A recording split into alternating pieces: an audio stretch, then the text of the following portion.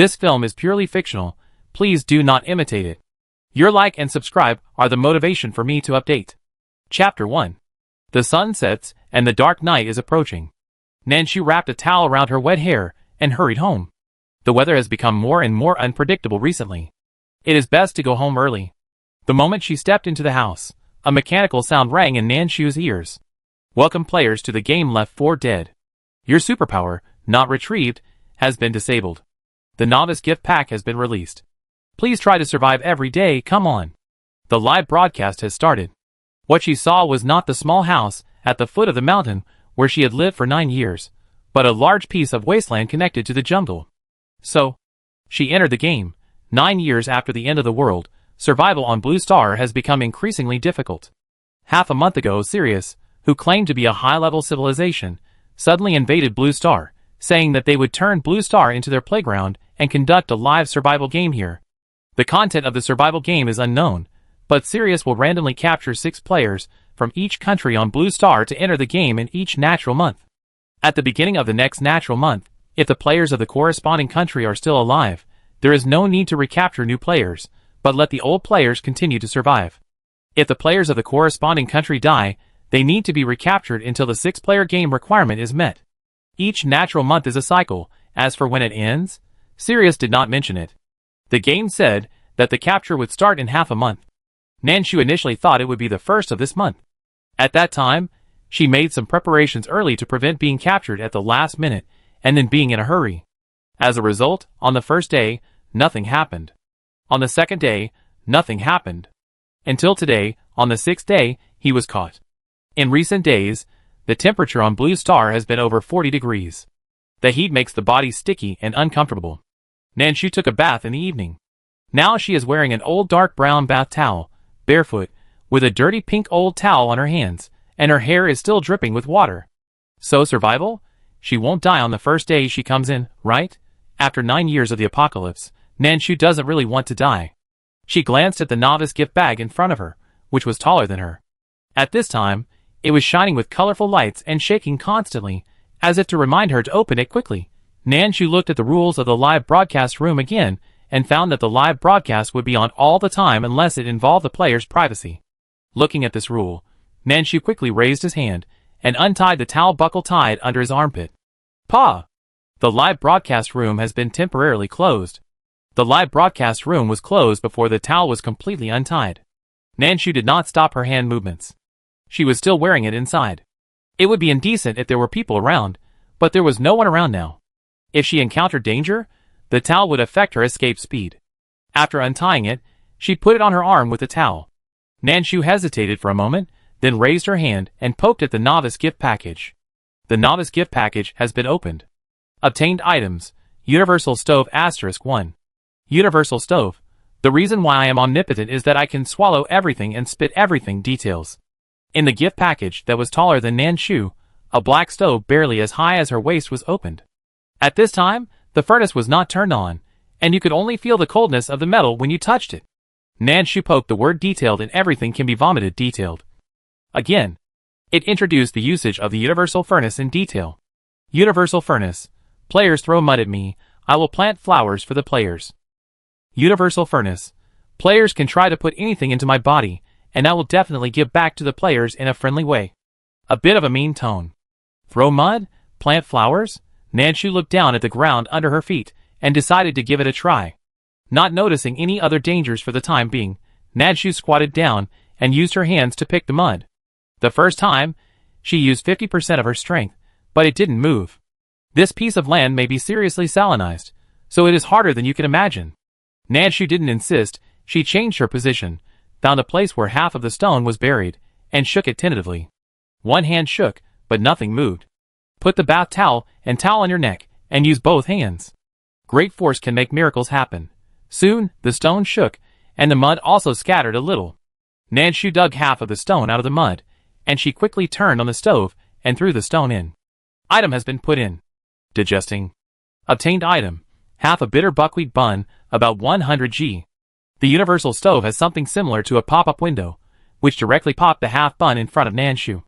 Because the angle was just right, Nanshu could still see that on the gray bun, there was a tooth mark of some species. Nanshu, not really. But having experienced hunger, Nanshu didn't act pretentiously, and she took the steamed bun. Backpack has been opened. Hearing the game prompt, Nanshu hurriedly took a look at the basic information of the game. Player, Nanshu. Birthplace, Novice Island. Safe house, none details. Backpack, 10 slots. Personal items, universal stove, opened, *1. In addition to these basic information, there is a weather reminder on the upper left of Nanshu. Spring day, morning, sunny, 21 degrees. Looking at this temperature, Nanshu breathed a sigh of relief. She was really fed up with the high temperature of 48 degrees every day. After complaining, Nanshu hurriedly looked at the information of the safe house. Since it is a survival game, the safe house should be extremely important.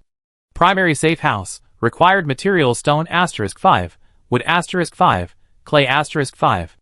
The notes behind the safe house have detailed instructions, which remind players that the safe house will be damaged, collapsed, and leaked when attacked or hit by disasters. In addition, the materials needed to build a safe house must meet the game requirements. It doesn't mean that Nanshu will assume that it is clay just because he picks up a piece of mud. After learning the information, Nanshu plans to explore this novice island first. The hard ground did not cause trouble to Nanshu. Survival in the apocalypse is sometimes more difficult than you can imagine. Various extreme weather conditions, frequent changes. Nanshu often faces the situation where the soles of this pair of shoes are frozen off, and the soles of that pair are melted by the sun. In the absence of abundant supplies, Nanshu was barefoot most of the time, and because of this, she had a thick layer of calluses on her soles. At this time, it protected Nanshu instead. She put away the universal stove and stepped forward carefully, observing the situation around her as much as possible. After bypassing this muddy land, Nanshu saw a river.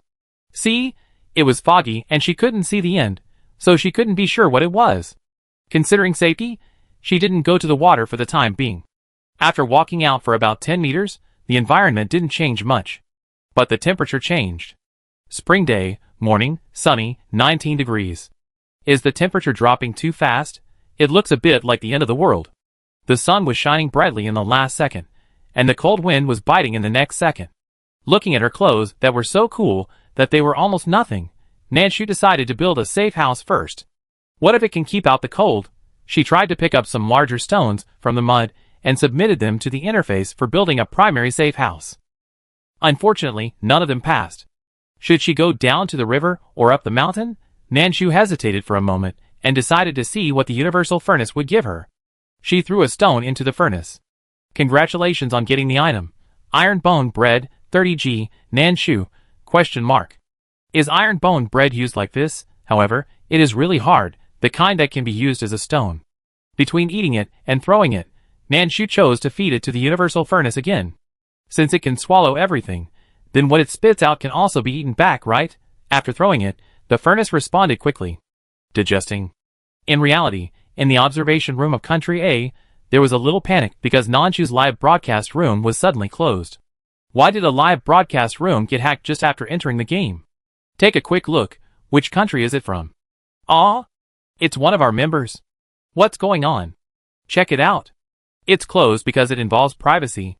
Oh my god, I'm scared to death.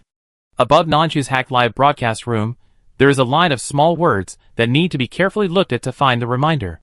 It involves player privacy. The live broadcast room is temporarily closed. After seeing it, everyone breathed a sigh of relief. They were really shocked when they saw a live broadcast room hacked at first. Now that they found out it was a mistake, everyone couldn't help but feel lucky. Fortunately, they are still alive. Half a month ago, Sirius said that he would capture people into the game, and Country A organized an observation room overnight and prepared for it.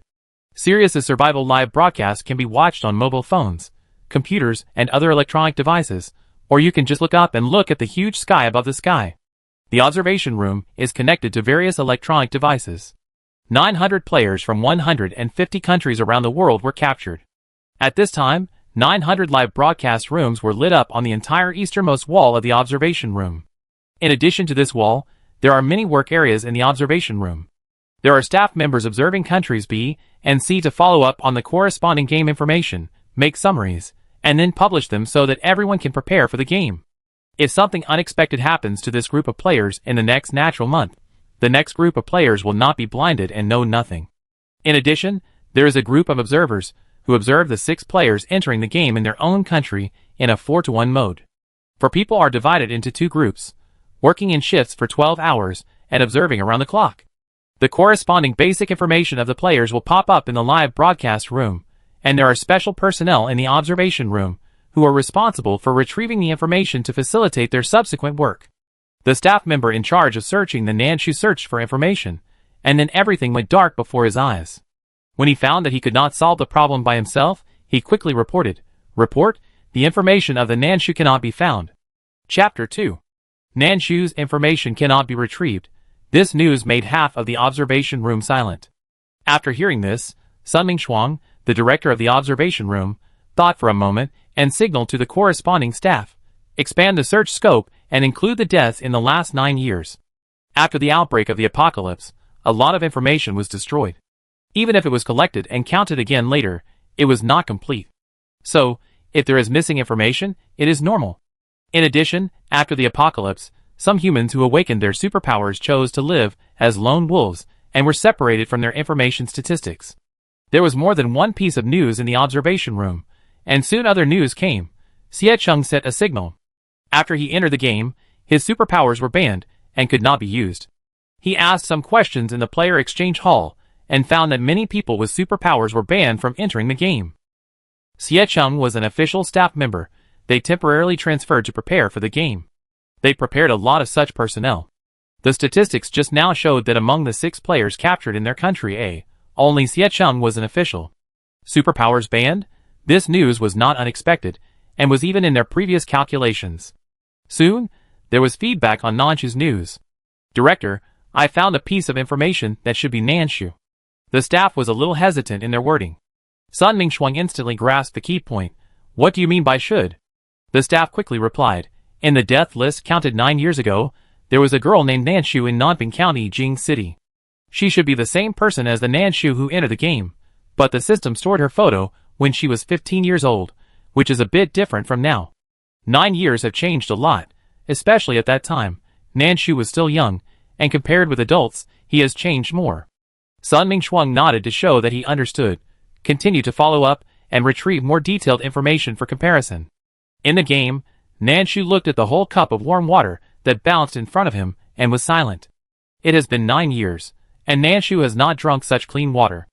The cup is a mug with a mocking smiley face of soybeans, filled with clean warm water without impurities and odor. Just looking at it, people can't help swallowing. Nanshu took the cup down almost devoutly. A piece of banging bread was exchanged for a cup of water. This universal stove is interesting. Nanshu was a little tempted and wanted to throw the half-steamed bun in the backpack back to reshape it, but she was afraid that this thing was too unstable. After thinking about it, she decided to just pick the stone honestly. She was not thirsty for the time being, and the water was put into the backpack. Nanshu felt very lucky to exchange a piece of stone bread for a glass of water, and a cup for free. She threw the stones that the safe house refused into the universal furnace one by one, while paying attention to the weather reminder in the upper left corner. Spring day, morning, sunny, 16 degrees. The temperature dropped again. Nanshu was really scared. Winter came before it got dark. That would be a ghost story. The delivery was successful. Digesting. Obtained item, wooden stick *1. Nanshu threw 6 stones in a row. Received 5 iron bone small breads and a wooden stick. Wooden stick, attack power +12, durability 30. It turned out to be a weapon. Nanshu was a little surprised, but she quickly put the things away. In a survival game, besides finding ways to eat and drink, and dealing with various weather changes in nature, there are probably all kinds of scary monsters, right? Just like the mutated weeds, cacti, green radish, etc. she encountered in real life. Plants are okay, as long as they are not high-level mutations. Their attack power is not particularly high. As for animals, whoever encounters them will be unlucky. Putting away the weapons, Nanshu explored forward carefully while paying attention to the surrounding situation. A bit too quiet, Nanshu had an ominous premonition in her heart. She tried to grab a handful of the mud she dug out and threw it into the universal furnace. Digesting. Obtained item, wheat seed clue 1/2 Nanshu, ? She fell into thinking at the half-finished wheat clue map. Although I am not sure whether wheat will grow if planted on this land. But you must have seeds first before you can try to plant. Thinking of this, Nanshu accelerated the speed of putting items into the universal furnace. Mud, rocks, sometimes weeds, dead branches. Digesting. Soon, Nanshu harvested a lot of iron bone bread. The good news is that the same items in the backpack can be stacked, and these breads only take up one backpack grid. The bad news is that even if she is the reincarnation of the steel-toothed rabbit, she can't finish eating so many breads in a short time. The food and drink problem is temporarily guaranteed. Nanshu is going to be bolder, and walk to the water to see if there is a chance to get wood or stone. As she walked, she poked open the player communication hall to see if there was any useful information for her. The player lobby was quite lively at this time. When they first entered the game, except for some people who were unprepared and broke down and cursed in the communication hall, many people were very calm and frugal. Especially those official players trained by various countries. It was even less likely to reveal more information. They would only get information from other players. For example, Siechum got a lot of information, and passed it back to reality according to the code they agreed on during the previous training. Later, someone pointed out that Siechum got information, and the communication hall was silent for a while. However, it soon became lively again, because someone was attacked. Lee, help, a bird pooped on my head, picture. This person not only sent a message, but also sent a selfie. After a bird pooped on his head, he got a debuff, bird shit luck. Bird shit luck. You will receive special care from birds for 30 minutes. Nanshu, This kind of care. No need for it. There are more than one unlucky guy like this. However, soon a player stood up and said that this bird can attack, and after attacking, there is a chance to drop mincemeat and clay. He not only sent a message, but also attached a corresponding picture, which was taken of the items dropped after the bird was killed. Looking at the picture of 7 or 8 birds lying on the ground, a question mark slowly rose above Nanshu's head. Where are the birds? Where are her birds? After reading the message, Nanshu looked around carefully. The sky is clear, the clouds are slightly blue, and the years are quiet, but there is no bird. Could it be that this bird will not come to the door, and I have to find it myself? Is that the sea, river, or the forest? Nanshu thought the bird should live in the forest. Thinking of this, she turned her feet and walked towards the forest. At the same time, the wooden stick in her backpack also jumped directly into her hand.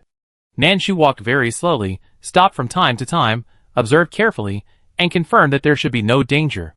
Only then would she continue to move forward. At the same time, she also needed to observe the news in the communication hall. The bird-spitting chicken.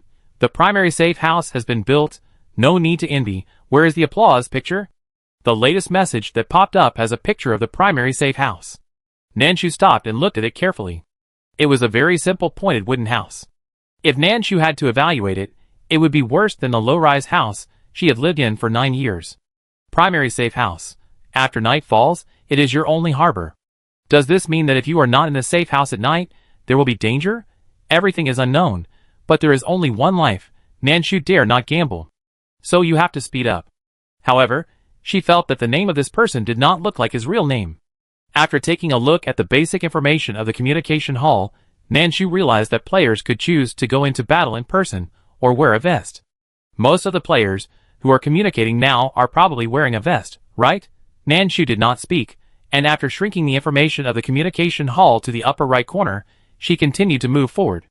After passing through the long muddy land, Nanshu saw patches of vegetation. There were trees of different heights growing here, and there were weeds that were taller than her. Nanshu did not rush forward rashly. She picked up the stick, leaned forward, and then hit the yellow-green weeds left and right.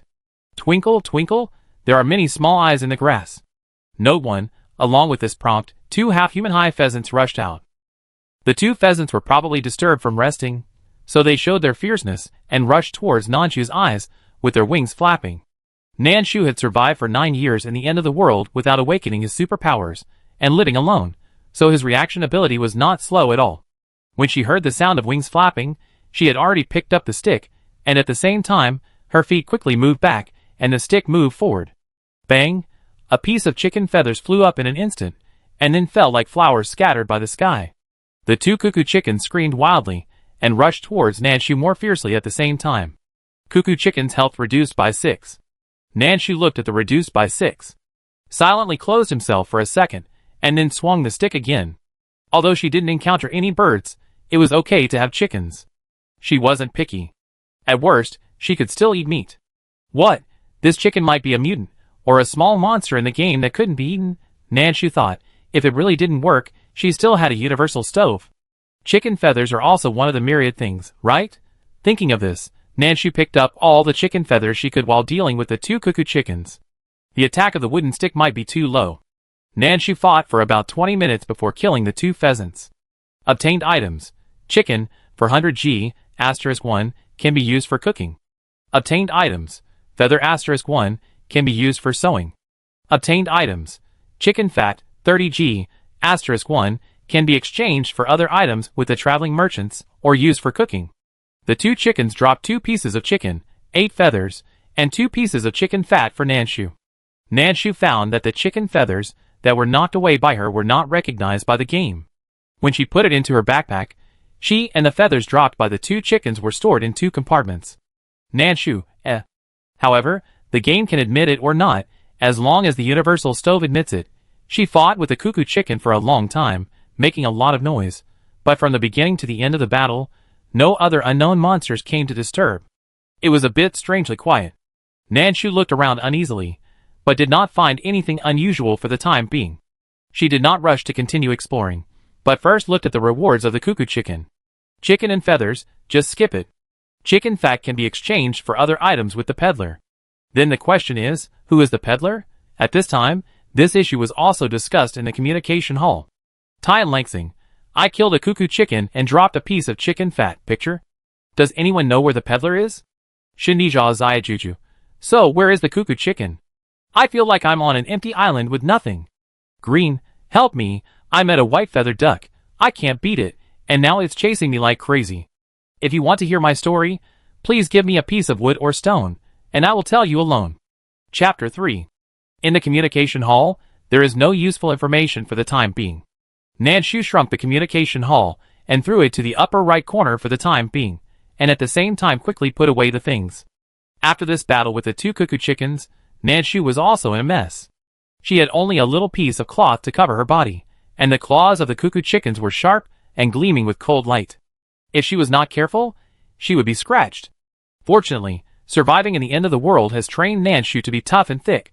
During the battle just now, although she didn't avoid it several times, and was scratched by the claws of the cuckoo chicken on her arms and calves, there were only a few blood marks, so it shouldn't be a big problem.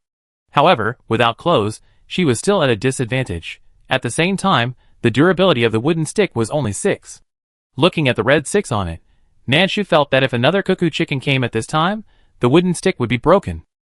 Rather than breaking it and wasting it, it is better to feed it to the furnace. Thinking of this, Nanshu threw the wooden stick into the furnace. Digesting. Obtained item. Iron bone small bread, 30G, *1. Nanshu, shock. Enough, really enough. She doesn't have steel teeth. She gets angry just looking at this bread. Nanshu looked at the bread, then looked at the 16 chicken feathers that were not recognized by the game, and then chose. All in, Nanshu thought. She wanted to see if this stove could spit out anything other than bread. Digesting.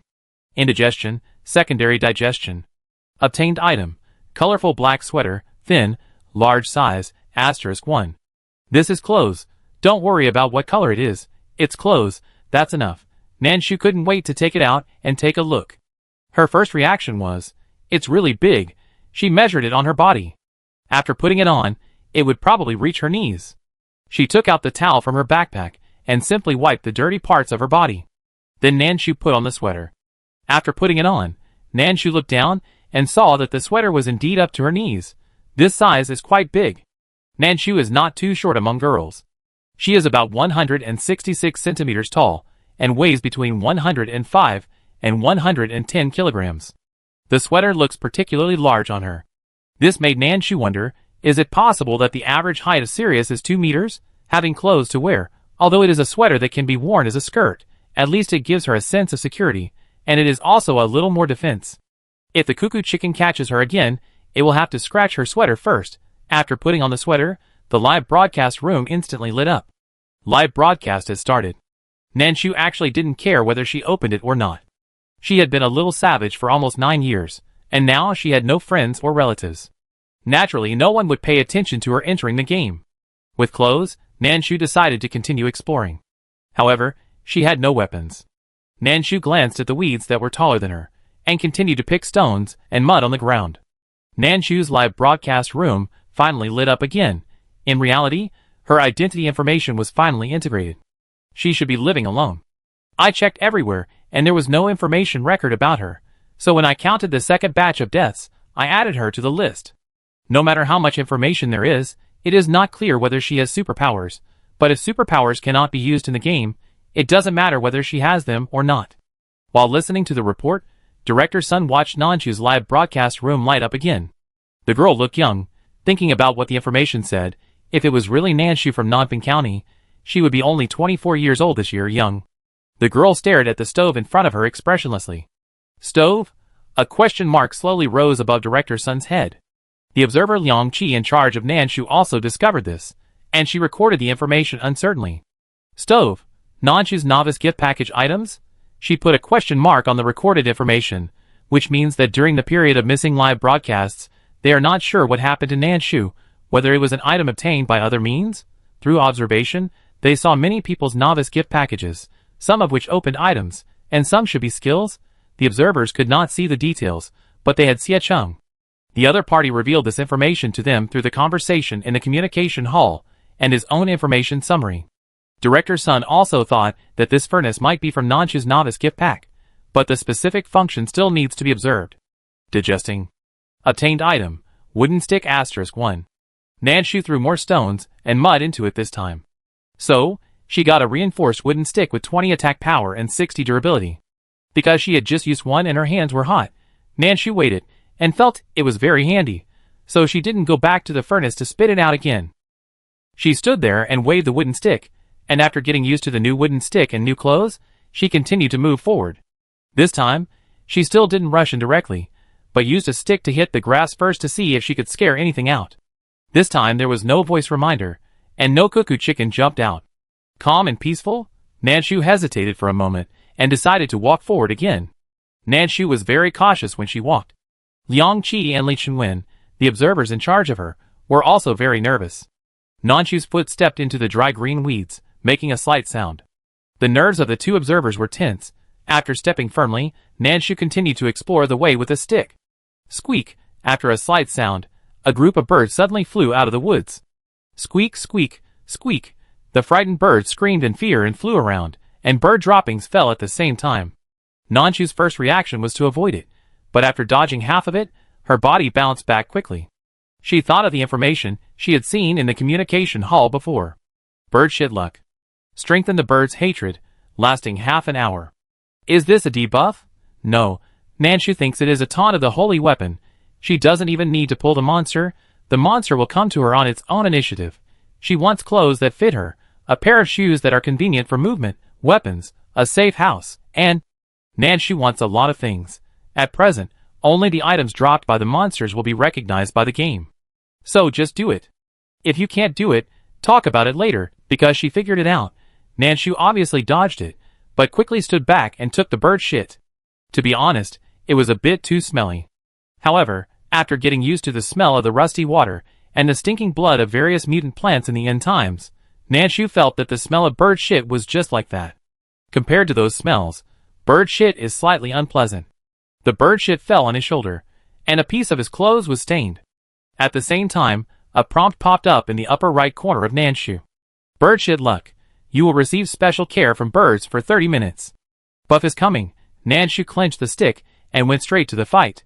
The reason why she dared to do this was because there were 7 or 8 dead birds in the picture posted by the previous player.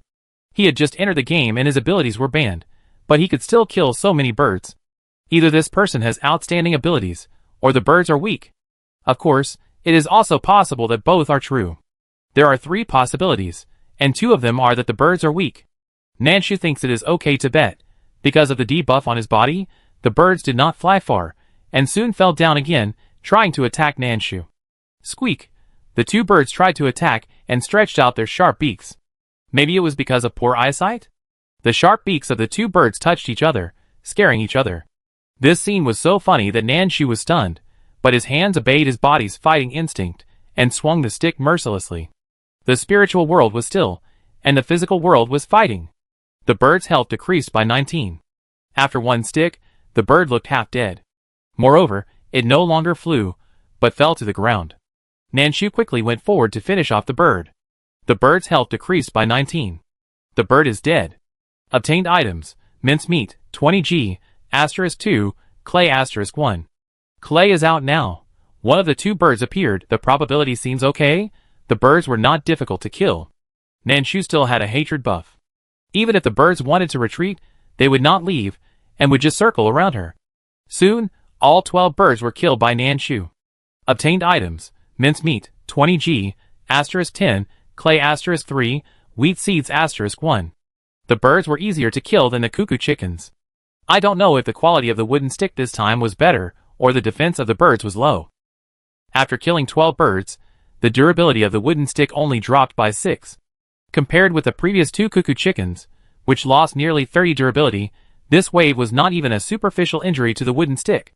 However, Nanshu's attention was on the wheat seeds behind. Before, the furnace spit out a wheat seed clue map, and it was half, which made Nanshu think that the seeds of plants here should be difficult to get.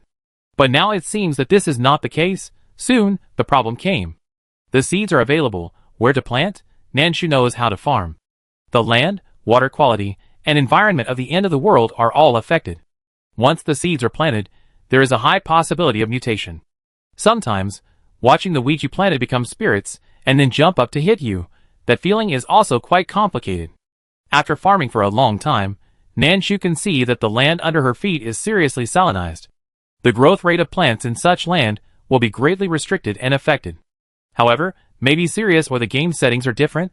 There are no new birds attacking her for the time being. Nanshu is ready to try. Can these seeds be planted? She took out the only wheat seed, found a place, loosened the land with a stick, and then put the seed in the soil.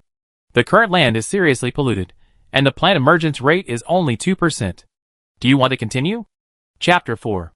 Severe pollution, germination rate is only 2%. What's the difference between that and no germination?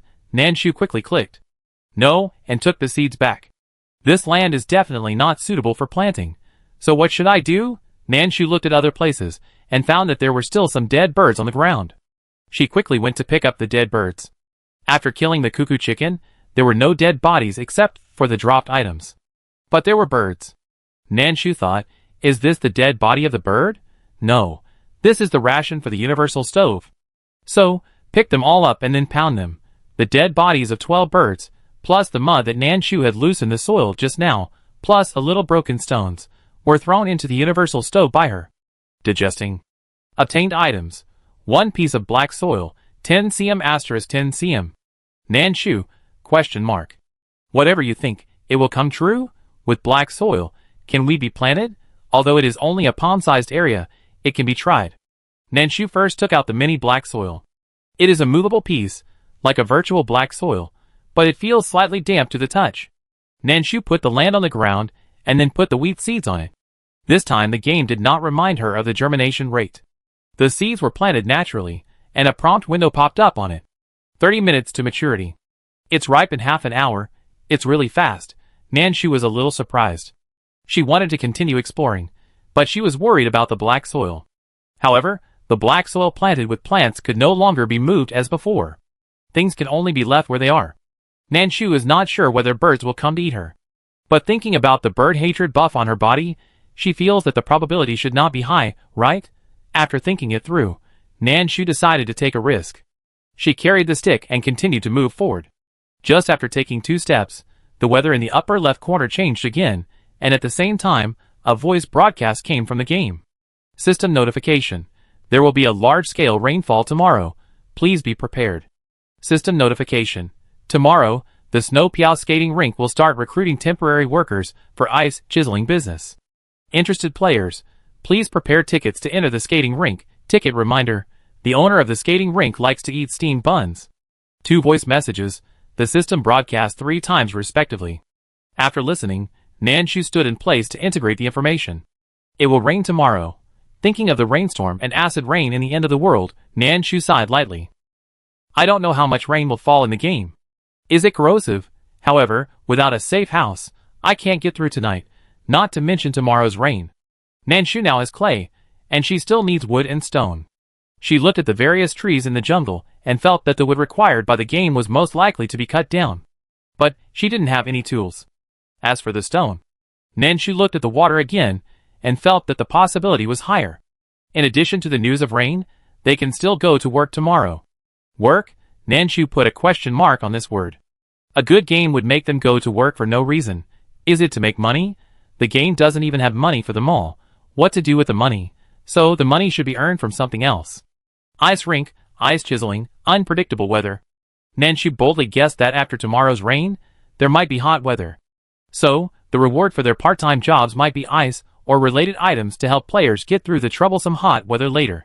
Thinking about the high temperature of nearly 50 degrees in the real world, Nanshu felt that her body was beginning to get hot.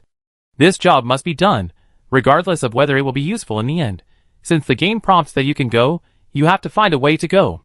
The owner of the skating rink likes to eat steamed buns. Nanshu looked at the wheat he had just planted. Is it wheat related to steamed buns? Or wheat seeds? Or flour or steamed buns? Nanshu was not sure, but she could find a way to prepare them. After making a plan in mind, Nanshu decided to go to the waterside for adventure. She had not explored that area yet. In the observation room, Liang Qi and Lei Chenwen watched Nanshu walk to the waterside and couldn't help but secretly clap their hands. I finally went. Xie Cheng said that the stones are only in the sea, and stones from other places are not recognized by the game. The little girl can survive alone in the apocalypse for 9 years, which shows that she has strong survival ability and a quick mind. She must have thought of it. It's just a matter of time, but I still don't understand her furnace. I feel a bit like throwing things into burn. What comes out is random. It depends on luck? Or is there any pattern? There is too little information, and we need to observe it further. But I don't feel good throwing a lot of things. Only one comes out? It's not as good as Xie Cheng's wishing well. But the wishing pool in Xiecheng has a limit on the number of times, only 3 times a day, and what comes out depends on luck. The observers discussed in a low voice, while quickly recording the observation log and summary information. Nanshu came to the beach cautiously all the way. After approaching, she smelled a salty smell and confirmed that it should be sea water. The beach seemed calm, but Nanshu did not dare to be careless. She first stirred the water with a stick, but there was no reaction. She threw a few small stones in, but there was still no reaction. After trying twice, Nanshu finally held the stick tightly and went into the water. The sea water was very clear, and the gravel on the seabed could be seen clearly, and the shells that had been hit by the sea water countless times and had their edges and corners smoothed, and square stones with square edges and corners that were also smoothed. Hey, stones? After seeing the stones, Nanshu's first reaction was to hit them with a stick. The stone moved easily, bringing up a piece of floating sand, and the sea water became turbid. No abnormality. Nanshu picked up the stone quickly and submitted it to the primary safe house interface. Stone submitted *1. So this is the stone recognized by the game. It is not big, square, and very regular. After knowing the target, Nanshu widened her eyes and began to look. There are many such stones in the water, all near the beach, so Nanshu does not need to risk going to the deep water. She quickly collected the 5 stones needed for the primary safe house. Nanshu thought, if there is a primary safe house, there may be an intermediate safe house. So she picked up all the stones she saw. Anyway, the same items only take up 1 space in the backpack. After picking up another 15 stones, Nanshu stopped. Because the wood needed for the primary safe house was not yet available, Nanshu would not spend all her time on it. However, she was not in a hurry to go ashore now, but picked up the sand and other debris in the sea and threw them into the universal stove, throwing them again and again. Single delivery has been filled. Finding that the stove really couldn't eat anymore, Nanshu stopped and waited for it to digest. Obtained items: sea salt soda, 500 milliliters, *1, sea salt soda crackers, 300 g, *2, sea salt lollipops, 3 g, *5. Nanshu, Good news, there is food. Bad news, there is no knife, axe or the like that she expected. However, Nanshu was not discouraged. The stove won't give it, then she will continue to feed it. Feed until it gives. Nanshu continued to feed the universal stove with seawater, sand and shells. Digesting. Obtained item: sea salt lollipop, 3 g, *10. After several feedings, the universal stove gave Nanshu more than 100 lollipops. Nanshu said nothing, but continued to feed. Finally, when the lollipops had taken up 2 slots of the backpack and were about to reach 200, the universal stove finally spit out what Nanshu wanted. Obtained item, Iron Axe *1. The axe was large and heavy, and Nanshu felt a clear sense of falling when he held it in his hand. It has no attack power, but it has 90 points of durability, which is more durable than a wooden stick. After getting what he wanted, Nanshu rushed to the jungle impatiently. There are low trees over there. Let's chop down 2 trees to see if they give wood, and then see how durable the axe is. Bang, bang, bang. Soon the sound of chopping trees was heard, startling another flock of birds in the forest. Nanshu didn't see the birds, so he ignored them for the time being and continued to chop trees. A tree fell down soon. Nanshu picked up the branch. Obtained item, Branch *1. Obtained item, Wood *1. Branch, Heating supplies. A branch comes with a piece of wood, which Nanshu thinks is a pleasant surprise. Since the forest produces wood, Nanshu decided to speed up. Before dark, there must be a safe house. Bang, bang, bang. Obtained item, Branch *1. Bang, bang, bang. Not every tree you chop down will give you wood. Many times, only the branch that Nanshu cut down will give you wood. Good news, no matter how big the branches are, they can be put into the backpack. The bad news is that the drop rate of wood is really touching. Nanshu has chopped down about a dozen small trees in this area, and only 2 pieces of wood have dropped. He looked up at the weather in the upper left corner. Spring day, afternoon, light clouds, 16 degrees. The temperature did not drop any more, but it changed from sunny to light clouds. It was already afternoon, and Nanshu did not waste any more time and continued to swing the axe to chop trees. The durability of the axe did not drop much. Chopping 1 or 2 trees would reduce a little durability. Of course, occasionally using improper force may cause more loss. Nanshu tried his best to control his angle and strength, trying to chop down the most trees with the least strength and durability. Bang, bang, bang. At this time, it was not only Nanshu who was chopping trees. After other players found that the wood they had managed to get did not meet the requirements of the game, they all set their sights on these trees. However, not many of them had tools. Some people pull trees directly with bare hands. Although their abilities are limited, some people are very strong and can easily pull up some low bushes. Most players still can't pull them up, so they can only find other ways. Siecheng has successfully built a safe house. After the safe house is built, it will be equipped with a workbench. Players can use the workbench to cook food, sew clothes, etc. However, the initial state of the workbench is slightly damaged. This means that players need to find a way to repair it. Chapter 5. To repair the workbench, wood and stone are needed. After Siecheng looked at it, he took out the wood and stone from his backpack. His movements were not fast, as if he was showing it to someone. Live broadcasts can actually reveal a lot of things, but there will be no detailed shots of the player's items, and people watching the live broadcast need to guess and analyze. In addition to observing the status of the players themselves, observers also need to analyze the situation of the game and various possible ways to break the game by observing these items. We can't let Sirius take away the lives of the Blue Star people with the advantage of being a high-level star, right? After the outbreak of the apocalypse, survival is already difficult. If we add a Sirius who keeps asking for more, the road to survival will be several times more difficult. When Siecheng was training, he had already started to contact his observers. They had their own secret codes, gestures, etc. Although after entering the game, not all of them can be used, or it can be said that they are enough. But it is much better to serve as a reminder than not having an agreement. The observers have analyzed a lot of useful information from the information revealed by Siecheng. For the survival of the players, the survival analysis team has also drawn up many possible routes and basic items needed. Nanshu cut trees for a long time, and stopped when she saw that there were a lot of wood. All the items needed for the primary safe house have been submitted. Please confirm the location of the safe house. When this reminder popped up in front of her, Nanshu looked around. She didn't explore much of the novice island now, so she didn't know which one had good conditions. However, compared to the unknown, dangerous mountains and oceans, this piece of flat land is better, right? However, there is no water source in this flat land. Nanshu had already thought about it when he was cutting trees.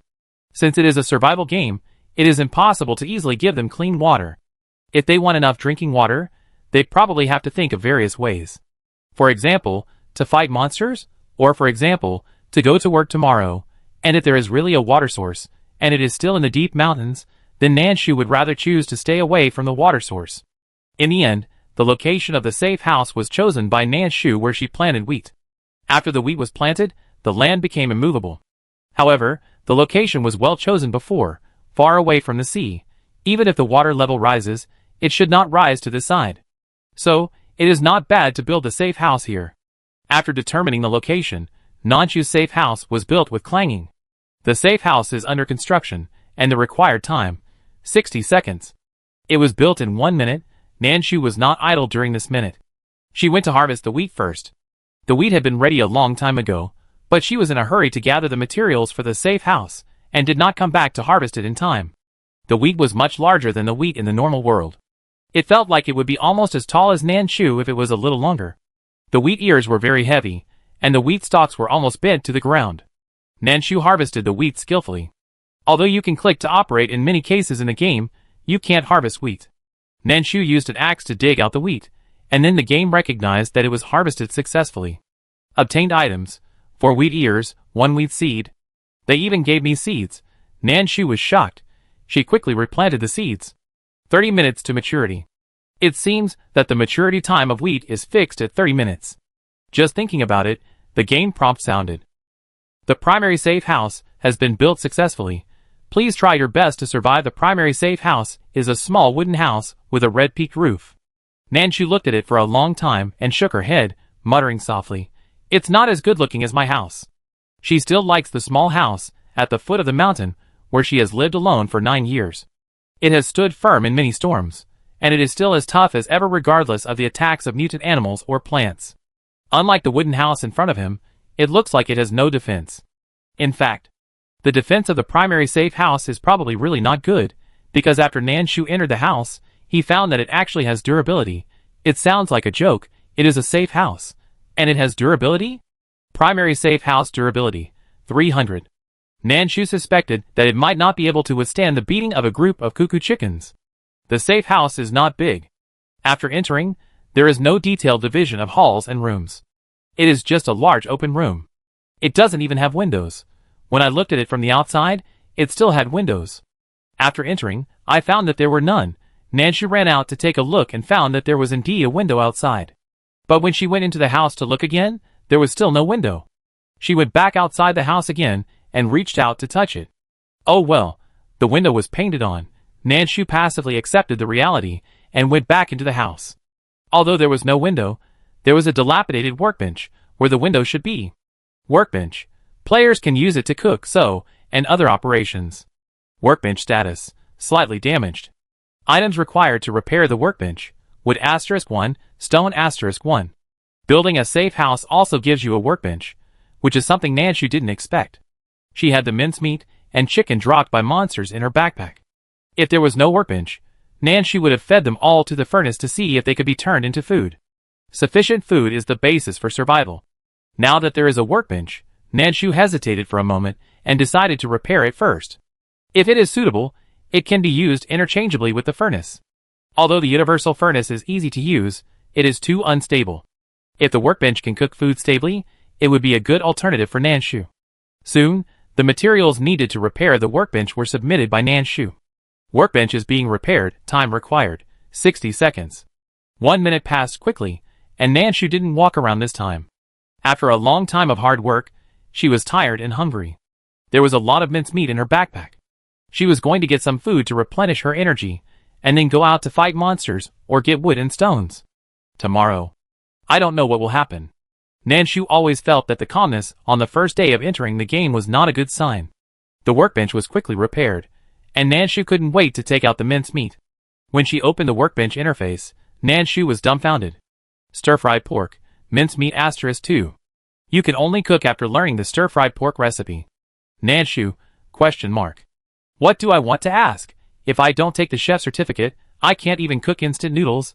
It was also at this time that Nanshu discovered that the workbench also had durability. Workbench durability, 30. Every 1 to 3 times of use, 1 point of durability will be lost.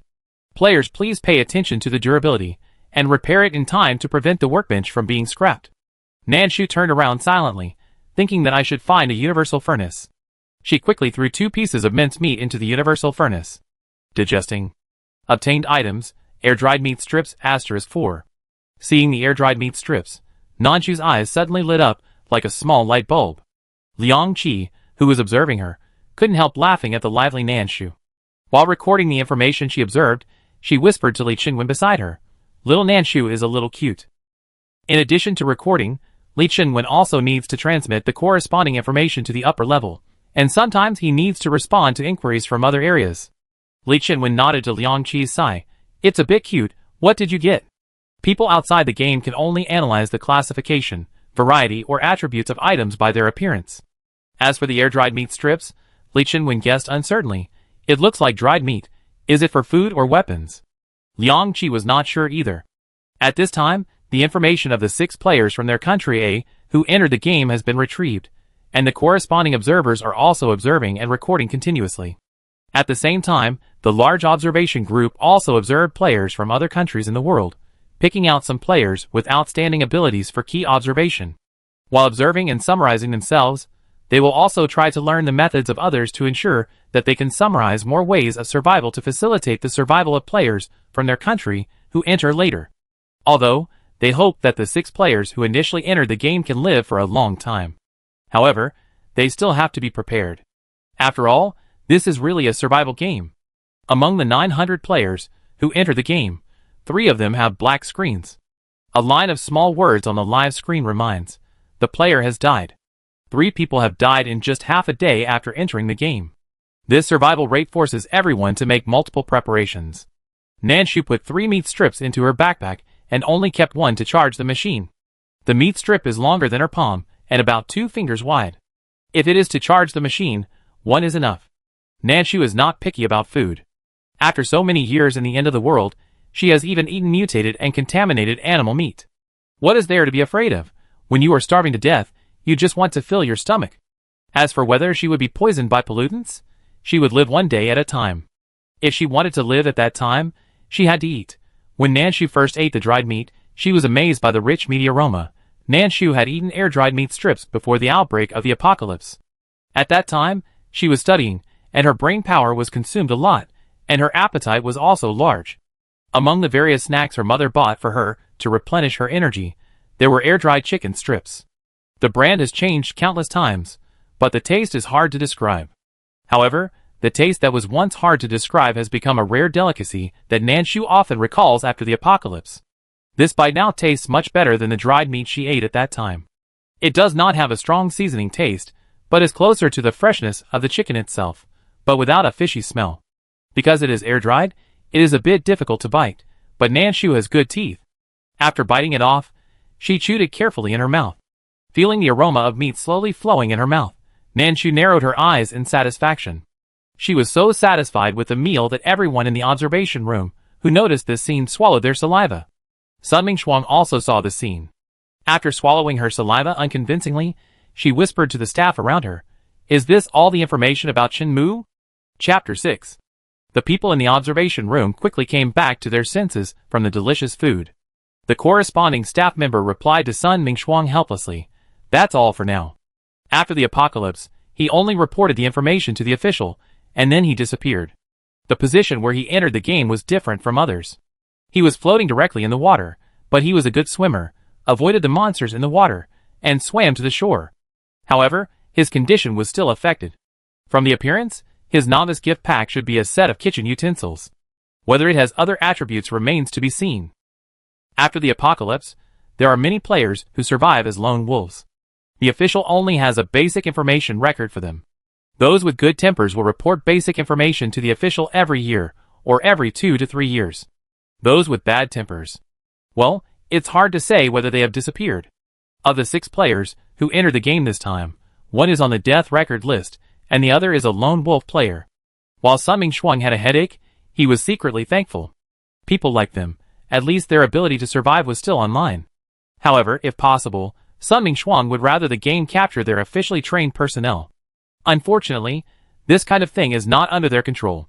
Keep observing. Sun Mingxuang waved at the staff, signaling them to continue. After eating a piece of dried meat, the hunger was much less, and the strength in the body was restored a lot. Nanshu studied the workbench for a while, and found that it actually had basic functions, which did not require recipes or recipes. The basic function of the workbench is just one, rough processing. It seems to be said in a general way, but the detailed information explains it, and tries to let players understand what rough processing means. Nanshu understood it after reading it for a while. To put it bluntly, this is the preliminary preparation of ingredients, or the tailoring work before making clothes. The workbench does not need a recipe, and can help players cut meat into slices or blocks, and can also thresh and grind the player's grain. After understanding it, Nanshu took a look at the 4 wheat plants in her backpack. The owner of the skating rink likes to eat steamed buns. This information involves wheat seeds, wheat, flour, and steamed buns. Nanshu thought that if conditions permit, she would like to prepare all 4 hands just in case. However, if you want to steam steamed buns, you must have a recipe first. Steamed buns. Steamed bun recipe *1, flour *1 portion. Clicking on the detailed information, the game also reminded the player that 1 portion of flour can be 100 g or 1000 g, but it depends on how many steamed buns the player wants to steam. It's a bit troublesome. Not sure where the recipe came from, Nanshu muttered, and prepared to go out to fight monsters with a stick in hand. Before going out, she roughly processed a wheat plant. At work, please wait. Obtained item, 2 kilograms flour. Nanshu, shock. A wheat plant produced 4 pounds of flour. The end of the world needs such wheat. If she had such wheat after the end of the world, why would she have to starve? Nanshu was really shocked and her eyes widened. Liangqi looked at her like this and whispered to Li Qinwen, "What do you think the child saw?" His eyes were wide open, like a frightened kitten. Li Qinwen made a theoretical analysis on the side. She put in a huge wheat plant, and the amount of flour she harvested may have exceeded her expectations. When mentioning that wheat plant, Liangqi couldn't help but envy. It would be great if we had wheat like that in reality. Li Qinwen sighed. Who says it's not true? At this time, the game has been open for half a day. The giant screen in the sky was clean, without a single bullet screen.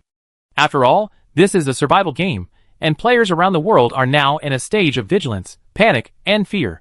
When I finally came to my senses, sporadic bullet screens floated across the screen. Is this wheat a bit exaggeratedly large? I want to eat it. I haven't eaten white flour buns for a long time. Woo! The end of the world is so annoying. I want to go back to the past. There are not many bullet screen messages, and more people are still observing. Although, even if a player dies, the next capture will be a month later. But they were still panicking. This was the first time that they kept praying for their fellows who were caught in the game to live long and long, although Nanshu was surprised by the flour yield of wheat. But seeing that the sun had begun to set, she quickly took the stick and went out to work. The bird was the easiest to kill, but it was not seen for the time being. The cuckoo chicken was actually not bad, but the other monsters were not seen for the time being, so I was not sure how strong they were. But someone in the exchange hall mentioned the white-haired duck, and I didn't know if I would encounter it. Nanshu looked around as she walked. She headed in the direction of the short tree, and after passing it, she used the stick to explore the way. No reaction. Then she stepped into the tall and messy weeds, which pricked her feet a bit.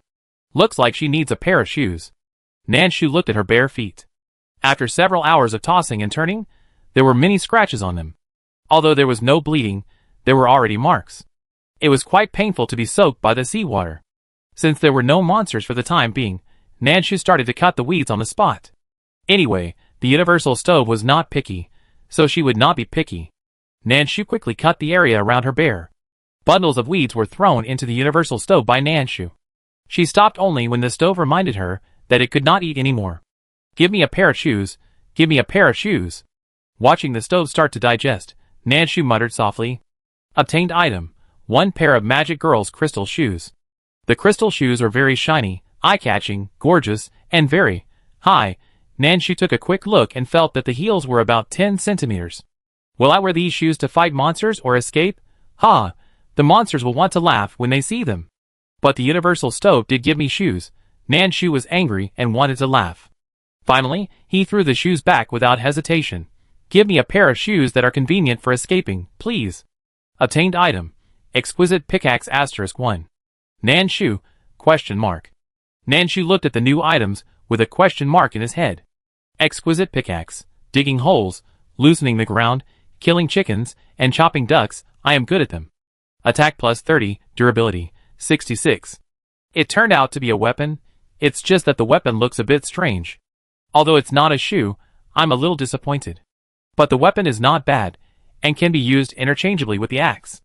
Nanshu put the things away, and then threw the grass. The weeds that were cut before have not been used up yet. Digesting. Obtained item. Duck Temptation *1. Nanshu took it out curiously and looked at it. Duck Temptation. When you put it in your palm, the duck will already charge at you. Nanshu, shock. Almost as soon as he finished reading this line of words, Nanshu heard a strange sound coming from the grass, and at the same time, there was the classic call of a duck. Quack quack. Nanshu was between killing and running, and he picked up the stove and turned to run. This place, with grass roots growing randomly, is not suitable for a battlefield. It hurts your feet. Nanshu turned around and ran, and 4 white and fat ducks chased him, quacking. After running to an open place, Nanshu tried to turn around and hit one of the ducks closest to him with a stick. White-haired duck's health reduced by 1. Nanshu? ? As the blood volume dropped, the opponent's blood bar also bounced above it. Looking at the blood bar that was thicker than the duck itself, Nanshu turned around and ran, without any lingering feelings. Can't beat it, really can't beat it. If there is one, you can still seek wealth and honor in danger. But forget it, life is more important. Nanshu ran in front desperately, and the ducks quacked behind him. Halfway through the run, Nanshu reacted and still had the duck's temptation in his hand. As soon as his brain reacted, his hand instantly threw the thing to the other side. Then, Nanshu ran in another direction. But the quacking sound behind him did not stop. Nanshu risked looking back, and his pupils shrank instantly. The 4 ducks were divided into 2 waves, 2 chasing the temptation, and 2 chasing her. This guy has intelligence? Nanshu was about to collapse. It was not a good idea to keep running like this, unless the ducks were like the monsters in the game, and they would automatically break away from the hatred and return to their original positions after being followed for a long time. Nanshu decided to take a risk and try it first to see if this method was feasible. If it was not feasible, she could only think of a way to outsmart them. She led the 2 ducks on the hard mud and ran 1 circle, 2 circles, 3 circles. On the 4th circle, Nanshu was sure. This duck was stubborn and would fight to the death once it set its sights on prey. It was a bit difficult to deal with. However, it was better than the beginning. At least the other 2 went to find the temptation of the ducks. When Nanshu was thinking this, the other 2 came back with full bellies and joined the chasing team. It might be because they were too full, which caused them to be a little slow, but the sound was louder than the previous 2, and the quacking made people panic. Nanshu used her maximum physical strength to escape, and at the same time tried to find a solution. Liangqi looked very nervous, and veins popped out of his hands on the keyboard. Damn it, how could a duck suddenly appear? Li Qingwen was also very nervous next to him. It's bad. The T-Country player who was chased by the duck before, the live broadcast room has gone black. Not only the 2 of them were nervous, but others also noticed the information here. Sun Mingxuang stood directly behind the 2 observers, and temporarily only looked at the large screen in Nanshu's direct room. After turning a few times, Nanshu's physical strength obviously decreased. Slipping down like this is not a solution. The hatred of the duck will not be directly disengaged just because the distance is far away. It is impossible to avoid it. Fight head on? Who just got 4 ducks? The old thick health bar, it will be dead after killing one. What's more, when Nanshu killed one, the other 3 were cheering on the side. If they had martial ethics, they would not rush out 4 at a time. After running another lap, Nanshu suddenly had a bold and adventurous idea. Chapter 7. Nanshu thought, if she kept running like this, although both of them were consuming energy, she probably couldn't outlast the 4 ducks. Although the safe house could provide her with shelter, it would consume durability. Compared with wild monsters, safe houses are more needed at night. Therefore, the problems that can be solved by herself before that should consume less durability of her safe house. If other methods don't work, then she can only take some risks. Nanshu thought about it and started to act. She kept running in circles on the spot. After a new circle started, Nanshu sped up. Seeing her speed up, the ducks also speeded up, and the sound became louder, as if to say, "You are the only one who still has energy? We also have quacks." Seeing Nanshu speed up, Liangqi's heart was in his throat. What is she going to do? If it doesn't work, go back to the safe house. The durability of the safe house has been reduced, and it only needs some materials to repair it. Li Qingwen was so nervous that he typed slowly. The Sichuan-shaped wrinkles on Sun Mingxuang's eyebrows also tightened. After speeding up for a while, Nanshu suddenly made a reverse charge. She turned around abruptly, holding the half-person high, slightly heavy stove in her arms, and ran towards a duck at the edge. Nanshu had accelerated before just for this moment, a sudden attack, and there was no way to slow down. Because it was too fast, there was no way to stop it. Nanshu had thought about it long ago, and took advantage of the turn to do a reverse operation. Turning back, she held the stove and rushed towards the duck and dunked it. Nanshu relied on her powerful strength to dunk a duck directly with the stove. The stove fed by the hardcore. Question mark. Digesting. There is no reason not to eat something that is fed to the mouth. Therefore, the universal stove swallowed the duck that struggled to run without hesitation. Obtained items. Delicious salted duck eggs *20, feathers *15. This wave of operations was sudden and fast. Not to mention the people watching the live broadcast. Even the other 3 ducks closest to it did not expect that the scene would suddenly become like this. Suddenly there is one less duck in the team. This. Still fighting? The ducks hesitated for a moment, and Nanshu found another opportunity. Her original idea was to turn around again, bring the stove back, and dunk another one. Now it seems that the ducks are distracted. Good opportunity. Now, Nanshu rushed over, picked up the stove, and jumped up again to dunk. Bang! The stove was dunked to the ground forcefully, and the duck that did not react was tightly dunked in the stove, with a little white feather left outside, struggling slightly. Unfortunately, it's useless. Digesting. Items obtained. Delicious roast duck, 1200 G, *1, feathers *12, complete duck feet *2. Complete duck feet. The big feet of white-haired ducks, the artwork that Yoshong Sakuku likes. Maybe you can ask her about it. After discovering their companion's tragic death, the other 2 ducks were furious and fluttered up. While Nanshu was escaping at the limit, he did not forget to pick up 2 fallen duck feathers. It doesn't matter whether the game recognizes it or not, as long as the furnace recognizes it. So, don't waste it. Pick it up if you can. The same sneak attack. Nanshu came twice. For the intelligent ducks, this is a provocation. They will never be fooled again. When Nanshu picked up the stove for the 3rd time, the 2 ducks turned around and ran away as if they had discussed it in advance, and they also split into 2 directions. Nanshu hesitated for less than a second, put the stove into his backpack, and then chased one of the ducks. Nanshu's series of operations directly stunned the people watching the live broadcast. Ah? No. Is that right? She went after the ducks again? On the contrary, she is the anti-Tian gang? I remember there was a foreigner who was chased to death by 3 ducks before. I saw it too. The live broadcast room has gone black. There is a reminder on it saying that the player has died. I also watched the whole process of him being chased. Although the ducks have blunt beaks, they are very sharp. A single touch will leave a deep cut that can be seen through the bone. The player must have died of serious injuries and bleeding, right? I saw that Nanshu's black sweater was also torn. The ducks are so powerful. Nanshu's right sweater sleeve was indeed torn into several holes. Although she attacked by surprise, she was too close to the ducks. The duck's blunt beaks lightly brushed against her arm, and her sweater was torn into 2 large holes. Nanshu couldn't even imagine how miserable it would be if her arm touched the duck's beak. The reason why she chased the ducks was not to kill them all. But after analyzing, Nanshu felt that these ducks had intelligence. If they found that they couldn't beat them, they might want to go home. Nanshu wanted to know where the other party's nest was. Now she didn't have enough physical strength to fight. This doesn't mean that she can't go to the house to fight wildly after she is rested.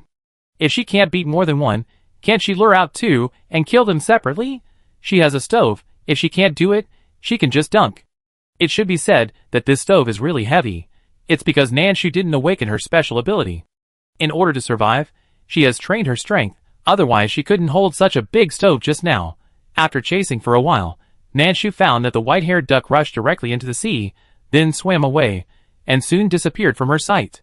Hometown is in the sea. That's not easy to kill. Looking at the duck going away, Nanshu felt a little regretful. However, the other one took a detour, so it was running quickly to the beach at this time. It's not easy to kill 4 together, but if there is only one, you can try it. Thinking of these, Nanshu turned around and sped up again, and went to the lone duck. She didn't need to look for another one. The white-haired duck's mouth was never idle. On average, it would quack every 2 seconds.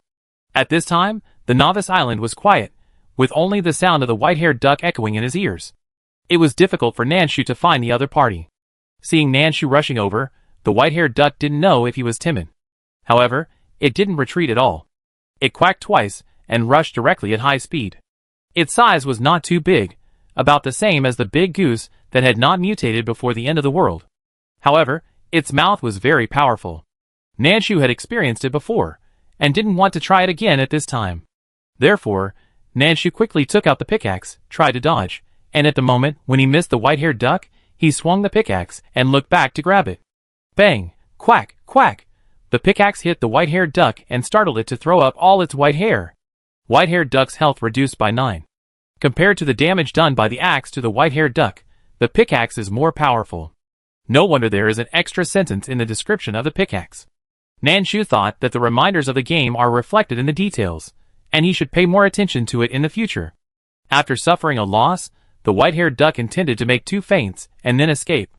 But Nanshu entangled it tightly, and did not give it any chance.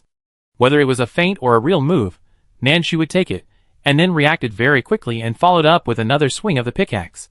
After several hits from the pickaxe, the white-haired duck's health dropped by more than half.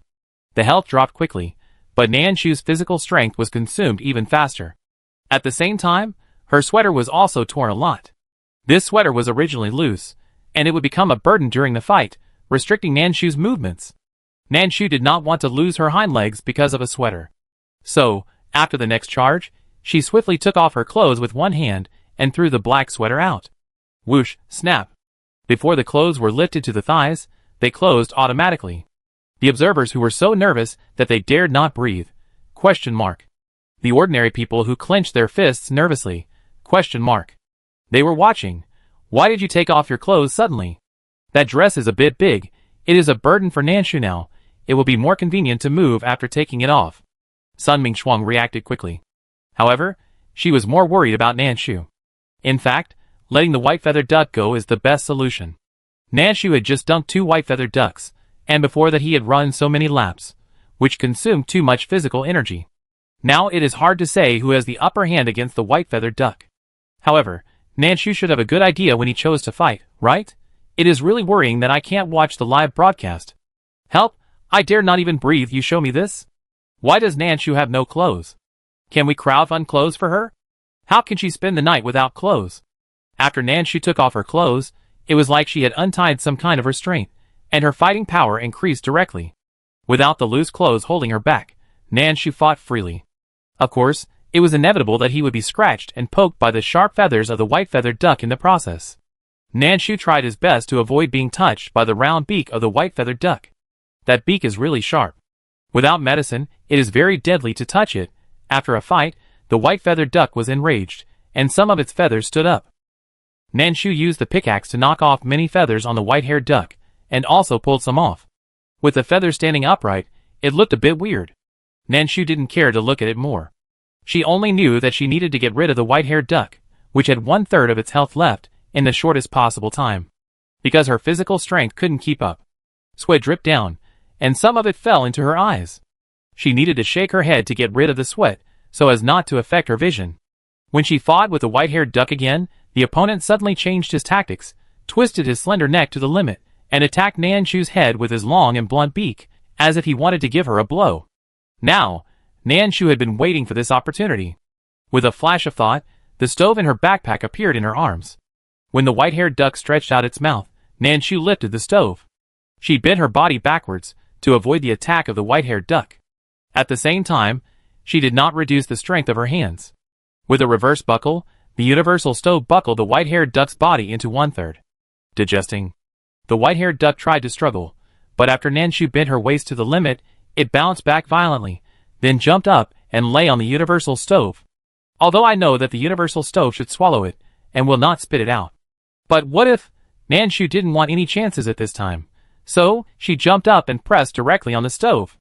With her and the stove's weight, she pressed the white-haired duck directly, and made it motionless. Chapter 8. The white-feathered duck quickly stopped struggling under the double pressure of Nanshu and the stove. Items obtained. 1 down jacket, short version. The down jacket also has a detailed instruction manual, which clearly states the fabric, filling volume, and other information. Nanshu took a quick look and threw it into the backpack. The backpack is full. Please clean it before storing items. There are too many messy things, so there is no room in the backpack. Nanshu first took the clothes in her hand, put away the stove, and then started to pick up duck feathers. There were quite a few duck feathers scattered on the ground, and Nanshu picked them up without missing a single one. After several consecutive extreme physical outputs, Nanshu's physical strength was almost exhausted. At this time, she needed to go back to the safe house to recover her physical strength before making other plans. Nanshu went back quickly. Because the backpack was full, she took both the duck feathers and clothes back with her. The black sweater was basically scrapped, but Nanshu didn't throw it away. He picked it up and planned to take a look. If it was usable, he would keep it. If not, he would feed it to the stove. Back in the safe house, Nanshu took out the cup of water first, drank a few sips to moisten his throat, and then put the water back into his backpack. Now the situation is unclear, and drinking water is scarce. Nanshu dare not let go and drink all the water he has. After his throat was slightly moistened, Nanshu sat on the floor of the safe house and checked the player's communication hall. In the communication hall, information was refreshed very quickly. Little cat, does anyone know where to get the steamed bun recipe? Without the recipe, steamed buns can't be steamed at all. S says, You already have flour? B, please give me water. Please give me drinkable water. I'm dying of thirst. King, bread, mineral water, small cake, exchange recipes or other recipes, come sincerely. Nanshu looked through the messages for a while, and guessed the progress of others. The player who first said in the communication hall that he had built a primary safe house seems to have not spoken recently.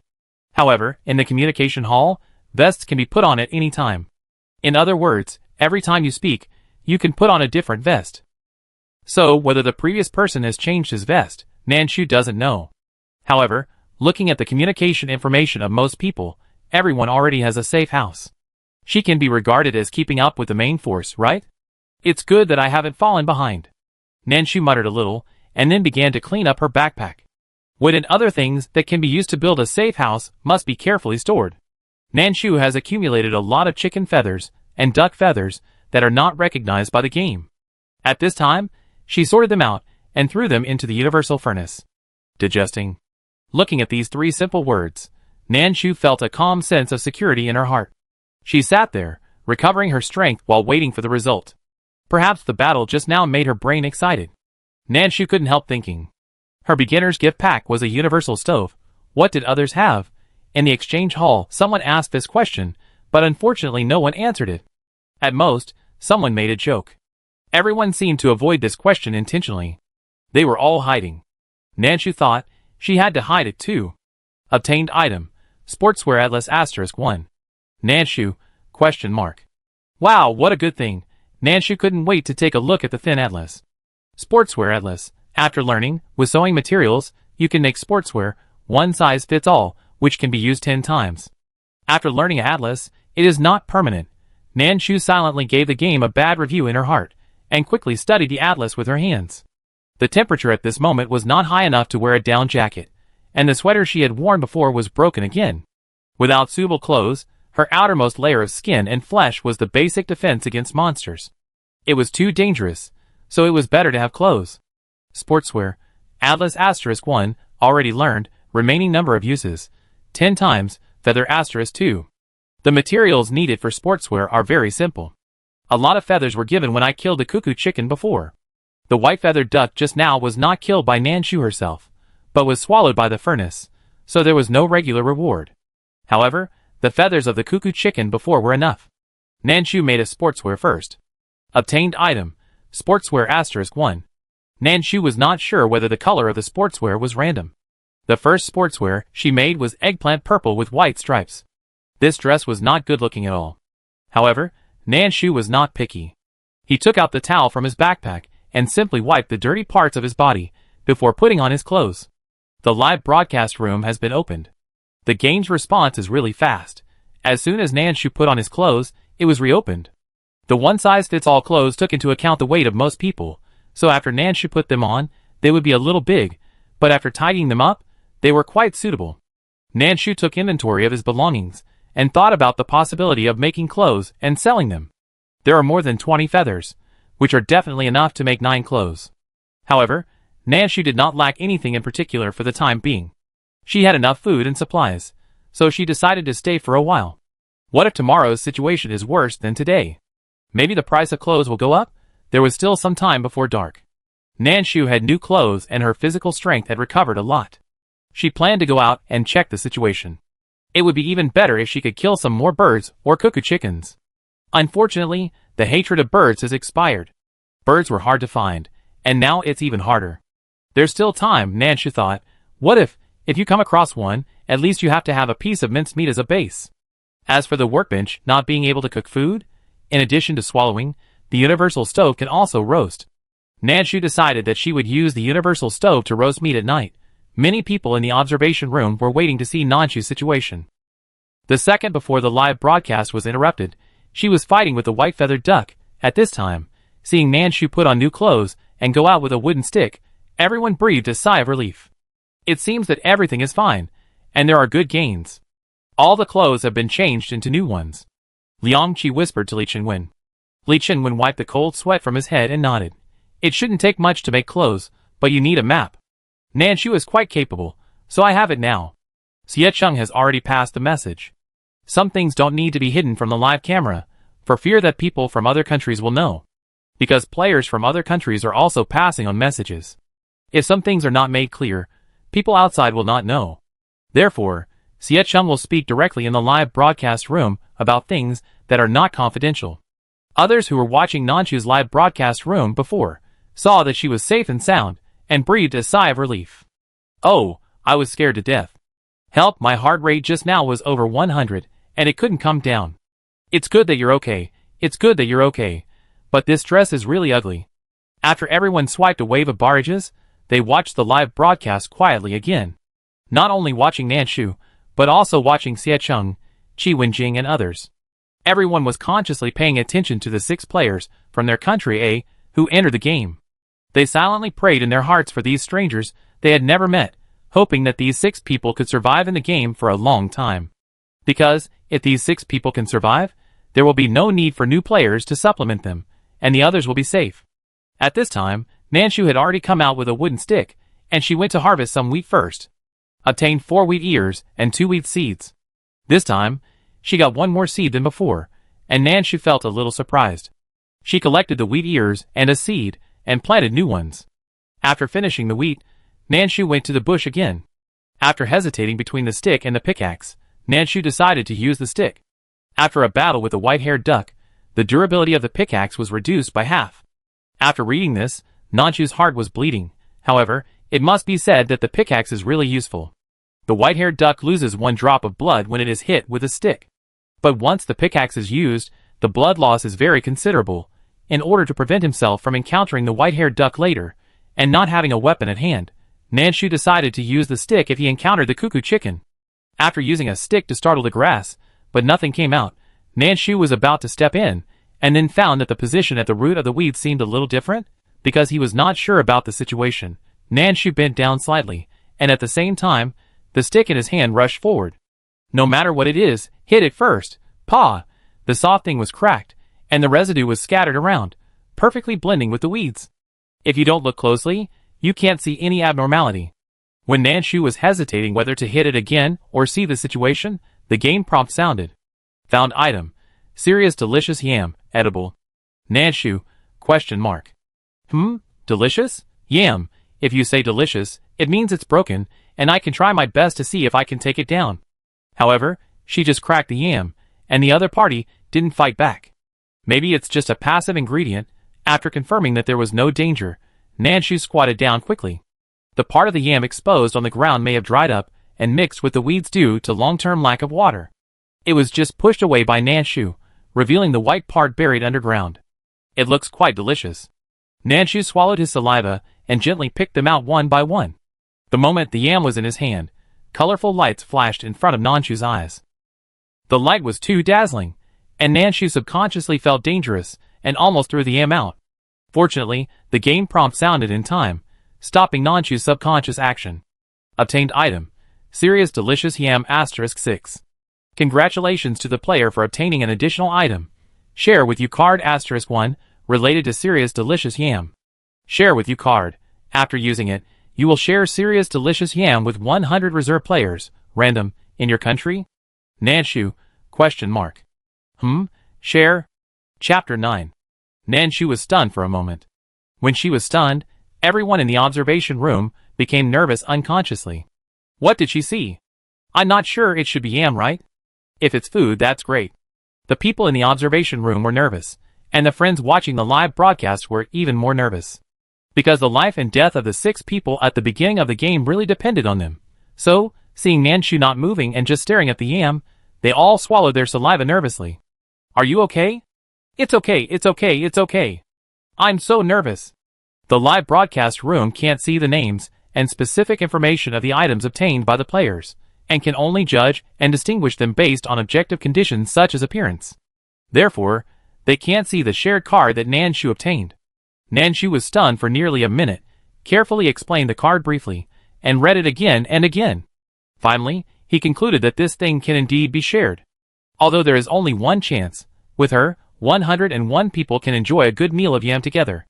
In the apocalypse, this is as lucky and comfortable as the new year. However, how to make yam delicious? Nanshu wanted to show her cooking skills, but she didn't have any cooking skills. When the apocalypse broke out, she was a student, and could only cook instant noodles. After the apocalypse broke out, there was no chance to practice cooking. For daily food, adhering to the principle of living well, the food Nanshu cooked was barely edible. So, after thinking for less than 30 seconds, Nanshu gave up directly. She put away the cards and yam, and then continued on the road with the stick.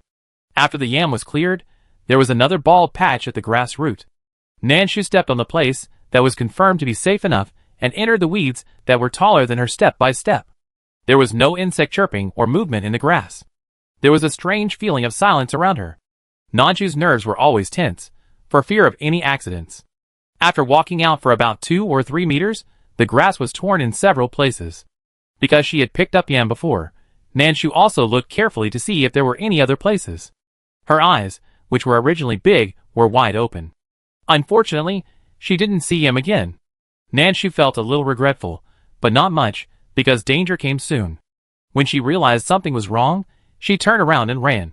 The danger behind her cried out and rushed straight to her back. Chirp! Listening to the movement behind her and the sharp cry, Nanshu guessed that it should be a ferocious bird. She ran out of the bushes, and the danger behind her suddenly disappeared. Nanshu? ? So, are the bushes their protective color? Nanshu was unsure about the situation. She was in a hurry to escape just now, and didn't see the appearance of the thing clearly. After thinking about it, Nanshu decided to try again. She stepped into the weeds again. She walked another 2 or 3 meters. This time, there was no abnormality. Nanshu deliberately stood at the place where she was attacked just now, and waited for a while. As a result, nothing happened. Nanshu thought, could it be that her guess was wrong? She was unsure about the situation, so she could only try to take another step forward. Whoosh! A small sound came from under her feet. Nanshu hurriedly raised her feet, and barely avoided the attack with the strong wind. At the same time, Nanshu also saw clearly what was attacking her. Grass spirit? Yes, the weeds have become spirits. A large bunch of dry green grass, thicker than Nanshu's waist, suddenly jumped out from behind and rushed towards Nanshu's calf. After discovering that the attack failed, it merged into other weeds, and everything returned to calm. It's a bit troublesome, because the grass spirit really blended into the weeds, and it was impossible to tell you from me. So, even if Nanshu stared out his eyes, he might not be able to see which bush it was hiding in. What to do if you can't find it? Then collect them all. Nanshu replaced the stick with an axe, swung the new weapon, and started cutting grass directly. At this time, the barrage in the live broadcast room was neat. Nanshu was attacked for the first time, and everyone didn't see what was attacking her because the speed of each other was too fast. Nanshu, whose strength had recovered, left a shadow in the direct camera. When the distance between them was shortened for the second time, Nanshu just dodged and did not run away, so everyone could see clearly what was attacking her. The thick and long weeds had become spirits. Not only were they spirits, but the long weeds were also covered with small eyes. The eyes were blinking at different frequencies. At that time, the camera happened to be given to the friends in the live broadcast room, who directly saw countless pairs of malicious eyes blinking at them. Everyone, shock! They were only 1 second away from cardiac arrest. Nanshu's sweeping search stimulated the weed spirit. It originally wanted to mix in the weeds, and find new opportunities to take Nanshu down in one fell swoop. However, Nanshu's next move was beyond the weeds' expectations. The situation is a bit bad. The weeds chose the latter between staying alive for a while and attacking directly. Watching Nanshu bend down to mow the grass again, the weeds rushed forward at a high speed. It didn't know that when Nanshu bent down, his body was in a tense attack state, and the axe in his hand was ready to change direction at any time. Sensing the wind in the air, the corners of Nanshu's lips slightly raised, thinking, I've waited for you. Every time Nanshu bent down to mow the grass, he was waiting for an attack. Now, he finally waited. The weeds thought they had caught the opportunity, but in fact, Nanshu had been waiting for a long time. The weeds swooped over. Nanshu turned sideways and bent down, and then swung the axe forward mercilessly and vigorously. Violet Yedoence's health reduced by 12. The axe is a metal weapon, and its offensive power is as strong as a pickaxe, plus Nanshu is quite strong. This blow almost cut the weeds in half. The weeds managed to dodge successfully, and then attacked Nanshu again. If it was just a tentative attack before, then after losing blood and having its hair cut off, Viola Yedoence's was directly angry. It made a chirp sound similar to that of a bird, and if you listen carefully, you could also hear heavy breathing. Nanshu succeeded in one strike, quickly adjusted his posture, and then swung the axe again. It was also at this time that the man and the grass finally had a chance to confront each other head-on, and Nanshu also saw the twinkling little eyes on the weeds in front of Viola Yedoence's. Looking at this terrifying scene, Nanshu hissed softly, "It's ugly, and the cry is not pleasant." Viola Yedoence's? Question mark. Fighting is fighting? How can there be a delicate attack? Violet was even more angry. Not only did it swing its weedy body in the air to attack Nanshu, but the little eyes also began to run away from home, like small cannonballs, attacking Nanshu. Nanshu was not sure what the eyes were, so he didn't dare to take them head-on. While counterattacking, he also needed to pay attention to dodge. The fight between one person and one grass was very intense, and a few pairs of little eyes appeared in the bushes not far away. "Ah! When can I stop screaming, Nanshu? Look behind you." "What is that?" "I don't know, help, my heartbeat almost died." "Nanshu is really amazing. If you let me go, I will be dead in an hour after entering the game." Not only were the friends watching the live broadcast nervous, but everyone in the observation room was even more nervous. Everyone slowed down their breathing and stared at the live broadcast room closely. On the other side, Siechum was being chased by the white-haired duck. They didn't care to look at him, but only stared at Nanshu. "Why don't you run? Don't fight hard. There's a yellow bird behind you." Liang Qi was so nervous that his hands were shaking as he typed on the keyboard. Nanshu, who was fighting with Viola Yedoence's at this time, also sensed a hint of danger that he couldn't explain. It was a dangerous instinct that came from his body's instinct after living in the apocalypse for many years. It's hard to explain what it was. However, because of this strong intuition, Nanshu had escaped death many times. At this time, she realized that something was wrong. However, she didn't find anything unusual around her. She couldn't fight anymore. This was Nanshu's subconscious thought. Even though Viola Yedoence's had only 1/3 of its health left, Nanshu was not prepared to be attacked from both sides. So, she made a feint and turned around to run. Viola Yedoence's looked at it and said, "Run?" Did I agree? Viola Yedoence's couldn't chase it because the distance was not enough. But Nanshu had just fought with it and cut off its roots. Now, although its life was in danger, its restraints were also lifted. Viola Yedoence's could also rush out to fight it. Nanshu ran, Viola Yedoence's chased, and there were 3 pairs of small eyes staring at it from behind. When one person and one grass ran away, the 3 pairs of small eyes slowly emerged from the weeds and revealed their complete bodies. White-feathered duck. How could it be a white-feathered duck? Don't they live in water? Not only the friends in the live broadcast room were surprised. The people in the observation room were even more confused. All the data from their previous observation records indicated that the living environment of white-haired ducks should be in the sea. Although they did not quite understand, how could a duck live in the sea? However, this is a game. Understanding or not understanding is one thing, and setting is another. As a result, the game now tells them, hey, unexpected? Ducks can also live in the mountains and forests. Seeing the complete figures of the 3 white-haired ducks, Liang Qi felt a chill that suddenly rushed to the top of his head. Nanshu thought that if she escaped from the weeds, Viola Yedoence's would not chase her out. However, she also made 2 preparations. If the other party could chase her out, she would just take Viola Yedoence's. With only 1/3 of the health left, Nanshu felt it was a pity to give up. When Nanshu ran out of the weeds, he found that Viola Yedoence's also came out with him, and it relied on its ability to fly and rush directly to the back of Nanshu's head. Nanshu crossed her legs, bent down as far as she could, and at the same time, swung the axe in her hand in the direction of the wind behind her. Chew! The scream hurt Nanshu's eardrums, but she didn't care about it. After the blow, she stood up quickly, and swung the axe back in the direction of her body. Chew! Chapter 10. While Nanshu was swinging the axe with one hand, He took out a pickaxe from his backpack with the other hand, and directly hit Viola Yeti with it. Chirp! The piercing scream almost exploded in Nanshu's ears, but she was not affected at all. She took back her weapon and continued to attack in the direction of the wind.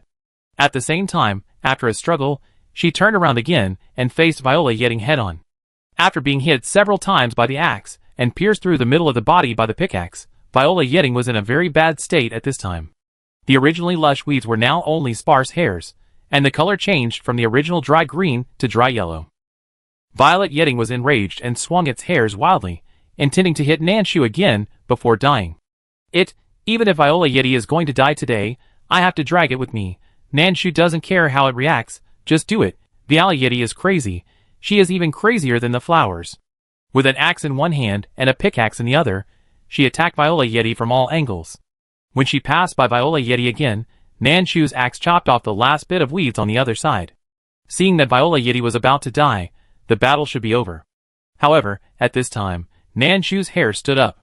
Surviving in the apocalypse for 9 years made her intuition extremely accurate and sensitive. At this time, there was only the slight sound of Viola Yeti's weeds falling to the ground, but Nanshu felt that there was something mixed in with it, intending to get through and then attack her. Right now, when her instinct made her hair stand on end, she swung the axe violently. Quack! 3 white-feathered ducks suddenly rushed out. Their movements did not make much sound. These sounds mixed with the sound of violets were difficult for ordinary people to detect. However, Nanshu felt the danger and reacted.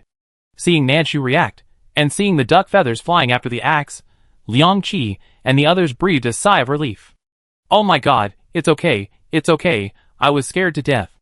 Liang Qi was sweating coldly. She recorded the information with one hand, and took out a handkerchief with the other hand to wipe the cold sweat on her forehead. Li Chenwen didn't dare to breathe just now, but now he can finally sigh for a long time. He was afraid that he would suffocate to death. They relaxed a little, but the observer of Xie Cheng on the other side was so nervous. Originally, there were only 3 white-feathered ducks chasing Xie Cheng. According to his strength, it was only a matter of time before he could deal with these ducks. However, one of the ducks suddenly blew out a puff of blue smoke when it was dying. Although Xie Cheng had been prepared, he held his breath in time when he found something wrong. However, he was still hit. At this time, Xie Cheng was not in a good condition. His arm was injured and scratched by a bunch of weed spirits. It was bleeding. After Xie Cheng treated the wound hastily, he had to face 3 ducks, a bunch of weed spirits, and 2 cuckoo chickens. It can be said that all the monsters on the island have come. Of course, it was not only him who was in a bad situation at the moment, but other players were also in a bad situation. Is it because it's getting dark? After Sun Mingshuang discussed quietly with the strategy team, he put forward his own opinion. The sun has set, and it is about to get dark. Could it be that something will happen after dark, so these monsters will pounce before dark? Everything is unknown, and needs to be observed and explored. Of the 900 players who enter the game, 11 of them have black live screens. At least 2/3 of the remaining 800 people are injured. Among the 6 people in Country A, Nanshu is actually the one in the best condition. At least, she has no wounds for the time being. When Nanshu found out that it was the white-haired duck who was secretly observing her, her face twisted. Why are these difficult things coming again? Nanshu actually didn't want to fight. Because it was about to get dark, the game said that after dark, the safe house is the only harbor. It is easy to imagine that the novice island at night will definitely not be safe. Nanshu just wanted to stock up enough materials before dark to avoid being unable to respond in time tomorrow. Viola Yetoensis was already unexpected, and now there are 3 white-feathered ducks. But you have to fight this thing. It is different from the bird, it has a high IQ, and will follow you even if you don't fight it. Nanshu doesn't want to consume the durability of the safe house now. So, let's fight. Nanshu had estimated the combat ability of the white-feathered duck before. Not low. Much higher than the cuckoo chicken. But you can see the damage done by the wooden stick to them. However, the wooden stick doesn't work. I wonder if the axe or the pickaxe will work. There was no time to think. The 3 white-feathered ducks should have discussed the tactics early. So, when they found out that Nanshu had seen them, they stopped pretending and took turns to fight. Seeing one of them as the vanguard, the other 2 directly supported them, and after observing from the edge, were they ready to give themselves a fatal blow? Nanshu couldn't help but mutter, "A round-robin battle? That won't work. She can't waste all her energy here." However, before testing the opponent's strength, she still has to fight for a while. Nanshu went straight in with 2 weapons. The white-haired duck originally thought that their plan was the most perfect. However, there was a problem in the process. Originally, there was a vanguard, directly suppressing Nanshu's firepower at the front, and the other 2 took advantage of the situation and secretly acted as the 6th, catching Nanshu off guard. However, Nanshu chose to fight head-on, and then turned around and rushed at the sneaky white-haired duck on the left. White-haired duck's health reduced by 13. The damage of the pickaxe is higher, but not much higher.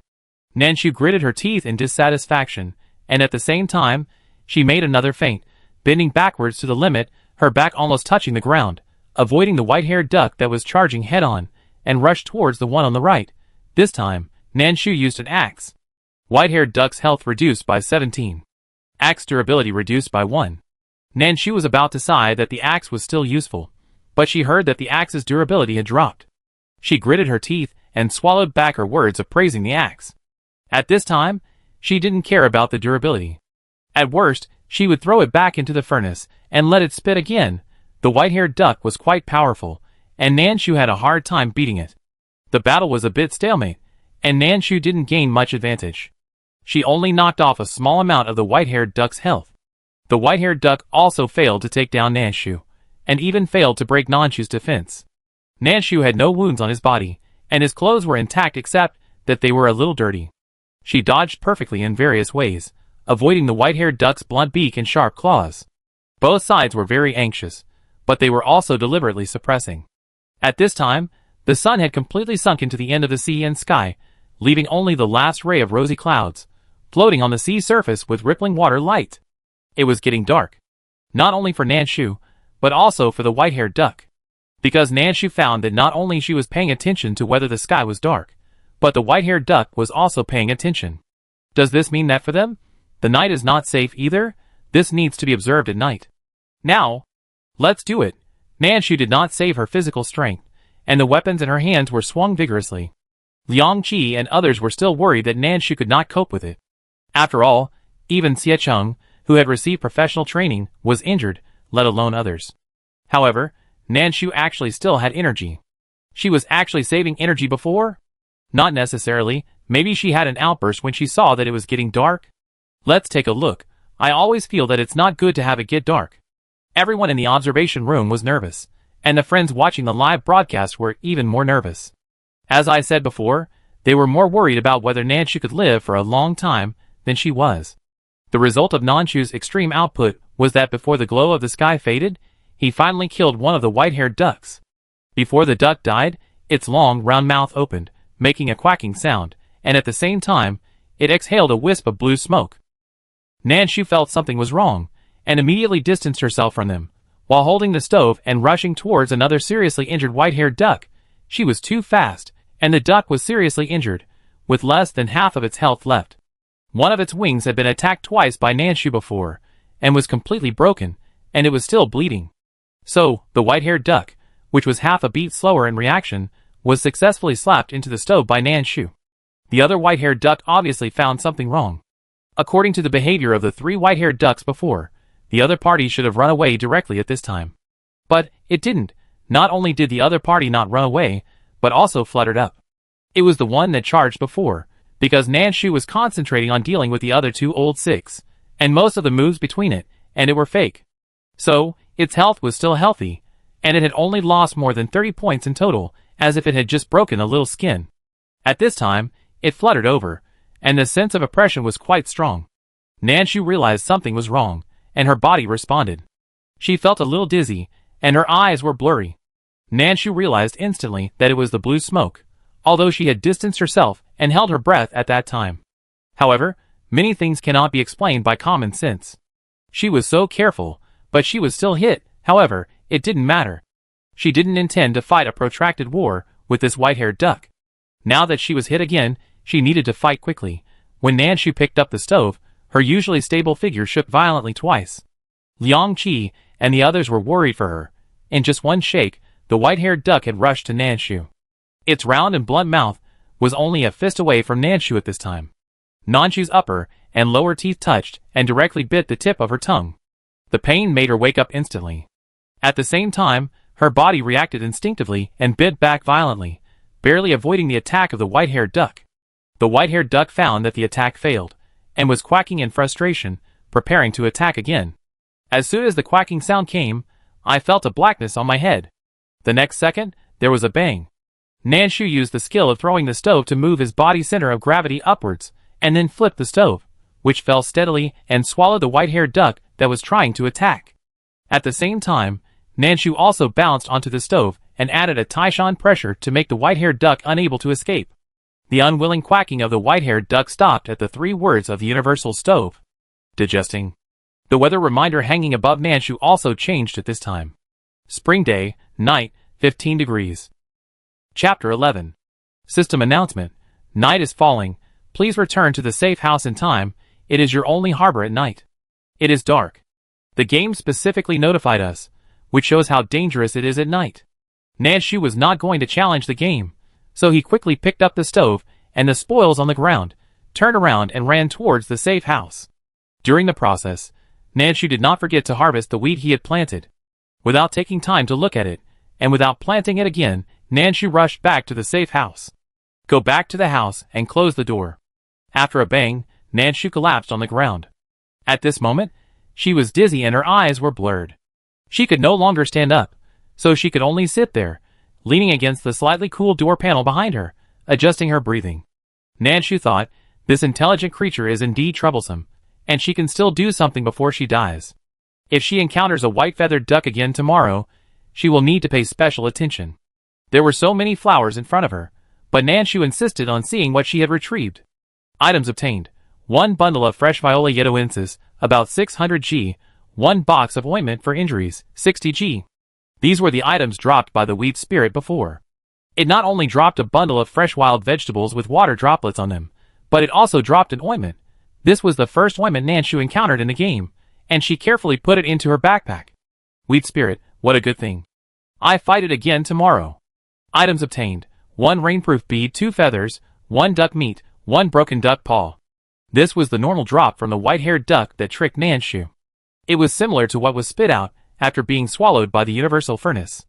The universal furnace spit out roast duck, and the white-haired duck dropped rainproof beads? Nanshu was curious about this thing and took it out to take a look. Rainproof beads. Wear it on rainy days, and the rain will not fall on you. Time limit, 24 hours, calculated when it is turned on. Nanshu, ? It is still a disposable consumable, however, rainy days. Looking at this word, Nanshu has a bad feeling. There is no need to look at the feathers and duck meat. Nanshu looked at the broken duck feet again. This is relative to the complete duck feet. 2 broken ones can be put together to form a complete one, and then there is a chance to exchange items with the traveling merchant Sikuku. Nanshu doesn't know where Sikuku is. Items obtained. Delicious roast duck *1, 1200 G, feathers *2, duck meat *1. The 2 ducks swallowed by the universal furnace were given the same items. Because there were too many types, the backpack could no longer hold them, so Nanshu temporarily spread them on the ground and prepared to sort them out later. In addition to these established items, Nanshu also retrieved more than 40 wild feathers that were not recognized by the game. Obtained items. 4 wheat ears, 3 wheat seeds. This is given when harvesting wheat. The more seeds you give, the more you get. Nanshu thinks this planting is interesting. However, once the black soil is fixed, it cannot be taken back, and it is not certain whether this night will have any impact on the black soil. After Nanshu's physical strength recovered a little, and he was not so exhausted, he sorted the things and put the important things in his backpack. At this time, the weather reminder in the upper left corner has changed again. Spring day, night, 9 degrees. The temperature has dropped again. And it dropped very quickly. Nanshu was wearing less, and felt it obviously.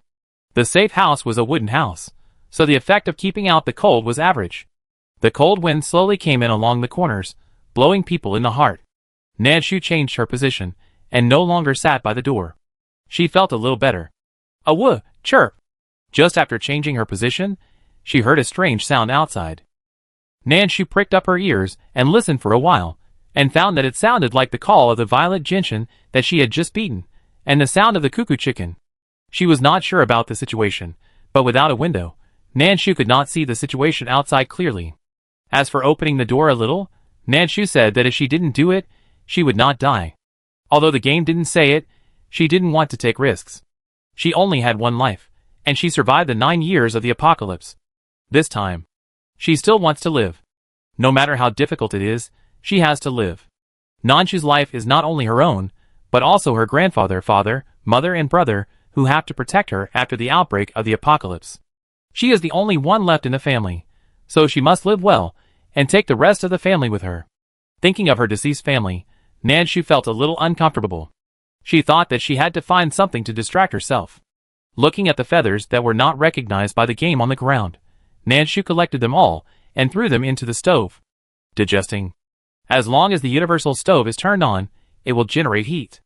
At this time, it glowed with a faint red light, making the safe house no longer dark. Nanshu sat by the stove, feeling the warmth it brought him, waiting for what it would spit out. The girl's quiet profile was reflected in the warm firelight, giving people a feeling of peace and quiet. Liangqi looked at this scene, her eyes a little sour. This day is really not easy. Li Qinwen heard the word she almost blurted out, pursed his lips, suppressed a smile and nodded. Yes, it's not easy. 13 live broadcast rooms have been blacked out. As soon as the night fell, 2 more live broadcast rooms were blacked out. It has to be said that stubborn people are stubborn everywhere. It was dark, and the game also notified him, but he didn't go back. There is a safe house, but he didn't come back, just to see what is different about the night of the game. They even relaxed themselves, like the anchor, chatting with the people watching the live broadcast. The people watching the live broadcast, including people from their own country, said barrages crazily, asking them not to die and go back quickly. Unfortunately, people in the game can't see the barrages. The members of the observation room had already done experiments on this. They have an official staff, so some experiments are relatively easy. Xie Chung did not receive any signal, nor did he get any feedback. In addition to the information obtained by observing other live broadcast rooms, they summarized a lot of information. Players cannot see the barrage, which means that there is no way for the inside and outside to communicate. It's a bit troublesome. In addition to those who are looking for death, there are also those who are busy all day and don't know what they are busy with. In the end, the safe house is not built, and then it is swallowed by the black fog. The responsible observers were all shocked at the time. Liangqi also took the time to take a look at the recording screen, and was also shocked by the sudden appearance of the black fog. The black fog seemed to have life, and suddenly opened its huge mouth at you in the night, swallowing you up in an instant. When Liangqi heard Li Qinwen say that 13 people were hacked in the live broadcast room, she took a breath, and then she heard the observer on the other side move, and hurriedly raised her head and took a quick look. She still needed to observe Nanshu, and couldn't be distracted for too long. So Liangqi quickly retracted her gaze and whispered, "What happened?" Li Qinwen had just submitted a summary, and could take a break. He whispered back to her, "It should be another girl among our 6 players. She is a community worker. She probably didn't have good luck with the novice gift package."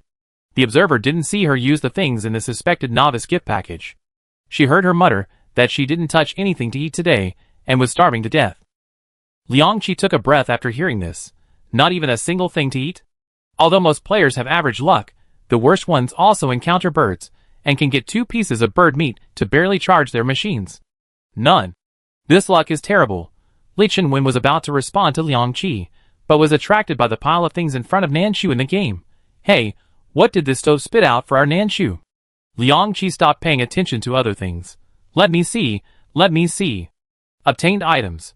1 set of barbecue equipment, a set of wild feathers on the ground, was exchanged for a set of barbecue utensils, including 2 iron trays, a barbecue stove, about 60 centimeters long, equipped with 2 barbecue iron nets, a box of barbecue charcoal, about 5 kilograms, a barbecue iron clip, a soft brush, a mini shovel, a pair of scald-proof gloves, 20 iron skewers, 2 small iron plates, and a small bag of 200 barbecue ingredients. There were so many things that Nanshu had to exclaim in amazement after reading them. This is too amazing. She had small mincemeat, chicken and duck in her backpack. She could grill any of them and eat them. She wouldn't have to worry about dinner tonight. Thinking of this, Nanshu started to work non-stop. Because there was a stove, the barbecue stove could not be used for the time being. It could be put aside and put in again after the backpack was reorganized. The iron net can be used, but it is not good to put it directly on the stove. It is easy to burn it. Nanshu used 2 iron skewers to clamp the iron net on the universal stove, and then started to skewer the meat. Neither chicken nor duck meat is too rich in fat, so when grilling, you need to pay special attention to the heat. If you are not careful, it will easily burn. There is no additional oil in the barbecue equipment, so you can't brush it with oil. You have to watch carefully. Nanshu skewered the small mincemeat neatly. Although there was not much meat, she skewered 4 skewers. When the few greases on the small mincemeat dripped gently on the stove, there was a sizzling sound, and a slight white smoke quickly disappeared into the air along the direction of the fire, but the strong aroma of meat floated out. Across the screen, Liang Qi and the others couldn't smell anything. But this picture looked so fragrant. Liang Qi had a full dinner, because they worked hard, so the food was good. But at this time, watching the barbecue in the live broadcast, Liang Qi felt hungry again. Li Qingwen was not much better. He kept swallowing his saliva, and the keyboard in his hand was clacking. Sun Mingshuang had just seen Qi Wenjing's situation and was worried. He noticed this scene from the corner of his eye, and felt helpless and wanted to laugh. This is really drought and flood. Qi Wenjing's expression was numb due to hunger, and Nanshu had eaten the small barbecue. Although the minced meat had only been processed initially, it tasted good. After being sprinkled with barbecue seasoning, Nanshu was very satisfied. She put the grilled mincemeat skewers on the iron plate on the side, and then started to skewer the serious delicious yam. Peel the yam, cut it into small pieces, and then string it up, and then you can grill it.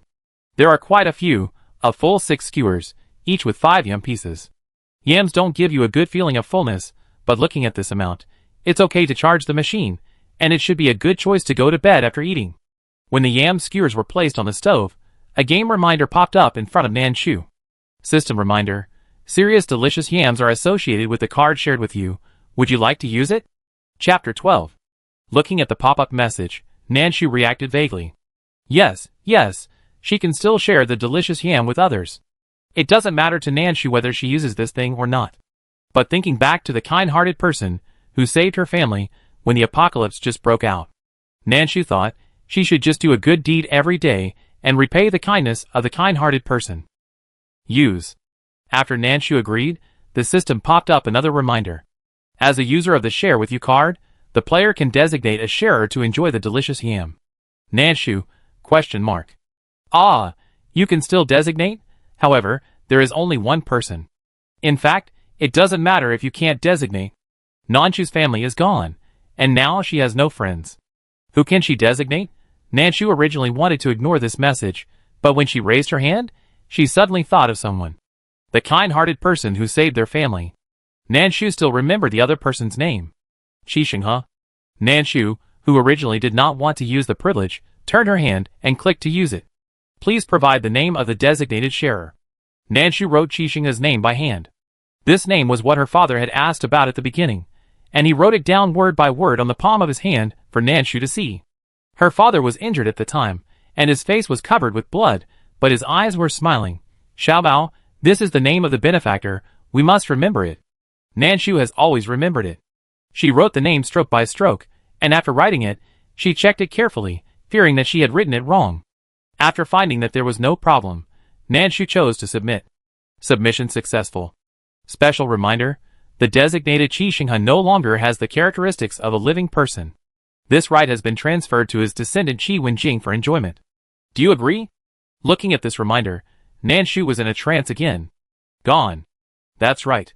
9 years have passed, and there are too many variables. Nanshu's family members left one after another. She didn't even know when it would be her turn. So, seeing this news was unexpected but not unexpected. Nanshu didn't think much and raised her hand to choose to agree. Corrected, submitted successfully, resources are being shared. Nanshu thought that this matter ended here. Although, those who randomly enjoy it in reality may look confused. But who cares about these things when there is food? As a result, the next second. System broadcast. Player Nanshu has obtained a special card, randomly inviting 100 player reserves, limited to country A, to share serious delicious roasted yam. The same message was broadcasted 3 times in a loud voice by the system. Nanshu, thank you. This message directly made the originally eerie and quiet night of the game boil. Share, delicious yam, food, and it seems that it means sharing with everyone in reality. Although it is random, everyone who heard it is very excited at this time. Don't worry about whether this randomness can be drawn by yourself, but it is an expectation after all. Choose me, I'm awesome. That yam looks delicious, I praise it a lot, choose me. Didn't you see it? Player reserve, be more careful. The barrage is brushing like crazy. Of course, there are always some people who don't have brains, or have red eyes, and can't stand seeing others do well. As soon as they see that people in Country A have food, they want to get involved. Why is it limited to Country A? Shouldn't this kind of thing be shared globally? That's right, this is unfair. No! Brother, do you want to see which country Nanshu is from? Yes, if you want to eat you, let the players in your own country fight for it. At other times, everyone may not be so arrogant. But at this time, the waist is straight and hard, and it can't bend down at all. Haha, I even stand when I go to the toilet. There is no way. The waist is too hard and I can't bend down at all, I am a girl. The barrage became lively instantly because of this incident. Before, everyone might have complained, panicked, etc. But at this time, sharing yam, looking forward to it. Everyone in the observation room was also very happy at this time. I didn't expect Nanshu to have such a skill.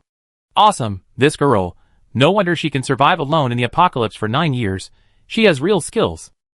Everyone in reality is excited. The players in the game are surprised and can't believe it. Can the game still be a human?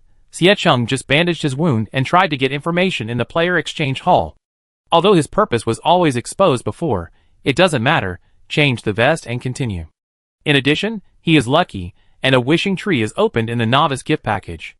Although, you can only make 3 wishes a day. In addition, except for the first day, starting from the second day, if you want to make a wish, you have to repair the tree first. However, it only takes some wood blocks, which is not a big problem. The first time he made a wish, Siecheng got a bag of 5 Jin steamed buns and a tang sword. He had weapons and food, which directly increased his chances of survival in the game. Later, by killing monsters and exploring, Siecheng got a lot of items. The most surprising thing was that he killed birds all the way, dug a bird's nest, and got a box of 24 bottles of 500 milliliters mineral water. This directly solved his problem of no water. With a lot of resources, he can use these resources and constantly change vests in the communication hall to brush messages. At this time, he was summarizing the strength of various monsters he killed today, the dropped items, and the possible maps of the Novice Island and other news. As soon as the system broadcast sounded, Siecheng's report was instantly stuck. What was he talking about just now?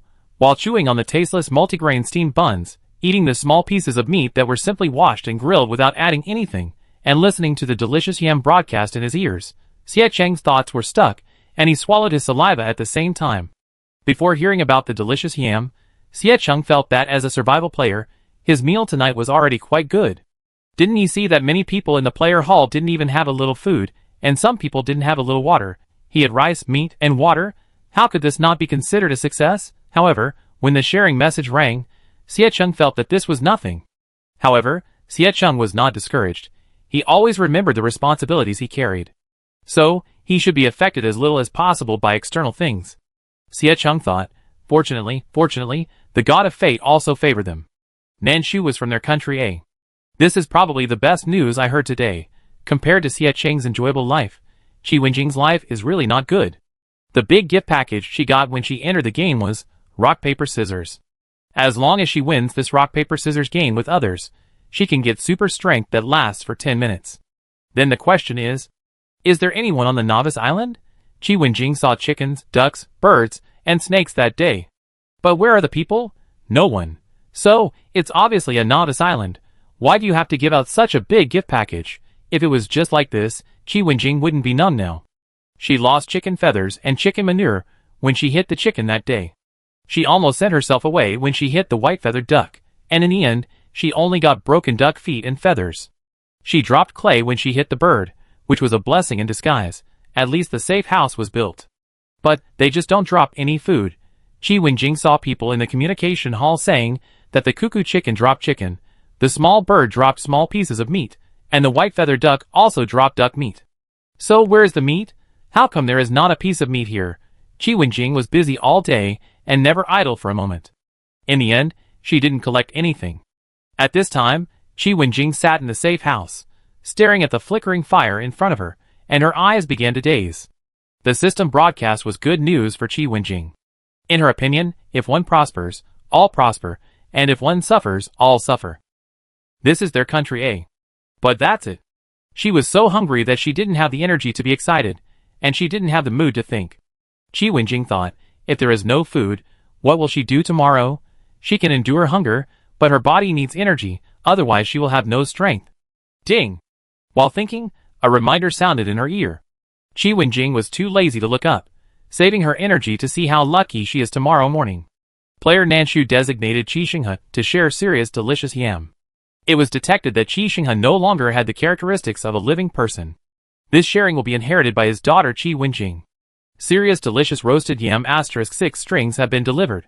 Please check. Qi Wenjing. ? Oh my god, food is falling from the sky? No, it's Nanshu. She heard the broadcast just now, and remembered the name Nanshu. Not to mention that Qi Wenjing remembered it. After what happened just now, countless people will remember Nanshu's name. Qi Wenjing was immersed in the joy of suddenly getting delicious food at first. The delicious yam was roasted until slightly browned and sprinkled with barbecue seasoning. Just smelling it, you know it must be delicious. Qi Wenjing was so hungry that her eyes turned green. She had no time to think. She opened her mouth and took a bite. Hiss, hot! Qi Wenjing blew it habitually and took a bite directly. This bite made her cry. Qi Wenjing took a break and finally had the brain to think about where this string of yam came from. Was it originally for Qi Xinghe? Her father? Nanshu and her father? Qi Wenjing thought about it and felt that it was not surprising. Her father used to work in the community. Whether it was at the beginning of the apocalypse or after the apocalypse, he enthusiastically saved many people. Maybe Nanshu was one of them. Over the years, because of her father's good popularity, Qi Wenjing has received a lot of care. Never expected that she could get feedback in the game, Qi Wenjing was moved and relieved. She wiped her slightly sore eyes and bit the yam. She thought she had to live, not only for herself, but also for their country, for the millions of people who survived in this difficult world. If she is alive, they can capture players from reality next month, and country A can capture one less person. So, she must be alive. A grilled yam skewer suddenly appeared in Qi Wenjing's hand. Whether it was the people watching the live broadcast or the members of the observation room, they were all stunned. This? Didn't they say it was a reserve for players? Game Byuji? Chapter 13. Whether it was the friends watching the live broadcast or the members of the observation room, they were all confused at this time. Why did Qi Wenjing have roasted yam? The game clearly said that it was a player reserve. This means players who have not entered the game. Qi Wenjing is already a player, although the members of the observation room were actually happy to see the scene. Without food, 1 or 2 meals is fine, but it will definitely affect physical fitness. No matter how strong Qi Wenjing is, where does she get the strength if she doesn't eat? What's more, after Qi Wenjing's ability was banned, her own strength was not strong. In this case, her survival will only make people more worried. What the observation room staff found puzzling was whether this situation was a bug in the game. At this time, Nanshu was enjoying her barbecue dinner. The smell of roasted small pieces of meat was very fragrant. The clean, unpolluted, and odorless meat aroma made Nanshu unconsciously recall the good life before the end of the world. Those days were so good. Unfortunately, they are gone forever. The aroma of roasted yam is different from that of roasted meat. The white yam is roasted until slightly browned. Take a bite, the outside is slightly burnt, and the inside is soft and sticky. Yam is a staple food of carbohydrates, and one bite will give people a different sense of satisfaction. Nanshu slowly felt the soft taste of yam, and after taking a bite, the unique sense of satisfaction given by carbohydrates. A string of yam is not much, but Nanshu eats it very slowly. When eating small pieces of meat, consider the supplements needed by the body. When eating roasted yam, they were enjoying it more. This is a rare satisfying part of the game. Food is cleaner and more delicious than in reality. At a certain moment, Nanshu even felt that maybe this game that came suddenly was not so annoying. However, she soon came to her senses. She hated this planet that claimed to be a high-level civilization and took them for fun. Even if there was clean food, they hated it. Nanshu quickly finished the yam and drank some water to replenish her water. There was still a chirping sound outside the safe house. It was hard to tell what it was. Because there was no window, she couldn't see the situation outside clearly. Nanshu didn't want to take the risk of opening the door and looking through the crack in the door. What if there was danger? You only have one life. The situation at night. You can explore slowly. This is only the first day, don't rush. The weather reminder in the upper left corner has changed again. Spring day, night, north wind level 6 degrees. The temperature has dropped a lot again, and the wind is very strong. Nanshu even thought that the wailing sound outside might be the hissing sound of the north wind blowing on something. It was still unclear what would happen tomorrow, but rest was important. After eating and drinking, Nanshu sorted and put away her things, and then went to bed. She had a stove and a down jacket to cover herself, so the night was not bad. Nanshu had previously guessed that the safe house might have a little function of keeping out the cold. But now it seems absolutely not.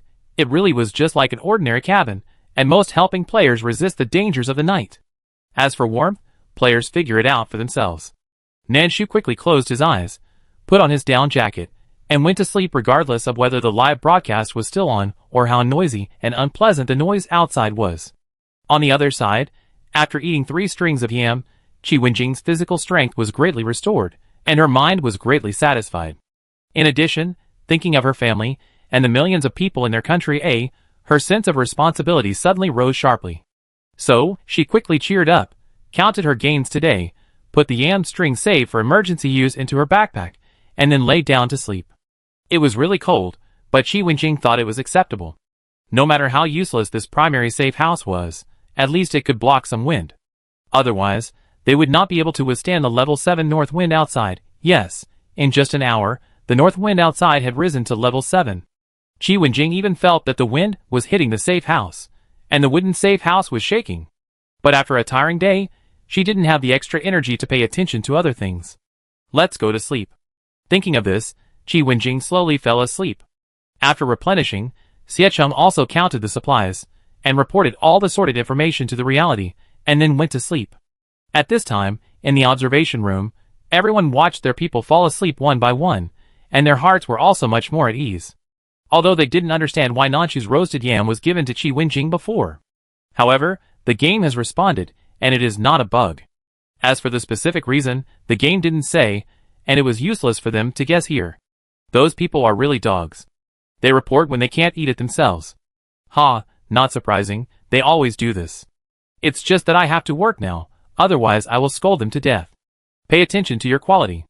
The reason why the game responded that this matter is not a bug is because those who can't eat roasted yam in reality reported it. As for whether it is from their own country or foreign countries, it is not clear. The game said it is anonymous, so there is no way to know. However, they are still very dissatisfied with this kind of thing.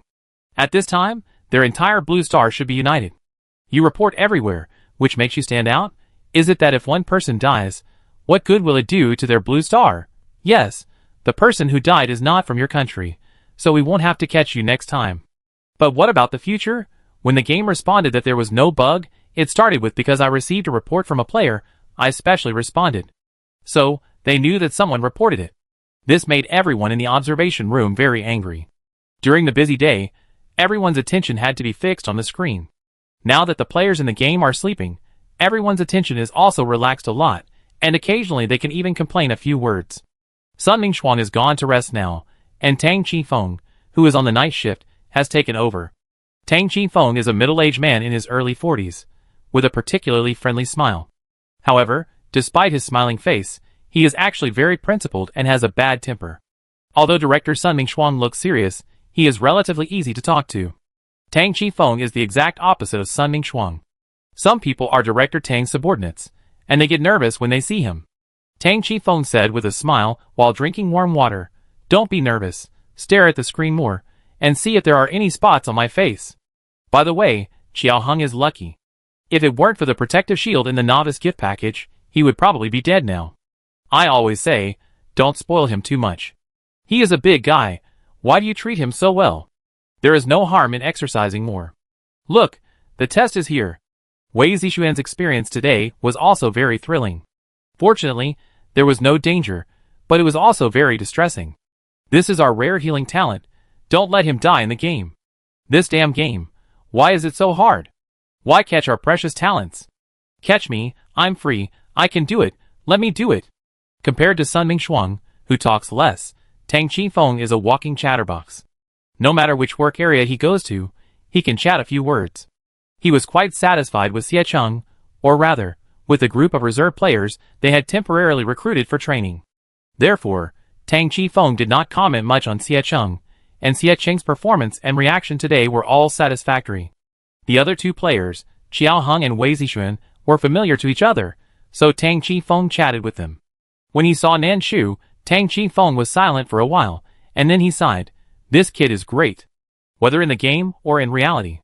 In reality, it is really not easy for a little girl to survive alone for 9 years in such dangerous and harsh conditions in the end of the world.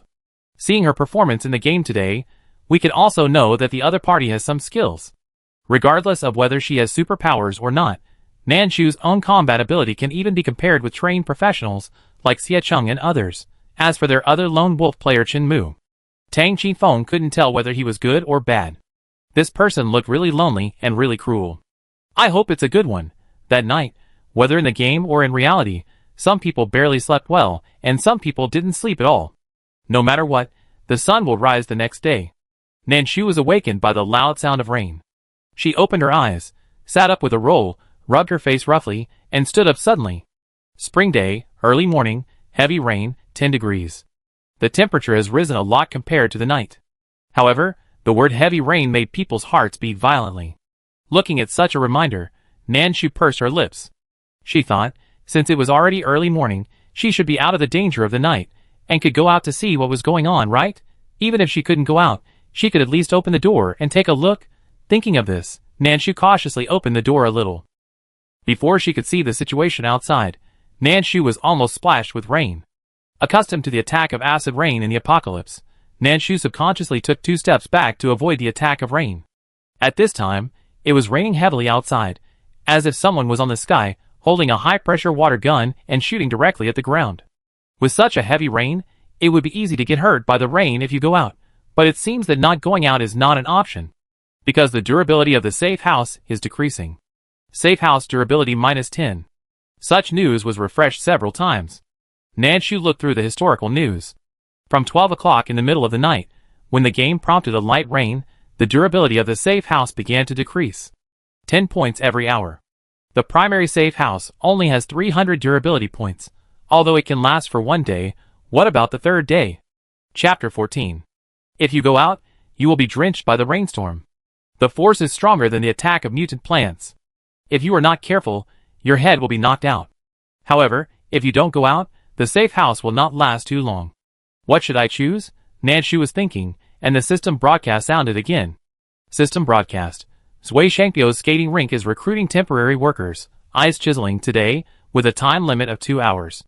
Interested players, please prepare admission tickets, 10 pieces of stone, 10 pieces of wood, 1 portion of wheat flour, no less than 300 G, and go to the application site. The message was broadcast 3 times in a row. The sound of the game was not affected by the heavy rain outside, and every word was clearly transmitted to the ears of the players. After listening, Nan Shu took a breath. A few pieces of wood?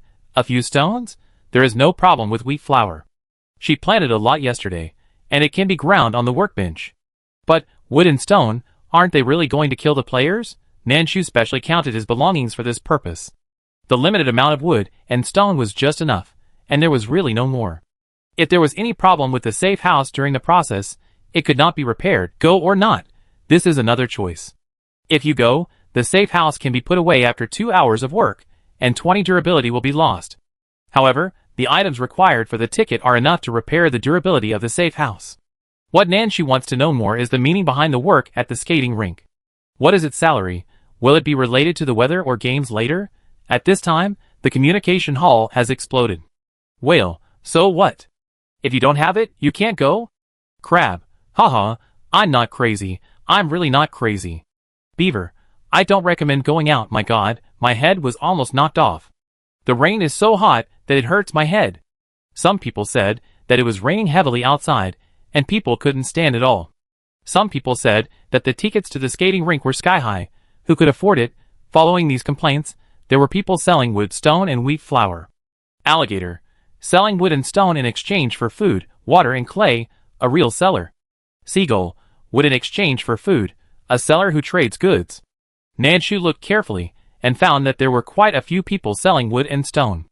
All 3 goods required for the ticket. Some players also had them, but very few. Nan Shu looked for a long time, and saw only 2 in total. Everyone was wearing a vest, so it was impossible to tell their country of origin. From the language habits, it was even harder to tell. Nanshu guessed that their language should have been integrated by the system's intelligent translation, and each sentence did not have obvious national colors.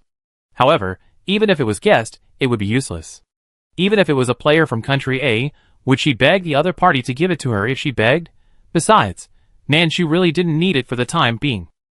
Looking at the extra wheat flour in the backpack, Nanshu also sent a transaction message. Little Savage, wheat flour, picture for food, clay.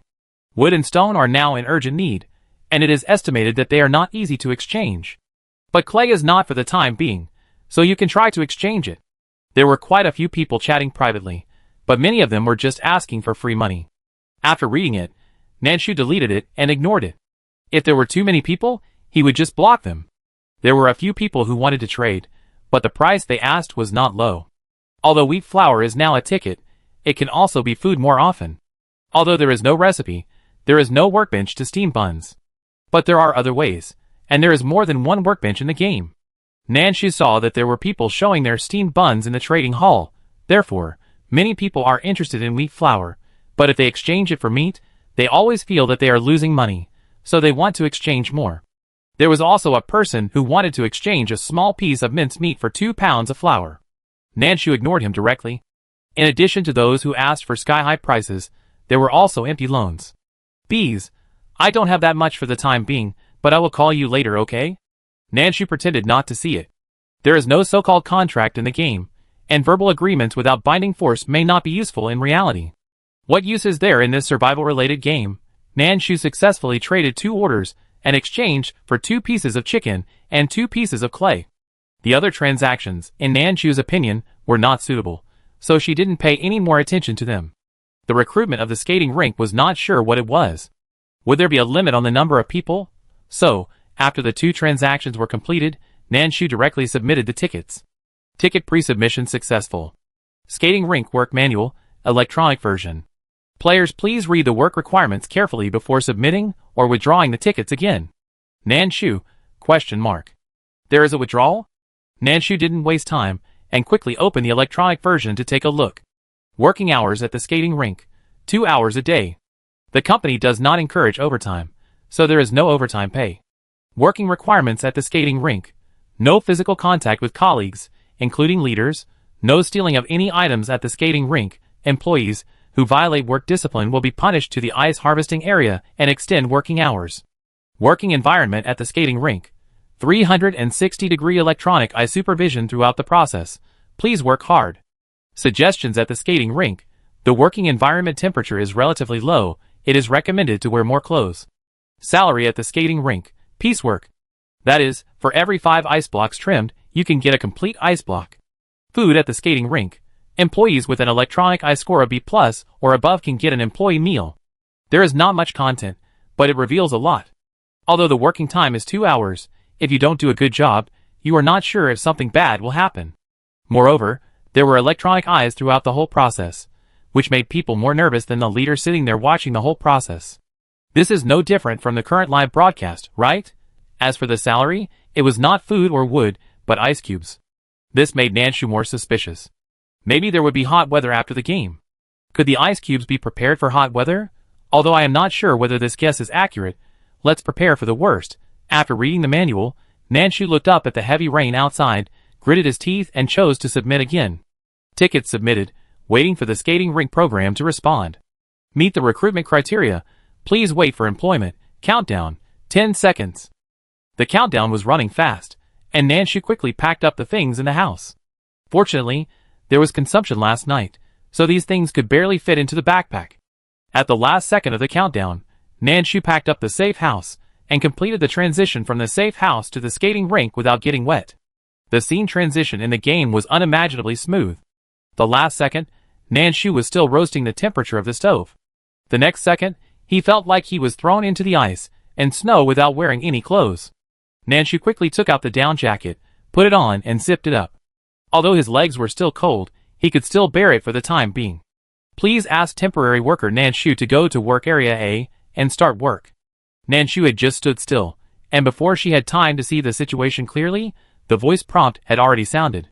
At the same time, a large sign popped up in front of her, directing her to the work area. Nanshu walked towards area A while looking at the skating rink. The first impression was huge. You couldn't see the end at a glance, and there was ice everywhere. It was more like an ice factory than an ice rink. Because there were all kinds of ice everywhere, Nanshu could see many people carrying tools to trim the ice while walking. Is this probably the so-called ice chiseling? Following the instructions of the game, she came to the designated location. As soon as she stood firm, Nanshu felt like she was riding an elevator. It really felt like an elevator was moving. However, her body honestly told her that she was still in the same place. Soon, the transparent elevator sent Nanshu to Area A. Please collect your tools and start today's work. After the work is completed, the tools will be automatically retracted. Nanshu followed the instructions again and went to the workbench to collect a hammer, a chisel, and a pair of thick cotton gloves. After receiving the tools, it was finally no longer a voice service. A person suddenly popped up in front of Nanshu. It really popped up in front of her. The last second, there was nothing in front of Nanshu. The next second, with a whoosh, something popped up from a distance and then stopped in front of Nanshu. Nanshu was startled by the movement. The man standing still was a man who looked quite serious. He looked Nanshu up and down, and said with some disdain, "Work hard, don't be lazy just because you are thin. Lazy employees will not get paid." Nanshu, Okay, you are right. After the other party stood still, Nanshu realized that when she looked at this person, she had to look up. The other person was tall and strong, and from a distance, he looked like a standing brown bear. Do all the people from Sirius look like this? Nanshu was puzzled, but she was too lazy to think about it. She took a quick look at the environment and was led by the man to the work area, where there were already quite a few people. As for whether it was an NPC or a player, Nanshu was not sure for the time being. She put away her curious expression and eyes, pretended to be a native, and followed the NPC honestly. The man walked to a place and gestured to Nanshu. "You will work in this area today." As he spoke, a huge screen suddenly popped up above his head, showing their standards for chiseling ice. The ice collected needs to be trimmed into a square shape without any extra edges and corners to be considered a completed piece. Along with the video, there was also the man's loud voice. Your goal is the finished product in the final video. Only when you chisel to that extent can you complete the task. The daily work requirement for each temporary worker is not less than 5 yuan. If you can't finish it, please work hard until you meet the work requirements. Then, next, please work hard. Nanshu, It seems that he doesn't expect them to work hard, but he expects them to fail to finish it, right? Nanshu watched the video for a while, then picked up the tools and tried to repair it to see if it would work. In any case, get the bottom line done first. Otherwise, who knows what will happen. The staff in this area also started to work one after another. No one whispered to each other, and no one whispered. The only sound at the scene was the bang-bang sound when chiseling ice. So, are these people NPCs or players? Chapter 15. Nanshu thought about the tickets and felt that even if there were players among them, they were probably some players who entered the game and performed particularly well. For ordinary people, they would have used up all their energy just to be busy in the safe house yesterday, not to mention saving up more wood and stones. However, those who are particularly lucky may not be among them. Nanshu was chiseling ice while observing secretly. It was also because she was observing secretly that Nanshu found that many people had the same behavior as her. They were all using various fake moves without making any noise, and then observing others. Most of these people are players. Of course, those who did not react were not necessarily NPCs. Maybe they performed more perfectly, and there were no flaws. Then who could tell them apart? Now the situation was unclear. Nanshu observed for a while, and then stared at the ice chiseling in front of him honestly. Because she had a down jacket, Nanshu felt that the temperature around her was okay, and could still be tolerated. The gloves were not thick, and after playing with the ice for a while, they were soaked by the cold air, and did not provide much warmth. Nanshu felt that the gloves could only provide a slight protection when he was repairing the ice rink. It was not to protect him from frostbite, but to protect him from being hit by tools. The standard of ice required by the skating rink was a square piece, with a length, width, and height of 50 centimeters, and not too many edges and corners. The ice was not small, so it was not easy to repair. However, the end of the world also had some benefits, such as training Nanshu's strength. It's just a piece of ice. There are anti-slip spots on the gloves to prevent the ice from breaking directly when adjusting the angle. Everything would be in vain. Nanshu moved quickly, and at the same time, she didn't forget the 360-degree electronic eye. However, she looked around quietly, but didn't see where the electronic eye was. No matter how she adjusted the angle of the ice, she couldn't see the electronic eye by the reflection of the ice or other vision. Could it be? Like the game's monitoring of them, the whole situation? Nanshu didn't dare to take it lightly. After all, those with AB+ electronic eye score will also receive an employee meal. Don't worry about whether it tastes good or not, it's food. If it doesn't taste good, Nanshu can still let it go back to the furnace. Nanshu first trimmed a slightly rough piece of ice around, trying to make it look like a square. Because there are size requirements, she can only go back and forth to repair it repeatedly. Fortunately, the system has an electronic measuring device next to the player, which is convenient for the player to measure the size at any time.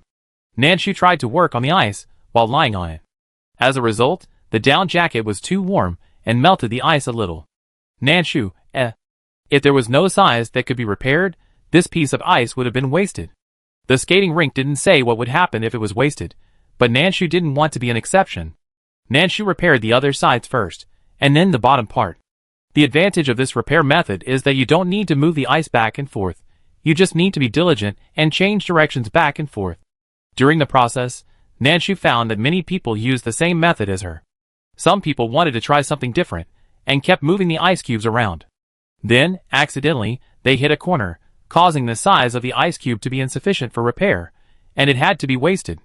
When he saw the scene, Nanshu's breathing tightened, and he kept looking at it from the corner of his eyes, wanting to see what the consequences would be if he wasted ice cubes. But there was no reaction. Is there no punishment, or do you have to accumulate enough ice cubes? The player who wasted the ice cubes was also slightly surprised that he did not receive any punishment. His expression made Nanshu more convinced that he was a player.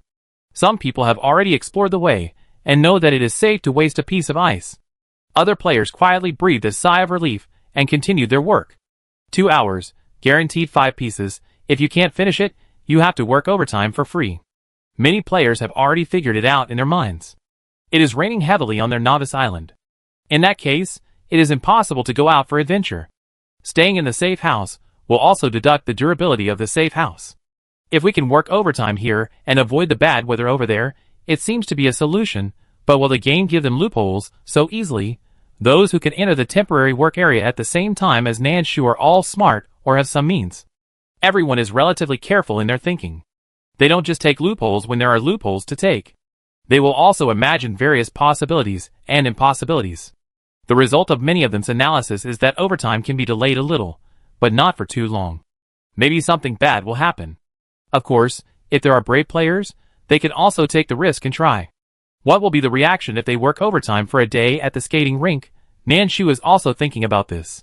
Stay here to work overtime, or return to the novice island to endure the heavy rain. How to choose? The gamble is to stay here to work overtime, because the danger is unknown. If you don't want to gamble, just finish the work honestly and return to the novice island to consume the durability of the safe house, which is also a way out. This is a survival game, and staying alive is important.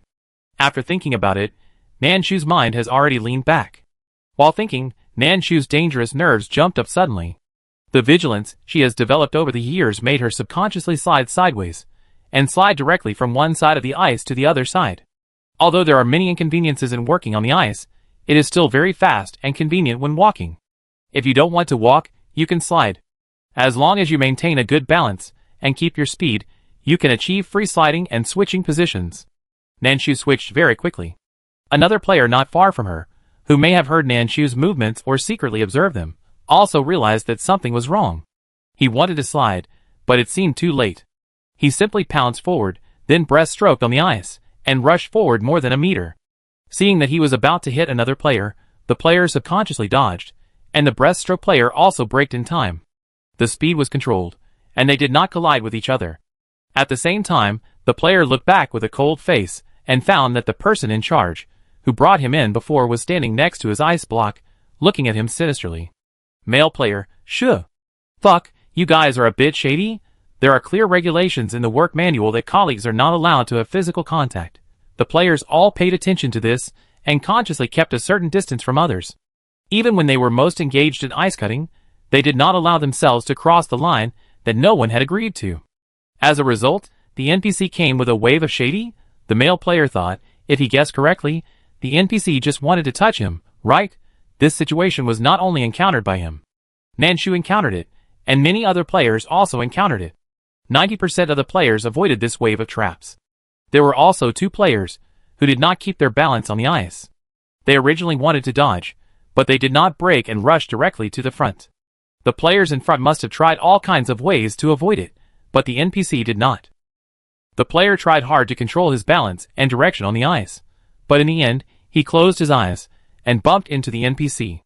After Nanshu slid and dodged in time, she also needed to pay attention to other players not bumping into her when they dodged. No matter if it was the one who bumped into someone or the one who was bumped into. Maybe, the game would assume that it was physical contact with a colleague. However, the question came again. Since the skating rink has such a rule, why can those NPCs do it? While paying attention to the surrounding situation, Nanshu also noticed the reactions of others. These NPCs looked different, but the one who bumped into her was the one who led her into the work area, and the others might be the same. Nanshu thought divergently, is it just this batch of NPCs, or will there be others later? 2 hours of ice money is not so easy to earn. If you work overtime, you may encounter more things. Nanshu took a deep breath. His hands did not stop moving, but his eyes were more careful to pay attention to the surroundings, and his ears were erected. At this time, no one dared to breathe in the observation room, and the observers were staring at the screen. When the NPC tried to touch Nanshu just now, Liang Qi couldn't help but shout, "Get out of the way! Get out of the way, Nan Nan!" Unfortunately, they couldn't hear each other's voices across the screen, and Liang Qi's reminder was in vain. However, she was not the only one who shouted at that time. There were also Qiao Heng's observers Su Jingji and Lin Feifei. The 2 young people have been worried about Qiao Heng since they entered the game yesterday. Qiao Heng's father, mother, brother and sister are all superpowered, only he is not. Because he is the youngest in the family, and because of the arrival of the end of the world, the other people in the Qiao family are very fond of him. However, Qiao Heng has a good character. Although he cannot be said to be honest, he will not cause trouble. His family is full of big brothers who can protect him, and his life is very peaceful. Who knew that he was captured and put into the game? When she knew that he was captured and put into the game, Qiao's mother, a strong woman who did not change her face when the claws of a mutant plant stretched out in front of her, fainted at that time. When she found out that Qiao Heng's novice gift package was a protective shield, Qiao's mother felt much more at ease. But yesterday, she experienced too many changes. Fortunately, Qiao Heng finally survived the first day. With his strength, he can survive a day in the survival game. Qiao's mother thought, it's good, and she is satisfied. As a result, today's challenge came faster. Originally, Qiao's mother thought, you already have a safe house, just stay there. As a result, Qiao Heng arrogantly took out the extra wood and other items, entered the skateboard, and started to chisel the ice. Qiao's mother, ? Can you fucking do it? You just go into the skating rink? However, Qiao Heng looks like a little loser, but he can work well. With a guaranteed salary of 5 yuan, he should be able to do it. The premise is that you don't play dirty on the skating rink. When the NPC quietly appeared behind Qiao Heng, Qiao's mother's heart died. Lin Feifei's heart was also in her throat. Qiao Heng didn't find anything unusual, but his feet tilted for some reason, and he fell directly into the ice hole, and the ice he was chiseling also tilted, blocking him directly into the hole. When the NPC tried to touch Qiao Heng quietly but failed, he gritted his teeth and wanted to jump into the ice hole. As soon as his foot stepped out, the hole was blocked by ice. NPC, ? Nanshu, who witnessed all this, said, ? Ah, can it be like this? Chapter 16. After avoiding the NPC's touch, Nanshu observed the situation in the field again. Not only her, but almost all the temporary workers present encountered such accidents. So, are they all players? The skating rink does not allow physical contact between colleagues, but NPCs can? Nanshu's mind turned, and she quickly thought of a possibility. That is, these people are either not employees or management. Because, this rule mentioned that management is not allowed either. Can it be understood as, employees cannot have physical contact with each other, employees cannot have physical contact with management, but management can have physical contact with employees? No one can answer this question for Nanshu. She can only observe the surrounding situation more carefully to prevent NPCs from suddenly appearing to touch porcelain. Most of the players present successfully avoided this wave of NPC attacks. However, there were also a few people who had to touch each other because of accidents. Soon, those people were taken away, and the broadcast sounded at the same time. Temporary workers number 9, number 12, violated the employee manual, and were punished to go to the ice harvesting area. At the same time, their working hours were increased to 4 hours and their wages were reduced by 10%. When this report came out, Nanshu's heart tightened. It seems that he needs to be extra careful next time. Being punished to go to the ice harvesting area, regardless of the workload, the working hours were forced to increase by 2 hours, and the salary was reduced. Who knows what the weather setting in the game will be like in the future? If there is high temperature, they need the ice cubes they get from today's work. Without ice cubes, I'm afraid they won't be able to survive until the high temperature ends. Thinking of this, Nanshu quickened his movements. As for the unlucky player, who was trapped in the ice cave by his own ice, although he looks very much like they're a countryman. However, the people of the whole Dongo look similar, and the subtle changes cannot be seen from a distance. So looking like does not mean it must be. Moreover, even if it is, Nanshu does not have the extra kindness to care about others. Take care of yourself. Nanshu quickly retracted his gaze. On the other side, Xiecheng saw Xiaoheng fall into the ice with his own eyes, and the exit was blocked. He avoided other players around him as calmly as possible, and then moved towards Xiaoheng. Xiecheng knew Xiaoheng. When he was urgently recruited to participate in training, Qiao's mother was the logistics director of their temporary special training team. Xiaoheng had come to Qiao's mother, and more than once. So, Xiecheng remembered what this person looked like. He was one of them. Saved. Whether it was out of his professionalism or out of the friendship of his compatriots, he had to save people. Moreover, if a native fell down at this time, it meant that a new person would be arrested next month. He couldn't give his life to Sirius in vain. The lives of their country A people were not so easy to take. Xiecheng increased his speed. Qin Mu, who was farther away than Xiecheng, also saw it. He looked at it coldly, then retracted his gaze, and continued the ice-cutting work at hand. Qi Wenjing was not in their work area because she submitted the entrance fee later. Wei Zixuan, who was diagonally opposite to Xiecheng, also saw Xiaoheng's situation. He almost fell into the ice cave in order to avoid the sudden attack of the NPC. The quality of ice in this work area is really not good. Just when he stabilized his body, he saw Xiaoheng fall down. While Wei Zixuan took a breath, he tried to push his piece of ice forward. However, he was farther away, and he had to make way for others in the process of moving. After all, you can't touch them. Ice cubes can touch each other, but people can't. In this work area, all the players who submitted tickets were the first batch, and they were considered high-level players. So, everyone will definitely not take the initiative to touch others. Although it is inevitable that some people in some countries are mean at heart, and always want to hurt someone. However, in the current situation, if they hurt each other, they will also be dragged into the water, so forget it today. They avoided Wei Zixuan as much as possible, but the ice cubes couldn't. Are you sick? Isn't it better to stay in your own place? No, brother, what are you doing? The players complained, but they didn't dare to be too loud, for fear that they would miss the slight sound that the NPCs could make when they attacked. Wei Zixuan went over there apologizing all the way. When he arrived, Xiecheng had already moved the ice away with great effort, and was holding a wooden stick to probe down. Are you still alive? Xiaoheng? Xiaoheng?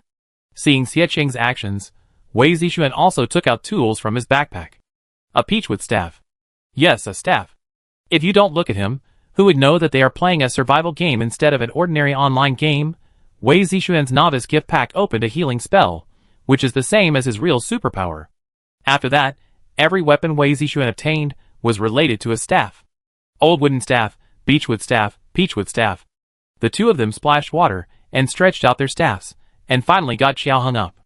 Xiaoheng didn't expect that he would fall into the water. He wanted to climb up, but he found that something blocked his exit. Xiaoheng took out the small hammer he got from killing monsters yesterday and was about to start chipping ice to escape. At this time, he heard someone calling his name. Calling his name? Xiaoheng was almost numb in the cold river. After a while, he understood. Hey, calling his name in the game means you know him. Xiaoheng wanted to shout, I'm here. As a result, he opened his mouth and spit out a string of bubbles. Xiaoheng, damn game, I kill it sooner or later. Xiaoheng climbed up with difficulty, and did not forget to swing his small hammer upwards in advance. He wanted to speak, but couldn't, so he could only signal the rescuer. Don't touch him, it's against the rules. With the help of Xiecheng and Wei Zixuan, Xiaoheng finally climbed up, spit out the water in his mouth, wiped off the fragrance on his face, and then Xiaoheng had a different kind of bird song and flower fragrance. Xiecheng didn't say much, just rummaged through his backpack for a long time, and found a piece of black cloth and handed it to him. Wipe it. Xiao Heng's heart choked when he saw the cloth, and then thought about the conditions in the game, and took the rag with anger and grievance. Stupid game, it will be over sooner or later, wait for me to get up, fuck. The fragrance along the way really never stopped. Wei Zixuan saw that the people were rescued, and in a good mental state, so he didn't mention his own treatment. His healing cooldown time is very long, so if it can be saved, it should be used as much as possible.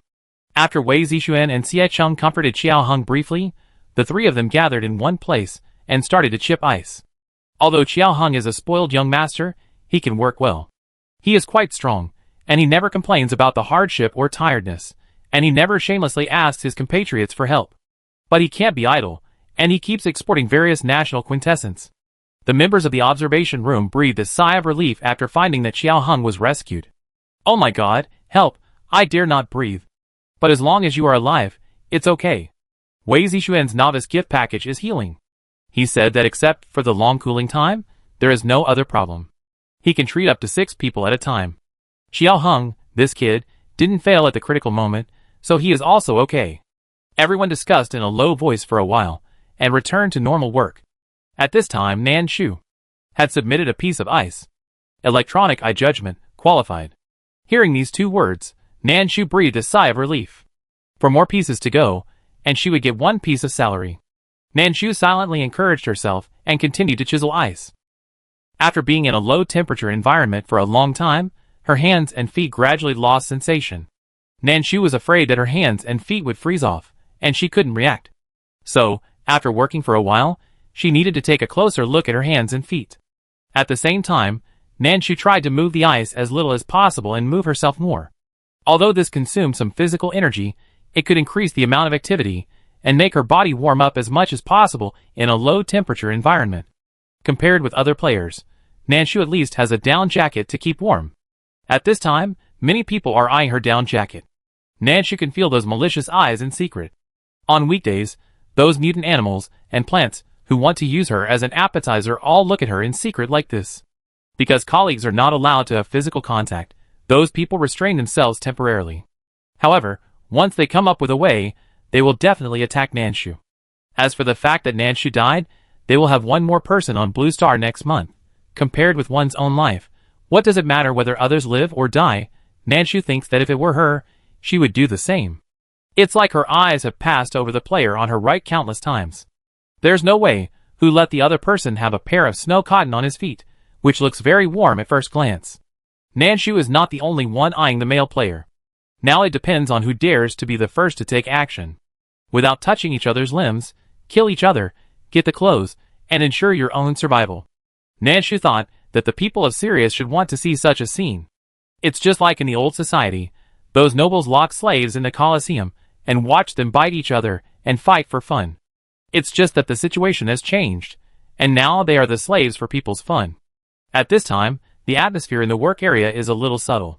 Many people want to take action, but they are also cautious. After all, the novice gift package will open up infinite possibilities. Moreover, like Xie Cheng and his friends, there are more than one who have found their own players to hold a small group. Through communication, they know that each other's novice gift packages are different. Theirs are different. What about others? Those players who have opened up amazing items in their novice gift packages are more cautious. They are afraid that the items in other people's novice gift packages are more brutal than their own, and they will definitely suffer when they face each other. At this time, they are all waiting to see who can't sit still and take action first. Nan Shu was also observing. Although she had the idea of taking action, it was just an idea. Most of the time, she still had to consider self-protection. After all, she had a coveted down jacket on her. She had to be on guard against others, who would kill her directly in order to grab the jacket. Only by protecting herself can there be all kinds of possibilities in the future.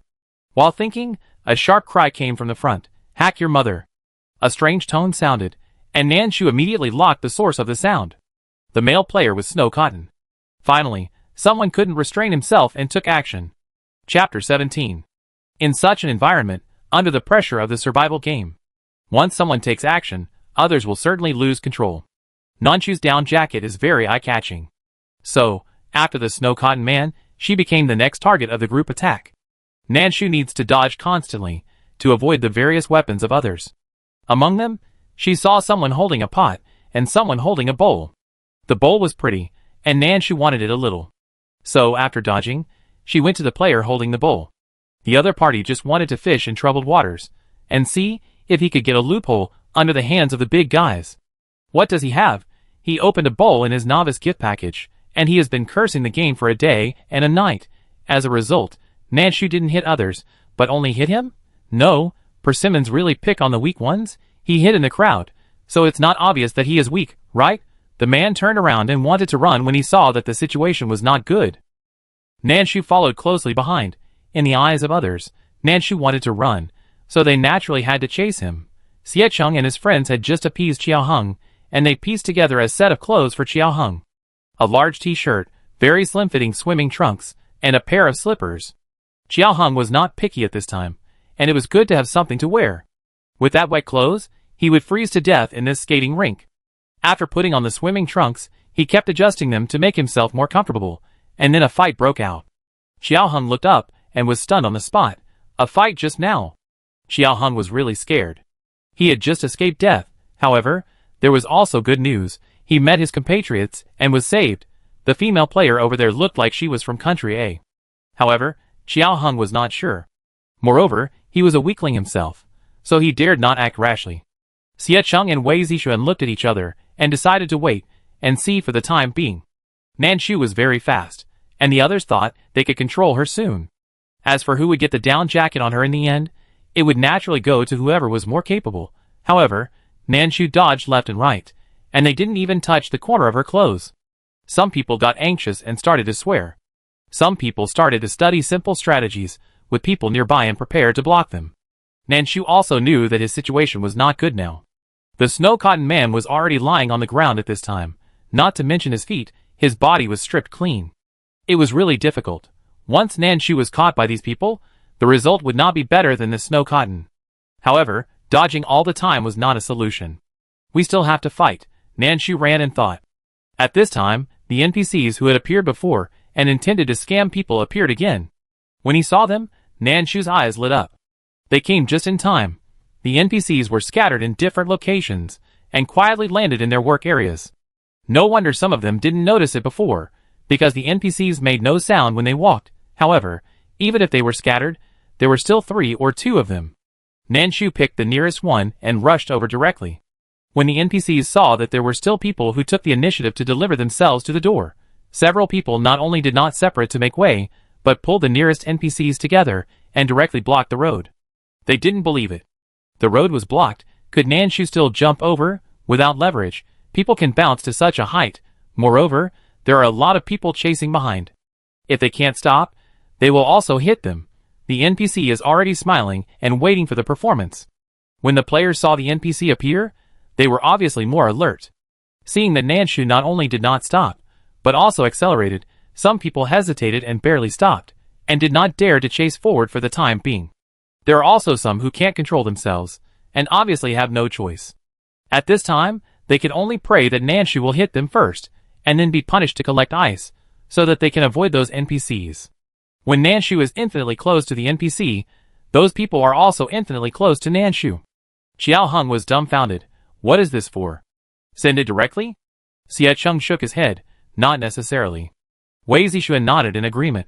I have seen her avoid NPCs before, and her movements are very flexible. It should not be that she can't stop or send it directly. It is more likely that she has other ideas. Everyone in the observation room was nervous again and dared not breathe. Friends who watched the live broadcast even begged all kinds of gods. Don't you have clothes? Steal our non-shoes? They don't have any, but this behavior is abominable. People are shaped by the land and water they live in. I understand, but I don't respect you. Thank you. In the blink of an eye, Nanshu was about to rush to one of the NPCs standing in a row. At this moment, Nanshu directly picked up the wooden stick in her backpack and raised it up. Bang! Swoosh! The stick, with the momentum of her running, directly knocked the NPC out. The other NPCs probably didn't expect that Nanshu would dare to take action directly, and they were all stunned. There was a gap between them, and Nanshu slid sideways, without even touching the NPCs on both sides with his slightly bloated down jacket, and narrowly passed through, then turned and ran to the other side. After Nanshu slid past, the NPCs finally realized that they were deceived. In anger, they rushed directly in the direction of the players. Wait for the players to be caught? Ha! They have to take the initiative to attack. When the players found something wrong, they could no longer control their steps. Moreover, the NPC took the initiative to attack, and did not give them the opportunity to turn around and escape.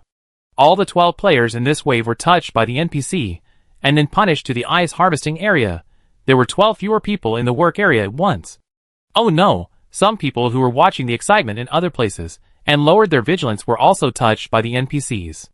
Xiecheng roughly estimated that there should be nearly 30 people who were sent to the ice collection area this round. Is the frequency of NPC contact too high? Among them, the fastest one only handed in 1 piece of ice. 5 pieces of ice are guaranteed. It is unknown how many rounds it will take to finish all of them. Thinking of this, Xiecheng's face was solemn. After Nanshu escaped successfully, she did not let go of the people who abandoned her during the pursuit. What is the point of keeping these hidden dangers? Do you want them to launch a new round of attacks on you? As for whether there will be compatriots among them, Nanshu said, "Sorry, I want to live, so I can't care about the life and death of others." So, after she avoided it, she turned back and stabbed the people who attacked her before one by one. She used a stick to poke the corresponding player into the nearest NPC, and then the other party was judged to have violated the rules, and had to go to harvest ice honestly. Other players who attacked Nanshu had already taken corresponding measures when they found something wrong. But it was useless. They wanted to run, and Nanshu chased them, until the last player who attacked her was successfully taken away by the NPC. Nanshu stopped, returned to her original position, and continued to chisel ice. In this work area, the past 10 minutes or so were almost all Nanshu's highlights. After seeing all her actions, if other people want to take her down jacket, they have to consider whether they can beat this person or trick this old man. This person is really revengeful. Xiao Heng was also the one who saw the whole scene. After watching it, he couldn't close his mouth. My god, this girl just does it without distinguishing between friend and foe. Wei Zixuan thought this was normal. She wants to live, so anyone who prevents her from living must die. Moreover, what happened just now was not Nanshu's fault. It was those people who first wanted to take her clothes. Without warm clothes, Nanshu can't hold on here for too long. Without ice cubes, who knows if there will be any trouble later. Therefore, there is nothing wrong with Nanshu's resistance. Wei Zixuan thought that it would be the same if he changed to him. However, his revenge may not be as strong as Nanshu's. As the NPC left again, the whole work area became quiet again. This time, there was a bit of weirdness in the quiet. Everyone's eyes unconsciously looked at Nanshu, but they didn't dare to look too obviously, for fear of angering others and getting beaten with sticks. The ice rink only stipulates that colleagues cannot have physical contact, but it does not say that they cannot kill. Besides, Nanshu did not kill, so she poked him with a stick. It was not against the rules, and she also got revenge. Seeing Nanshu start to cut ice again, Liang Qi finally breathed a sigh of relief. Oh my god, I was scared to death. Li Chenwen sorted out the information and sent it to his superiors, and then whispered to Liang Qi. Chen Mu was among the group of people who were punished to the ice rink just now. After hearing this, Liang Qi's eyes widened. Ah? He also attacked Nanshu? No, he can't tell the difference between our family members and outsiders. After saying this, Liang Qi fell silent again. Sometimes, if the distance is far and the scene is chaotic, it is indeed difficult to distinguish. And Chen Mu is a lone wolf player, and they are not sure what his bottom line is. Li Chenwen shrugged helplessly. It's terrible at the ice harvesting site. You have to soak in ice water the whole time. If you work slowly, you will be whipped by the NPC. Liang Qi, ? Whipped? What a niche word. Sirius is an advanced planet, an advanced civilization, right? Liang Qi didn't know what to say for a moment. When Sun Mingshuang found out that Chen Mu was punished to the ice harvesting site, she couldn't help but raise her hand to scratch her hair that was combed very neatly. They didn't want to see their own family members fighting each other.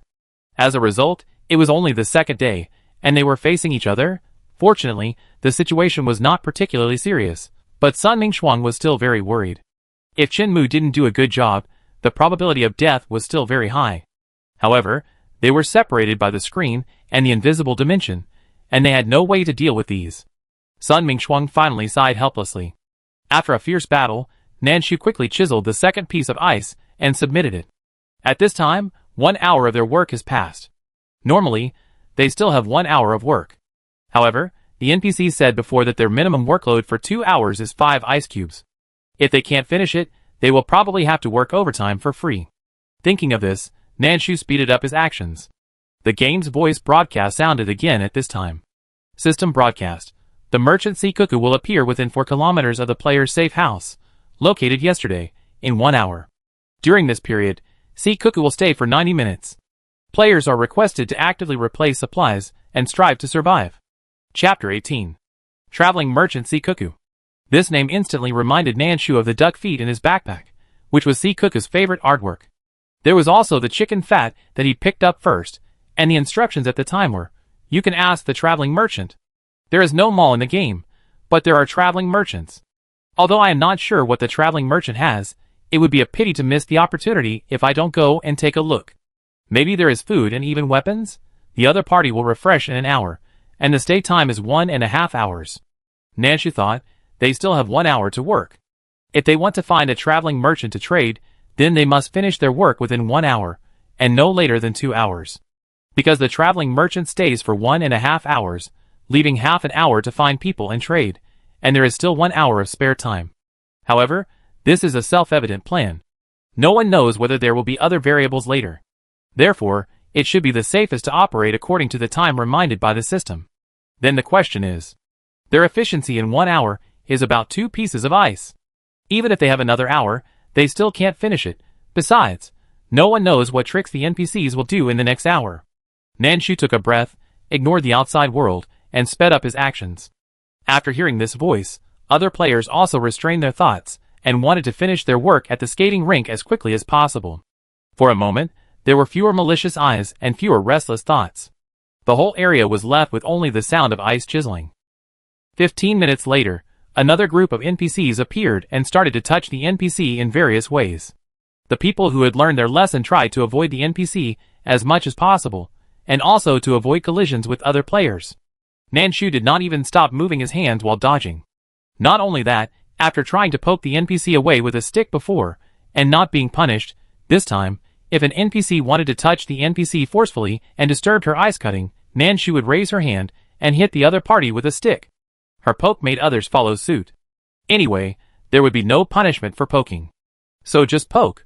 The manual only said not to touch, but not to poke. Some players who figured it out even joined forces to poke the NPC. For a while, the whole sky was full of flying NPCs. Then, new troubles came again. The players had to avoid them, and when the other party landed, they had to avoid hitting them and achieving indirect contact. 15 minutes later, the NPC came to touch the NPC again. This time, the players didn't hide. Hiding would waste time. Knock them away directly. Go ahead, you, NPCs, People from Sirius who were watching the live broadcast, For a moment, I didn't know whether to be angry or laugh. These NPCs are not data. They are all played by real people from Sirius. It's just that it would be boring if all the players from Blue Star were killed at once. The new month hasn't arrived yet, so we can't catch new ones according to the rules for the time being. It's not fun with fewer people. So, they set the rules themselves. These NPCs are guests of the skating rink. Their rules as guests are, they can touch the players and make them suffer various punishments. However, they cannot hurt players. So, players can knock them away, but they can't fight back. The serious players, who were stabbed everywhere, had no words to say at this time. I don't even know, are we playing them, or are they playing us? Don't worry, just have fun, haha. There are many barges on Sirius. Before, everyone was discussing all kinds of things. This one looks good, that one looks good. So, the way they die must be very interesting. Since the previous battle with Nanshu, many people have paid attention to this thin-looking female player. Some people even set up a bet in private, betting on whether Nanshu can survive tonight. Some people think that players like Nanshu are very interesting, and they hope that she can survive to the end, and then get rid of her. Give her the greatest hope, and then crush her directly. This is the most interesting, isn't it? The program was set early, unless the data is changed in the middle. It's hard to change the data, right? It depends. Since she found that knocking NPCs away was feasible, Nanshu felt that her efficiency had skyrocketed. Before, it took an hour to repair 2 ice blocks. Now, in half an hour, the other 3 ice blocks needed for the minimum were all submitted. Moreover, the electronic eye determined that the ice blocks she submitted were qualified. After submitting all the 5 minimum blocks, Nanshu received her salary for the day. Ice blocks. A cooling artifact in the hot season. After use, the duration is 24 hours. The ice blocks are not big, and can even be held in one hand. But can it keep the cool air for 24 hours? Nanshu thought that this description should be what she understood, right? Maybe there will be hot weather after that. Thinking about the sticky and hot weather, Nanshu felt a little irritated. She was really fed up with that kind of hot weather, but now, there is obviously no choice. In addition to the basic salary, Nanshu also received an employee meal because of the qualified score. 2 bottles of pink, which looked like yogurt. Highly concentrated nutrient solution, strawberry flavor, a star-level product, with a strong sense of fullness and first-class hunger resistance. It turned out to be nutrient solution. Although Nanshu was a little surprised, she still put the things away neatly. There is still half an hour of working time. If everything goes well, maybe I can submit 2 or 3 more ice cubes. After putting away the things in hand, Nanshu returned to work. Nanshu was the first one to complete the guaranteed task in this area. After her, the fastest player also took 1 hour and 45 minutes. At this time, Nanshu had submitted another piece of ice. Because she had already completed the minimum requirement, the system gave her a nutrient solution for submitting the ice this time. The long-term low temperature made Nanshu's hands somewhat uncontrollable, so her work efficiency decreased slightly. At this time, the system broadcasted the refresh event of the traveling merchants again. There are still 15 minutes before the refreshing of the traveling merchants. Nanshu breathed on her gloves, which were not thick and had been soaked in ice water. After barely regaining a little warmth, she accelerated her movements. After 1 hour and 50 minutes, Nanshu submitted her 7th piece of ice for the day. At this time, her feet were frozen to the point where she could hardly feel them, and her hands were also very stiff. There were still 10 minutes left, and Nanshu was not sure if she could finish the last piece of ice in the last minute. Considering that she would need time to find the traveling merchants after going out, Nanshu was not going to waste her energy here. So, in the remaining 10 minutes, Nanshu decided to paddle, but she couldn't paddle too hard. She still pretended to chisel the ice, but in the process, she breathed, stomped her feet, or tightened her clothes. In short, there were countless small movements. When the working time reached 1 hour and 56 minutes, the system came with a new broadcast. System broadcast. Player April violated the ice harvesting system, and was severely punished by ice harvesting and confinement in the ice, lasting for 1 hour. At the same time, April's country will also face acid rain punishment in some areas in 1 hour, lasting for 2 hours. The same news was broadcast 3 times by the system. After hearing it clearly, everyone felt cold in their hearts. Although the previous publicity of the game had already let them know that their survival performance in the game was also closely related to reality. However, this was the only time in the 2 days since entering the game that the punishment was linked to reality. This made everyone wonder, what is the standard for the punishment of the game linking to reality? If they knew, could they avoid it? Some players have quietly tried to ask for information in the communication hall, hoping that April would come out to talk about the situation. John, it's already this time. Don't hide it, speak out, so that everyone can avoid the pitfalls, and others can share their experience later. Many players said that you can't let others be kept in the dark just because you were punished, right? Although they seemed to be gloating when they asked it this time. However, there was nothing they could do, all for their respective countries, or their entire Blue Star. After all, they were Blue Star people, and it was their fault that they did not maintain their planet well, and let it become dilapidated and vicissitudes. However, now they know they were wrong, and they are willing to change. So can you tell me?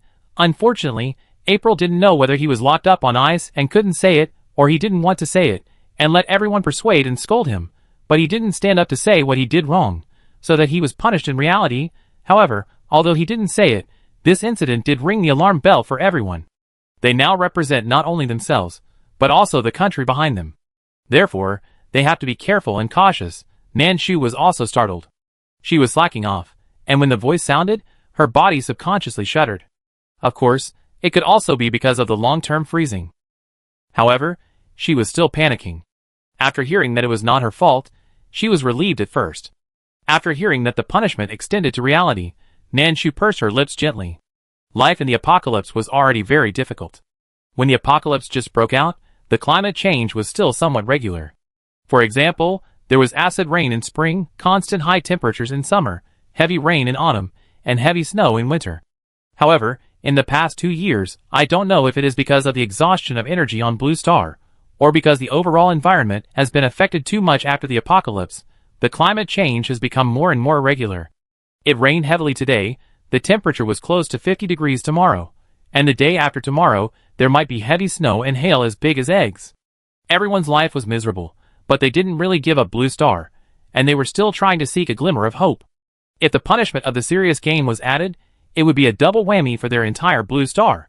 Nanshu didn't worry about others, but she was worried about her small house at the foot of the mountain. It carries all of Nanshu's memories of her family. If the house is gone, Nanshu will be completely homeless. Nanshu doesn't want to lose her last wish. So, she not only has to survive, but also has to find ways to get rewards as much as possible. The game says that there are not only punishments, but also rewards. Chapter 19. At this time, the atmosphere in the observation room was so silent that it made people feel distressed. After a long silence, Sun Mingxuang had contacted the people outside and asked them to keep an eye on the situation in Country E to see how strong the acid rain punishment from Sirius was. After making the arrangements, Sun Mingxuang came to the staff, who were observing April, and asked about the situation. Because they were not local players, there was only one observer to record the messages. Knowing that Director Sun came to ask about the situation, the observer immediately reported his records and analysis. When April entered the ice harvesting area, everything was normal. What was abnormal was that he was met by the NPC again 1.5 hours later. There should have been a punishment at that time, but it was not related to reality, so we don't know. But looking at April's expression, the punishment should have been increased. April seemed to be dissatisfied, but there was nothing she could do. At 1 hour and 45 minutes, April, together with several players, who were punished together, put the NPC who intended to touch the ice again. C was beaten. During the process, April accidentally hit the power supply at the ice harvesting site, causing leakage at the scene. According to the shouting of April and other members, the leakage came out through the water under the ice harvesting site, electrocuting at least 2 NPCs. My analysis is that either they caused the death of NPCs, so they were severely punished, or they caused losses at the ice harvesting site, so they were severely punished. The observer analyzed 2 possibilities, and at the same time sent a copy of his records to his superiors, and also showed the temporary printout to Sun Mingxuang. After reading it, Sun Mingxuang's frown never relaxed. How is Chen Mu? The observer in charge of Chen Mu quickly replied. Chen Mu did not participate, but he took advantage of the situation and knocked out several NPCs with a stick. Chen Mu is fine for the time being, and is still being punished at the ice harvesting site. Compared to the work of ice chiseling, the ice harvesting site requires standing in the ice water all the time, which is colder and more uncomfortable, and the work is more difficult. Sun Mingxuang can't help but worry about Chen Mu. Just as she was about to say something, she heard Liang Qi's low cry. Sun Mingxuang didn't have time to pay more attention to Chen Mu, and hurried to Liang Qi to see the situation. At this time, Nanshu had finished his work at the skating rink. Only 2 hours of work at the skating rink are paid, and it is also necessary to complete the minimum.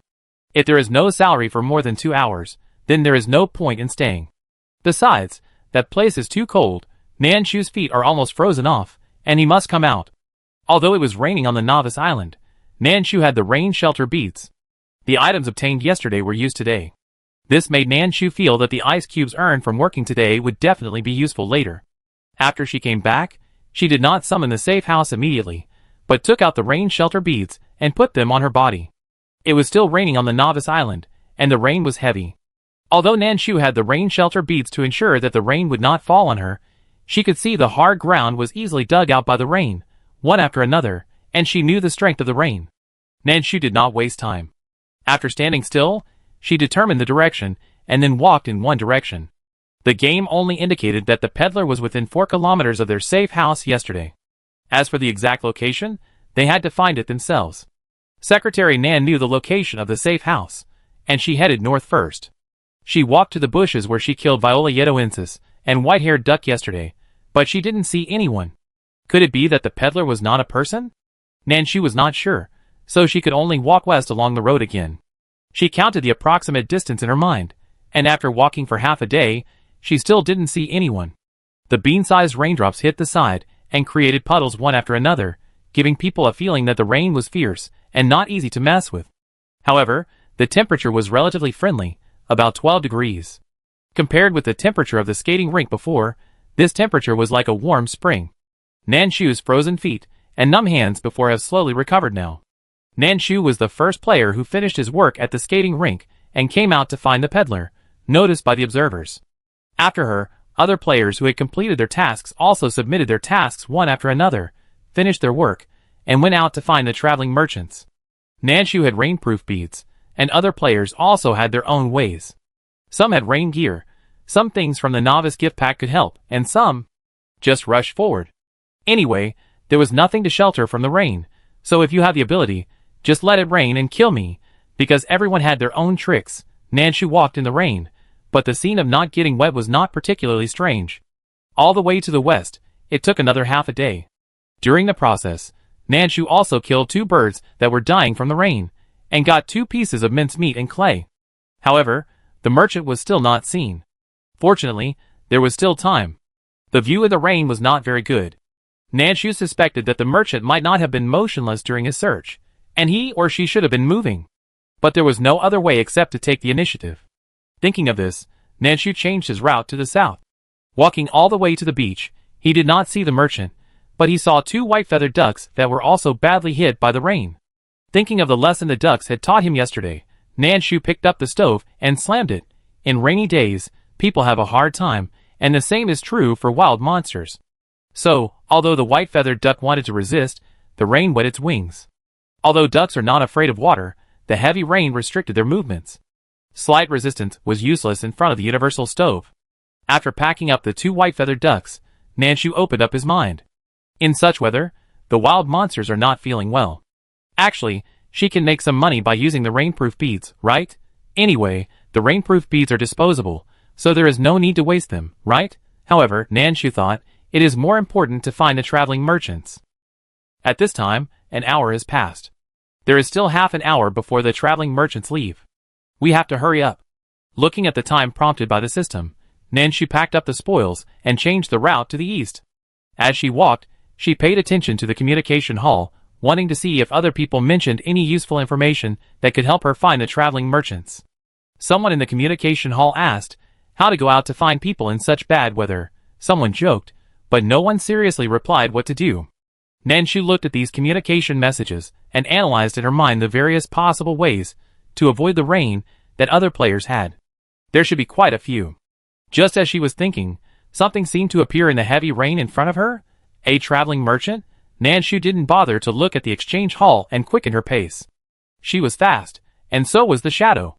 The rain made walking difficult, and it also made vision more difficult. Nanshu was not sure whether it was because of the rain or because of her own dazzle. She felt that the traveling merchant seemed to be floating. Isn't he a human? However, thinking about these wild monsters on the novice island, it seemed normal. Nanshu had skated on the skating rink for a while before, so she must have physical strength. Even though it was difficult to walk in the rain, Nanshu still ran very fast. The splashing rain fell on her calves, making her sportswear look like an abstract canvas. After running all the way, the other party didn't run faster than Nanshu and slowly stopped. When Nanshu got closer, she could see clearly that the other party was a human. And she was indeed floating. Her feet were directly off the ground, but there was a big name on her head, reminding Nanshu that he had found the right person. Itinerant Merchant Sikuku. This name seems to be difficult to talk to. Nanshu took a step forward, and before he opened his mouth, he heard Sikuku's sad tone. Exchange, check the goods first, exchange at equal value, no return or exchange after exchange, no bargaining, talk only if you can accept it. Sikuku then talked about many conditions. After listening carefully, Nanshu took out the duck feet from his backpack. Excuse me, what can I exchange for this? Sikuku took a look and found that it was something he liked. He gave a 3-second smile, then pulled up the trading platform and mentioned it in front of Nanshu. Look for yourself, make your own choice, and you won't regret it after exchanging it. Sikuku brought a lot of items, ranging from fibers, feathers, and animal skins to quilts, bedding, and so on, and there are many varieties to choose from. Sikuku's items are mostly related to life, and there is no food in her trading list. In addition to daily necessities, Sikuku's trading list also has various maps and recipes. But it's expensive. Nanshu looked at it for a while, and found that he could exchange a half quilt with his duck feet and chicken fat. Half a quilt means that the other party's ingredient list says 50% cotton, 50% filling. What this filling is, the system did not say. Nanshu guessed that it was probably cheap, so he could exchange it for a quilt. Haven't you seen that a down jacket with 80% filling is more expensive than this quilt? Nanshu's things are limited, so after thinking about it, he decided to change a set of winter clothes. The lining of the winter clothes is also 50% cotton. However, the system also stated that it can keep warm at temperatures above -10 degrees. Compared to quilts, clothes are more flexible. So, after thinking about it, Nanshu decided to change this. After changing, the chicken fat and duck feet were directly emptied. Although the remaining things were coveted, they could not be replaced. Nanshu had no choice but to say goodbye to Sea Cuckoo. She thought that Sea Cuckoo would not leave for another 20 minutes, so why not try again? Just now, Nanshu walked around the safe house where she had located yesterday, and actually saw small monsters such as Cuckoo Chicken. However, in order to hurry, she did not move it directly. However, Nanshu remembered the approximate location in her mind. Although it is not sure whether the monster will run away, you can try to find it. If it is still there, then make a quick decision and try to change another quilt, or a cold-proof clothing map, or a steamed bun recipe before Sea Cuckoo leaves. The steamed bun recipe requires 6 chicken fats, or 2 duck feet. The winter clothing recipe requires 12 chicken fats, or 4 duck feet. Cuckoo Chicken is easy to kill, but it requires a lot of it. The white-feathered duck is just the opposite. Now for Nanshu, speed is the key, because Sea Cuckoo will leave in less than 20 minutes. Thinking of this, Nanshu speeded up his running. Chapter 20. Nanshu ran towards the location she had noted down. The road was slippery on rainy days, and the heavy rain had made the hard mud ground riddled with holes. It was muddy, and she needed to be extra careful not to fall directly into the mud pond and ruin her clothes. The location where the Cuckoo Chicken often appeared was on the west side of the safe house, which was exactly in a straight line with Sea Cuckoo's current location. There might be a bend in the middle, but it was still straight overall. Nanshu ran all the way over and found that the Cuckoo Chicken was still there. Chickens are different from ducks. Ducks still have a chance to survive in the rain. Chickens are really afraid of water. Therefore, Nanshu could see that the blood volume of the chicken wet by the rain was even only half. Several chickens huddled together, trying to get close to each other and get a little warmth. Unfortunately, the heavy rain had already wet them from the inside out. The wet feathers could not bring them any warmth, but instead increased their weight. However, they couldn't just leave the hair behind. So, they couldn't walk away or run away. They had tried to hide in the bushes before, but they were struck by a thunderbolt, which directly cut the health of one of the Cuckoo Chickens by half. It's too unsafe to be under the tree on a rainy day. The Cuckoo Chickens had no choice but to find another place to hide. It's cold, just get through it. The overall IQ of the Cuckoo Chickens is not as good as that of the white-feathered ducks, so when they found their place, the 3 chickens huddled together, looking stupid. Nanshu was in a hurry and saw clearly that it was the Cuckoo Chicken he was looking for, and one of them had only half of its health, while the other 2 had about 3/4 of their health. What are you waiting for? Start with a stick. Cuckoo Chicken's HP reduced by 9. The Cuckoo Chicken, which was drenched by the heavy rain, had almost no power to fight back. However, the monsters in the game are also set up, and no matter how poor they are, they still have some power to fight back. So, they attacked in groups. The 3 chickens waved their heavy wings and directly hit Nanshu with water. Nanshu had rainproof beads on her body, which could help her avoid the beating of the heavy rain and make her life relatively easier on rainy days. However, the rainproof beads don't care about the rain from the outside, including the water and mud that splashed on her pants and legs because of running. So, when the Cuckoo Chicken flapped its wings this time, the splashed water went straight to Nanshu's face. There is a bad thing about fighting on rainy days. Everything is wet, and the ground is a dirty mud puddle. However, Nanshu didn't hesitate, waved the wooden stick, and went straight to the fight. The huge water droplets fell on her face with a cool feeling, but fortunately they did not affect Nanshu's vision. She did not stop the movement of her hands, and the stick she swung out even split the rain curtain. The Cuckoo Chickens did not have much fighting power to begin with, and just now was their last counterattack. Nanshu was not afraid of their wings splashing water. Not only that, but she also swung the stick directly to hit them, not giving them a chance to catch their breath. The Cuckoo Chickens, tortured by the rain for half a day, soon became Nanshu's trophies. The fallen things were scattered on the ground, and they looked dirty after being soaked by the heavy rain. Nanshu picked them up neatly, and ran to the next position quickly without taking a closer look. On the way to the next killing point, Nanshu took a look at his trophies. Items obtained: Chicken *3, Feather *6, Chicken Fat *4, Rice Recipe *1. Chicken and feathers are divided according to the number of Cuckoo Chickens, but the chicken fat is one more than the total number of Cuckoo Chickens. Nanshu thought that one of the chickens must have dropped too. In addition, she also obtained a rice recipe, can make rice now. Although, she doesn't have rice seeds now, but just now, she saw someone in the exchange hall sent a picture of rice seeds, and the other party wanted to exchange clothes for the map. Someone sent it, which proves that this thing exists. It's just that Nanshu doesn't have it for the time being. But she thought, maybe she will get it if she tries hard. So go for it.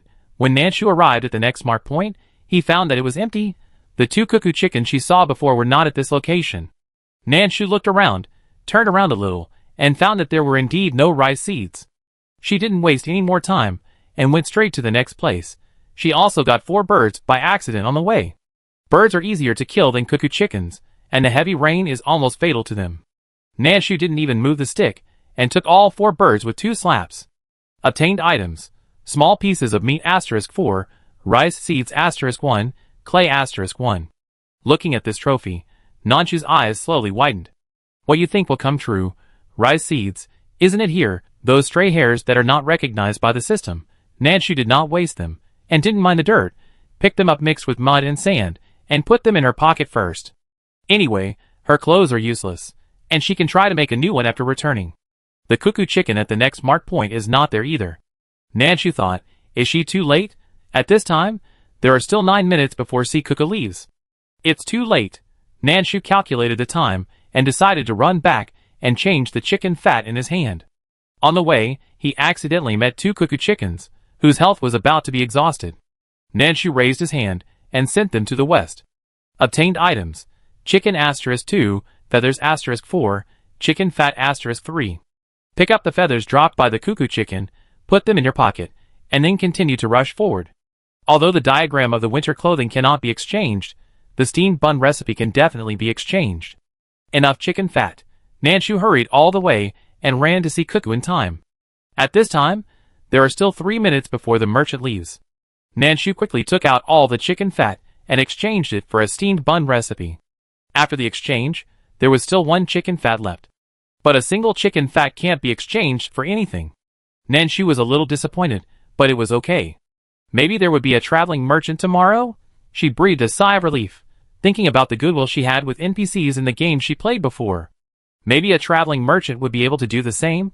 She was not sure about the situation, but Nanshu decided to give it a try. She took out the sea salt lollipop that the stove had spit out from her backpack and handed it to Sea Cuckoo. Sea Cuckoo was already packing up her belongings and preparing to leave. She was not affected by the heavy rain. It seemed that there was a huge rain shelter bead, which formed a clean area around her, and about half a meter around her. No matter how heavy the rain was outside, the area around her was warm and dry, which made people feel at ease. Seeing the lollipop that Nanshu handed over, Sea Cuckoo was a little surprised. For me? Nanshu nodded without hesitation. Yeah. Nanshu thought, whether it is useful or not, it is just a loss of a lollipop. After getting Nanshu's affirmative answer, Sea Cuckoo suddenly smiled. Sea Cuckoo has a medium appearance, and wears a smoky blue long skirt. When she smiles, she reveals a pair of dimples, which looks quite cute. After laughing, Sea Cuckoo raised her hand and waved it, and the lollipop in Nanshu's hand disappeared. Congratulations, you have unlocked one of Sea Cuckoo's favorite items, Sea Salt Lollipop, and get a crazy shopping card *1. There are detailed instructions on the crazy shopping card. This card is a bit like a low price exchange. It is no longer like Sea Cuckoo's restriction that you can only exchange with chicken fat and duck feet. Instead, all the idle items of the player can be exchanged for items. During the exchange process, choose your favorite items from Sea Cuckoo's store, and put them on the other end of the scale. As long as the scale is not crooked, or slightly crooked, a transaction can be reached. However, the whole process only takes 30 seconds, which requires players to have strong reaction ability and super high hand speed. Of course, because the player's time is limited, it may not be possible to achieve sufficient item replacement standards during the process. But because this is Sea Cuckoo's welfare, if the scale is not balanced in the end, Sea Cuckoo will take action and make corresponding deletions to promote the completion of the replacement. At this time, there is still 1 minute before Sea Cuckoo leaves. Nanshu saw that there was no time left, so she used this card quickly. Then a huge scale popped up in front of her. Nanshu quickly piled sea salt lollipops on her side of the scale. She had more than 100 of these things, and originally stored them as supplies. However, Sea Cuckoo had a lot of good things here, And if she could exchange them for something more useful, it wouldn't be a loss. While piling up the items, her other hand was not idle, picking out things she liked from C. Cuckoo's mall. Recipes for green vegetable rice bowls, winter clothing atlas, frying pans, small milk pans. Nanshu also knew that you can't chew too much. So, she put all the things she had wanted before but didn't have enough supplies to exchange, and then she started to pile up lollipops crazily with her hands. Because she had to take care of both sides, Nanshu only piled up 32 lollipops in the end. The scales moved slightly lower towards Nanshu, which meant that she didn't have enough items.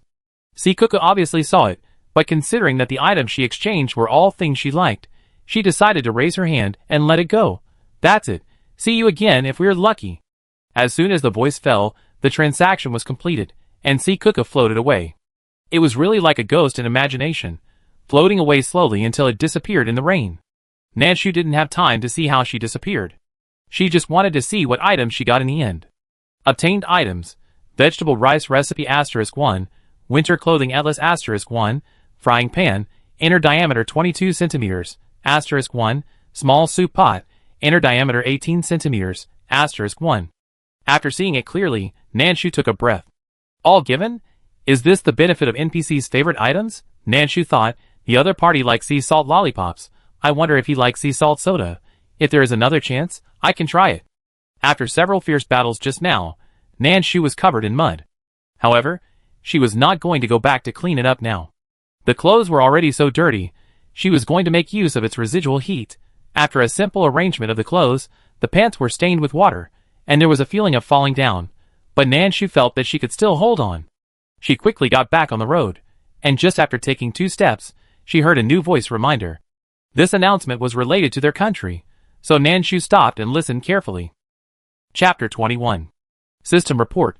Player Xiecheng received friendly feedback from the merchant C. Cuckoo, and obtained air purification in a random range, not less than 1 million square kilometers, of his country, Country A, for 2 hours, expected to start in 3 minutes. Nanshu stood there, listened to this voice, and remembered a name. Xiecheng.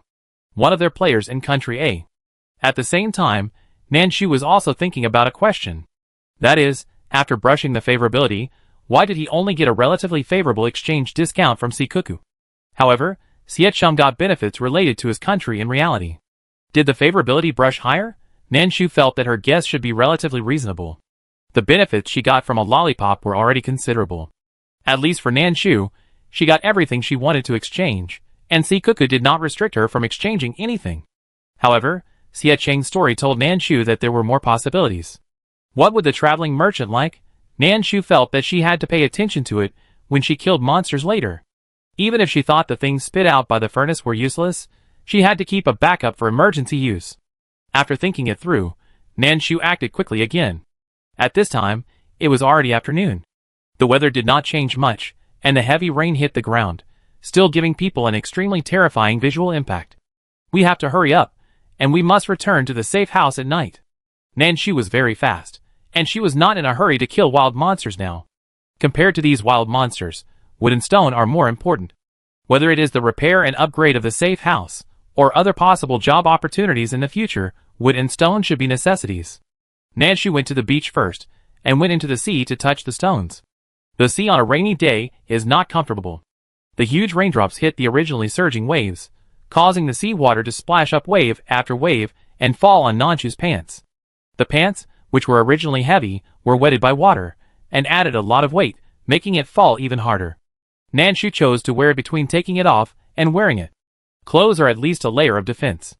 If something unexpected happens, she can still use pants to block it. Bare legs are still too dangerous. The observation room is very busy at this time. Sun Mingshuang followed up on the work of the observation room, while also dealing with inquiries from all walks of life. No one can say for random things. However, in addition to the observation room, they also have a decision-making group and an execution group. The 2 teams are always ready. If there is an unexpected situation, they will immediately provide rescue or other services. After discovering that the report is good news, everyone is relieved and will inevitably expect more. At this time, the pressure in the observation room is high, because they need to observe and summarize the reasons why Xiecheng received feedback. This will make it easier for the players who enter later to complete the task and survive better with the ready-made strategy. Although, they hope that the 6 people who enter the game will live in peace.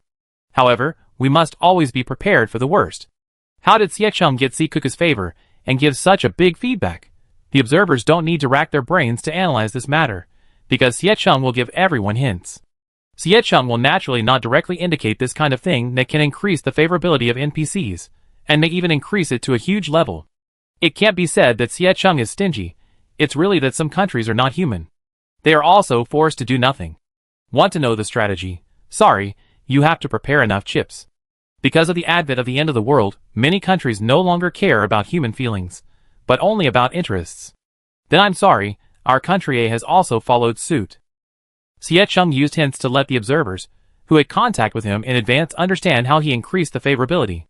At this time, observer Meng Xiaya had sorted out the corresponding information and sent it to her superiors. This kind of thing is not good to shout in public. Although the members of the observation room have all been tested and trained, they will not betray their country unless there is an unexpected situation. However, when some things are in the confidentiality stage, it is better not to use this to test the staff. Sun Ningxuang received the information from the report immediately. It was really an accident that Siecheng got Sikuku's high favorability. According to the feedback from the other party, Sikuku likes red stones. The more precious, the better. Of course, the latter sentence is the conclusion drawn by Siecheng after his own analysis. Whether it is credible or not is not yet certain. When Siecheng was digging stones in the sea yesterday, he accidentally got a red pebble. He thought the stone was beautiful at the time, so he put it away. What Siecheng considered was that his novice gift package was a wishing pool, and he needed to put something in every wish. In reality, you may need to throw a coin to show your sincerity. In the game, you really need to throw something in the wishing well for it to work. Siecheng originally planned to keep the stone to throw in the wishing well. As a result, when trading today, he tried to give things to Sikuku to improve his favorability. Sikuku didn't react much to other items. Siecheng guessed that it was because the things were not to his liking, so the favorability was very little, so the other party didn't react much. Until he took out this stone, Sikuku's eyes instantly lit up like a light bulb. Although the favorability didn't explode directly, it did give Siecheng a lot of feedback. In addition to the Libra almost one-sidedly letting Siecheng take advantage, there was another real feedback.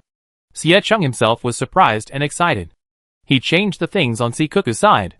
Later, he found that giving other things would not arouse the other party's reaction, and the time was up, so he started to give feedback to his observer. Nanshu quickly devoted himself to the work of fishing for stones. In the process, some gravel, seawater, and other things were not spared. What Nanshu found strange was, why were there no monsters in the sea? The white-feathered duck that had swam out before and disappeared did not come out. Is it not suitable to travel on rainy days? Is there no one lost? While thinking, Nanshu swiftly fished out the stones he had chosen from the water and threw them into his backpack. When he started again, Nanshu noticed something was wrong. The environment on rainy days was still too unfriendly. Especially in the sea, the big drops of rain falling down made a huge noise, which easily drowned out other sounds. However, Nanshu had been listening carefully. The sound of rain falling is different from other sounds. When Nanshu bent down again and tried to pick up a stone, she felt a slight sound of water behind her, like the sound of something swimming. Under normal circumstances, it should be silent. Who can hear the fish swimming in the water? However, there is a clear difference between the sound of rain falling and hitting something and hitting the water surface. When Nanshu heard something wrong, she picked up the stick and swung it back. If there is no danger, it would be the best. If there is danger, let her use the stick to explore the way first. Gee, a sharp voice sounded, and at the same time, there was a broadcast. The health of the little silver fish decreased by 12. Sure enough, there is something. Nanshu's tense nerves relaxed a little, and the stick in her hand hit the water's surface mercilessly. The little silver fish that was originally hidden in the water jumped out of the water because of her nonsense. Or rather, it was passively hit out of the water. The little silverfish is very long, about as long as Nanshu's arm, and about the same thickness. Well, it is probably not much different from the mutated silverfish in their reality. In addition to the big round and bulging eyes, it looks very fierce, and there is a pair of sharp fangs? Because it only has 4 sharp teeth exposed outside its mouth, so Nanshu thinks that it should be considered a fish's fangs? While observing, it does not affect Nanshu's attack. The previous attack directly lost 12 points of health, which proves that the little silverfish's defense is average, probably similar to the cuckoo chicken, both of which are bottom-level monsters. facts have proved that it is indeed bottom level. Because after a few moves, it turned into a reward package floating on the water. Nanshu picked up the spoils swiftly. Obtained items: small mincemeat *1, mineral water, 300 milliliters *1. Looking at this spoils, you can see that the small silverfish is indeed at the bottom. It is not even better than the cuckoo chicken, because the cuckoo chicken gives chicken. The small silverfish should be at the same level as the small wild bird, and they all give mincemeat. After killing a small silverfish, Nanshu became more vigilant when she fished for stones. The sea is not safe either. Although she was only in the shallows, she also needed to be more cautious. She fished for a few more stones, and her pants, which were soaked with water, almost pulled Nanshu down. This seriously affected Nanshu's movements. After a little thought, she took off her pants. The live broadcast room has been closed. Liang Qi subconsciously felt bad when she saw Nanshu taking off his pants. Sure enough, the live broadcast room was closed before the pants were taken off. When Li Qinwen noticed Nanshu's intention, he subconsciously lowered his head. This is why the observers of their country's players are a pair of men and women, so that when some opposite sexes are not convenient to observe, there are still same-sex people who can continue to observe and don't miss any details. Although it is not the first time that Nanshu has been forced to close the live broadcast room because of taking off clothes, Li Qinwen still wants to say, this girl is really free and easy. However, the pants are really a hindrance. After being soaked in water, they have been falling down. Nanshu has to lift them up with one hand several times. Relatively speaking, it is more convenient to move after taking them off. But without pants, will it hurt to deal with those monsters in the sea? Li Qinwen and Liang Qi sighed softly at the black live broadcast room. Nanshu just took off her pants and didn't put them away, and she felt the danger. She didn't have time to think more, and subconsciously wanted to throw the pants back into the backpack. The backpack is full. Please clean it before storing it. Throwing stones in is because stones can be stacked. But pants can't be. There is no basic position for it. Chapter 22. Unknown dangers are more important, so the pants can be ignored for the time being. However, it would be a pity to throw them away directly, so Nanshu threw the pants onto the shore. If they are still washed away by the water, then she will have a miserable life. Otherwise, she can pick them up later. Even if they cannot be worn after drying, they can at least be used to feed the stove. After throwing away the pants, Nanshu picked up the stick and swept them. In the sea, especially in the sea with heavy rain, it is impossible to show off, and you will only be splashed by sea water and rain. Therefore, Nanshu kept retreating while sweeping. The waves hindered her and reduced her speed. However, Nanshu knew that she had avoided the danger. At this time, she was already face to face with the unknown danger. What surprised Nanshu was that it was a jellyfish. The rain curtain still affected the vision too much. The small silver fish was obvious because of its bright color. However, this thing now has only a nearly transparent film-like structure exposed on the water surface, and the rest is under the water. The rain washed away the originally clear seabed, which had become turbid, and it was impossible to see the situation inside. Moreover, Nanshu did not attack the opponent just now, so there was no way to determine the opponent's name and attributes through the system notification. However, none of it matters. When Nanshu saw the size of the opponent, which was about the size of a football, she stepped forward and attacked again. Nanshu stood still and started, not giving each other too much reaction time. It took less than 3 seconds to observe, and she took action. The jellyfish on the other side also reacted quickly. The sea was originally their territory, and they were more comfortable with it, so they swished past Nanshu's stick. If it was a game, then this would be considered a miss.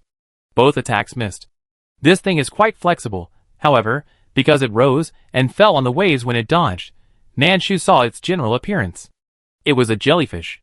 The opponent's head was translucent and umbrella-shaped, and the tentacles below were a bloody red. Most jellyfish are poisonous, but it depends on the severity of the poison. The heavy ones can almost kill people if touched. The light ones are not particularly pleasant. Although I'm not sure if the jellyfish in the game have the same settings, it's always better to be more cautious. Nanshu regretted taking off his pants at this time. If she had pants, she would at least have something to block the poison. Even if the poison passed by her legs, it would first touch her pants. However, it was too late to regret now. Hesitation would lead to defeat, so she had to do it. Nanshu weighed the fighting power of each other in her mind, and instantly switched to the axe. What if she was afraid that the opponent's poison would poison her? Before that, just kill it. Nanshu made up her mind, and no longer cared about the durability of the axe. She just swung it. although the water waves slowed down her attack speed. However, the battle with the silver fish just now had allowed Nanshu to find some experience, so it was a good time to practice on the jellyfish. The jellyfish also moved when it saw Nanshu attacking. It looked like a small animal in passive defense. Of course, it only looks like it, because it quickly jumped up, and then the tentacles below collectively rotated, like a fountain, spraying a wave of water, mixed with rain and falling into the sea. Not good. Seeing its action, Nanshu felt something was wrong. She raised her legs to reduce the impact of the waves on herself, and with a few big steps, she returned directly to the shore. What if the jellyfish poisoned her? She could only wait to be poisoned in the sea. In the game, even white-feathered ducks can spit poison, let alone jellyfish that are originally poisonous. The jellyfish may not have expected that Nanshu would react so quickly, and so surly, and run away. The jellyfish was a little unconvinced. It shook its translucent umbrella body, whooshed, and moved to the shore. It's flying in the air. Is this reasonable? You are a jellyfish. Nanshu thinks this game is getting more and more fantasy. But think about it again, the white-feathered duck can spit poison before dying. So what else is impossible? After the jellyfish moved, the water was sprayed with a wonderful fragrance. Nanshu stepped back a few steps, then took out the pebbles he had just touched from his pocket, picked up a big one, and threw it in the direction of the jellyfish. Bang! Nanshu's aim is still good. This time, it hit the center of the jellyfish's umbrella. Wild jellyfish's health reduced by 2. Chee! It made a sound similar to that of a white-feathered duck, similar to that of a bird of prey. Nanshu, you are really not like jellyfish when you shout like that. But after finding that throwing stones to hit the jellyfish can also cause blood loss, and it is not a drop by drop, Nanshu chose to grind it to death after weighing the difference in strength between them. The other party poisoned her, so Nanshu had to avoid the frontal battlefield. So just grind slowly. Fortunately, I had stored a lot of stones in my pocket to feed the stove, and now I can use them. If it is really not enough, I can use local materials to dig. As for the sea, Nanshu decided that she would not touch the sea water before tomorrow. Who knows how long this poison will last? She has been working hard for nearly 2 days. If she dies in the poison of the jellyfish in the end, Nanshu is afraid that she will be angry even if she dies. Nanshu threw, and the jellyfish screamed.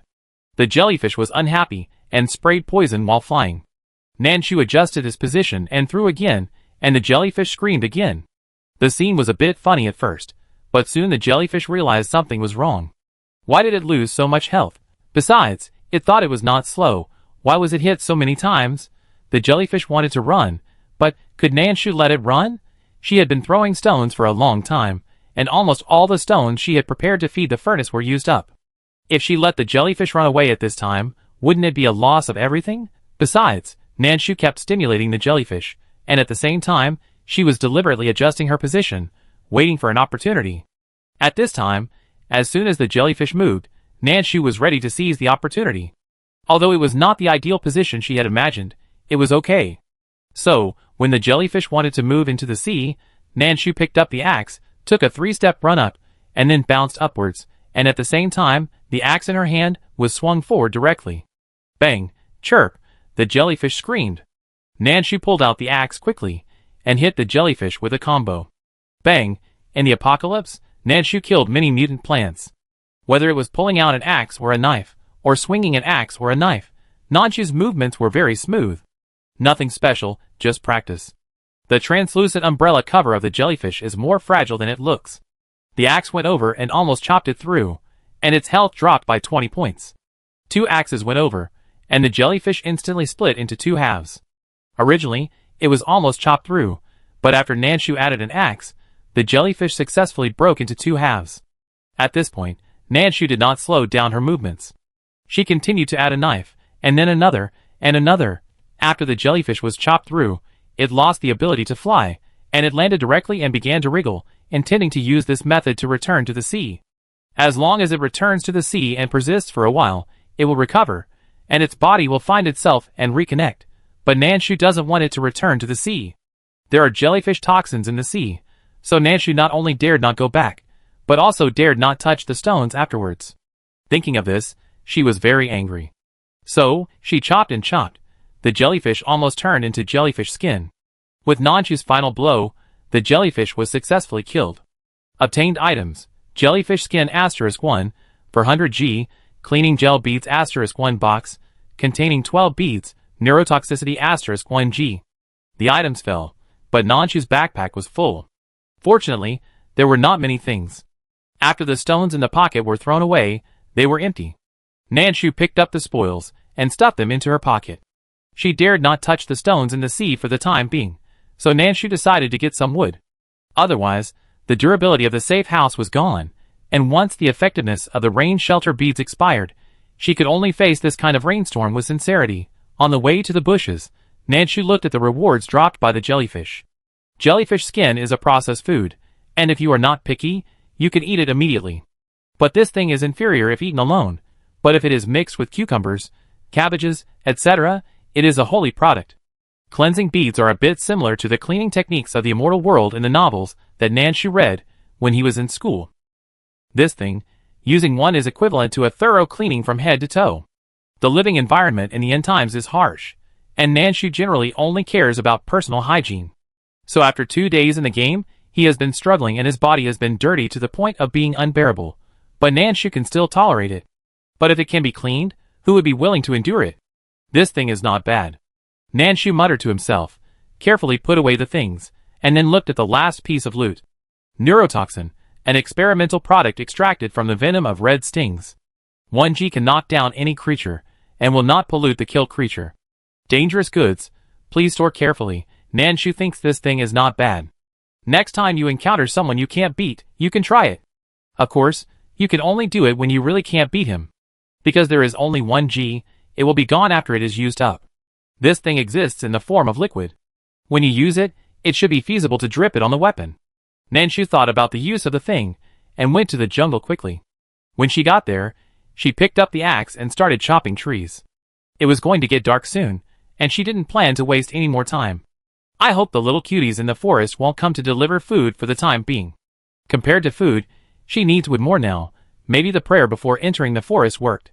Nanshu chopped for half an hour in one breath and saved more than 30 pieces of wood, but didn't encounter a bird, cuckoo chicken or the like. Of course, she didn't notice the danger. At the same time, there were no more delicious yams or other items. The game is really stingy with the food. Just as she was thinking about it, she was ready to swing the axe again, but Nanshu heard something unusual. She felt that the sound of rain falling on the left seemed different from other places. It was hard to see clearly through the rain curtain, so Nanshu wondered if she should take the risk to go and check it out.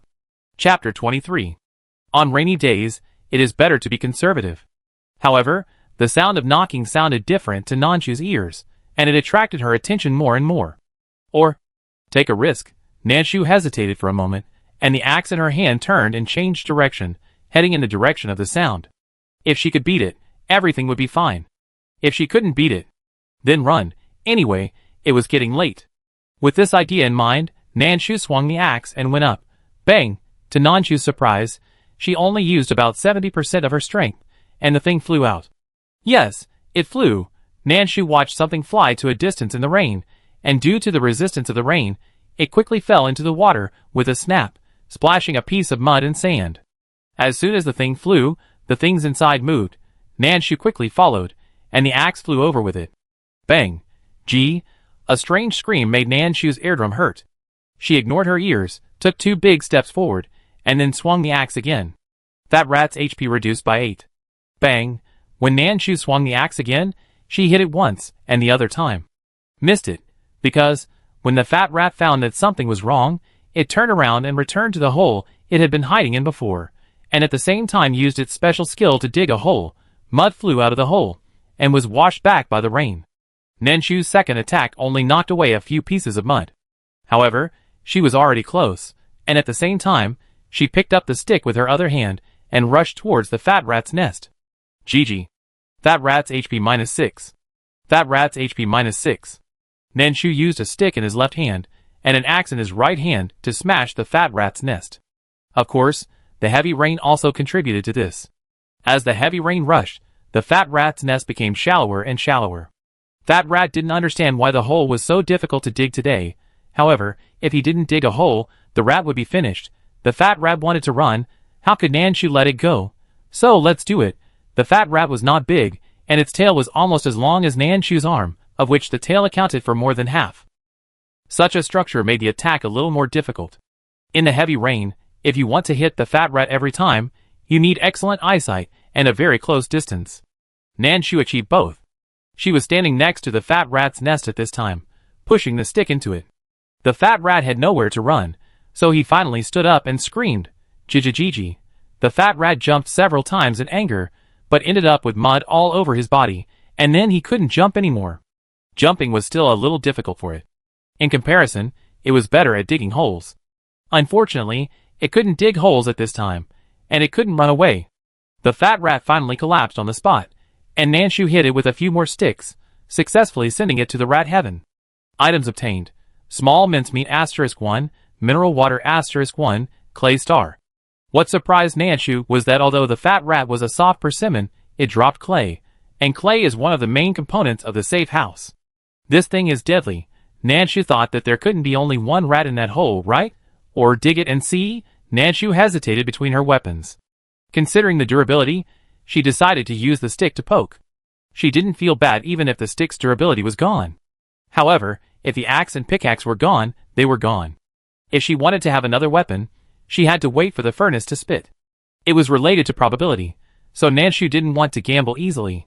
She took the stick and kept poking down along the place where the fat rat had dug a hole. The more she poked, the softer the ground became, and the more Nanshu poked, the more she felt that there was a chance. Poking and poking. Bang!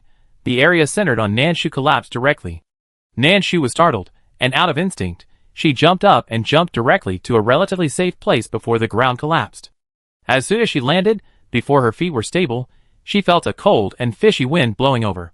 "There is danger." Nanshu instantly changed the stick to an axe and swung it in the direction of the danger. The danger was not resolved after this wave.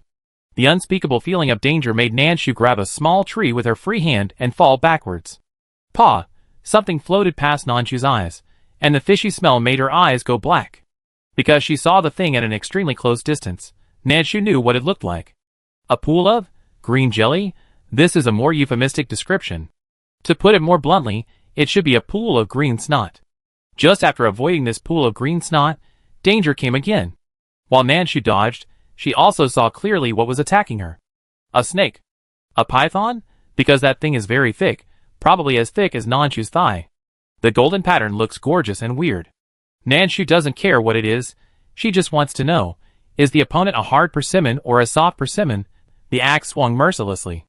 Bang! Golden python's HP -9.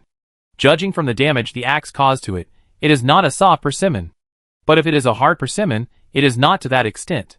Can fight. After analyzing that it can be fought within 3 seconds, Nanshu let go. However, she still wanted to complain. The saying snakes and rats are in the same nest really didn't lie to her. They really live together. The golden python is flexible, but its body is too thick and long, and the slippery rainy day seriously affects its combat effectiveness. Also because of the rainy day, its sense of smell is affected, causing its attacks to become chaotic. In contrast, Nanshu, who was not affected by too much rain, almost exerted all his strength. 7 minutes later, Nanshu successfully sent the golden python back to his happy hometown. Items obtained: 2 large mincemeat, 2 snake gall capsules, 1 spiritual python bow. Although the golden python does not drop materials related to the safe house. However, the food given is still quite generous. The weight of large mincemeat is 3 times that of small mincemeat, and 2 are given at once. At the same time, this is the first time that Nanshu has played medicine in the game. Snake gall capsule. Clears heat and detoxifies, removes fire and heals wounds. The description is very short, but it depends on personal understanding. In Nanshu's eyes, it is a panacea that can cure any disease. This is a good thing. Nanshu took out a grid of less important food in his backpack, vacated the space, and carefully put the 2 capsules in. She finally looked at the bow. Nanshu used bows and arrows quite a lot. Now that she suddenly had one, Nanshu was quite surprised. This bow has a basic attack of 20 points. It felt a little heavy in the hand, but it was within the acceptable range. For people who are used to bows and arrows, this weight is actually light. The golden python gave her a bow, but not an arrow. Nanshu looked up at the trees. There were so many ready-made arrows, so she didn't have to worry. Thinking of the bows and arrows and wood, Nanshu quickly put the things away, put the bow behind her back, and continued to chop trees. After Nanshu's live broadcast room was closed, Liang Qi and Li Qinwen couldn't see anything. They could slack off, but they were not at ease. If they didn't slack off, they would have nothing to do. The two saw the observer of Xie Cheng not far away, and they were so anxious that they almost stood up to record, and their hearts were tightened again. I don't know how Nanshu is doing now. Xie Cheng on the other side seems to be in trouble. Xie Cheng handed in the task after Nanshu came out. Because there is no overtime pay, it is meaningless to waste time on the skating rink. So, almost all players leave after completing the task.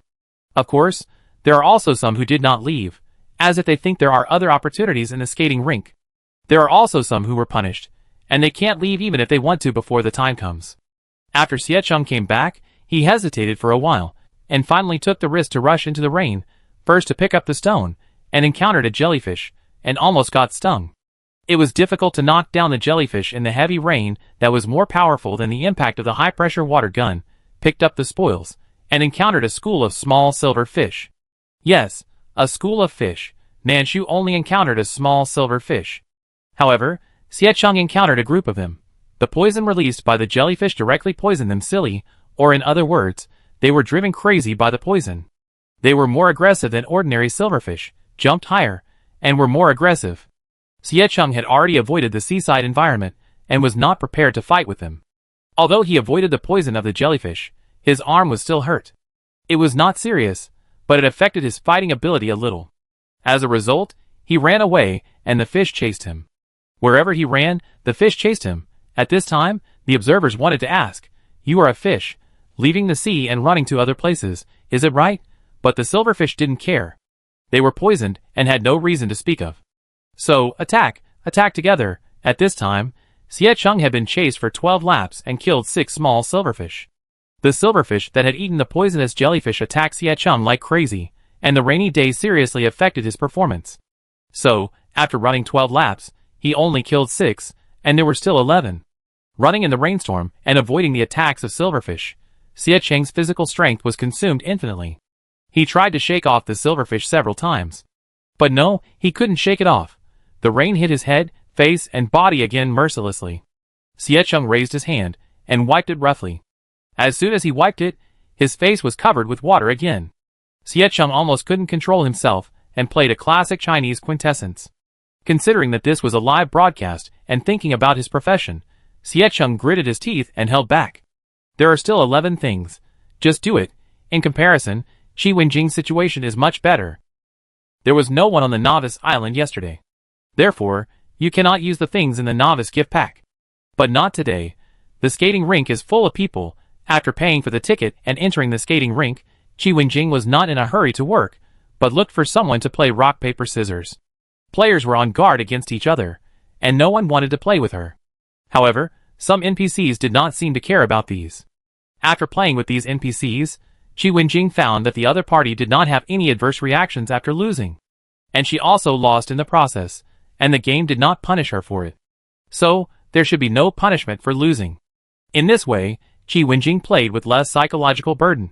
After playing for most of the day, before the NPC came to warn her, she completed the guaranteed task and then found someone to play again. Until an NPC became impatient and looked at her with an unfriendly look, Qi Wenjing regretfully withdrew from the skating rink. After returning, Qi Wenjing, who had too much supplies to store, opened the safe house generously. After counting the items, she was thinking about one thing. That is, how should she repay Nanshu? The yam is not eaten in vain, even if she got her father's care, but she still wants to repay him. I don't know if Nanshu is doing well now? Chapter 24. At this time, Nanshu has already saved up a lot of wood and scraps. The scraps can be slowly made into arrows after returning to the safe house. What Nanshu needs to do now is to stock up more in case of unexpected weather tomorrow. After chopping down another tree, Nanshu just took a breath and was about to continue chopping when the system broadcast sounded. System broadcast. Zhuanzhuan Maze will recruit trial players tomorrow. Interested players, please prepare tickets in advance. Friendly reminder. The boss of Zhuanzhuan Maze likes to eat steamed buns. The message was broadcast 3 times, trying to make all players hear it clearly. After listening, Nanshu was a little speechless. So, are you bosses loyal believers of steamed buns? You all like to eat steamed buns? Fortunately, Nanshu has wheat, seeds, and flour in his backpack, and there will be steamed buns soon. Considering that in addition to flour, Wood and stones are also needed today. Nanshu swung the axe and continued to chop trees. Stock up more wood in case the other party wants more, and you can't afford it. Nanshu chopped for most of the day and didn't encounter any monsters. In rainy days, monsters become precious. Although Nanshu felt a little regretful, it was not much. Spring day, night falls, heavy rain, 9 degrees. The sky is dark again. The night of heavy rain is particularly cold. Nanshu didn't wear pants, and the temperature was more stimulating. So, she quickly cleaned up the surroundings, picked up everything she could take away, and then ran back to the place where she had placed the safe house before, and summoned the safe house. She had been thrown and beaten before, and tossed for a long time, and her body was already dirty and unbearable to look at. Although there are cleaning beads, precious items should be used sparingly. Nanshu was in front of the safe house, using the pot she exchanged from Sea Cuckoo to collect water, and washed herself bit by bit. After washing, she returned to the safe house and stood at the door for a while. When the moisture on her body was not so heavy, she closed the door. The stove was turned on, and the faint light it emitted could make the light in the safe house better. At the same time, the temperature of the stove could also dispel the coldness on Nanshu's body. After heating the stove for a while, Nanshu began to sort out her spoils of the day.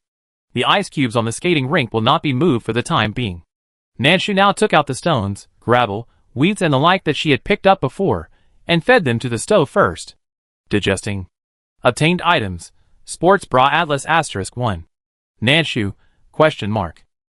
The furnace finally couldn't stand the way she was always naked fighting monsters, so it mercifully gave her a clothing diagram. However, she was still wearing a little bit of it. Nothing was exposed. Nanshu thought it was a good thing to give it. Otherwise, it would be really uncomfortable to wear the same clothes all the time when entering the game. Nanshu put the thin diagram aside, and prepared to make it on the workbench later. There were still a lot of scraps that were fished back, so Nanshu fed it again. Digesting. Obtained item. Sports shoe diagram *1. Digesting. Obtained item. Sharp axe *1. Obtained item. Ice pavilion card *1. Nanshu prepared a lot of things, and the universal furnace spit them out one after another. Nanshu observed and sorted them out. When Nanshu saw the last item that the furnace spit out, she was stunned. Ice pavilion. Card, another card. Nanshu hurriedly picked it up and looked at it. Ice pavilion card. After use, you will get the item Ice pavilion. Ice pavilion. Comes with constant temperature effect. Constant temperature 22 degrees. Durability 160. Consumable. Cannot be repaired. It's actually a small pavilion? This item is beyond Nanshu's imagination. This thing is great. It's worthy of being her furnace. It can really spit. Nanshu sorted out her backpack and then put the card away separately. As for other things, take them all to the workbench to see what can be made. First, sports bras. This map is very smart. It has male and female options. Before officially starting to make it, it will provide a virtual form for players to fill in. Different styles are made according to the needs of the players.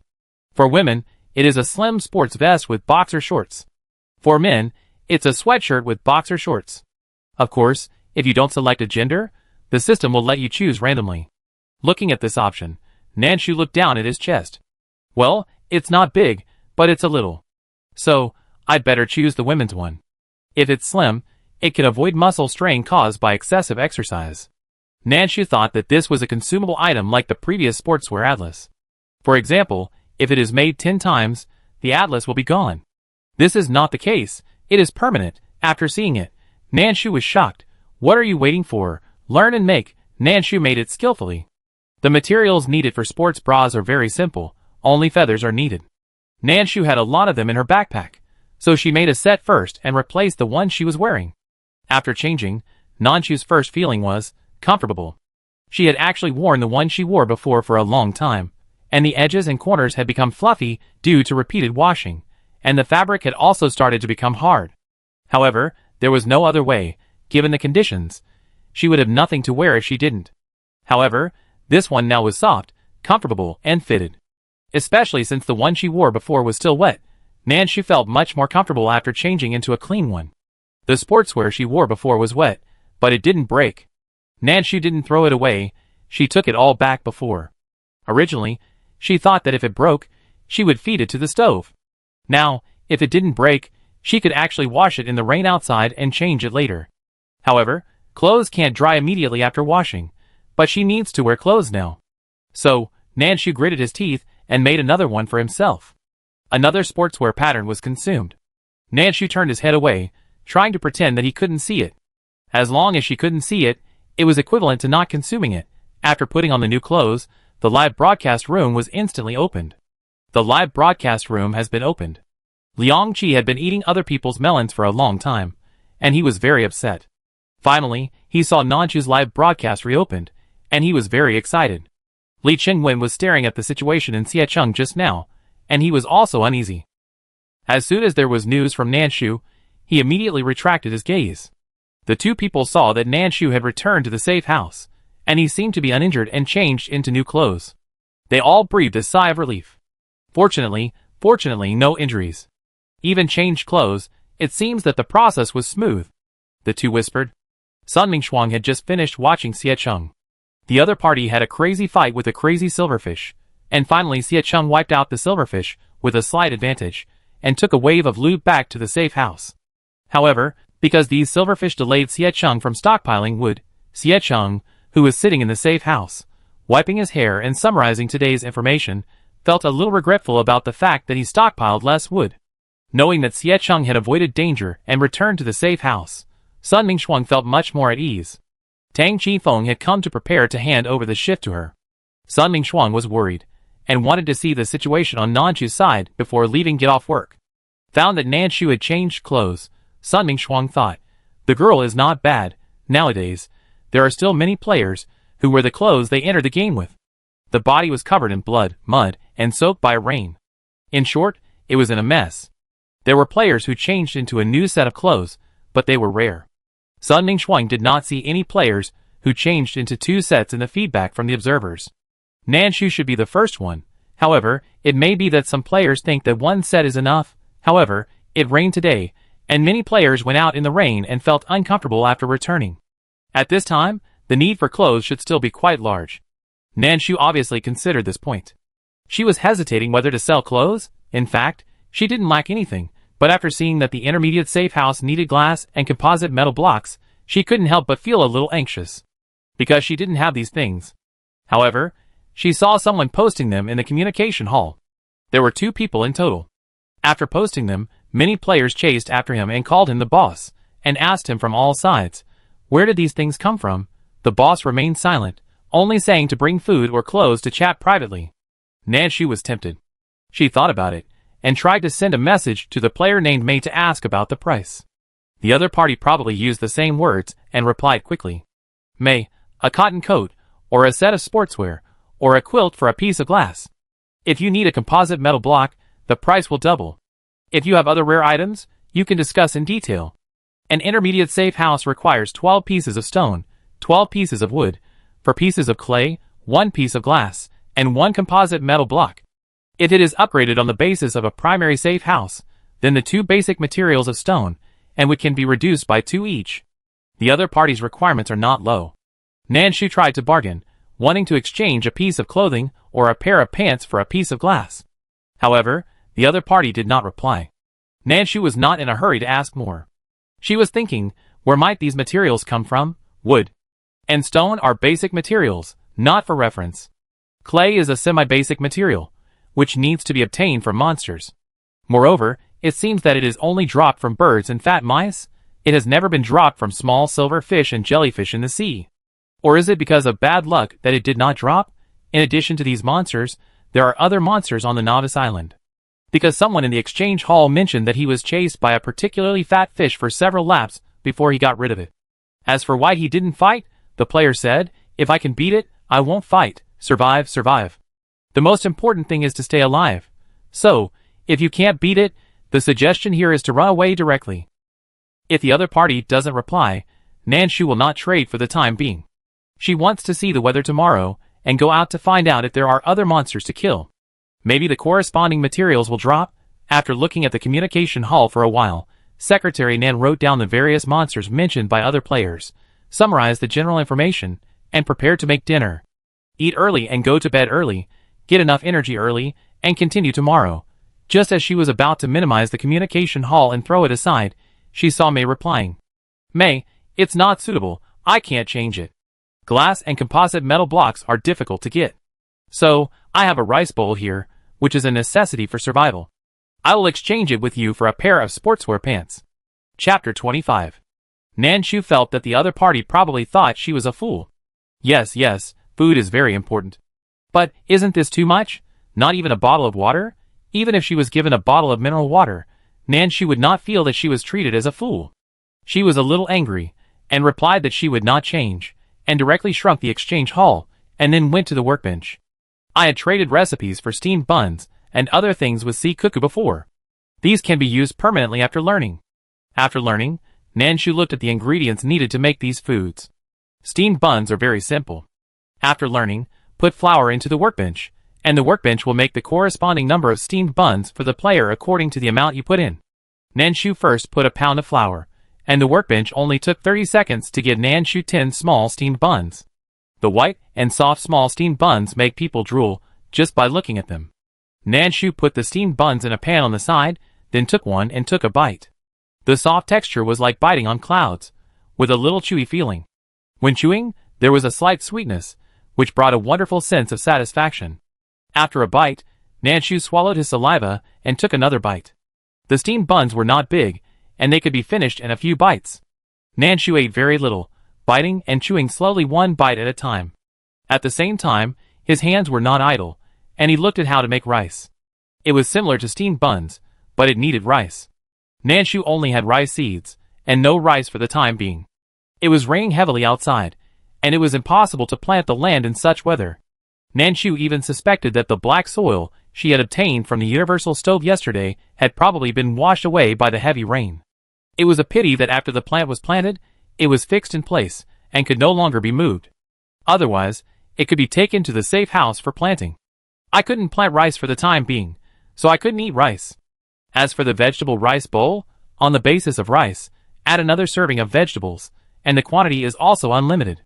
However, if you put more, you will have more to cover in the end, and if you put less, you may only have a few green vegetables on top in the end. It was also at this time that Nanshu discovered that the Viola yedoensis she harvested yesterday was also considered a green vegetable. Wild vegetables are also considered green vegetables. Nanshu was originally thinking, where can I get green vegetables? On the second night after entering the game, she hadn't seen any green vegetables. The novice island was full of weeds, and there was almost nothing to eat. Now that she found that wild vegetables were also considered green vegetables, Nanshu was tempted. Although there were no wild vegetables on the island, there were wild vegetable spirits. As long as you dare to fight, there will be vegetables. Nanshu was not in a hurry to eat anything else for the time being. She roasted the small pieces of meat in the stove, but she was afraid that her body would not be able to bear eating meat all the time without vegetables, so she took out some Viola yedoensis, washed it with rainwater, and then cut it into small pieces. Then she used a small soup pot to cook a pot of vegetable soup, which also replenished water. Mineral water was used for cooking, and Nanshu didn't have much, so she used it very sparingly. After dinner, Nanshu also washed the sportswear that had been soiled before with the rainwater at the door, and then used the grill to hang the clothes next to the stove. If you bake it like this for a whole night, it will probably be very dry, right? After eating and drinking and washing clothes, Nanshu looked at her harvest today. Nanshu has already learned the diagram formula. If there are any extra of these, Nanshu may look in the exchange hall to see if she can exchange for something else. She still has too little drinking water, so she wants to change some more water. Moreover, she doesn't have glass and other things. If you really can't get it, you have to find a way to change it, or let the furnace spit it out. However, the premise of letting the furnace spit is that there must be something to feed it. Looking at the furnace that constantly brings her warmth, Nanshu whispered, "Can you spit out glass?" The furnace did not respond. Nanshu was not in a hurry. After learning the diagram and other things, she put away the cleaning beads. The durability of the axe is only 12 points, and it has turned red. It is estimated that it will be almost broken if it is used again tomorrow. Fortunately, Nanshu got a new spiritual python bow today. Originally, she wanted to make some arrows for herself. However, later, she got a wooden arrow diagram, which allowed the workbench to make them, saving her a lot of effort. Nanshu learned this, and found that it could be used forever after learning it. This surprised Nanshu a little. Wooden arrow, branch *1. One branch can make one wooden arrow. However, it needs to be a branch recognized by the system and cannot be too small. A branch that is too large will be recognized by the system as 2 branches by default. Of the random branches that Nanshu brought back, 22 were recognized by the system. The remaining 6 were too small, so they were not recognized by the system or the workbench. Nanshu, The workbench is also picky, but fortunately, she still has a stove that is not picky. The workbench over there has been quietly making wooden arrows, and Nanshu over here fed the remaining branches to the stove. Digesting. Obtained item, glass *6. When the stove brought the things to her, Nanshu was stunned for a moment. Ah, really? She just complained and was heard? Is this a universal stove? No, this is a dream machine. As long as you dare to think, it dares to spit. Nanshu happily accepted the things. Because it is fragile, Nanshu's movements are much more careful. After putting away the glass, looking at the stove that was glowing with warmth, Nanshu whispered again, "If your temperature is not too high, I really want to kiss you." The workbench over there is still working slowly. It takes 30 seconds to make a wooden arrow. More than 20 arrows, it will probably take a while. Nanshu took this opportunity to take another look at the communication hall. Wuyue, who had wanted to treat her as an enemy before, sent some messages later. Unfortunately, it was obvious that he had no sincerity. Not only did he not want to produce anything in the end, he also made promises, saying that as long as Nanshu was willing to provide sportswear, he could protect Nanshu in his temporary work tomorrow. Nanshu, Are you so sure that everyone can get all the tickets tomorrow? Besides, the system may not be sure which area they will be assigned to. Is the other party so sure that they will be assigned together? It's not even like treating people as fools. Nanshu felt that this person was very unkind and blocked him. In the communication hall, people are sending all kinds of messages. Some people are still working overtime at the skating rink. There is no way. The work at the ice harvesting site is not easy to complete. If you don't complete the task target, you have to work there all the time. And as the working hours get longer, the already bad working environment will make the players more and more uncomfortable. Those players who have been punished have a harder time.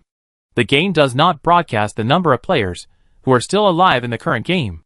However, Nanshu guessed that the work at the skating rink today is estimated to cost several people. In fact, several people were indeed lost. At this time, the number of live broadcast rooms that have been hacked due to death has risen to 29. Before going to bed last night, only a dozen were hacked. Before dark today, more than a dozen were hacked. Today, both Taiatua and Fanguzzi are gone. After all, there is only one. However, there are too many pits in the skating rink. Especially those players who caused the real world to suffer together, almost all of them are dead. There are still 2 players who are still working overtime at the skating rink. The skating rink at night looks more terrifying than the novice island. Because NPCs appear every 2 minutes on average, intending to scam people. Players have to complete their guaranteed tasks and punishment tasks, and they also have to pay attention at all times, not knowing when NPCs will appear in their direction to scam people. The body is never idle, and the nerves are tense. 2 players just can't stand this step-by-step pressure, so they break the jar and die together with the NPC.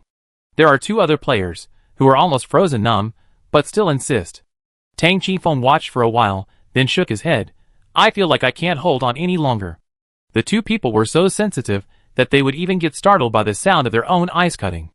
After they reacted, they would look around. Obviously, they were frightened by the NPC, who might appear at any time, and had a strong conditioned reflex. Especially in an environment with fewer and fewer people and lower temperatures, they were tense physically and mentally, and it was probably difficult to hold on. It was only a matter of time before the live broadcast room went dark. About 10 minutes after Tang Qifeng sighed, one of the players finally couldn't hold on any longer. After the NPC appeared behind him again silently and patted him on the shoulder, the player swung the ice he had cut and smashed the NPC into a meat pie. Players can attack NPCs, but they cannot kill them. NPCs are smashed into meat patties, so there is definitely no possibility of survival. Players who have already been punished to the ice cutting area can only be put in ice confinement if they are punished again at this time. But before the ice confinement, he smashed everything nearby like crazy, then plunged into the ice water and never came up again. Not long after, the player died, and the live broadcast room went black. There was a moment of silence in the observation room. Although the death was not from the country's players, the rabbit died and the fox mourned. Today is this country. What about tomorrow? Tang Qifeng wanted to ease the atmosphere and let everyone not be so nervous. But as soon as he opened his mouth, he couldn't help but sigh. At this time, Li Xingzhu, the night shift observer in charge of Nanshu, whispered, "It's also a good thing. Qi Wenjing is communicating with Nanshu." Tang Qifeng was stunned for a moment after hearing this, and then he reacted and quickly came behind Li Xingzhu, staring at her computer screen. At this time, Nanshu was trading with Qi Wenjing. Qi Wenjing was lucky today. Finally used his novice gift pack in the skating rink, and the enhanced power obtained can be stored and accumulated. That is to say, if she doesn't use the 10 minutes of enhanced strength she gets after playing rock paper scissors with others, she can save it for when she needs it later. Qi Wenjing saved it for more than 2 hours. After coming out of the skating rink, she went to the novice island in a sweeping manner in the heavy rain. What about cuckoo chicken, white-feathered duck python? If you can beat them, and if you can't beat them, use buff. Although the food dropped is still very small, Qi Wenjing is already quite satisfied. With food and drink, Qi Wenjing can't help but want to repay Nanshu. If Nanshu didn't have the roasted yam yesterday, Qi Wenjing is not sure if she will be so successful today. She tried to find Nanshu in the exchange hall without a vest. However, Nanshu was famous in the game yesterday, and when Qi Wenjing called, many people came pretending to be him. Qi Wenjing is not stupid, so she won't be fooled. Chapter 26. Qi Wenjing thought that Nanshu knew her father, and knew her father's name, so she could just mention this. Then, Qi Wenjing eliminated many people through this method, and finally got in touch with Nanshu. Nanshu was actually quite curious about Qi Xinghe's descendants. After all, he was the benefactor who saved her family. The other party was no longer there. If she wanted to repay these favors, she could return them to Qi Wenjing. After the two exchanged a few secret codes, they were finally able to confirm each other's identities. Qi Wenjing kept expressing her gratitude and said that she got a lot of food today and wanted to share half with Nanshu. Nanshu had food and did not need the other party to share it for the time being. So, she politely refused, not wanting the other party to have a psychological burden. Nanshu also said that if she needed it, she would find her. Qi Wenjing saw that it was not possible. She had to give it. Qi Wenjing insisted on giving it, but Nanshu didn't want it. The two people clicked back and forth countless times just for this transaction. In the end, Nanshu couldn't resist Qi Wenjing's persistence and only asked for some water. In order to show that he had enough food, Nanshu also gave Qi Wenjing 2 steamed buns. Originally, he wanted to give more, but Qi Wenjing said she didn't want anything. The two of them started to communicate in a friendly manner. Unfortunately, there is no function to add friends in the game for the time being. If the two want to contact each other again, they still need to go through the communication hall. Nanshu's name in the game is too famous, and Qi Wenjing is afraid that she will cause unnecessary trouble if she really goes out. So Qi Wenjing suggests that she put on a fixed vest next time, a vest that both of them know, so that when Nanshu speaks, Qi Wenjing will know it is her, and the two can continue to communicate. Qi Wenjing, I will wear the name Lan Lan in the future. Lan Lan is my daughter's name. Qi Wenjing decided on the name of the fixed vest. Nanshu thought about it, and also sent a name. Nanshu, then I will be called Guyu. Guyu is the name of Nanshu's mother. Because she was born on the day of Guyu, she took this name. After the two people decided on the fixed vests in the future, the temporary conversation time was up. Players cannot add friends or form teams. In order to facilitate some information that players are not convenient to communicate in the communication hall, there will be a private chat channel. But this channel has a time limit. You can chat for a maximum of 10 minutes. After 10 minutes, the private chat channel will expire and disband on the spot. When the time is up, the two people have discussed what they need to discuss. Nanshu looked at the communication hall for a while, drank 2 sips of water, and went to bed. Qi Wenjing was a little excited. The soft white steamed buns looked sweet and delicious. However, she was reluctant to eat. Although she got some food today, it was still not much. Her food luck was really not good. So, she only needed to eat until she was about 60% full. Save these and replenish her energy tomorrow morning. That night, the rain kept pouring. All kinds of wailing and screaming were drowned in the sound of rain. Players hiding in the safe house could not hear clearly. Nanshu had a good sleep. The next day, Nanshu was awakened by the heat. The weather was so hot and humid that it could make people breathless. It was in this suffocating feeling that Nanshu got up uncomfortably. After waking up, she found that the heat was not her illusion. Because the weather in the upper left corner has changed. Spring day, early morning, no wind, 39 degrees. Looking at the temperature at the end, Nanshu's eyes went dark again and again. Before she entered the game, she was experiencing high temperatures in the real world. The weather was over 40 degrees every day, and people were irritable. Nanshu was at the foot of the mountain, and there were many unmutated trees to shelter her, so she could barely get by. It may also be because people's body adaptability in various extreme environments is amazing. So slowly get used to it, and it's okay. It's annoying, but you won't die easily. I didn't expect that it would be hot on the third day of the game, so the work of collecting ice is not in vain. Nanshu can still bear such a temperature, so she didn't rush to get ice cubes. First, put away the stove, then sort out other things, and then Nanshu opened the door of the safe house. A wave of heat hit her face, with a little moisture. It rained heavily yesterday, and the ground of the novice island has not completely dried up. Under the high temperature, the water vapor from yesterday is decreasing little by little. Nanshu doesn't want to waste the water, but she has no tools. Moreover, the water fell on the ground and was dirty, so she couldn't use it. Finally, she had to give up with regret. Standing at the door, Nanshu looked through the system message about the safe house. Sure enough, after 12 o'clock midnight, the temperature in the game began to rise continuously, first 28 degrees, then 30 degrees. There are changes every hour, and the durability of the safe house drops by 10. Nanshu tried to walk out, and the weather reminder on the left changed instantly. Spring day, early morning, no wind, 42 degrees. From inside to outside, the temperature soared 4 degrees. Nanshu returned to the safe house, and the temperature dropped back to 38 degrees. Go out, it rises. Come back, it drops. Nanshu, the difficult choice of yesterday continues today. Should I stay in the safe house and endure the high temperature of 38 degrees? Or go out and face the high temperature of more than 42 degrees? Or go to be a test player? The game seems to give players a choice, but in fact, players have no choice at all. Stay in the weather of more than 40 degrees, it will cost lives. In addition, I was paid for collecting ice yesterday, which was a piece of ice that can cool down, and I used it today. If I don't go to be a test player today, who knows how to deal with the bad weather tomorrow? In the observation room, Sun Mingxuang had just finished handing over the shift with Tang Qifeng. Tang Qifeng was not in a hurry to leave, and told Sun Mingxuang about the news sent by the information group this morning. As of 6 a.m. this morning, the number of players who died was 29. Only one player left to exceed 30. This number may not seem like much. But think about it carefully, there are only 6 people in one country. This is equivalent to the annihilation of people from 5 countries. This is just the loss of players. What about the impact in reality? Yesterday, 3 countries were affected in reality. 1 acid rain and 2 rainstorms. Rainstorms are okay. For the difficulties of the end of the world, rainstorms are just tickling. But acid rain is not.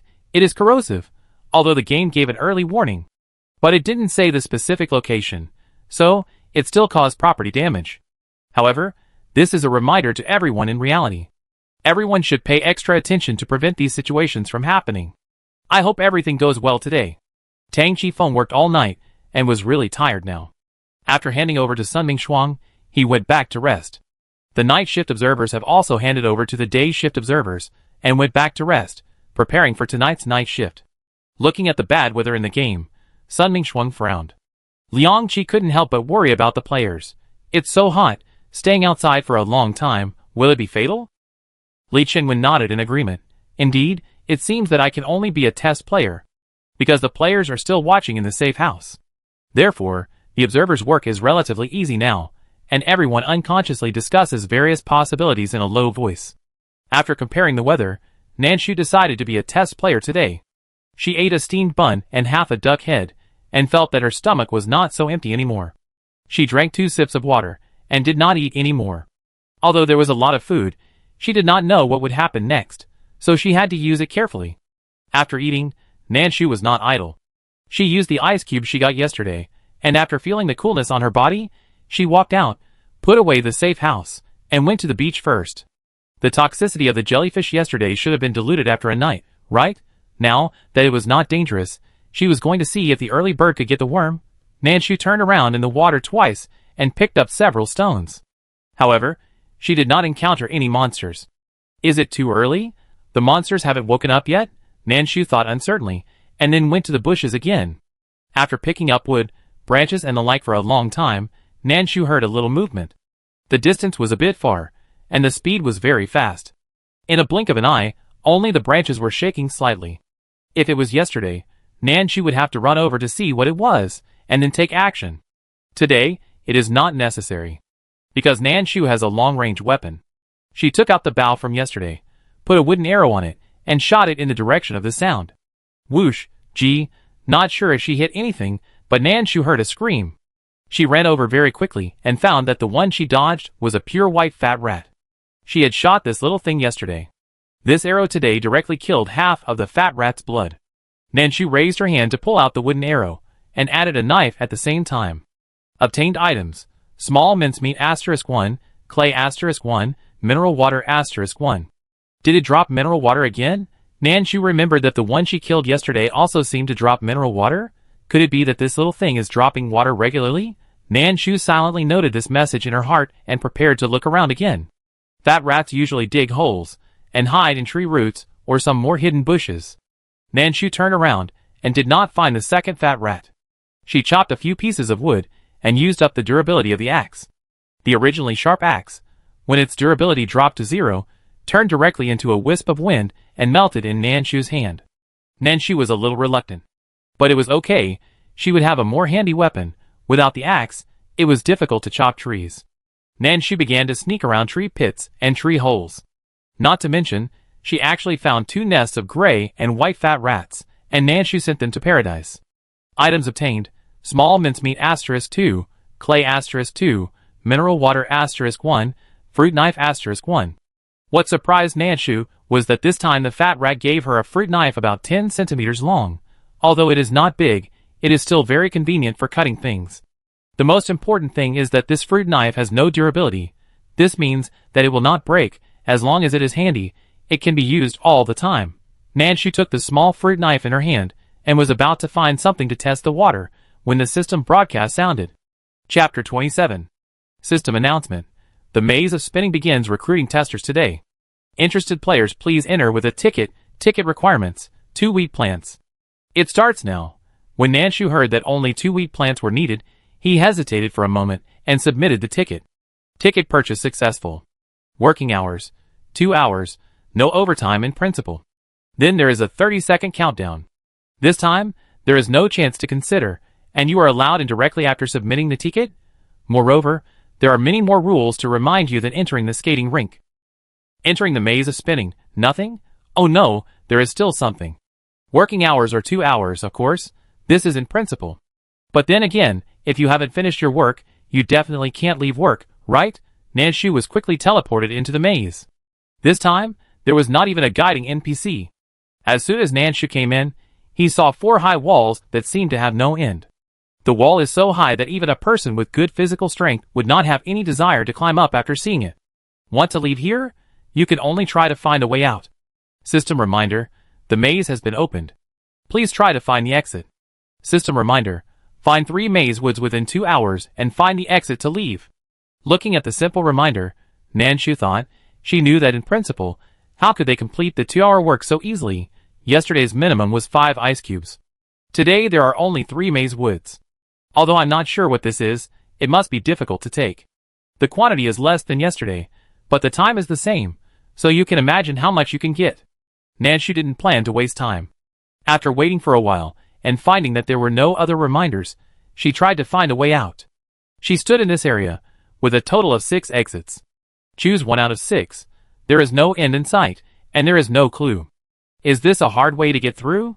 Nanshu looked at each exit. However, there was nothing unusual. The location of each exit, whether it was the color of the wall, the texture, or even the bricks underfoot, were all exactly the same as if they were electronically printed, and they were neat and tidy. There was no difference on the surface, so Nanshu thought about it, and knocked this and hit that. Unfortunately, there was still no difference. Do you really have to force your way out? Nanshu's sense of direction was average before the end of the world. After the end of the world, in order to survive, the sense of direction was trained. However, under normal circumstances, it can only be done with a little external assistance. Either listen to the wind, or listen to other noises, or look at the texture of the tree, etc. There is nothing now, and Nanshu is a little hesitant if she really wants to go. However, she only hesitated for a minute, and she decided that with a 1/6 probability, she would just randomly choose one. Nanshu chose one of the exits, and before officially stepping in, she took out her fruit knife and gently drew a circle on the hard wall. After drawing, She took a deep breath and strode in. The first step, nothing happened. The second step, still nothing happened. Go. Right? Nanshu was not sure, but her nerves were always tense, and she did not dare to relax at all, for fear of encountering danger. When she took the third step, Nanshu felt a subtle feeling in the air. No! The feeling of danger hit her head, and Nanshu took a step back subconsciously. Whoosh! Something flew past her eyes at a very fast speed. The instinct of danger made Nanshu close her eyes, but the next second, her reason made her open them quickly. The thing that passed by her eyes seemed to be a tree? Not sure. Nanshu looked in the direction of the sound. Nothing. The thing sank into the wall at a very fast speed, leaving only a palm-sized wound. Although it was not clear, according to the reminder of the previous game, Nanshu guessed that it should be a tree.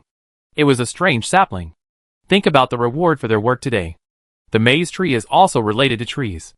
So, if they take the wrong road, will those trees become weapons to attack them? Nanshu asked a question in her heart and silently returned to the original place. This road seems wrong. If it is right, it shouldn't attack me so quickly. Although it is just a guess, Nanshu still wants to verify it. She quickly changed a road and cut a square with a fruit knife at the intersection of the second road. This time, the first step, the second step, and the third step were all fine. Nanshu did not think that she was completely safe just because the first 3 steps were safe. She continued to move forward cautiously. 5 steps, 6 steps, 7 steps. Until the next intersection, Nanshu was not attacked by anything again. Not only that, when she faced the next multi-fork choice, the system prompt sound rang in her ears. Congratulations to the test player, you chose the right path *1 time. Obtained item, Labyrinth Wood *1. Labyrinth Wood, one of the special materials produced from the rotating labyrinth. 3 pieces of labyrinth wood can be used to make a hail-proof coat. Protect from what? Hail. Hail in the apocalypse often falls as big as eggs. If you are hit by that thing, you may die on the spot if you are unlucky. So, in such a ghost weather, Nanshu will never go out unless you are starving to death. Nanshu dare not imagine what the hail weather in the game will be like. It even requires a piece of clothing to deal with it. Thinking about yesterday's heavy rain, Nanshu carefully put away her piece of wood. 2 more pieces. She must get this thing. Thinking about the high temperature on the Novice Island today, you know that tomorrow will not be a good weather. Thinking of this, Nanshu feels that the maze is getting hot. There is still a weather reminder in the upper left corner. Spring day, morning, no wind, 31 degrees. When she first came in, Nanshu had taken a quick look. The temperature at that time was 26 degrees, which was quite comfortable. How come it has risen in such a short time? Nanshu could still bear this temperature, so she was not going to waste ice cubes for the time being. A new intersection, and she had to choose again. Nanshu took a deep breath, and after careful observation, she found that there was no difference, so she decided to trust her intuition again. She chose the leftmost road and stepped in. 1 step, nothing happened. 2 steps, still nothing happened. 3 steps. Danger is coming. Nanshu turned and ran, but this time, the danger was no longer like before, where it would sink into the wall after 1 attack, but it would turn a corner and come back after 1 attack failed. Compared to the first attack, when there was only 1 strange-looking branch, this time there were 3 branches. Nanshu dodged this one, and then he needed to avoid that one. After dodging that one, another one suddenly jumped out from behind him. Nanshu hid back to the place where he had made his first choice, and the branch still flew over. Nanshu had not figured out its attack pattern yet. But that was not important. If it hit him, then Nanshu would kill it. After the axe was gone, Nanshu had no weapon to use. However, when fighting against something that flew very fast, and was a bit elusive, the axe was not really an advantage. So, draw your bow and shoot your arrows. At this time, not only Nanshu was facing such a situation, but other players, who entered the rotating maze were also facing similar situations. The first time was just a test, or it could be called a scare. Some players thought that this was the level they would be in the future. Then, the second time, they almost flipped over, and some were even injured. Soon, the injured players found that the blood dripping from their bodies would stimulate those strange branches and split them into 2. There were originally only 3 branches, but they instantly split into 6. Moreover, as they attacked, their movements became larger, the wounds were repeatedly stretched, the blood stopped flowing again, and the branches split again. Liang Qi was staring at the situation on Nanshu's side at this moment. Li Chenwen was recording the screen while typing on the keyboard quickly to write a summary, and at the same time, He had to listen to the situation on other sides with one ear perked up. Sun Mingxuang kept turning around in the hall, looking here and there. As he was walking, the system broadcast sounded. Player's song was not strong enough, so he made the mutant tree branch split 6 times, causing excessive damage to the maze wall. He is now punished to stand in place for 1 hour.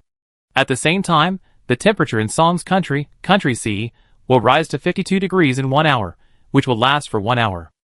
Player Li was not strong enough. The 6 consecutive reports from 2 people not only stunned everyone in reality. The players who were originally fighting with the tree branches were also stunned. What does it mean to make the mutant tree branch split 6 times? People who were not injured, such as Nan Shu, obviously did not understand. This thing can split while fighting? Moreover, after splitting, they also attack the walls of the maze? That's not good. Nan Shu is worried about her small house at the foot of the mountain. Although high temperature has little effect on the house, it will make the mutant animals and plants agitated, and they may lose their heads and attack her house directly. So, get rid of the branch. Nan Shu, who originally wanted to observe for a while and summarize the rules, pulled the bow to its full length and then shot arrows one by one. Swoosh, swoosh, swoosh. Nan Shu's accuracy is good. After all, it has been practiced in various actual combats. So, even if the branch is moving at a high speed, Nan Shu can still capture its direction in an instant, and then shoot an arrow to complete the kill. Swoosh, bang. The combat power of the branch is not strong, but it is very fast. And if you can't catch it, it will only run faster. But a wooden arrow can make it successfully reach the west. A total of 3 branches were shot down by Nan Shu. At the same time, it also dropped a package. This surprised Nan Shu. She ran over quickly and picked up the 3 packages. In addition to the packages, the branches will also drop some leaves that fell due to the battle. Nan Shu did not waste it, and pulled them together with her hands and walked away with them. Items obtained: 1 grape seedling, 1 box of beef rolls, 300 G, 1 apple seedling, 1 delicious roasted lamb leg, 3 kilograms, 1 lettuce seedling, 24 bottles of delicious green tea. The 3 branches fell, and Nan Shu was dizzy. She looked again, and then squeezed and stuffed the things into her backpack. Although the leaves she brought back were not heavy, Nan Shu had no intention of carrying them. So take out the stove and throw it in. Digesting. Chapter 28. Obtained item: watermelon knife *1. The universal stove spits out a watermelon knife about half a meter long. Seeing this knife, Nan Shu nodded happily. There is a new weapon. The axe is gone, and here comes another knife. Although it is not as convenient as the axe, the blade is very sharp and looks easy to use. Moreover, it is fine if there is one, so don't be picky. After the stove spit it out, Nan Shu put it away again, and at the same time stood in place and began to think about this maze. If you go to the right fork in the maze, you will get the maze wood. This thing is the most important reward today. If you go to the wrong place, a small monster similar to the branch will appear. Should the maze would become a spirit? Nan Shu is not sure, but he can guess it for the time being. Because there is still a long time to work, Nan Shu looked at the communication hall again. Someone in the hall was complaining, "Why can the tree fly?" However, there is no more news. It seems that the big guys didn't share the news. Maybe they are still watching the communication hall to see if anyone else shared the news, so that they can get some information. There was no useful information in the communication hall. After Nan Shu turned it off, he took a deep breath and chose a new way to go. Obtained item: labyrinth wood *1. It seems that the way is right. This made Nan Shu quietly relieved. She continued to move forward. The road became narrower and narrower, the walls on both sides were too high, and the light became darker and darker, giving people a very depressing and closed feeling. Nan Shu's psychological quality was not bad, and he didn't feel uncomfortable in such an environment. However, some people have already started to collapse, especially those who are sensitive to claustrophobic spaces. Even if they don't have claustrophobia, those who instinctively reject small dark rooms can't stand it at this time. The road is getting narrower and narrower, and it's getting darker and darker. It's really killing me. When people are nervous, they can't stand stimulation the most, and their judgment will be affected by this nervous mood. At this time, some people were driven crazy by the environment, made wrong judgments, and were attacked by flying branches. Nan Shu soon arrived at a new intersection. When she faced a choice this time, her mentality was still calm. If you are wrong, you fight monsters, and if you are right, you get rewards. Who doesn't want to be right? However, there is no reference for this thing. It can be said that it depends entirely on luck. Luck is really hard to say. Nanshu compared it carefully, and there was no abnormality in the four forks. She even touched the wall carefully, but there was no difference in the feel. At least, Nanshu didn't feel it. At this time, her forehead was covered with sweat, and her body was almost soaked. The temperature in the maze was getting higher and higher, and it was already over 36 degrees. Nanshu stopped and fanned herself with her hands for a while, but it was useless. She hesitated between using ice cubes and not using them, and then chose to use them. The high temperature made her brain fall into chaos. If she didn't use them, Nanshu was afraid that she would make some irrational decisions in the chaos. After the ice cubes were opened and used, they could be stored in the backpack, and a countdown would appear at the same time. It could only be used for 24 hours, which is not a short time in Nanshu's opinion. After all, the hot weather may only last for one day today. Of course, everything is just speculation, and it is hard to say about the game. But it's too hot, so I use it first. The slightly cool breath slowly spread all over my body, and my mind calmed down. Nanshu looked at the four choices in front of him again, gritted his teeth, and chose the one on the far left. Liangqi looked at the scene and slapped his thigh. It's not right, Nan. Li Qinwen also gasped beside him. Xiecheng just made the wrong choice, and is now planting saplings. Although they believe in Nanshu's strength. However, it would be best if there is a direct reward. Save time and effort, however, they can't remind him, so they can only watch Nanshu walk in. Obtained item, Labyrinth with *1. Right again? Hearing that he has received a new reward, Nanshu was very surprised. After all, the probability was 50-50, and he was actually right. Nanshu breathed a sigh of relief again, and continued to stride forward. With the cooling of the ice cubes, even his impetuous mood calmed down, and Nanshu felt that his mind was clearer than ever before. This ice cube was not wasted. At this time, in the upper left corner, the temperature in the maze was still rising. Spring day, morning, no wind, 41 degrees. Deadly temperature. Liangqi and Li Qinwen watched Nanshu continue to move forward, and were not attacked by branches, and they were dumbfounded. Is this right? But why is Xiecheng wrong? I just asked. Qiao Heng's side is also right. This may be random. Can we still play like this? How the hell do we remember this? 100 players, 100 correct choices? Liangqi really wanted to just give up. Isn't this making things difficult for the observers? What did they conclude after observing? Bullshit.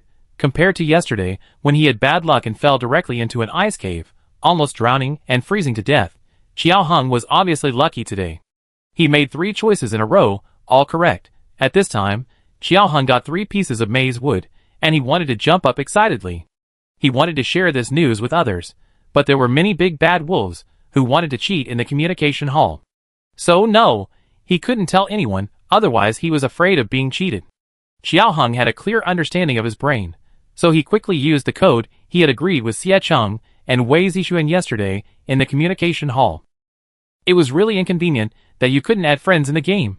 Unfortunately, Qiao Heng's code was sent out for a long time, but no one responded to him.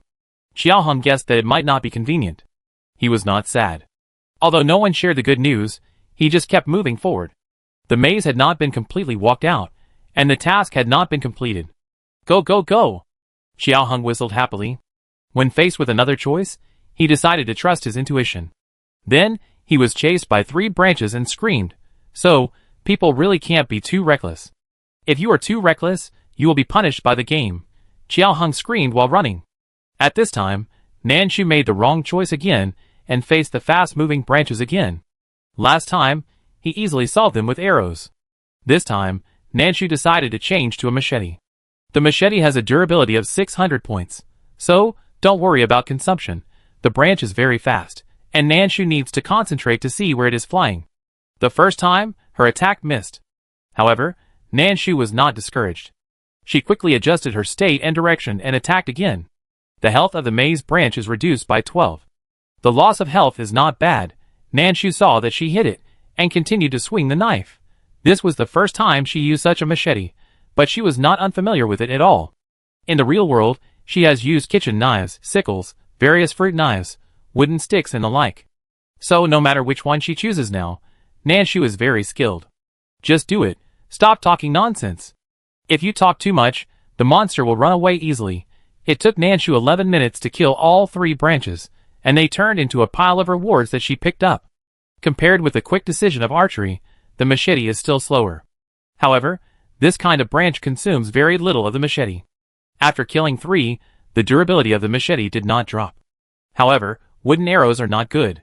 Once they hit the wall of the maze, one is that they are easy to cause large-scale damage to the wall, and the other is that wooden arrows are easy to break.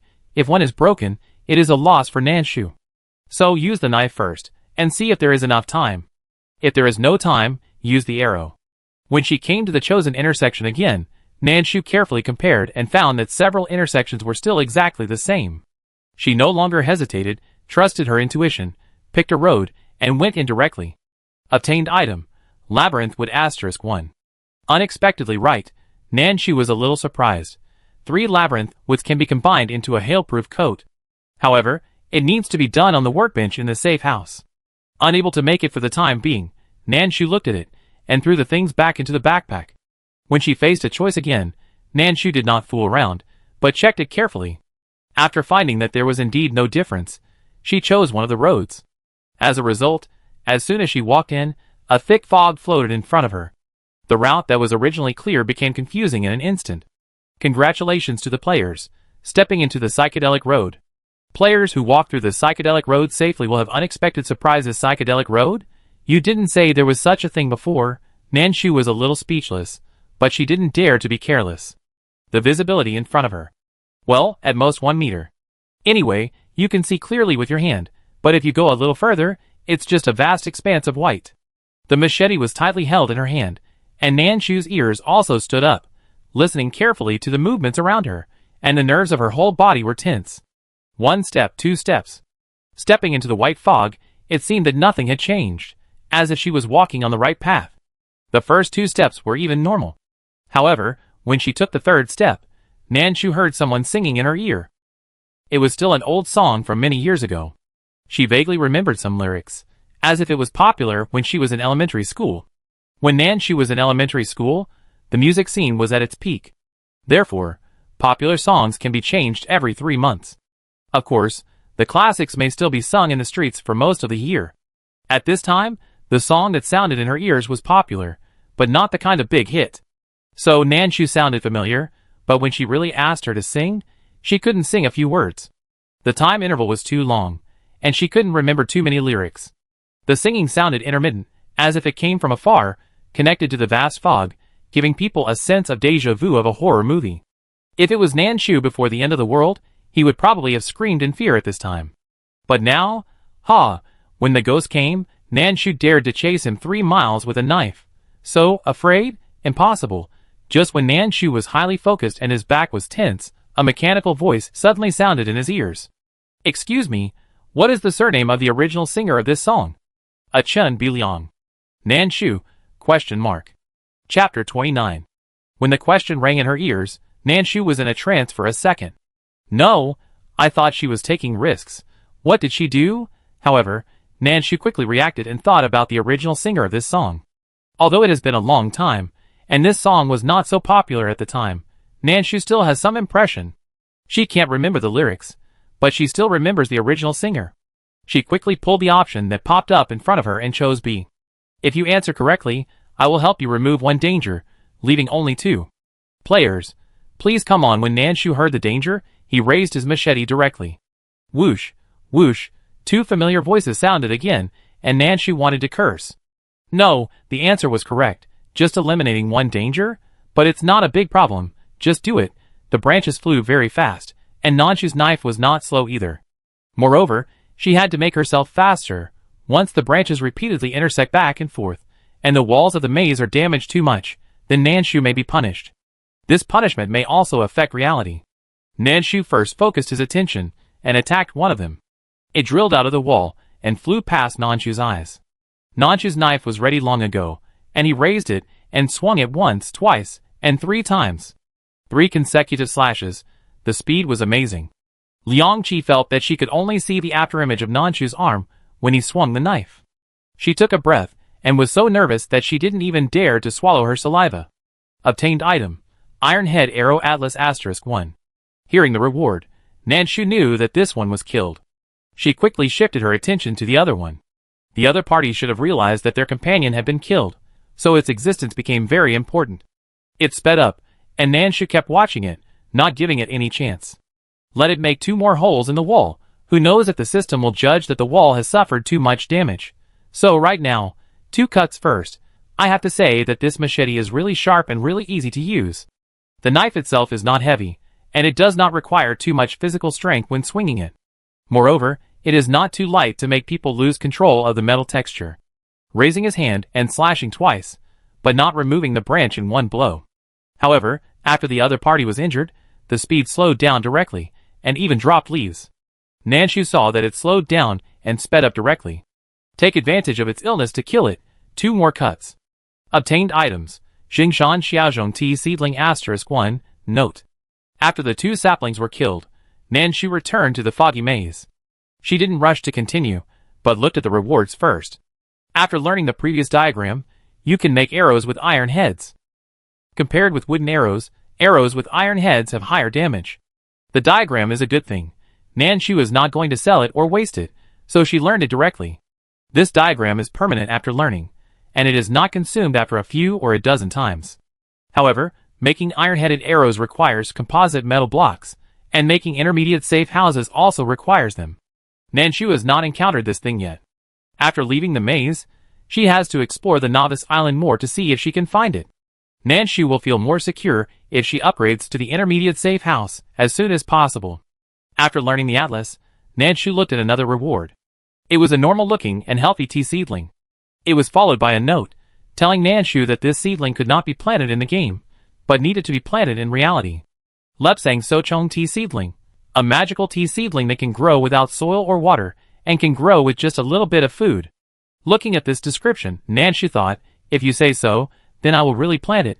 For this tea tree, players can choose to send it back to reality now, or they can choose to carry it with them until the day they clear the game, and then plant it out. Clear the game? The game is really bold. You didn't even tell me how to clear the game. You just kept catching players, and now you're telling Nanshu to clear it? Nanshu pouted her mouth, thinking that the game was really unreliable. She didn't have much idea about drinking tea. This sapling can be kept, but there are no similar ones in the backpack, so it needs to occupy a separate grid. The backpack was already tight, and Nanshu thought about it, and decided to send it out. Filling in the address was smooth. Nanshu filled in the address of her small house at the foot of the mountain. Although it is not certain that she can live until she comes out of the game after sending it back, or whether she can come out of the game alive is also unknown. However, send it back first. As for the tea tree dying after a long time, let's not talk about what will happen after that long. The problem that needs to be concerned about now is the game requires Nanshu to fill in a recipient. Moreover, this person must be alive. Like Qi Xinghe before, or Nanshu's deceased parents, they are not acceptable. Nanshu filled in the names of all his family members, but none of them were accepted. Then don't send it. Nanshu angrily threw the sapling into the backpack, letting it take up space first. Anyway, some things may be placed in the safe house, and the safe house does not occupy the backpack. After packing up the tea saplings, Nanshu continued to choose. She thought she entered the fog answering channel, but as soon as she took 2 steps, 6 branches flew out. Nanshu, shock. Although it was a bit unexpected, there was no other choice. Just go for it.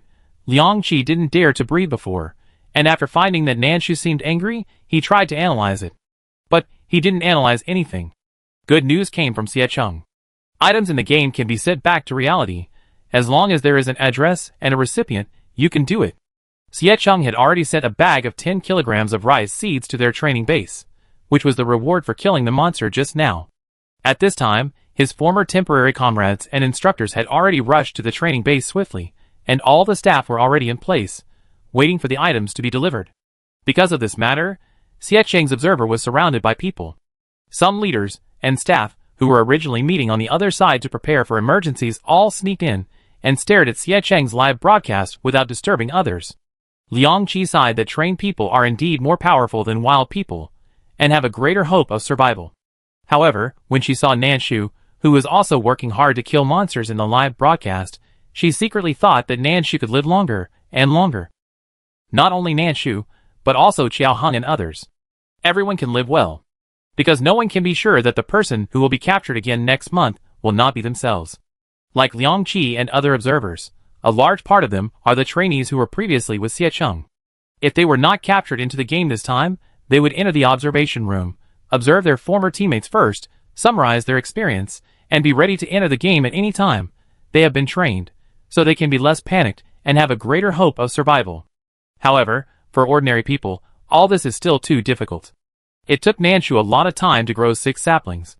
The wall of the maze was also damaged to a great extent. However, Nanshu did not hear the news of punishment, which means that such a degree of damage is still safe. Nanshu quietly breathed a sigh of relief and checked the rewards. The rewards given by the 6 saplings in this wave are average, basically food and drink. One of the rewards is blind box. Yes, the game still uses this trick. At this moment, the blind box is still in Nanshu's hand. There are many things and they are all mixed. Even if some are stuffed into the safe house, there are still some scattered 1 or 2 that can't be put in. At this time, Nanshu not only has a blind box in his hand, but also 2 pieces of chocolate. This is the reward just now. 3 palm-sized chocolates were given. Nanshu tasted one and put the rest in his pocket first. Fortunately, there are ice cubes on my body to cool down, otherwise the chocolate will melt in the high temperature of more than 40 degrees.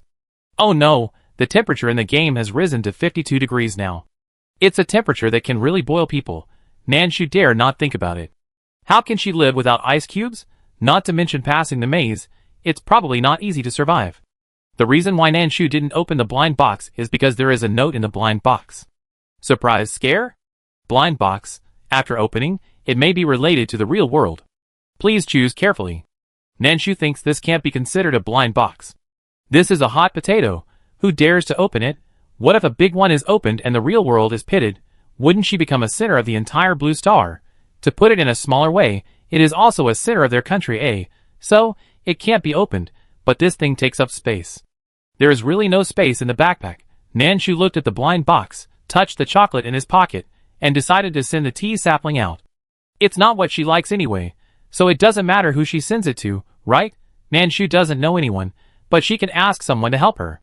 Thinking of this, Nanshu called Qi Wenjing in the communication hall. Qi Wenjing was fighting against Lu Shizhou at this time. When she first entered the maze, Qi Wenjing was confident that she could live well. After all, her sense of direction was still good. But after entering, she found out. What experience? Super sense of direction, it's useless. This thing is all about luck. Qi Wenjing's luck is average. After the first time, she got it right, the rest were all wrong. After fighting monsters for a long time, she was sweating all over, and her physical strength was consumed a lot, but the rewards were not much. Moreover, it was either shoes or mineral water. There was no food. Qi Wenjing suspected that her posture when entering the game was not right. Why didn't she give her food? Was she just hungry? While fighting monsters, she also needed to pay attention to the messages in the communication hall. In addition to looking at some reactions or feedback from other players, she also needed to pay attention to whether Nanshu came to find her.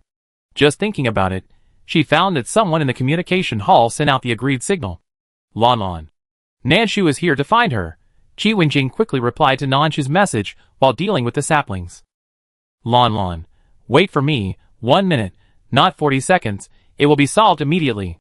Qi Wenjing originally wanted to wait for a minute, but she was afraid that Nanshu would get impatient and put pressure on herself immediately. Chapter 30. Qi Wenjing is still very fast. She should be thankful that although she usually works in the office to handle various documents, she also takes time to exercise in order to protect herself and her daughter. Because of this, after entering the game, Qi Wenjing did not feel dizzy and unable to cope. After 2 days of game experience, Qi Wenjing is now considered to be able to fight.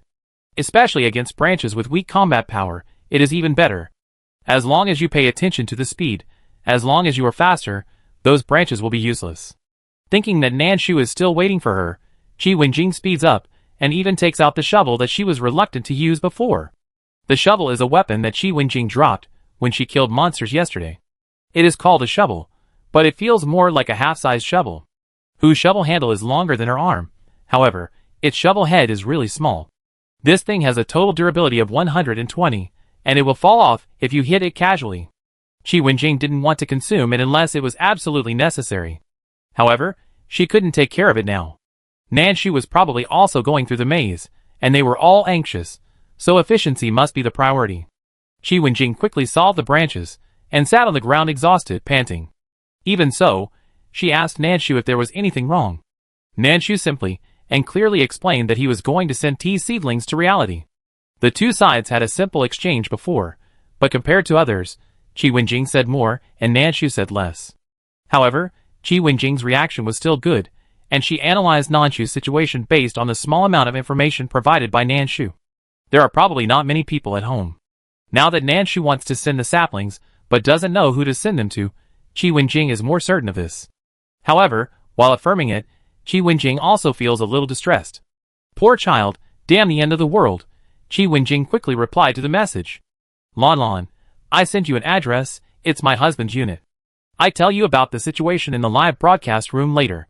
They will receive the information outside, and should pay attention to it. Qi Wenjing is in her 30s this year. She has been married to her husband for many years, and has a daughter, whose nickname is Lan. The couple has a good relationship. Qi Wenjing is a civilian, while the other party is on security duty and often travels. However, they are all on a shift system. According to the normal duty order, her husband should stay in the unit recently to do logistics, and adjust his status by the way to prepare for the next wave of duty work.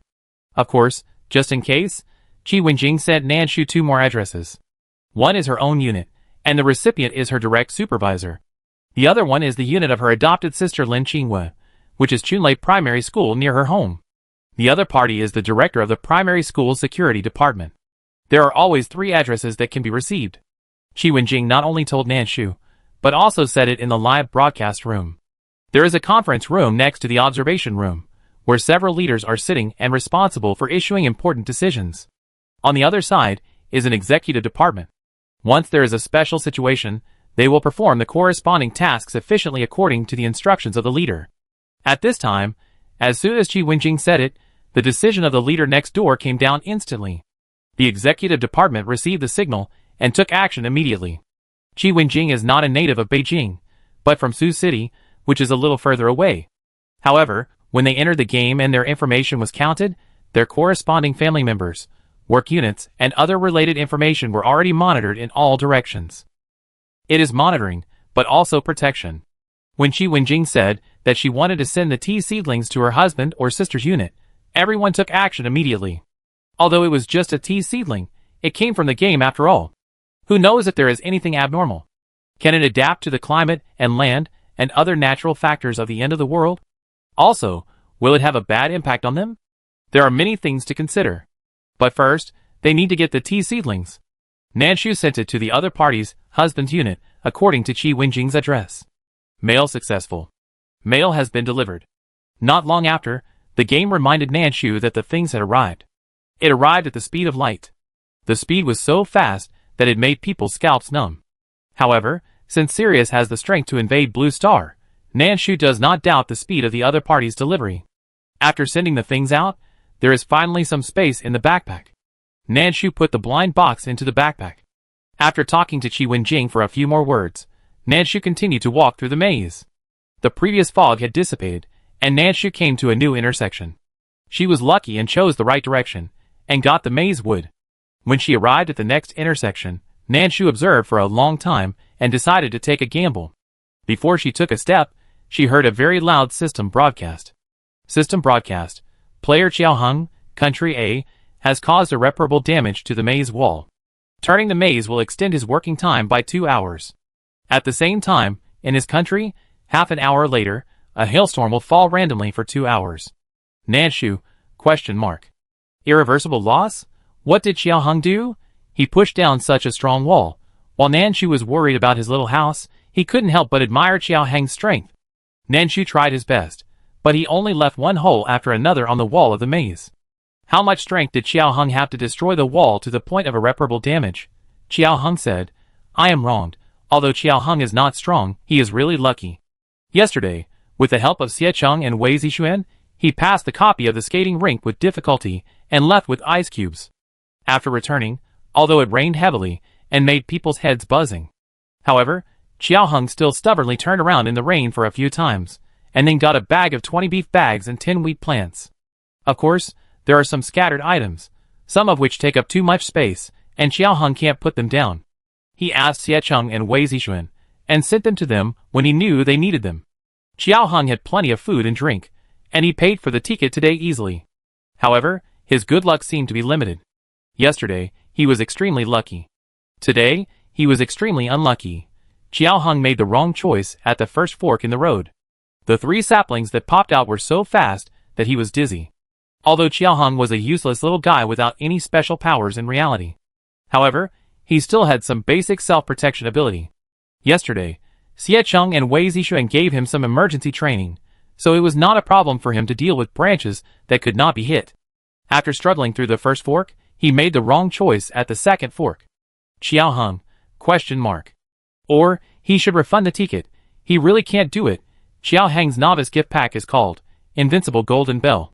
It is a protective shield that ignores attacks. It should be said that this thing is really useful. Once the Invincible Golden Bell is turned on, it can last for 30 minutes. Of course, its cooling time is also very long. It takes 4 hours. However, for Qiao Heng, it is still enough. Because it is only the second intersection, Qiao Heng does not want to use it. However, he can't catch the 3 branches flying everywhere. Finally gritted his teeth and used it, then he crushed all the way. Qiao Heng made the wrong choice for 5 consecutive intersections. But it doesn't matter, just go straight. He has a shield, then, just past the head, he pushed down a wall of the maze. When watching the wall fall, Qiao Heng's expression was confused. No, this wall. Is it made of paper? He just hit it with his shield, he didn't even use any strength. You are blackmailing me.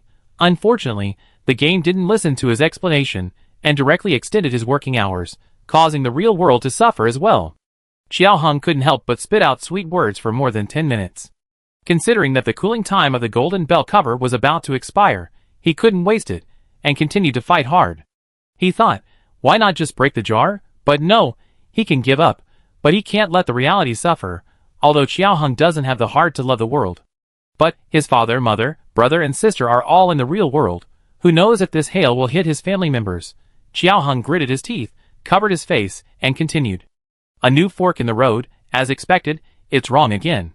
Qiao Heng, I really want to curse. Qiao Heng couldn't help it.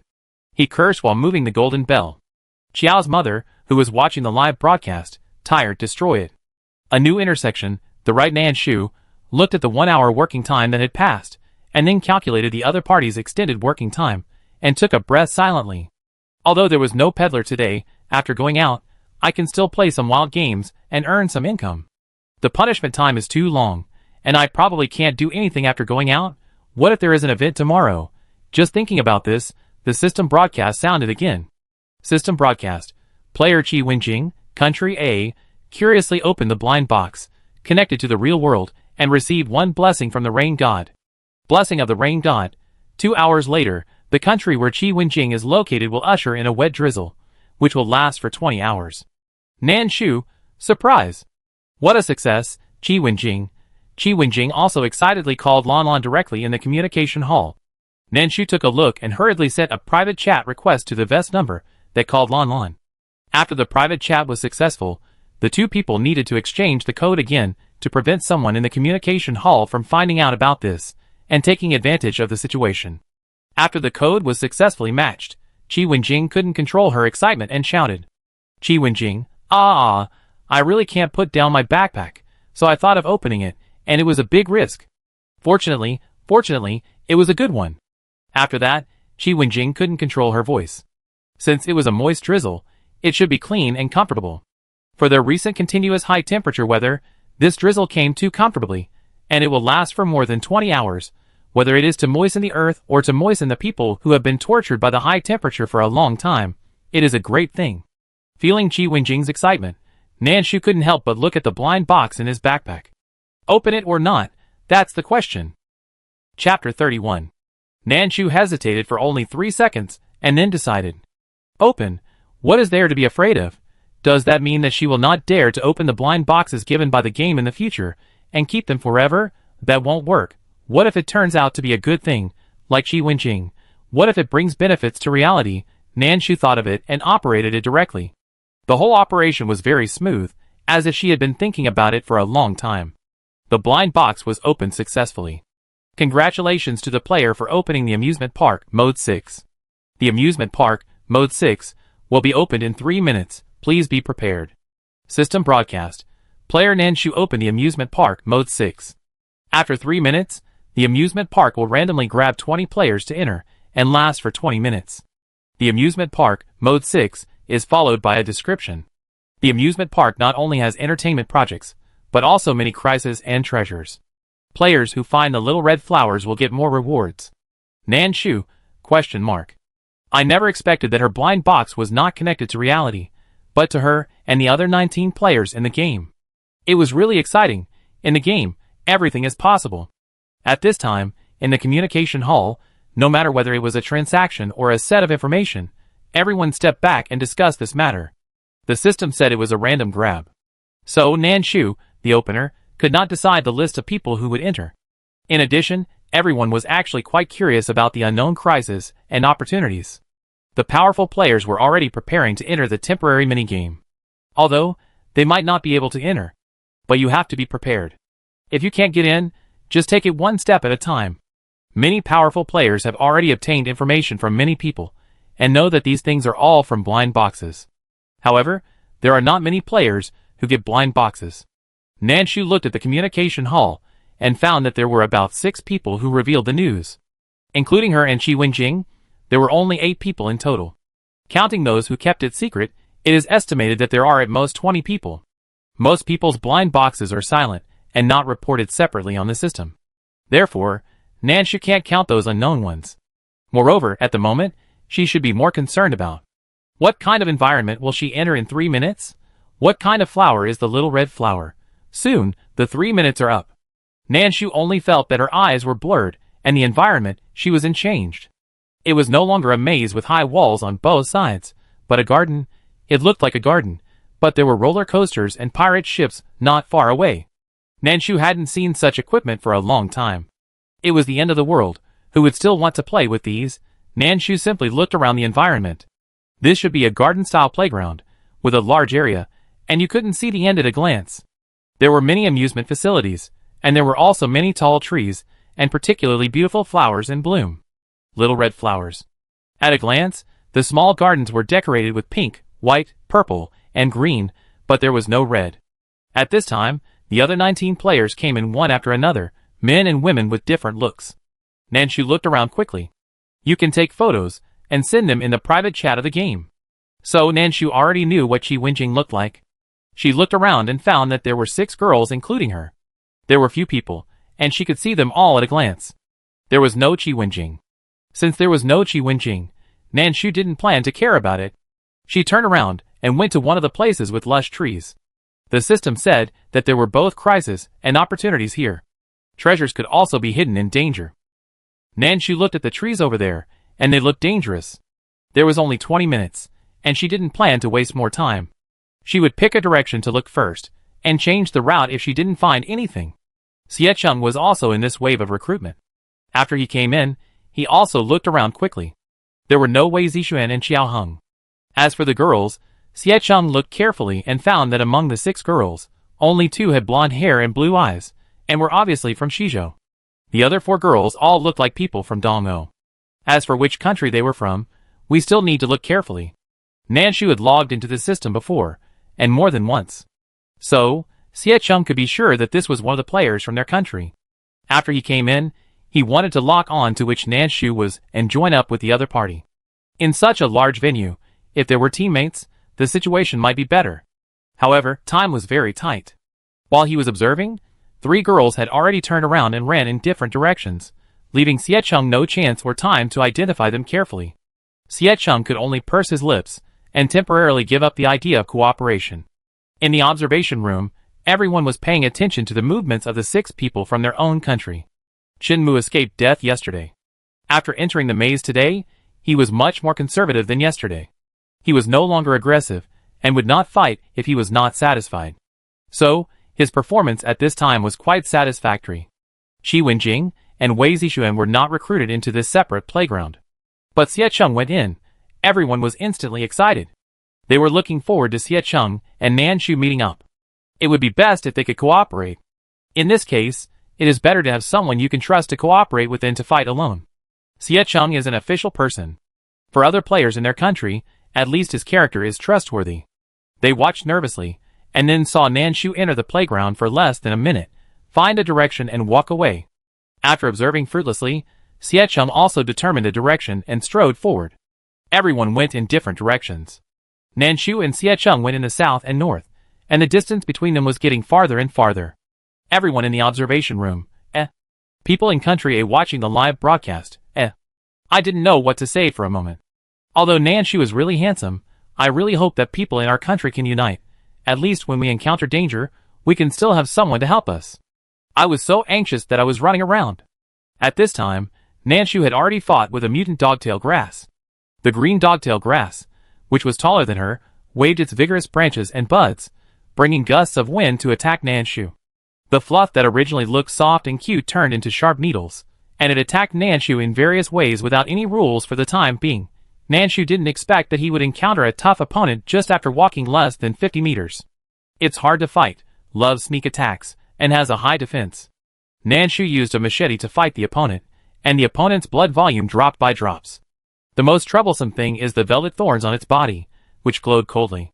Sometimes two, sometimes three, flew out and attacked Nanshu's eyebrows, heart, and arm joints. Nanshu had to deal with the frontal attack of the dogtail grass, and he had to guard against the opponent's sneak attacks at all times, and his nerves were directly stretched to the most tense state. Liang Qi looked at the huge green dogtail grass, and her nervous breathing slowed down. After a long time, she whispered to Li Chenwen, "What's the situation with the others? We all encounter different kinds of plant spirits, and they are all very difficult to deal with." Li Chenwen had quietly inquired about a few nearby.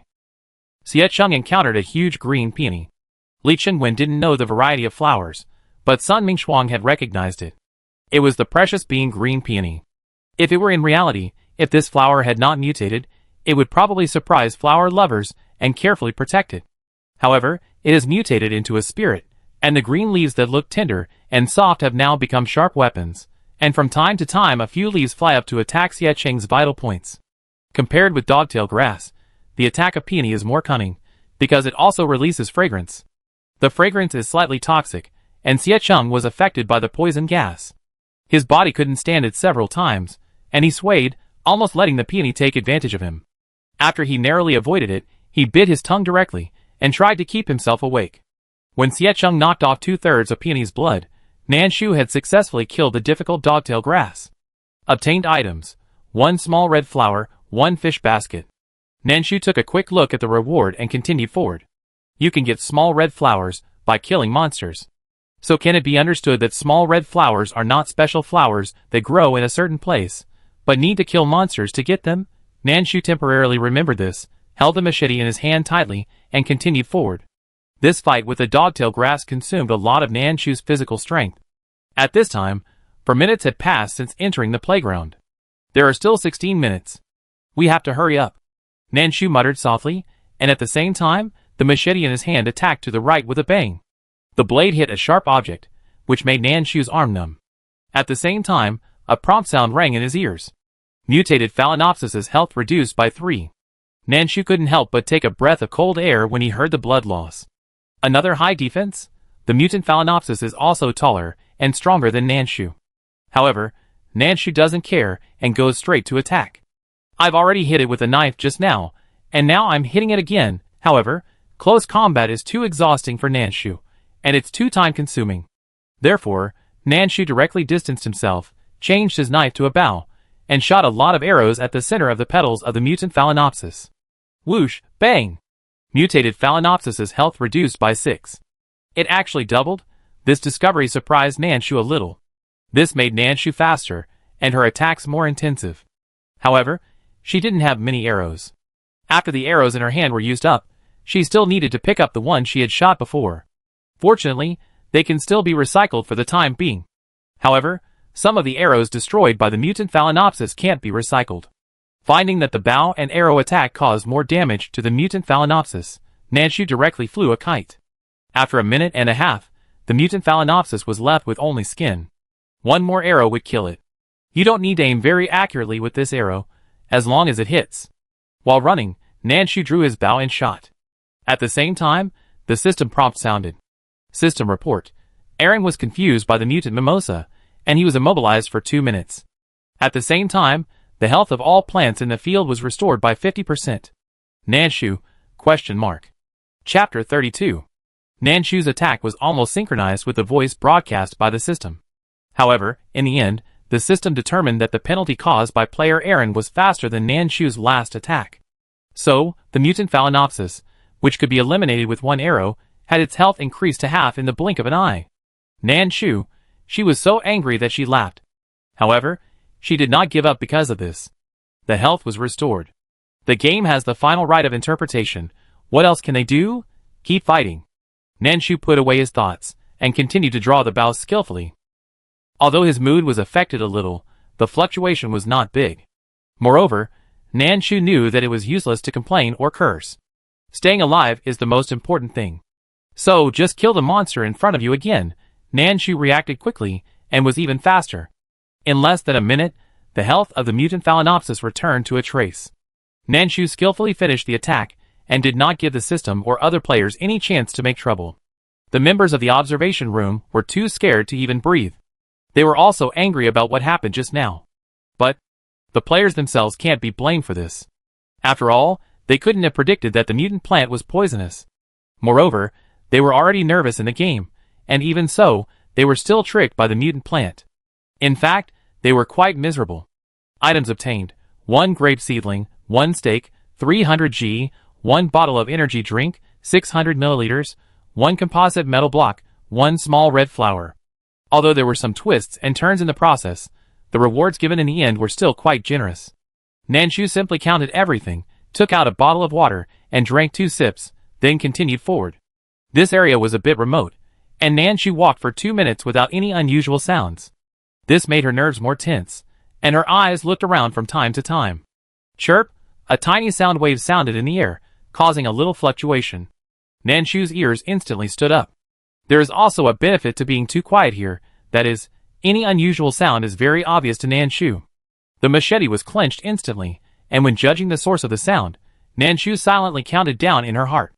3, 2, 1. Here it comes. The machete was swung out swiftly. Chirp! A tiny sound like a leaf flying out sounded. It was not any shrill, eardrum painful scream, which surprised Nanshu a little. Didn't hit it, however, she did feel that the machete had cut into something, and there was still a lot of resistance when she pulled the knife out. Mutated Poppy's HP decreased by 12. HP directly dropped by double digits. It seems that the defense is very low. When Nanshu felt that she had hit the opponent, she turned around quickly. However, she did not see Poppy. When she heard the system prompt sound, Nanshu judged that Poppy's defense should be very low based on the damage. At this time, she turned around and did not see the opponent. Nanshu quickly guessed that the opponent's dodge should also be very high. Or in other words, the movement speed is very fast. The opponent is hiding very deep, and Nanshu does not know where the next attack will come from. She can only strengthen her guard as much as possible. System broadcast: Player Xiecheng, Country A, cut down all the camellias in the playground, achieving Cruel Little Flower Destroyer. Achievement: all plants dodge reduced by 50%, lasting 9 seconds. The moment the notification sounded, Nanshu saw the purple-red poppy that was originally hidden deep. The opponent's plants were already dark green, and the thick color gave people an extremely ominous feeling. At the same time, the purple-red flowers gave people a sense of oppression and darkness. Nanshu felt physically uncomfortable the first time he saw the poppy. This strange sixth sense made Nanshu more vigilant against the poppy. Something is wrong. There must be something wrong. Nanshu quickly changed the knife to a bow, pulled it open, and aimed at it in a wandering manner. After the poppy appeared, the purple-red flowers suddenly flew out. Chirp! Nanshu finally knew what the sound was. It was the sound made by the opponent's leaves when they flew and rubbed against the air. The opponent's defense was not high, and the dodge was now forced to be reduced. Nanshu aimed and no longer hesitated, and shot the arrow directly. 1, 2, 3. After shooting 3 arrows, Nanshu found an angle, picked up the arrows, and repeated the previous action. The time for dodging was reduced to only 9 seconds. After Nanshu shot 3 arrows, he picked up the previous arrows, and Umarin hid in the dark again. It's a bit troublesome. Nanshu changed his bow to a knife, and entered a new defensive state. Nanshu kept changing his position, for fear that he would stand in one place for a long time, and let Umarin catch the opportunity. Chew! A very small sound sounded again. Nanshu swung the knife skillfully. Chew! This time the sound was different from the previous one. Nanshu saw with his sharp eyes that 2 purple-red leaves flew up. The leaf should have been knocked down by Nanshu's knife, but it did not fall directly to the ground, but flew towards Nanshu at a very fast speed. Nanshu quickly pulled the distance between them, and swung the knife again. Chirp! This time there was only one sound, and the leaf flying towards Nanshu was split in half and fell to the ground at the same time. Should it be safe? Nanshu was not sure. But the chirp sounded again from behind his head. Nanshu was faster this time. She swung the knife backwards, and slashed 3 times in a very short time. Chirp, chirp, small sounds kept ringing. Nanshu judged how many leaves Yumerin had dropped based on the sound. If he slashed again, could he kill all the leaves? Mutated Yumerin's health reduced by 19. The mutant beauty had already lost 2/3 of her health. This time, he slashed again, and 3 leaves were directly hit by Nanshu's slash, and her health dropped again. Nanshu felt a little pattern, but did not dare to be careless. System report: Player David was hit by the mutant Poppy, and his body entered a paralyzed state for 30 seconds. The defense of all plants in the field increased by 30% for 9 seconds. Nanshu, This is terrible. The Poppy's defense is not high, and it was forced to increase at this time. It seems to know that it has become stronger, so it fights more aggressively. For Nanshu, this is good and bad. The good thing is that she finally doesn't have to worry about the opponent's sneak attack. The bad thing is that the opponent's attack is too fast. Nanshu is a little struggling to deal with it. However, no matter how hard it is, she has to get rid of the opponent as quickly as possible. Can't waste too much time on Yumerin. Although it's not certain how the player was paralyzed by Yumerin, this reminded Nanshu. This Yumerin is indeed strange, and needs to be carefully guarded. Nanshu directly used a random punch to kill the master, that is, hard slashing, directly grinding Yumerin's blood volume. Obtained items: Backpack Expansion *1, 6 slots, Braised Pork Recipe *1, Premium Pork Belly *1 bag, 1 kilogram, Small Red Flour *1. The reward is good. Nanshu picked it up and left. The backpack space is very tight, and an expansion came at this time. Nanshu directly used it. Now you can put a lot of things. Nanshu continued to move forward. Less than 2 minutes after walking out, she saw 2 huge black orchids blocking her. Nanshu carefully controlled her steps, step by step, to test the opponent's attack range. When Nanshu was about 30 centimeters away from the 2 plants, the 2 plants attacked at the same time. However, the attack suddenly stopped in midair. Game reminder: the attack power of the 2 mutant black orchids is extremely strong. Considering the player's combat power, a solution is now proposed to the player. Solution 1: Hard fight. Solution 2: Randomly grab a player from the reserve players, form a temporary team, and kill the mutant black orchid together. After these prompts, there is a 30-second thinking countdown. Nanshu looked at the reserve player mentioned in the prompt and his eyes widened.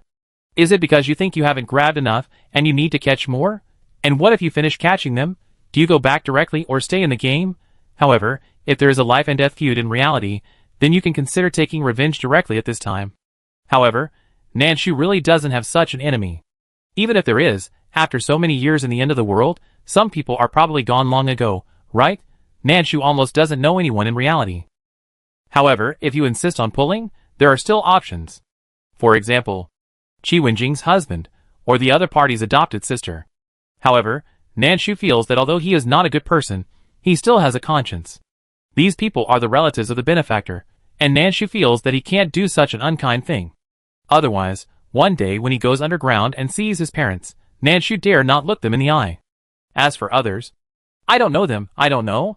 Moreover, even if he knows that he knows them, Nanshu is not going to catch them. Although they don't know each other, they are all compatriots. Nanshu doesn't have the heart to sympathize with the world, but he has his own bottom line as a human being. Therefore, catching an innocent person to enter such a dangerous game, and there is no way to know what the consequences will be. She won't choose, so she chose option 1. So what if it's hard to fight? Nanshu will fight hard, choose okay, the 2 black orchids attack hard, and the system prompt sounded again. System reminder: Player Nanshu, Country A, rejected the proposal to capture the reserve player. All mutant plants in the playground have their attacks increased by 30% for 30 seconds. Nanshu? ? The game is really inhumane. Nanshu gritted his teeth and went on. It was 1-on-1 before, but now it's 1-on-2, and it's 2 after the system has been enhanced. Nanshu's pressure is not small.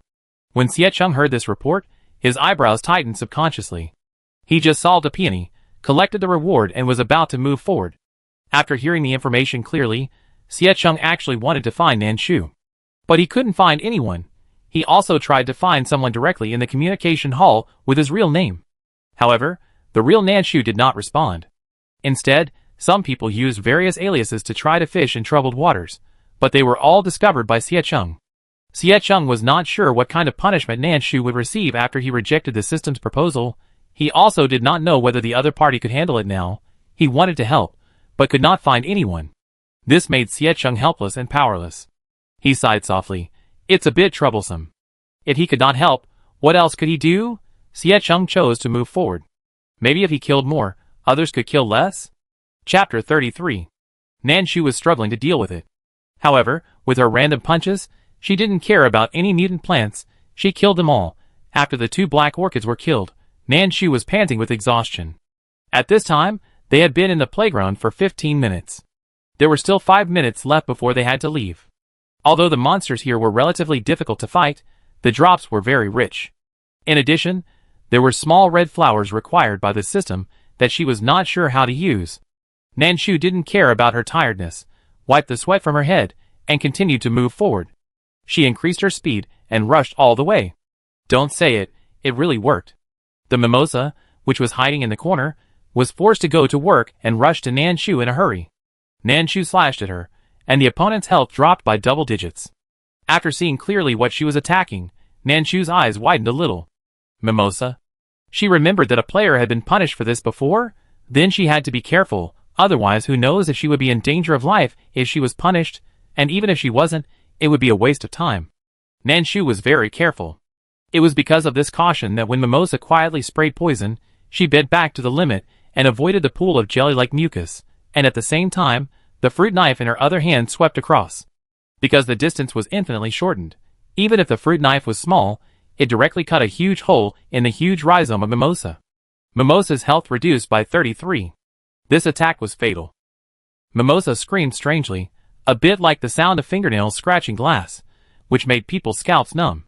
After listening to it, Nanshu took a breath, endured the discomfort on his eardrum, bounced back very quickly, and then swept the machete again. Mimosa HP minus 21. This time, because the opponent's rhizome was hit, the HP was still a lot. Mimosa suffered 2 fatal attacks in succession, and it was already at the end of its strength. Nanshu directly launched a fierce attack, not giving the opponent a chance to breathe, and quickly killed the opponent. Obtained items: cleaning beads *1 box, 15 pieces, barbecue rice recipe *1, small red flower *1. Although Mimosa is difficult to fight, the reward is not generous. Nanshu picked it up quickly and continued to move forward. Although Mimosa fell normally, it was still troublesome to fight. So 3 minutes were wasted in the middle. At this time, there were less than 2 minutes left before the 20 minutes stipulated by the system. It seems that there is nothing to do in 2 minutes. However, Nanshu did not intend to give up just like that.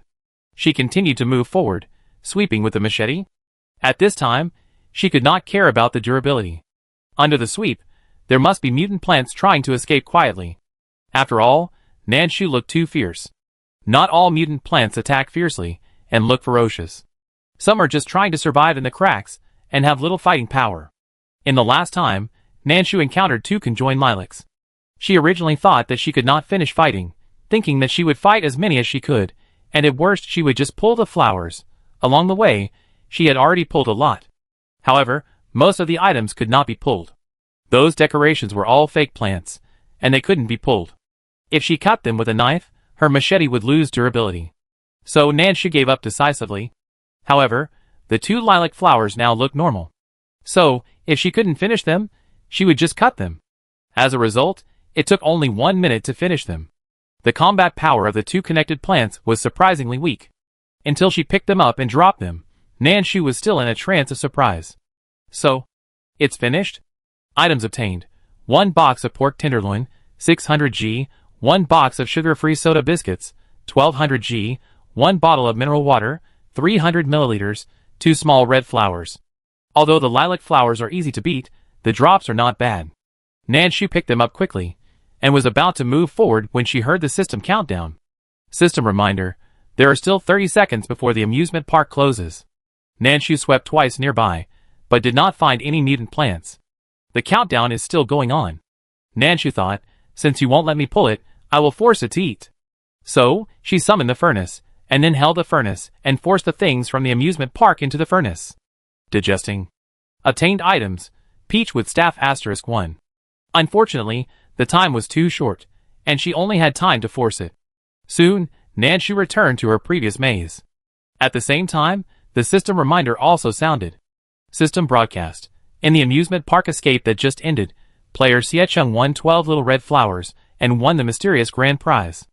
At the same time, Xiecheng's country, Country A, will have a purifying rain across the country in half an hour, which will last for 3 hours. Nanshu, shock. Rich, although she was not the first, it was a bit regrettable. But fortunately, she did not go abroad, but stayed in their country. Moreover, the gain effect is also related to reality. Her little house, she must stick to it. Nanshu will also work harder to live, and go back to see her little house. System notification. The temporary store in the amusement park has been opened. Players can use their little red flowers to exchange for the items they want. The temporary store is only open for 10 minutes. Please exchange in time. Nanshu was about to sort out her emotions and move forward when she heard a new reminder from the system. Temporary store? As her mind moved, a trading interface popped up in front of Nanshu. There were not many things on it. However, they were all basic items, such as steamed buns, rice bowls, side dishes, clothes, shoes, etc. There were no materials needed for the safe house, let alone items such as recipes. However, Nanshu was not picky. She did not have many little red flowers, so there were naturally not many items to choose from. Nanshu calculated in her mind, and finally replaced almost all of them with steamed buns, which are relatively more cost-effective. Although steamed buns are dry, they are convenient and delicious. The 10 minutes ended quickly, and Nanshu continued the maze. The maze wood in her hand was enough. However, she still needed to get out of the maze. Nanshu took a deep breath and continued forward. An hour later, after several right and wrong experiences, Nanshu finally got out of the maze. There were no longer high walls around her, and there was no longer a dark and confusing scene in front of her. It was like driving on the foggy sea, and the cold wind finally blew away the layers of fog, giving people the feeling of clarity and brightness after seeing the road ahead and the direction clearly. Nanshu felt that her mood seemed to brighten up with the sudden change. After the mission was completed, Nanshu could choose to go back, because the ice cubes had been activated. So when she returned to the Novice Island, she didn't feel hot when she saw the 52 degrees in the upper left corner. The weather was hot, and the ground was even hotter. When Nanshu landed, she didn't feel how hot the air was, but she felt how hot her feet were. She even smelled a colloid smell. That was the smell of her soles, which were melted by the scalding ground. What should I do if my soles are melted? Not exploring, staying in the safe house? The durability will definitely drop, although Nanshu has enough wood, so repairing is not a problem. But there is still a lot of time left, and it's all wasted. Isn't it a pity? Nanshu dragged the softened soles of her shoes and ran all the way to the bushes, where the temperature is relatively lower. However, it was still very hot. The muddy ground that was hit by the rain yesterday became hard again after being exposed to the high temperature today. Nanshu quickly cut 2 branches and put them under his feet, then stood there thinking of a solution. At this time, many people in the communication hall were also complaining about this problem. Some people's shoes that they wore when they entered the game had already rotted, and they had been barefoot for the past 2 days. The low temperature of the skating rink yesterday was barely tolerated. This temperature today. It's really unbearable to go barefoot. It's so hot that it feels like touching an electric switch, and the whole person is jumping up and down. If you step on it for a long time, the soles of your feet will feel like they are burned by fire, and it hurts a lot.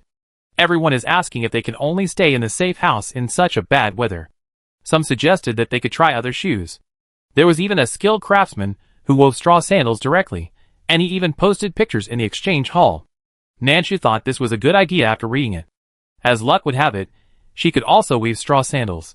With the ready-made materials at hand, Nanshu quickly started weaving straw sandals.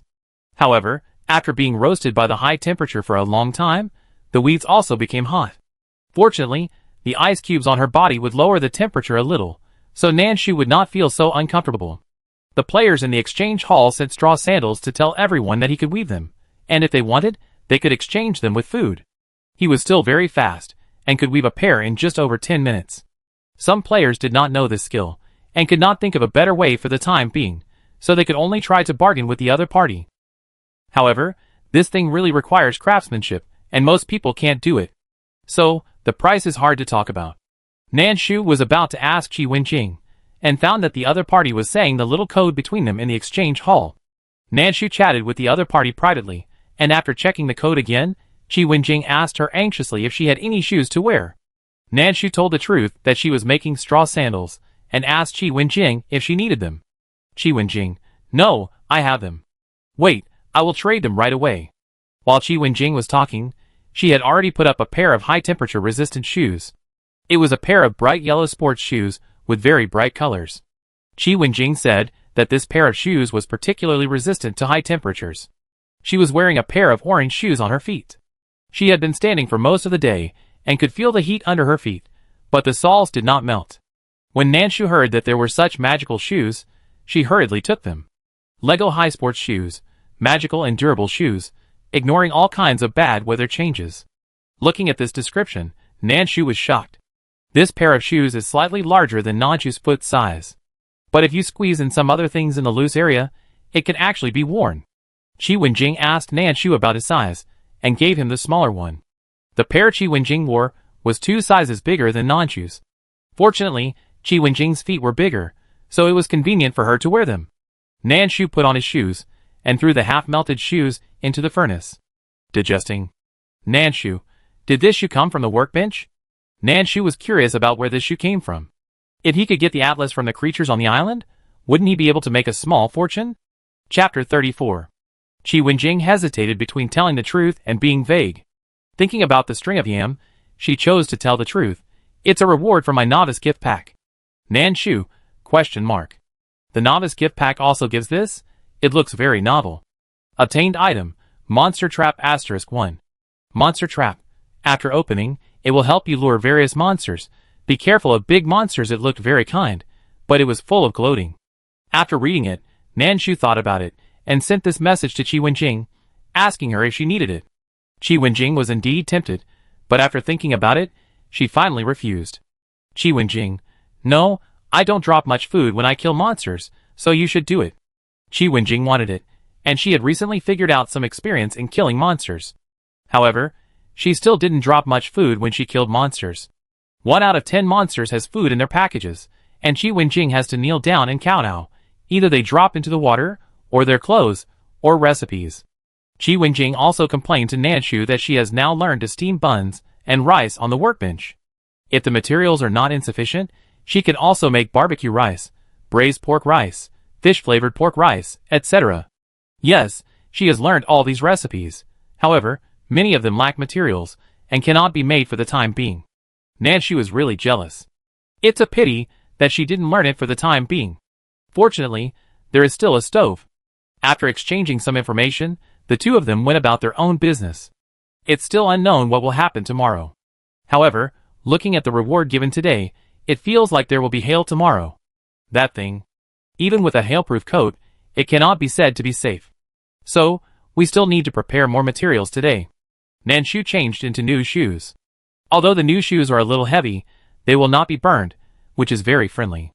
However, the soles are not thick, which also leads to the fact that when walking, if you stand for a little longer, the soles of your feet will be hot and make people panic. The temperature will still come up continuously, but it will be lowered a little by the ice cubes, so that people will not feel uncomfortable. Nanshu walked under the scorching sun again, and she tried to take out the bow and arrow. As soon as she took it out, the durability dropped by 1. Nanshu, ? She reacted quickly and put it back. Under the high temperature, weapons are useless? This is really a headache. If weapons are useless, then get some more weapons. Nanshu used local materials and chopped trees for half a day. He threw qualified ones into his backpack and unqualified ones into the furnace. Digesting. Obtained item. Beautiful wooden stick *1. Digesting. Obtained item. Huge hammer *1. Maybe Nanshu had something in mind. So, the furnace spit out different weapons one after another. Nanshu looked at the stick with a durability of 200 and the hammer with a durability of 100 and fell into thought. She needed weapons, but could the durability be a little greater? When exposed to the scorching sun, the durability was like paper paste, and it would fall off at any time. Such a little durability would not last long at all. Nanshu couldn't do anything, so he continued to chop trees. Qi Wenjing was not idle either. She also found that the durability of weapons dropped very quickly under the scorching sun. However, she is not afraid. Sorry, there is not much food, but there is a backpack of weapons. Some of them are stuffed in the safe house because they can't be put in. So use them as you like. Qi Wenjing wanted to share some with Nanshu, but Nanshu refused before. Nanshu didn't realize that the durability of weapons dropped quickly under the scorching sun before.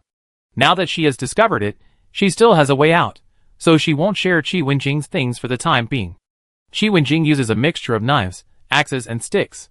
Cuckoo chickens and white-haired ducks are killed in turn, because she knows that some white-haired ducks will spit smoke to confuse the enemy before they die. So Qi Wenjing is very careful. After killing the white-haired ducks, she ran away, waited until the smoke dissipated, and then came back to pick up the bag. In the process, sometimes you can also kill a bird, 2 fat rats, etc. In short, there are a lot of monsters. Just no food, drinks, supplies, clothes, maps. She even picked up a big knife with a durability of 600. But there was no food at all. She didn't even have the guaranteed small pieces of meat. Qi Wenjing has gotten used to her bad luck when it comes to food. It doesn't matter, she has sisters. If it doesn't work, she can still exchange weapons. With these recipes and weapons, she can exchange a lot of food. But once she returned to the novice island, her novice skills could not be used, which was really sad. At this time, in the observation room, Liang Qi looked up curiously, but she quickly retracted her gaze, staring at the live broadcast, and whispered to Li Chenwen, "What's the situation over there? I heard that Wei Zixuan was injured, and it was quite serious." Li Chenwen had just heard the news from the internal group, and whispered to Liang Qi. Liang Qi knew Wei Zixuan, and he had saved her. When she heard that someone was injured, she took a breath. Is it serious? He should have agreed on a code with Xie Cheng and the others, so they can contact each other privately, right? Do you have any medicine? Li Chenwen didn't move his eyes, still staring at the live broadcast room, and quickly responded. It is said that he was bitten by a snake, which is poisonous. His novice gift package is healing, which has been used, but the effect is not obvious. Liang Qi got angry after hearing this. Isn't healing a panacea? She was injured before, and was poisoned by a foreign species, and Wei Zixuan's healing ability worked well. Why doesn't it work in the game? You can't. What healing ability does your novice gift package say? Wei Zixuan's situation is indeed not good at this time. Wei Zixuan killed the snake on the novice island. Although, he is a healing ability user in reality. But, he is not really a weakling. When he goes on missions with other superpowers, sometimes he encounters unexpected situations, and others cannot take care of him. Could he just stand there and wait to die? That must be impossible. So, Wei Zixuan's fighting ability is not bad. He is not as good as Xie Cheng, who has received professional training, but under normal circumstances, he can still protect himself. If it really doesn't work, he can still run. Yesterday, and the day before yesterday, Wei Zixuan killed snakes. The types he killed were different. Wei Zixuan also considered that if they were poisonous, it would be quite troublesome, so he was very careful during the fight. Today, it was the same. As a result, the snake did not follow the ethics of a snake. It fought to the end, and when it saw that it could not win, its snake scales exploded. Yes, all the scales on the body exploded.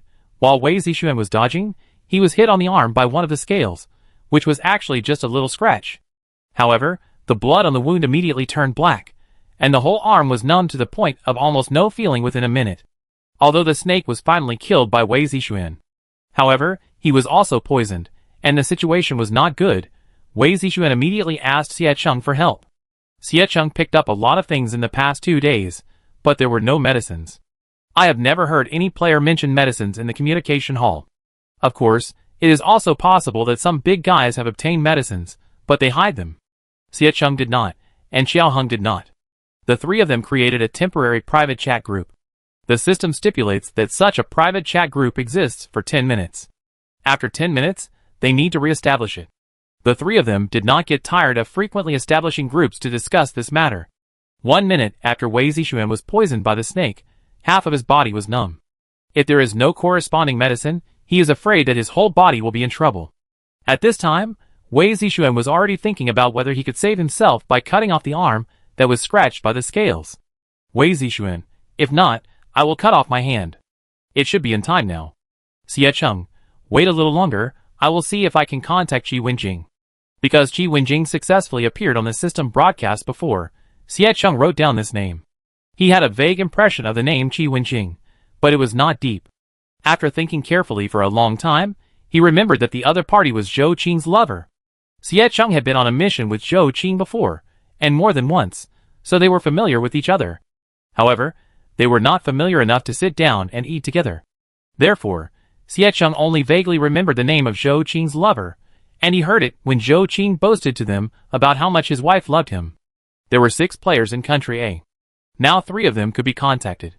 Xie Cheng thought, let's contact Qi Wenjing to see if she had medicine. Xie Cheng went straight to the battle, and started looking for Qi Wenjing in the communication hall. Afraid that she would not show up, Xie Cheng took the initiative to mention her lover. Qi Wenjing was playing cuckoo chicken when she saw her husband's name frequently floating in the communication hall. Qi Wenjing? ? Her husband also entered the game, but it shouldn't be. If the other party really entered, he should have contacted her when she posted the system message before. But he didn't. This means that Zhou Qing should not have entered the game. But now the other party's name is floating in the communication hall. Qi Wenjing quickly finished the cuckoo chicken in his hand, picked up the bag hastily, and stepped aside to see the situation. He found that the person who was looking for him was called Xie Cheng. This name. He had heard it in a system broadcast. He was from their country. Qi Wenjing hesitated for a moment, and then took the initiative to contact the other party. Xie Cheng was also afraid that someone was impersonating him, so he deliberately exchanged secret codes. He said some secret codes that only people from their country could understand. Qi Wenjing saw that this must be a native of his country. The two exchanged for a long time, and Xie Cheng took the initiative to say that he knew Zhou Qing and had been on a mission with Zhou Qing. He could even accurately say where he had been with Zhou Qing in the past year. After exchanging secret codes, Qi Wenjing no longer had any doubts about Xie Cheng's identity. Now that he could accurately say these things, he must be a native of his country. And he must have been on a mission with Zhou Qing, so he could remember it so clearly. Qi Wenjing, so what's the matter? Xie Cheng, Wei Zixuan was injured by the snake's scales and was poisoned. His condition is not good now. I want to ask if you have any medicine. Chapter 35. Although Qi Wenjing didn't know Xie Cheng, she knew Wei Zixuan. She and her husband Zhou Qing had both been saved by Wei Zixuan. After all, he was a great healer. Upon hearing that Wei Zixuan had also entered the game, and was injured and poisoned, Qi Wenjing took a breath. While rummaging through the medicine in her backpack, she asked Xie Cheng about the specific situation. Is it serious? What kind of poison is it? Qi Wenjing had medicine in her backpack. Although she didn't get much food, she got a lot of miscellaneous things. There were medicines too. However, there were only cold medicine and antipyretic medicine. She even had 10 boxes of cold medicine. At this time, they were all stacked in her backpack. After listening to Xie Cheng's description, Qi Wenjing looked at the 2 kinds of medicine in her backpack and fell into thought. She took a photo of both medicines and sent them to Xie Cheng. Qi Wenjing, I only have these 2. Xie Cheng saw that this was not going to work, but Qi Wenjing said that it was better to give it a try. Anyway, she had a lot of medicine and could afford the experiment. Qi Wenjing asked directly, should I send it to him or Wei Zixuan? Xie Cheng was not with Wei Zixuan, so he asked Qi Wenjing to send it to Wei Zixuan. Wei Zixuan was still rational at this moment, but half of his body was numb. After receiving Qi Wenjing's medicine, he didn't care whether it worked or not. He took cold medicine first, and then took antipyretic medicine. After waiting for about 10 minutes, Wei Zixuan felt that his legs were also starting to go numb. Originally, his legs were only slightly numb, but now they were even more numb. Is it not working? Wei Zixuan told the truth about his feelings after taking the medicine. When Qi Wenjing heard this didn't work. This medicine doesn't work. She was so anxious that she was running around, but then she thought, there is still Nanshu. Qi Wenjing quickly called Nanshu in the communication hall, using their exclusive code. At the same time, she replied to Xie Cheng, asking him not to worry, she would find a way. Xie Cheng didn't just wait for her, he was already collecting and changing medicine in the communication hall. Unfortunately, medicine may be a precious item in the game. Xie Cheng asked for a long time, except for a few scammers. No one could really come to him with photos of medicine to ask. Wei Zixuan also tried to save himself. He dragged his numb half of his body, and walked a distance to see if there were any monsters to kill. Didn't they say that there must be an antidote within 7 steps? He had to see. He couldn't give up. If he died, it meant that next month, another player would be captured from their country. As long as he had a chance to survive, Wei Zixuan didn't want any newcomers to take risks. Who is a good person who enters such a survival game? When Qi Wenjing asked Nanshu, she was touching stones. The sea water under the scorching sun was scalding, and it felt hotter. The water could be hot enough to make soup. Nanshu endured the heat, killed a few small silver fish, touched stones again, and threw the waste into the stove. Although the water was getting hotter and hotter, it gave people an extremely uncomfortable feeling. However, there was a lot of waste in the seawater. So, Nanshu has accumulated more than 20 weapons, some of which were the same and some were not. Some of them had a durability of only 100, and some had a durability of 600, which surprised Nanshu very much. Not only that, she also got 2 5-grid backpack expansion cards, which successfully made the backpack a little bigger. Therefore, it can also hold the different types of weapons she has newly acquired. Fortunately, the requirements for backpacks are relatively not so strict. As long as they are weapons of the same type, even if they have different durability or slightly different names, they can be put in one compartment. In this way, Nanshu's backpack is much less stressed. Looking at the message sent by Qi Wenjing, Nanshu glanced at her backpack. She does have medicine. Moreover, it is a medicine that she thinks is very precious. Snake gall capsules are said to be able to cure everything, but it is unknown whether it is true or not. There are only 2 capsules in total, and Nanshu is reluctant to take them unless it is an emergency. Now that Qi Wenjing asked, and it also involves the players of their country Nanshu hissed lightly. To be honest, she didn't really want to give it. But there is also Qi Wenjing in the middle. Nanshu doesn't want to die, and doesn't want their country to capture new people next month. The more willing tendency is that Nanshu herself doesn't want to die. So, asking her to selflessly dedicate, Nanshu is really not happy. However, Qi Wenjing was a very nice person. If she lied now, and was exposed later, it would still be embarrassing. Since the last family member left, Nanshu has been surviving alone for too long. Loneliness is something that becomes natural after habit. However, Nanshu did not reject the idea of having a familiar friend who shared the same interests with her. After struggling between reluctance and dedication for a long time, Nanshu silently took out a snake gall capsule. She thought that she was still too conscientious. She should have been a bad guy and directly said that she had nothing. But, forget it. If everyone was selfish and indifferent, then when the apocalypse first broke out, Nanshu's family would have all been left. Now there is still a living person, and he should thank Qi Xinghe for risking his life to save him. So let's just consider it as repaying a favor. Thinking of this, Nanshu felt better. She traded a capsule to Qi Wenjing, and at the same time thought to herself, this is the only one. If Wei Zixuan still can't survive after taking it, she can't give a second one. Whether he can survive depends on his life. After all, Nanshu also wants to live, so she has to leave some means of saving her life. Qi Wenjing took a quick look at the capsule that Nanshu traded, and didn't care whether it was appropriate or not, and traded it to Wei Zixuan quickly. Wei Zixuan's legs were completely numb at this time, and he had difficulty walking. Between cutting his arms and legs now, and waiting a little longer, Wei Zixuan hesitated for a moment, and then raised the knife. Seeing that the blade was about to fall on his arm, a private chat message popped up. The new medicine was in hand, no longer a cold medicine or a fever medicine, but a snake gall capsule. The biggest effect of snake gall capsule is detoxification. Wei Zixuan looked at these 2 words and thought, this should be okay, right? If not, he will chop off his hand. Wei Zixuan swallowed the medicine with a resolute mind. Under normal circumstances, it takes 1 to 2 hours for the medicine to enter the stomach and then flow into the blood. Even if it is a fast-acting medicine, it will take at least half an hour. However, this is a game, and there are not so many logical problems, or it can be said that Sirius's medicine is so effective. Therefore, less than 5 minutes after Wei Zixuan took the medicine, he felt that his originally numb arm was regaining consciousness. Wei Zixuan? Xie Cheng and his friends didn't even bother to fight monsters or pick up materials. They were all worried about Wei Zixuan's situation. He also knew that his friends were all worried about him. So, as soon as his arm regained consciousness, Wei Zixuan shared the good news with others. After seeing the good feedback, Qi Wenjing also contacted Nanshu as soon as possible. Nanshu didn't want to pay attention to the outside world's disturbances.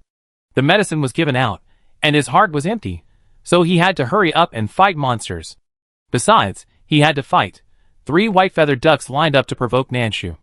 They relied on their advantage in the water, and they really didn't take Nanshu seriously. If you don't want the food that is delivered to your door, what are you waiting for? Nanshu picked up the durable pickaxe and went up. She has so many weapons, and this one has been empty, and not used much, just waiting for them. Little things, you can still run away, must go, see Cuckoo likes your duck feet. So die, ducks. Nanshu didn't have time to reply, after all, the monster was more important. Qi Wenjing didn't get a reply, but she wasn't in a hurry. After all, she was busy at the moment. Qi Wenjing didn't encounter the white-haired duck, she encountered a colorful snake.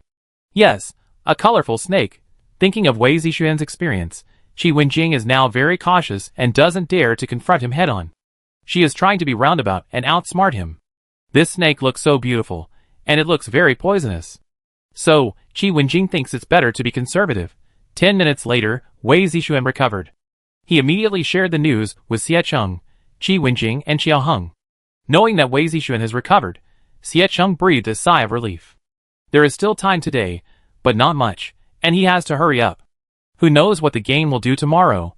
In the observation room, everyone breathed a sigh of relief after seeing Wei Zixuan detoxify and escape danger. Sun Mingxuang was sweating from anxiety just now. At this moment, while adjusting his breathing, he wiped the sweat on his head and paid attention to the situation on Wei Zixuan's side. Don't let it recur again. Liang Qi was also very fortunate that Nanshu had medicine and was willing to take it out. In fact, it doesn't matter if he doesn't take it, after all, they don't know it. However, they still secretly hope that Nanshu can take it out and save as many people as possible. Of course, it is limited to people in their country. As for other countries, just take a look. Don't take it too seriously. The friends watching the live broadcast were also nervous and didn't dare to breathe. You know, once Wei Zixuan is dead, everyone watching the live broadcast has a chance of being captured next month. Some people who think they are just average luck are even trembling with nervousness, until they see Wei Zixuan really detoxify and start to fight monsters. Their teeth are still chattering. Fortunately, I am saved. Woo! I ran to the toilet 6 times in 5 minutes because I was nervous, and I peed every time. I am a little stressed out because I am nervous. I just took medicine. Woo! My luck is really bad. I was so nervous just now. Nanshu had just killed 3 white-haired ducks at this time. She was on guard, so after killing them, she didn't rush to pick up the dropped items immediately. Then she saw that after a white-haired duck died, it stretched its long neck and spit out a puff of blue smoke. Nanshu, She retreated early and distanced herself from each other. Nanshu still remembered the last time she was hit.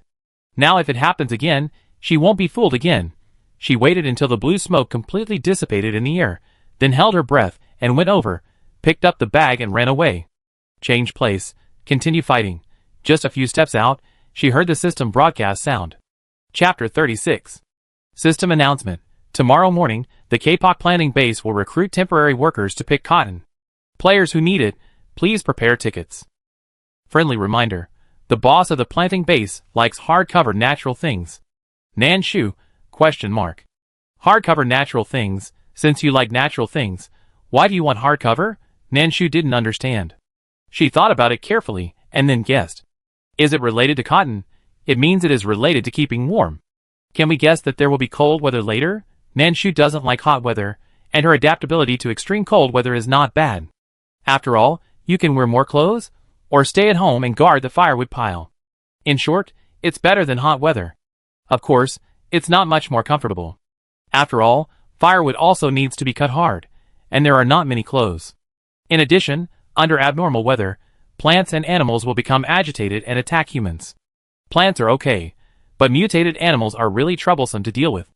Now, the game's novice island is okay. At least the monsters rarely attack actively, and they have a safe house.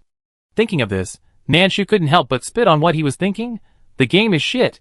If it was really good, they wouldn't be caught. Although he was not sure what this natural thing was, Nanshu knew that it was right to kill more monsters. Killing monsters drops a lot.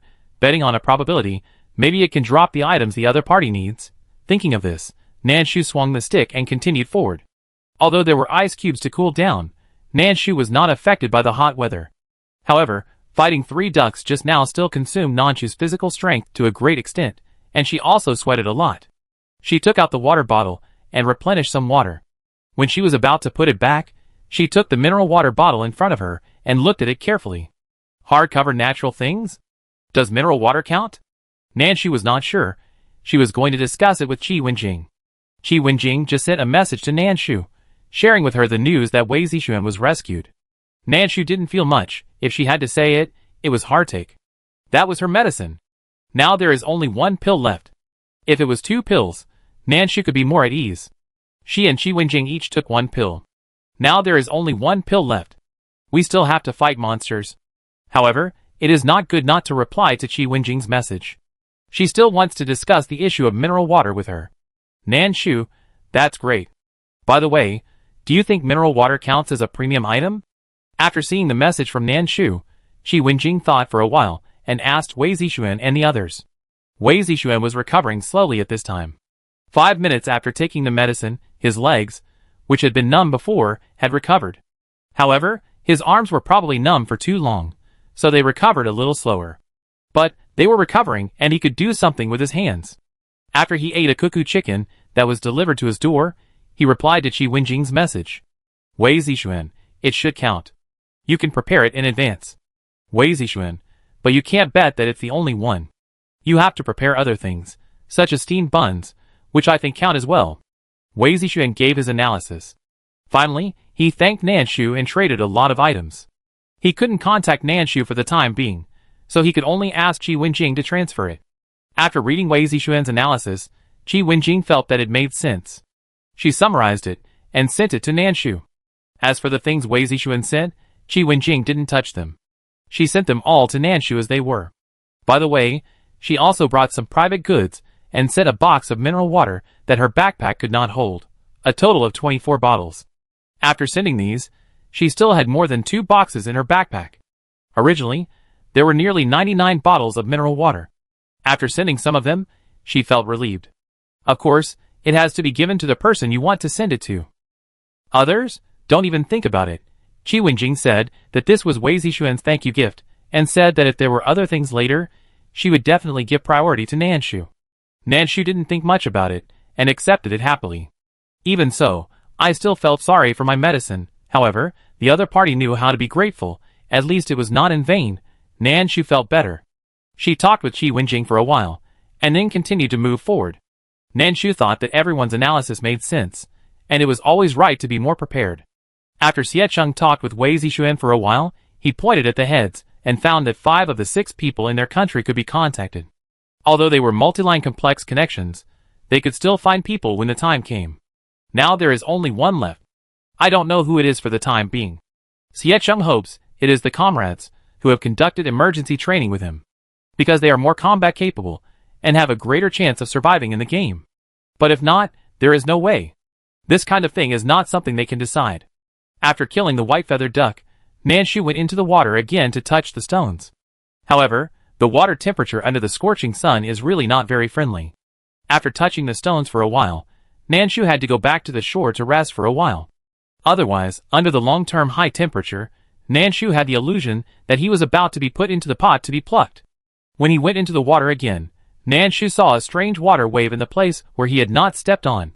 Is there something? Realizing this, Nanshu stopped, widened his eyes, and looked carefully at the place where the wave was. It moved again. The water wave swayed very slightly, and the bottom of the water became slightly turbid. Nanshu's movements in the water were not small, so if you don't look carefully, you really can't find this subtle change. But now that you have noticed it, you will definitely not take it lightly. This endless seabed, who knows what is hidden? Whoosh! The opponent seemed to move again, and the direction of movement was obviously towards Nanshu. Coming towards me? That's easy. Nanshu silently tightened her stick. Feeling unsafe, she thought about it, and changed to a harpoon. This was a weapon spit out by the furnace, but the durability was only 70, so Nanshu had never been willing to use it. However, the movement in the water was very strange at this time, and Nanshu was afraid that it was a high-level monster, so she prepared in advance. If not, she would change to another weapon. Whoosh! The opponent moved again. At this time, the water wave was only a palm away from Nanshu. Close enough, right? Nanshu thought to himself, and his hands were already moving. She clenched the harpoon and thrust it forward. Swish! It missed. Nanshu clearly felt that she had stabbed the sand and gravel in the sea, and did not feel anything like stabbing something. Moreover, she did not receive any reminder that she had lost blood. However, Nan Shu was not panicked. When the thing escaped, it formed a line in the water, although the previous stab had made the seabed turbid. But in the turbidity, the line was still very obvious. Nan Shu followed the line all the way, chasing and stabbing all the way. The health of the happy snail decreased by 9. It didn't lose much health. However, the attack power of this harpoon itself was also very low. Therefore, it was normal that the damage to this kind of monster was not high. Nan Shu did not change her weapon for the time being, and she continued to stab forward. It missed again. The system prompted that it was a kind of snail. However, Nan Shu did not see its entity. It seemed to have blended into the mud and sand. Or did it change color? Nan Shu couldn't confirm this yet, but he just followed the line. Kong! When he stabbed it again, Nan Shu heard a sound of metal colliding. It didn't happen the last time he stabbed it. Open heart snail's health minus 19. Nan Shu? ? Is this a critical hit? Or did it hit the vital point? Nan Shu couldn't care about these things for now, but he kept stabbing. Sometimes he missed, sometimes he hit.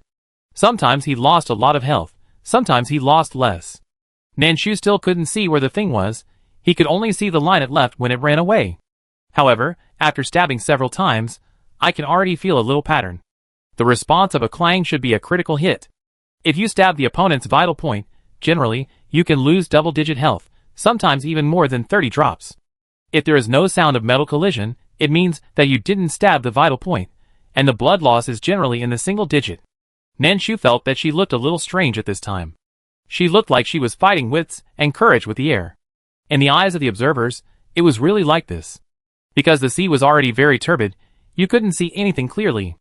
Li Qingwen's eyes were almost glued to the computer, but he couldn't see what was in the sea. Liang Qi asked in their day shift group of observers whether others had encountered monsters in the sea that could not be seen. The observers were very busy and generally would not reply to messages. However, some observers were very idle. Because the players they observed were already lying down, ready to die at any time. When the players lay down, the observers were idle. Seeing Liang Qi's message, I replied immediately. Lu Qing, if it is in the sea, it should be a small monster called Happy Snail. It has weak attack power and average defense, but its ability to escape is first rate. Be careful not to be touched by its snail. It will trigger a bleeding effect that lasts for an hour. If the bleeding does not stop later, the wound will not heal. Lu Qing did not want to know so much. But the player from country F that he observed was touched by the shell of the happy snail more than half an hour ago, and his calf is still bleeding. From the time he discovered the happy snail, to being attacked, and then to being injured, he kept yelling and cursing, including the information about the happy snail, which Lu Qing only knew through his yelling. It may be that the continuous bleeding stimulated the player's defense line, and the other party is now lying flat on the beach, motionless. The friends in their country who were watching the live broadcast were brushing the barrage, asking him to be strong. As long as the wound was treated well, the bleeding would stop in about half an hour. They are the ones who least want the 6 players to die, because who knows who will be caught next month. So, they still need to persuade them patiently. After a series of tracking, piercing the snail, and going back, Nan Shu finally pierced the snail with a fork after careful observation. Chapter 37. The open heart snail is about half the length of Nan Shu's arm, with a big head and a pointed tail. Nan Shu, who has seen all kinds of mutated giant species in the apocalypse, even thinks that this open heart snail looks a bit small and cute. The forked open heart snail is still struggling. Its shell is very hard, and 2 pointed tentacles extend from the shell. It looks like it can stretch infinitely. It stretches itself desperately, intending to attack Nan Shu. Nan Shu raised the machete with his other hand, and with 2 bangs, he cut off the opponent's 2 tentacles cleanly. Open heart snail's health reduced by 19. Obtained items. Snail meat *1, about 300 G, composite metal block *1. Watching the items fall, Nan Shu's eyes suddenly lit up. This thing, it drops composite metal blocks. She is trying to find it. As long as there are composite metal blocks, Nan Shu's safe house can be successfully upgraded, and it is upgraded to a high level. It's just that this thing is like a chameleon snail. They are well hidden in the gravel, and are not easy to find. However, Nan Shu doesn't want to give up just like that. She can only feel at ease if the safe house can be upgraded to a high level as soon as possible. Thinking of this, Nan Shu put away the package, and then picked up the 2 tentacles that fell into the sea, and did not disappear with the happy snail.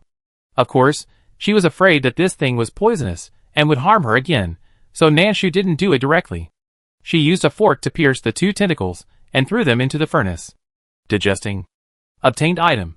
Composite metal block *1. This new thing spit out by the furnace surprised Nanshu again. Why does it feel like the furnace is competing with the monsters? But it's good that they compete. Nanshu likes it. Seeing Nanshu successfully kill the happy snail without letting the shell and tentacles touch it, Liangqi quietly breathed a sigh of relief. Fortunately, it was successfully killed. And, looking at Nanshu's happy expression, the harvest should be good. In comparison, Qi Wenjing is much more miserable at this time. She is being chased by 6 snakes. The snakes are not big, each one is about 3 to 4 meters, but they are thick, they are short and fat, and look a little ugly and cute. But it's fierce. Qi Wenjing's calf, which was hit by a fat snake's tail at the beginning, is still painful, and this snake is slippery and very difficult to fight.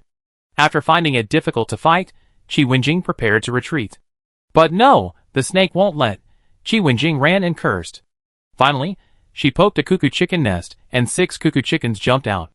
Now, the chickens were flying, and the snakes were chasing. Qi Wenjing didn't even dare to look back, for fear that if she was a step slower, she would be swallowed by the more than 10 monsters behind her. Qi Wenjing didn't want to give up just like that. She had a trap in her backpack that could hold 21 monsters at a time. There were only more than 10 at this time. How wasteful would it be to activate it directly? So lure the monsters. You won't worry if you have too many deaths. So she would lure more. It's just a monster. She's not tired at all. Not at all. After searching hard for a long time, Nanshu finally found the second happy snail. This little thing is really not easy to find. Nanshu directly took the harpoon and attacked indiscriminately at the bottom of the water. He accidentally stabbed one and heard the system prompt that he had lost blood. Then he found something abnormal. Then, focus on killing it. Obtained item. Pastoral Expander *1. Pastoral Expander. After use, it can increase the planting area of the safe house. Advanced. Nanshu, surprise, can farm. She has quite a few rice seedlings in her backpack. However, the weather on the novice island has been too bad in the past 2 days. It's impossible to farm it all. Besides, Nanshu has looked for it. The black soil she obtained on the first day of entering the game was washed away by the heavy rain on the second day, and there was no trace of it. So farming? Tell a joke. Farming in 60-degree high temperature. What can survive? But now the safe house can be used for farming. What kind of great news is this? However, Nanshu's excitement soon cooled down. Because, what is needed is a high-level safe house. Nanshu returned to the shore and took a look at the materials needed for the high-level safe house. Advanced safe house. Stone *30, wood *30, clay *6, glass *2, composite metal block *2. If you upgrade from a primary safe house, you can save 4 of each of the first 3 materials. Nanshu already has the first 4 materials, and the composite metal block is what he has been lacking. However, after the furnace spits out a piece, and the happy snail drops a piece, this is enough. Go back and upgrade the safe house. Thinking of this, Nanshu temporarily didn't care about fighting monsters, and quickly returned to the place where he had placed the safe house before, and summoned the primary safe house. Safe house durability reduced by 10. As soon as it was released, the durability was ruthlessly deducted by 10 by the system. Nanshu's raised lips slightly pressed down, and his face was full of unhappiness. However, since the deductions have been made, I might as well upgrade first. Nanshu counted the materials and found that they were enough, and after the upgrade, he still had some left, so he could deal with any emergency, so he chose to upgrade directly. Please first repair the durability of the safe house. Nanshu, She took out the wood and stone speechlessly, and repaired the durability of the safe house. Then, click on the upgrade. Confirm that the materials are consumed. Upgrade the primary safe house to the advanced one? Sure, very sure. The safe house has been upgraded to the advanced one. The safe house has been upgraded to the advanced one, but the durability remains unchanged. However, the area has obviously become larger. It was just a small red-roofed house before, and it didn't even have windows. However, after the upgrade, it changed from a small red-roofed wooden house to a super villa with red and white stripes. Not only is the house bigger, it has also been directly upgraded to a 2-story building, and there is also a large planting area in the backyard. Nanshu entered her newly upgraded safe house with a feeling of relief and surprise. After entering, she found that the house was much brighter than before. However, It was only bright because there were more windows. There was still no light in the house. At the same time, after Nanshu entered, she heard a reminder. High-level safe houses need to consume 10 points of durability every night to resist external invasion and protect the safety of players. Nanshu, I don't want to complain anymore. However, for the sake of the planting area, I won't care about these for the time being. She quickly walked through the room and entered the back garden. You have entered the planting area. The planting area can plant up to 50 plants. Please arrange the space reasonably. Looking at the planting area with a relatively large space, Nanshu took out all the rice seeds, wheat seeds, etc. in her backpack. Plant them all. Among them, wheat matures the fastest, only half an hour is needed. Rice is slower, taking an hour. Grapes and apple trees both need 2 hours to mature. During the process, Nanshu does not need to worry about water and sunlight. Grow naturally, no need for human care. Nanshu looked at it for a while, used the previous farm expander, increased the planting area by 10 plants, and then returned to the house with peace of mind. Thinking that the endurance of 1 hour has been deducted, it would be a waste if it is not used. So, Nanshu decided to stay in the house to rest for a while. Drink some water and eat something.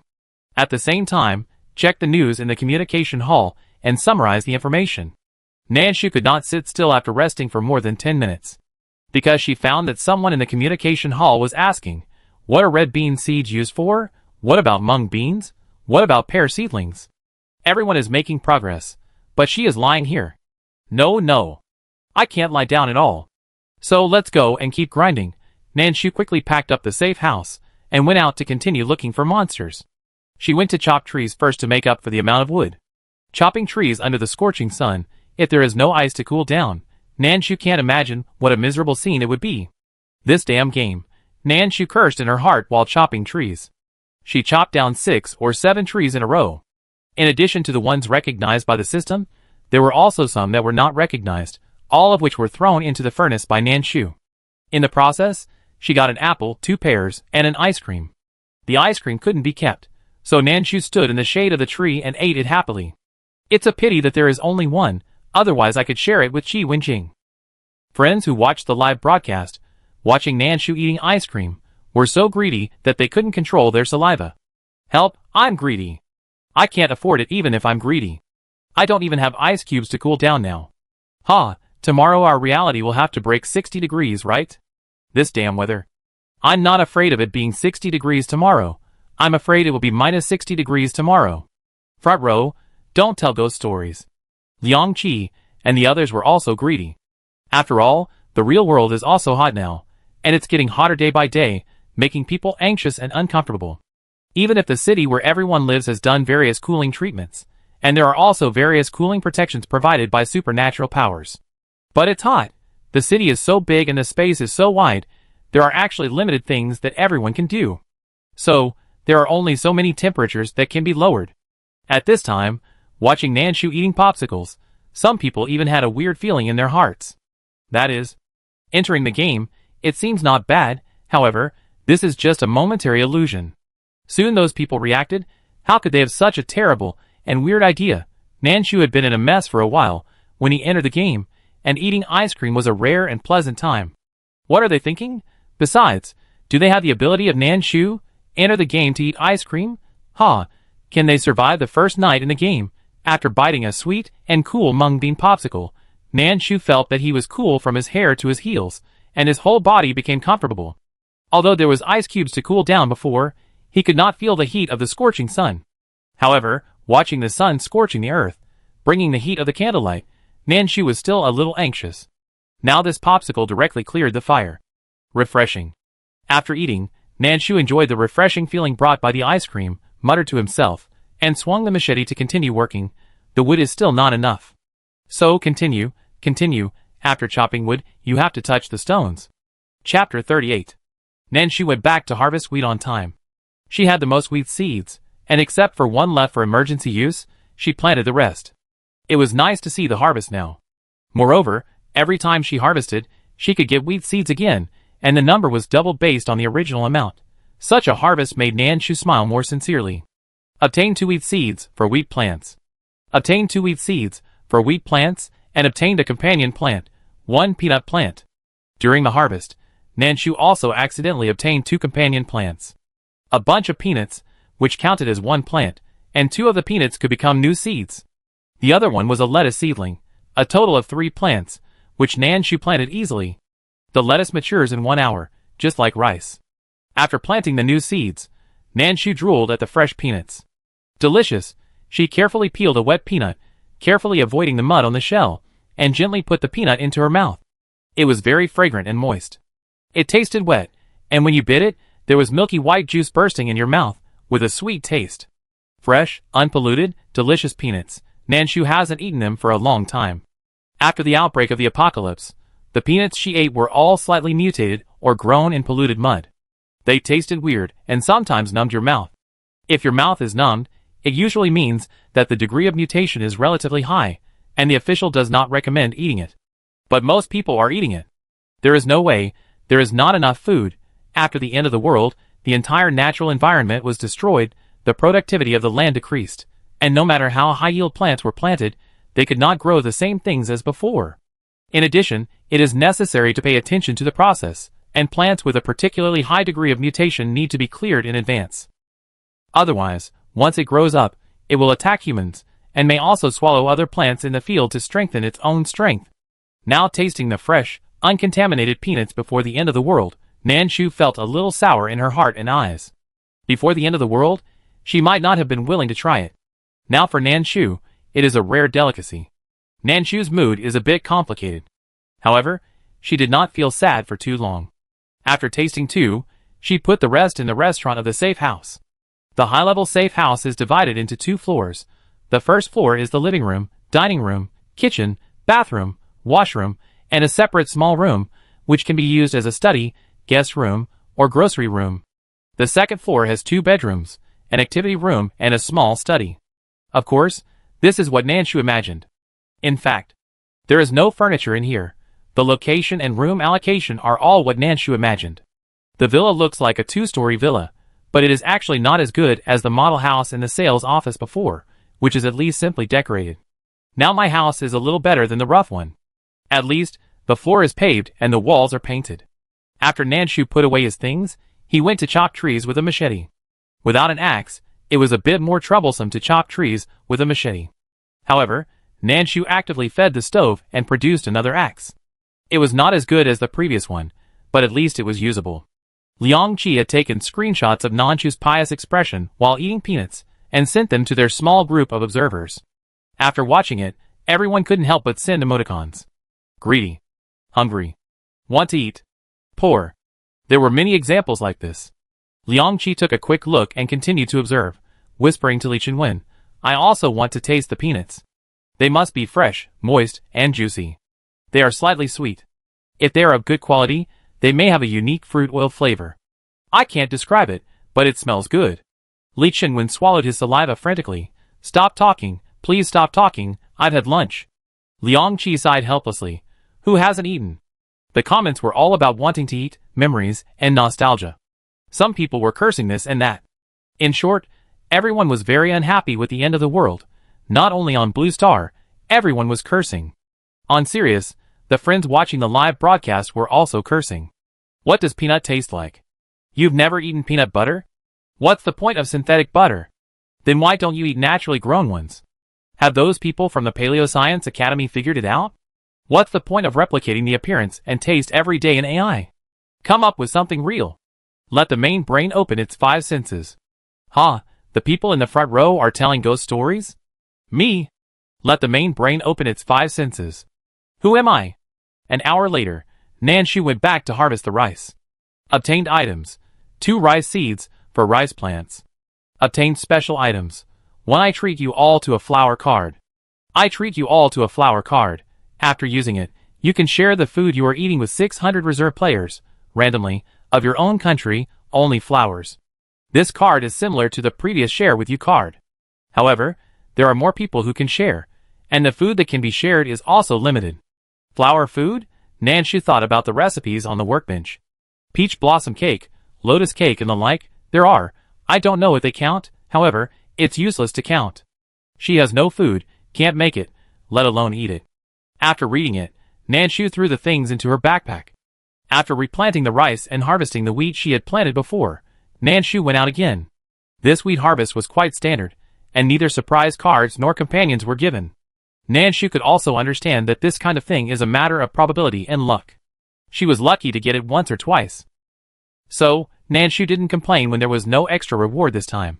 After the wood was almost chopped, Nanshu went to the beach and picked up stones.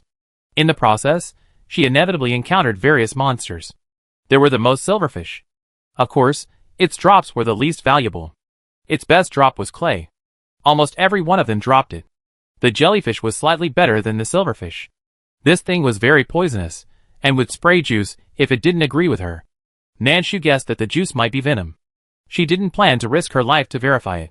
She could only be careful not to be sprayed during the battle, and try to avoid being sprayed in the water.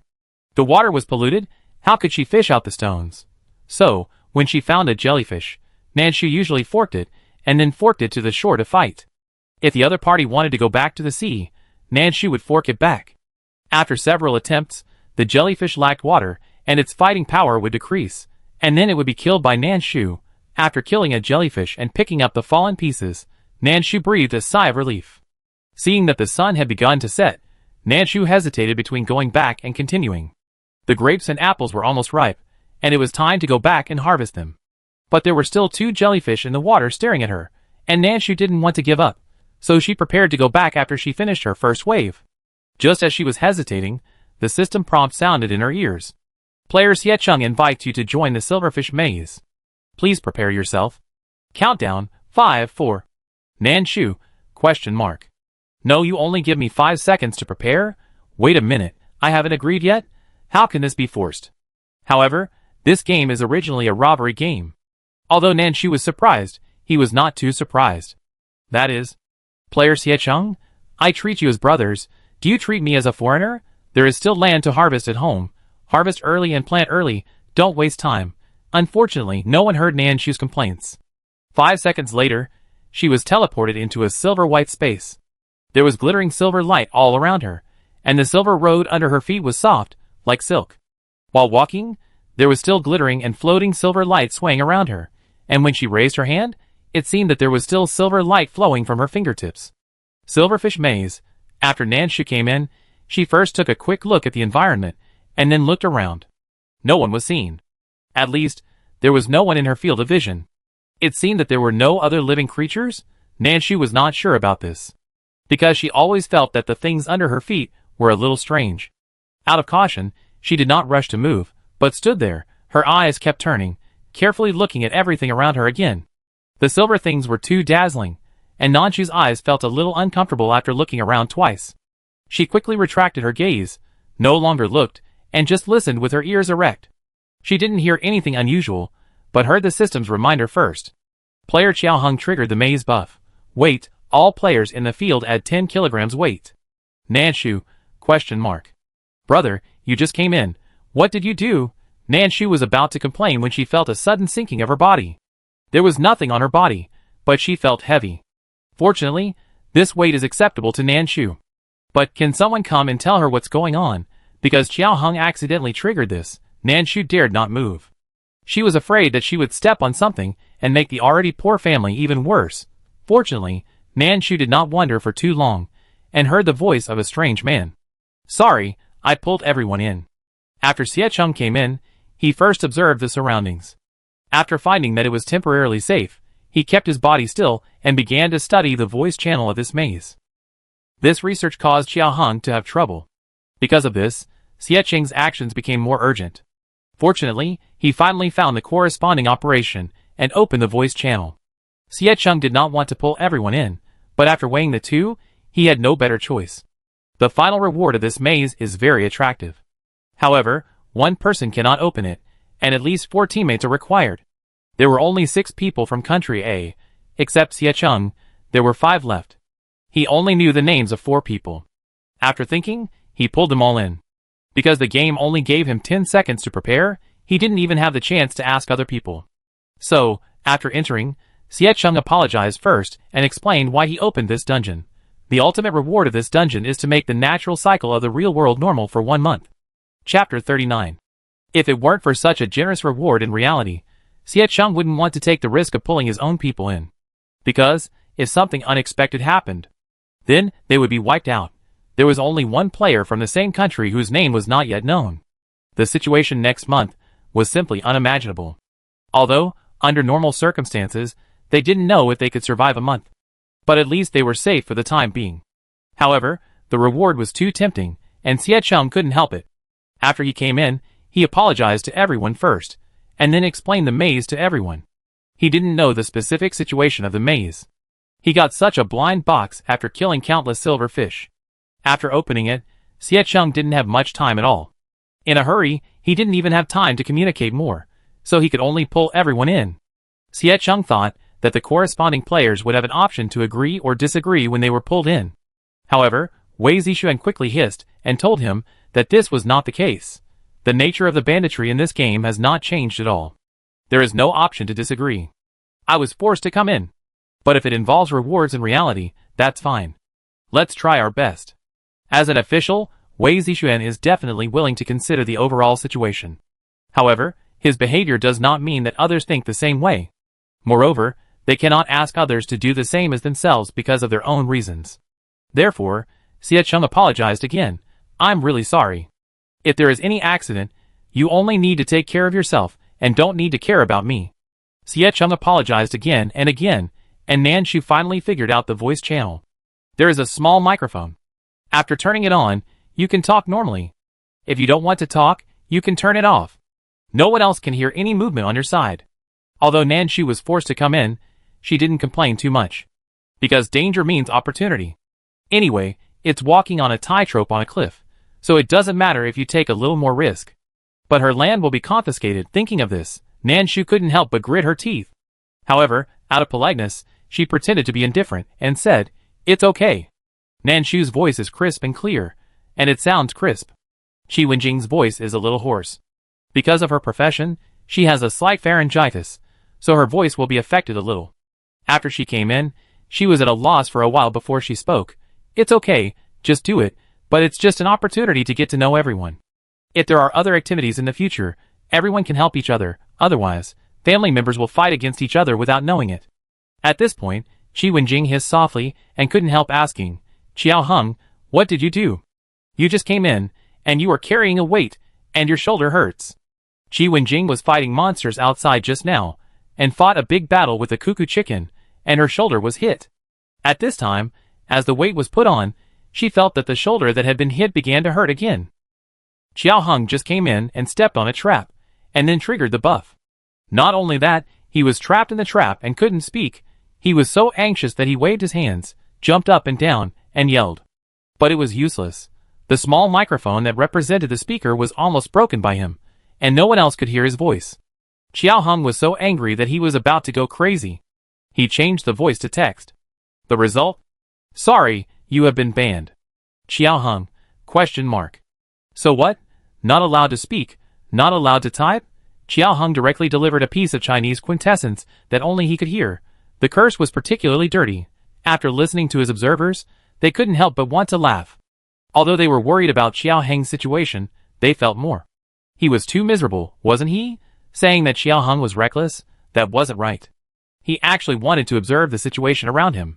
As a result, luck was really hard to say. Wei Zixuan had also carefully tested the situation around him, and even walked to the same position as Qiao Heng. However, Wei Zixuan was fine, and Qiao Heng was trapped. Qi Wenjing asked again after getting no response. Xiecheng and the others were also worried and asked again. Wei Zixuan also tried to ask. In the end, Qiao Heng did not respond to any voice or text. Wei Zixuan had a bad guess in his mind. Is he dead? Qiao Heng, shock. No, he is still alive. Don't give up on me. Qiao Heng was so anxious that he turned around. He could hear his teammates talking, but he couldn't speak himself. This feeling was too terrible. Qiao Heng was almost crying. Nanshu didn't say much. At this time, she thought about Wei Zixuan's guess and said, "It shouldn't be. If someone has an accident, it will be related to the punishment in the real world." This was written into the game rules from the beginning. So, if Qiao Heng is really dead, then they will listen to the corresponding system prompts. Not yet, it should be that he is not dead, but he can't speak because of some accident. It's not that Xiecheng and the others didn't think of this, but they were too concerned and didn't think of it for the time being.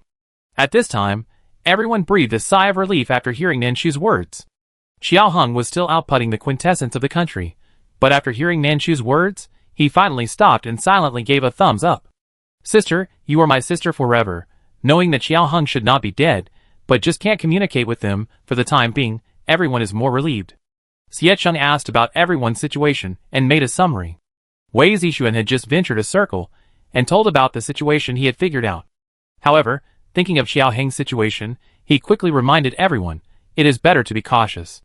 The scene we entered is the same. The place I walked through seems safe for the time being, but if it is true, how should Xiao Heng explain it? Nanshu also felt that although everyone entered the same scene and Wei Zixuan had also explored it, it did not mean that other people standing in the same place would be safe. Moreover, they did not know what this maze was about yet. The game only reminded them to break through the maze before entering. After entering, there was no reminder at all. Should I trigger it myself? Nanshu guessed in his heart, and then tried to walk a few steps to the left. Nothing happened. She continued to the left. This is a world of silver light. It was like walking on the Milky Way, with romantic silver light flowing everywhere. However, thinking of the danger under the silver light, Nanshu had no intention of immersing herself in it. The place where they came in was not big. Nanshu had walked for less than 5 minutes, and had already reached the limit of the map. Because if she went left, the system reminded her, there is no road ahead. So, this side was finished. Looking at the road she came from, it was already filled with silver light, as if there had never been a road. Looking at this strange scene, Nanshu pursed her lips, and clenched the machete in her hand. She followed the road she came from, went back, and went all the way to the right. This time, nothing happened again. The silver light still turned the road she walked into a road that had never been there. While Nanshu was exploring, others were also exploring. But nothing happened. Xie Cheng and Wei Zixuan stopped and studied for a while. Qi Wenjing was also thinking. She even stopped and drew a picture of the road she had walked and the situation she encountered, and then conducted some data analysis. Nanshu didn't draw it, but she had a rough route map in her mind, and she also had some impressions of the things she had seen. So, she continued to explore. After walking forward for a while, Nanshu saw the river that she had seen before, shining with silver light. It should be a river, right? It looked like a bridge in the sky. At first, Nanshu thought it was a mirage in the silverfish formation, because it was too far away and too dreamy. But when she really got closer, she found that it really existed. A bridge that was shining with flowing light and full of fantasy. So the question is, should Nanshu go up this bridge or not? She wanted to discuss with her teammates, but before she could say anything, she heard Wei Zixuan say, I came to the bridge I mentioned before. I'm ready to go up. You wait for my news. After getting the response from his teammates, Wei Zixuan went up the bridge. Nothing happened. He quickly reported the news to his teammates. Xie Cheng was the second one to go up the bridge. Qi Wenjing was the third. Xiao Heng, still no response. Nothing happened to everyone. Nanshu saw her, said something, and went up the bridge. As soon as he got on the bridge, he felt dizzy. System broadcast. Silverfish Maze has been activated. Players are welcome to welcome the next extreme challenge. There are still 30 seconds until the first wave of challenges. Nanshu? ? It's triggered right away. She just stood up, and before she even had time to take a closer look at the situation, it was triggered. However, 30 seconds of preparation time is not long. Nanshu didn't have time to think too much. When she was no longer dizzy, she was ready for battle with a machete in hand. Nanshu promptly told everyone about the situation on her side, and the others naturally received the news as soon as possible. Xie Cheng immediately reminded everyone to pay attention to safety. If there are any difficulties, they must speak up in the voice channel as soon as possible. At the same time, he also reminded Xiao Heng, who couldn't speak for the time being and didn't know if he could hear the sound. Xiao Heng, Wow, I'm still trapped in the trap, and this damn game makes me face the challenge in the trap. Being punished doesn't stop him from fighting monsters. Xiao Heng gritted his teeth in anger, and then took out his weapon. A pair of sledgehammers. Now he has this weapon that is easy to use. He doesn't want to use it either, it's so heavy. But there is no way. The others are not very useful. Moreover, who knows what will happen if this kind of challenge that links the team with the real world is not handled well. Xiao Heng thought, he has been protected by his family for so many years, and now he finally has the opportunity to protect his family. He has to work hard, although he feels that he is not good enough. But he has to do it even if he can't. Chapter 40. The 30-second countdown seemed to end in the blink of an eye. Nanshu soon faced the first wave of challenges. A group of densely packed silverfish. This was the first time Nanshu had seen so many monsters gathered together since she entered the game. The first time she saw it, she couldn't help but swallowed a little. Sorry, I really couldn't help it. She thought of the spicy silverfish and silverfish scrambled eggs her mother made before the end of the world. Her saliva began to flow uncontrollably. I don't know if these silverfish can be eaten. It would be great if they can be eaten. Thinking about the silverfish monsters she had beaten before, which dropped mincemeat, Nanshu was actually a little disappointed. What's the use of mincemeat? Silverfish tastes more delicious. Silverfish flew in groups. They can fly. You are fish. Is this reasonable? However, everything in the game is unreasonable. There's no point in thinking so much. Just get started. Nanshu picked up a machete and went up. The silverfish is just a name in the game. It is not small. It is about half the length of Nanshu's arm, and about the same thickness as his arm. When attacking, it glares with its dark eyes and sprays out a little juice. This is an attack method that the silverfish that Nanshu had previously fought at the beach did not have. Siechum also discovered this. He didn't fight many other things these 2 days, but he didn't know how many silverfish he had fought. Otherwise, he couldn't open this maze. At this time, seeing that the situation was not right, Siechung immediately reminded his friends. This silverfish can spray juice, which is different from the ones outside. Everyone be more careful. Nanshu responded, and Qi Wenjing and the others responded in the same way, making each other feel more at ease. As they responded, everyone kept moving their hands. Nanshu's machete cut a small silverfish with one cut.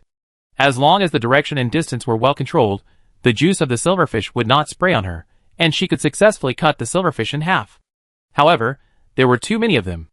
Nanshu needed to concentrate and dared not be distracted. Otherwise, no one knew what would happen if the juice sprayed on her.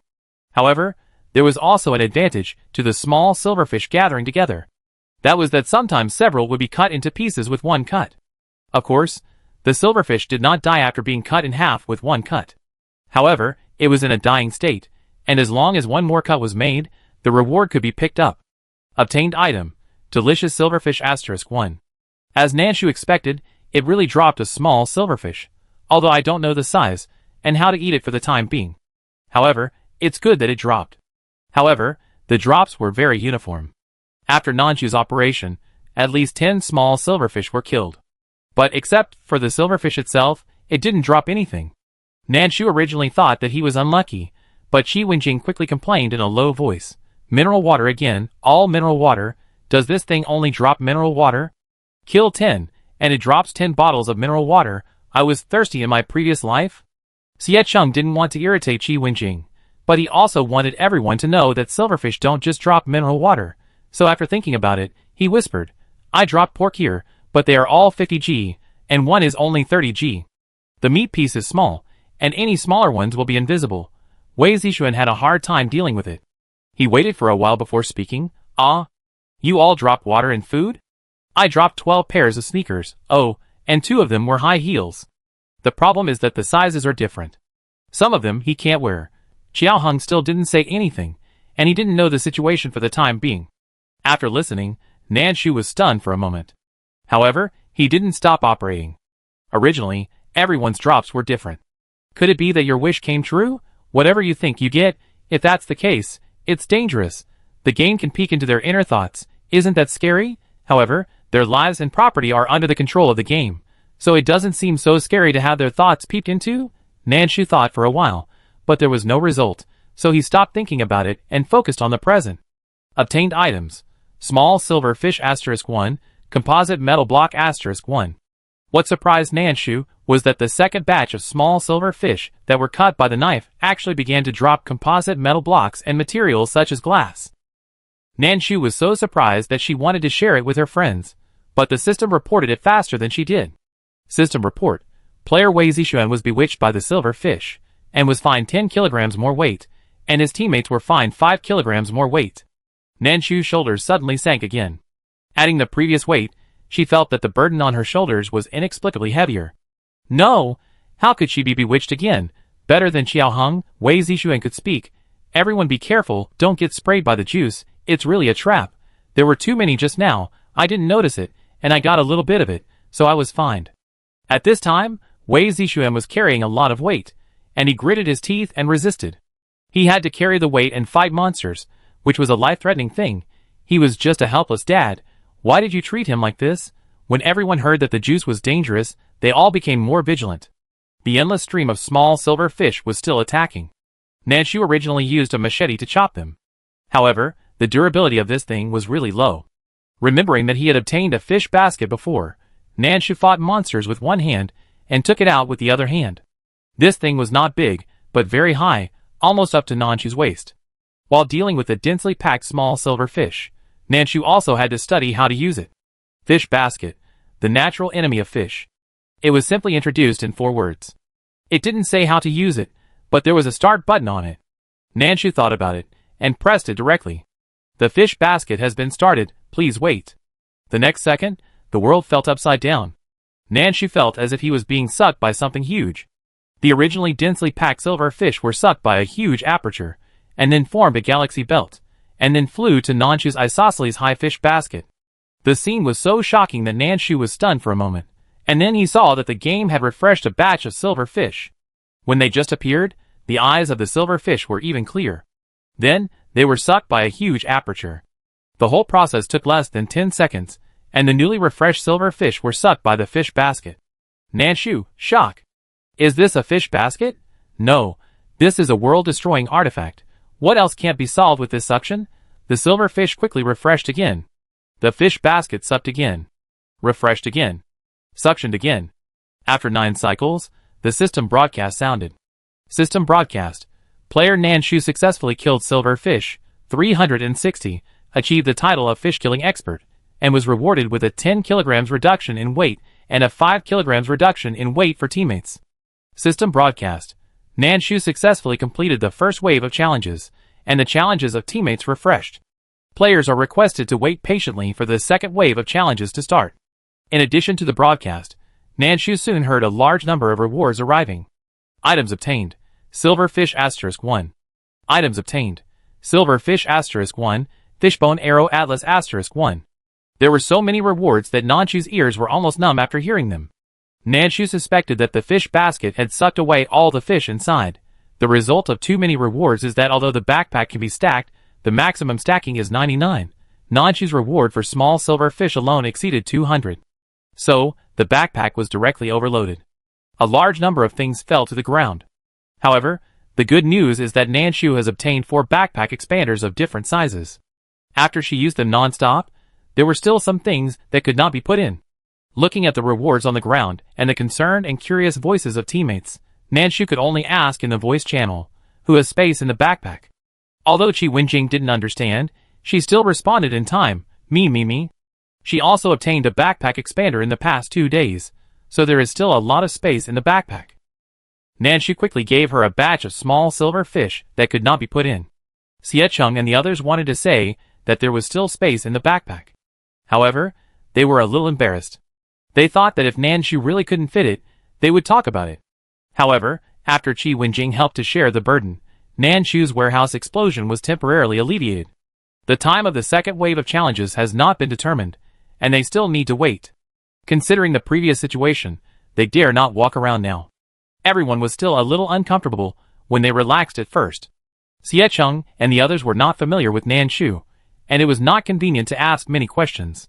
However, after all, it was a team challenge, and even if they were embarrassed at this time, they had to ask thick-skinned people. So, after thinking about it, Xiecheng asked Nanshu what was going on. After Nanshu hesitated for a while, she showed everyone her huge fish basket. Originally thought, it was just a very ordinary fish basket. Nanshu had considered using it to go to the sea to catch some fish to increase the diversity of rations. However, before the task of scooping stones was completed, she really couldn't take care of these. Unexpectedly, it turned out to be a magic weapon. Xiecheng and the others didn't expect that this small fish basket could absorb so much. However, it was good to pass the first wave of challenges. Otherwise, it would take them forever to catch more than 300 fish. After everyone had voice chat for a while, Wei Zixuan couldn't help but mutter, "Do you want high heels? Who else has size 37 feet? Do you have size 45? Wei Zixuan got a large number of shoes. Moreover, there were only 5 pairs he could wear. Among them, there were 3 pairs of pure white whole slippers. Wei Zixuan was really speechless. Nanshu didn't rush to speak, she wanted to see how others would react. If no one wanted it, she would shamelessly ask for it. Anyway, her stove is not picky. Qi Wenjing frowned when she heard that it was a size 37. No, I'm a size 39. If I squeeze it hard, my feet will hurt. Xie Cheng also responded quickly. I wear a size 44. A size 45 is also fine. You can wear it with something stuffed in. However, if it is a battle, it will be very inconvenient. A pair of shoes that fit your feet is actually very important. However, if you don't have that condition, you can make do with a bigger or smaller one. Nanshu's feet are size 37. Seeing that everyone else spoke up, she spoke up. I'm a size 37. When Wei Zixuan heard it, he directly clicked on Nanshu's transaction. Nanshu hesitated for a while before speaking. If your high heels are useless and can only be thrown away, can you give them to me? I won't take them for nothing. I exchange them with silverfish. Chapter 41. Wei Zixuan didn't understand why Nanshu wanted those unwearable shoes. But he thought that some high heels were pretty good looking, maybe the little girl liked them? He didn't ask much, and traded all the unwearable and fancy shoes to Nanshu, and didn't forget to mention, if you don't need to exchange, I won't use them. Wei Zixuan guessed that Nanshu wanted these because she liked them, or because they were related to her novice gift package. Everyone was not familiar with each other, so it was normal that she was unwilling to tell the truth. A little defensive, in Wei Zixuan's view, this was a good thing. So he didn't ask, and Nanshu didn't say anything. After the transaction, the voice channel fell silent again. The system didn't say when the second wave of challenges would start. Everyone stood there, busy with their own things. Nanshu's backpack couldn't hold anything anymore. So, she threw all the fancy shoes she had just received into the stove. Digesting. After throwing 9 pairs of shoes in a row, the things that the stove spewed out were different. Obtained item. Gaga's filling old bread *1. Obtained item. Gaga's hard iron rod *1. Obtained item. Gaga's unpalatable vitamin water *1. This wave of things that the stove spewed out was in conflict with Gaga. No matter what it was, the items given started with Gaga. Nanshu liked the Gaga's hard iron rod and the like. But what do you think of Gaga's unpalatable vitamin water? Nanshu looked at the bottle of colorful water and didn't have the courage to drink it. Besides, there was only one bottle in the backpack, and there was no place to put it. Throw it away, can't bear to do it. Keep it, takes up space. Nanshu hesitated for a moment, then put the water in his pocket temporarily. If he throws it away again, because of a fight or something, he can talk about it later.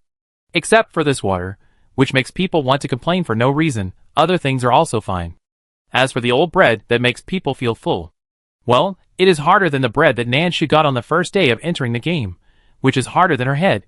Nanshu knocked the bread with a hard iron rod, but it didn't move, the bread didn't even fall off, nor did it shrink. Nanshu, no wonder it's so full. Just this one bite, the neck has to stretch 2 miles. It's not full, many of these things can't be put into the backpack. Nanshu sorted them out, and threw some of them into the safe house. The safe house doesn't take up space in the backpack, but it can store a moderate amount of items. The system only said appropriate amount, but what kind of appropriate amount is it? The system didn't say. Nanshu saw that it could fit, so he stuffed it in. After putting the things in place and drinking 2 sips of water, Nanshu looked around and was about to ask others what was going on, when he heard Xiao Heng screaming, "Oh my god, I can finally speak, Woo! System broadcast. The second round of challenges will start soon. Please get ready 3, 2. Okay, just start with 3, 2, 1. The system broadcast repeated 3 times, and when it repeated the second time, the second round of challenges had already begun. What surprised Nanshu was that the second round of challenges no longer involved fighting monsters. It start to test your brain. When the challenge officially started, a water wave screen and a game controller appeared in front of Nanshu. The system gave a simple explanation. This level is about a lost little silverfish, who needs to overcome numerous difficulties and obstacles to return home. But the little silverfish is tired and can't move, so players need to operate the controller to help the little silverfish go home. If there are accidents during the process, you still need to operate the little silverfish to fight. If the little silverfish dies, the challenge fails and the player will be punished. Xiao Heng was about to cry and shout, but he finally came out. As a result, before he finished shouting, a new round of challenges began. His crying was swallowed back. Xie Cheng simply comforted them and asked everyone to focus. Nanshu had never played a game with a controller. never played it before the end of the world. When they were in school, they all played mobile games, which could barely be considered as a game with a controller. After all, they also operated the mobile phone roulette. Nanshu played occasionally at that time. After all, she had to go to school, and the task was not easy. So, she didn't have much free time. During the holidays, she was either in the crammed school or on the way to the crammed school. Don't worry about the grades, anyway, the crammed school can't stop. Later. It was the end of the world. If you don't live in the city, electricity has become a luxury. Nanshu's family lived at the foot of the mountain. Her parents took the risk to pick up a generator from the city at first. However, they didn't use it many times. That thing made a huge noise when used. Mutated animals or plants like this kind of abnormal sound. So, unless it was absolutely necessary, the Nan family would not use electricity. I haven't played such a game for a long time. Nanshu moved his fingers, not sure if he could do it. Xiecheng was not sure about everyone's situation, but Qi Wenjing said confidently, I often played this thing before the end of the world, I am familiar with it, don't worry. Then, in the first level, the silverfish flew over the flame mountain, and the silverfish operated by Qi Wenjing almost became a dried silverfish. If it wasn't for the last moment, she saved a wave with her own strong operation, she would be the first to be punished. At this time, Qi Wenjing didn't dare to say confidently, she is very good. She pursed her lips guiltily, gritted her teeth, and cursed the game from top to bottom, from inside to outside. Nanshu was not sure about the situation, so he was cautious in operation. This is similar to the operation of roulette, and the direction needs to be controlled. You need to pay attention to the obstacles in the process of dodging up, down, left and right. There is a hot flame mountain below. Once the silverfish falls, it will become a dried fish, and the task of going home will fail. The silverfish has only one life. So, they are not allowed to fail once. Xiecheng reminded everyone that it is better to operate slowly than to be too greedy and impatient, otherwise they will lose their lives. By operating the handle, you can control the direction, speed, and some small movements of the silverfish. However, you need to get used to the handle before you can do many fine movements. Nanshu was a little unfamiliar at the beginning, and he encountered bees, butterflies, and the like during the process, and was almost fanned off course by their wings. During the operation, the silverfish continued to roll, and almost fell directly into the flames because of confusion. Fortunately, he passed the first level without any danger. The first level is 200 meters in total. After the end, there is a 10-second break. Players can use this time to wipe the sweat off their hands, or make other state adjustments. Xiaoheng wanted to speak, but was afraid of disturbing everyone. However, he couldn't control his mouth, and the sound came out when he opened his mouth. So, after thinking about it, Xiaoheng made up his mind, and took an apple to block his mouth. This apple was the material he got on the day he got angry. After the end of the world, even though he was the most favored youngest son in the family, Xiaoheng didn't often eat luxury fruits. Now that he entered the game, he actually didn't want to eat it. He also thought that if he could send something to reality, he would also like to send it to his parents, brothers and sisters. Now there is really nothing else, he can't just stuff his mouth with clothes to shut up, right? Xiaoheng felt that he couldn't be so cruel to himself. So just an apple. Not to mention, this apple is pretty sweet. He opened his mouth and wanted to share the apple with his friends. But with the apple in his mouth was already wide open, and if he opened it any further, the apple would easily fall out. Thinking of the apple falling out, Xiaoheng finally closed his mouth. At the same time, the second level officially began. The second level is to fly over the yellow sand ridge. The player needs to control the silver fish and fly over the yellow sand ridge. In the process, you may encounter huge yellow sand, the course is easy to deviate, and you may also encounter various monsters. The system is just a simple reminder. What you encounter specifically depends on the actual game process of the player. At the beginning of the second level, Nanshu took a deep breath, then controlled the little man and flew forward all the way. There are speeds on the operating handle. If you want to be safe, you can fly slowly. If you are more confident, you can adjust it faster. Nanshu maintained a medium speed, because there is a time limit for passing the level, and you can't let you dawdle here indefinitely. Just after flying a section, the course was off. The strong wind rolled up the yellow sand, and directly slapped the palm-sized silver fish away. Even if Nanshu tried hard to hold the handle tightly, and control the direction. But the silver fish still tilted. Nanshu tried hard to adjust the direction. As a result, the direction was not adjusted well, and the monster jumped out. It was a palm-sized sand scorpion, which suddenly rushed out of the yellow sand, followed by a tail swing. A pair of large scissors came towards the head of the silver fish. Nanshu controlled the silver fish to dodge. Just after dodging, the opponent's second wave of attack came again. The speed of the sand scorpion is extremely fast, and the yellow sand seems to have a bonus for it. In such a windy and sandy sky, it seems to have returned to its happy hometown. It is not affected by the wind direction at all. It attacks wherever it wants without deviation. Nanshu dodged twice, but he didn't have time to adjust the direction of the silverfish. The sand scorpion's new round of attack came again. Siecheng also reminded everyone at this time, when you dodge the sand scorpion, pay attention to the direction of the silverfish, don't fall to the ground. In fact, everyone was curious and wanted to ask what would happen. However, they were busy operating and had no time and energy to ask. However, Siecheng reminded that it must be no good to get close to the bottom. So, silverfish, rush, fly up.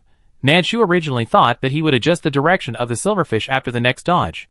However, when he saw that the silverfish was about to fall to the bottom, and then heard Siecheng's words, he adjusted quickly. While dodging, he flew up. With the yellow sand all over the sky, the little silver fish flew 2 meters and fell 1 meter. Nanshu could feel the huge resistance through the water curtain while holding the handle. However, no matter how difficult it was, she had to fly back. At this time, everyone in the observation room was so nervous that they dared not breathe. Sun Lingshuang had already handed over the class to Tang Qifeng, but she was still worried and did not leave for the time being. She stood in front of Siecheng's screen and watched. Siecheng's little silver fish did not adjust the direction just now and almost fell to the ground. After the distance to the ground was infinitely shortened, the little silver fish's health dropped by 2/3. Chapter 42. After each wave of challenges, the silverfish has a short rest period. During this period, the silverfish can slowly recover some of its health, but not much. If you rely on this health to pass the level, you may not be able to pass the game. This is at most a way out, or a backup plan. Therefore, seeing that Siecheng's silverfish's health is about to drop to the bottom, everyone is still very nervous. But the good news is that the health of other people's silverfish is still normal. At this time, Nanshu's silverfish just avoided a sand scorpion. Before he had time to catch his breath, the other 4 sand scorpions rushed over in a row. The gap between them is very small. Nanshu's silverfish either has to fly over at a low altitude or rush to the highest point and face the most difficult wind. Either one is very dangerous. Unless Nanshu's operation is very delicate and can pass through the tiny gap between the sand scorpions, he must ensure that the silverfish is not touched by the sand scorpions. Because once it touches, it is easy to wipe out the blood volume. In that case, there is actually not much difference between low altitude and high altitude. If Siecheng hadn't reminded her, Nanshu might have tried to fly at low altitude. However, after Siecheng's reminder, Nanshu decided to do the most dangerous move. She had to operate the handle to let the little silver fish pass through the middle of the sand scorpion. This is very difficult. Moreover, there is a risk of death. However, Nanshu wanted to take a gamble. She was actually 60% sure in her heart, otherwise, she would not have taken the gamble. After all, the final reward is related to reality. Nanshu may not care about other things, but she cares about her little house. Therefore, it is best not to get into trouble in reality. 60% confidence is risky enough. Because low altitude or high altitude is not safe enough. Since we are all seeking a glimmer of hope in danger, it depends on how well we operate. Nanshu was concentrating, staring at the water curtain, and at the same time, he was very cautious in his operation. The little silver fish was in her field of vision, flying along the route she operated. As the little silver fish approached, the sand scorpion was also closing the distance between them. The difficulty increased, however, this was within Nanshu's expectations. After all, the sand scorpion used the same trick before. So don't be afraid, just go for it. Nanshu suddenly accelerated at this time. If something happened to the sand scorpion, Nanshu might not be able to brake in time. However, it has come to this point, so I can't care so much. Continue to accelerate, and pull it to the maximum. Looking ahead and behind will only lead to defeat. The truth is to move forward courageously. Nanshu stuck to the limit of the gap of the sand scorpion, and let the little silver fish drill through. During the process, the silverfish didn't lose any blood, which means that the silverfish didn't run into the sand scorpion. Otherwise, it would have lost some blood. However, just after it got through the gap of the sand scorpion, the silverfish was hit head-on. A piece of yellow sand rolled up suddenly, regardless of whether it was the sand scorpion or the silverfish. They were all hit by the yellow sand, and their blood volume decreased to varying degrees. Nanshu controlled the speed of the silverfish to avoid losing more blood. At the same time, she kept a low altitude distance, allowing the silverfish to bypass a large area of wind and sand and fly to a safe place. Then, 6 more sand scorpions came head-on.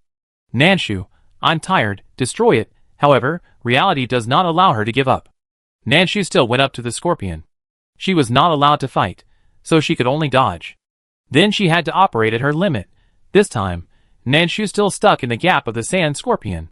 After drilling through, he also controlled the silver fish to change the direction and speed sensitively, successfully avoiding a new wave of yellow sand rolls. This wave of operations was really smooth. Li Xingju, the night shift observer, opened his mouth wide, and after a long time, he exclaimed, "Awesome!" Xu Qingqing, another night shift observer next to him, did not speak, but was taking screenshots crazily. Highlight moments, all screenshots are left. Whether you share it with other observers or keep it for yourself to learn later, it is all inspirational material. So what are you waiting for? Screen recording is one thing, but screenshots are also necessary. Xiecheng's silverfish's health is trembling, but it is still strong and alive, and there is no risk of dying for the time being. However, the various difficulties that followed were actually quite demanding for Xiecheng. Once the distance or speed was not mastered well, the little silverfish's blood volume was really not enough to do anything. Sun Mingshuang watched for most of the day, and was sweating coldly. After thinking about it, she said something to Tang Qifeng and decided to go off work first to calm her heart that had been stimulated all day. She wanted to stay and watch for a while. However, she got off work now, and she had other work to finish, and she needed to work in the most energetic state tomorrow. So, I won't waste any more time. I hope the children will be fine. The little silver fish passed one level after another. In 5 levels in a row, Nanshu silverfish lost about 10% of its health except for the initial unclear situation. After several transfers and rests, it recovered. In the subsequent levels, it did not lose any health. After reading it, Li Xingju just wanted to give Nanshu a double click. In addition to Nanshu, Wei Zixuan's operation was also very delicate. However, his luck was not very good. In other people's levels, there was always a yellow sand roll after the sand scorpion. But it was over in one wave. However, Wei Zixuan often encountered double yellow sand rolls. It was easy to avoid one wave, but 2 waves together would really kill him. Because of this, Wei Zixuan's silverfish lost more health, even if there was a transfer recovery, but only about 80% was left. In contrast, Xiecheng's silverfish had been shining wildly at about 20% health because of a low-altitude attempt and adventure. When the silverfish's health was less than 30%, the system would keep flashing red to remind the player. Xiecheng was so nervous at first, but he got used to it slowly. Qi Wenjing was fine, and the health of the silverfish was controlled at about 65%. Not too safe, but not dangerous either. As for Qiaoheng, although Qiaoheng had no special abilities, he was not very old when the apocalypse broke out. But he may be older than anyone else in the game. So, although he was yelling at the beginning, he was surprisingly reassuring when operating it. This kind of game with a handle is a piece of cake for Qiaoheng. Of course, because he was too reckless during the process, the health of the silverfish dropped rapidly twice, so in the end, the health was only stable at about 70%. If he hadn't been so reckless, he would have been the best among the 5. The silverfish had passed 10 levels, and finally made it home successfully. The game also played an animation for them, which looked strange. Delicious. Anyway, Nanshu was looking at the shaking silverfish, and was already thinking about pan-frying the silverfish, making soup with the silverfish, and grilling them. As for the fact that the silverfish finally returned home, it was touching.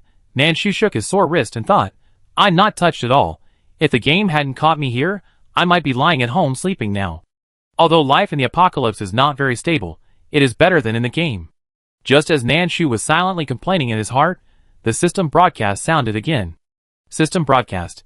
Congratulations to player Nanshu for successfully sending the silverfish home at the lowest cost, and a special reward is a spring breeze and drizzle in his country, Country A, across the country, which will last for 24 hours, expected to start in half an hour. Nanshu is still waiting for his reward.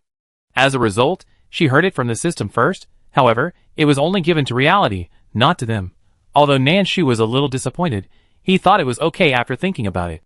It's better to have it than not. We can't expect this game to have conscience, right? The system broadcast was very loud, so other friends also heard it. They were all resting at this time. Although what was going on just now was more of a brain game, the operation on the hands did not stop. For everyone, the mental consumption was greater. So, after the end, no one spoke, and everyone was resting. After hearing this report, Xie Chung said congratulations several times in succession. The other friends reacted and celebrated, although they did not get such a reward. However, as long as they got it from country A, it would be no different from them getting it. After Nan Shu thanked everyone for the praise, he saw the rewards for this round. Obtained item: Super Useful Fertilizer *1, 50G. A series of 12 bags of fertilizer. In addition, some simple ingredients were given, such as pork and chicken. However, the quantity was not large, and when added together, it was only about 3 pounds. Nan Shu's ingredients were not few, but he would not look down on these 3 pounds of meat. In the end times, it is not easy to have a good meal of meat. So, put them all in the backpack. What? There is no room in the backpack. It just so happened that 2 10-slot backpack expansions dropped, and they can be used immediately, and can be loaded. Others also received a lot of rewards. Xie Chung generously shared it with everyone. It might be because his silverfish had little HP, so the reward he got was relatively not much. Wei Zixuan's reward was almost as generous as Nanshu's, which made Nan Shu believe that the amount of reward should be related to the HP of their silverfish when they returned home. After Qi Wenjing got the reward, she wanted to curse but couldn't. In the end, she could only grit her teeth and spit out a few micro-fragrance. Xiao Hung couldn't help it and asked her with a smile, "Why are you still cursing? Is the reward not good?" "Mine is pretty good, all food, braised pork, sweet and sour spare ribs, potato beef brisket." Slurp, hungry. Qi Wenjing got even angrier after hearing this. "Are you sure you want to hear what I got? Sea salt soda, lychee soda, princess's dancing shoes. More than 10 rewards, not a single food. Not even a cookie or a lollipop." Listening to the rewards of her teammates, Qi Wenjing was so angry that she didn't even feel hungry.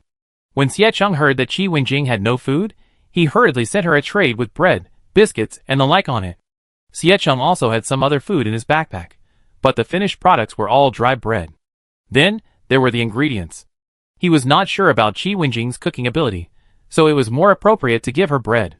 Qi Wenjing was indeed hungry after struggling for a long time, and she did not refuse hypocritically at this time.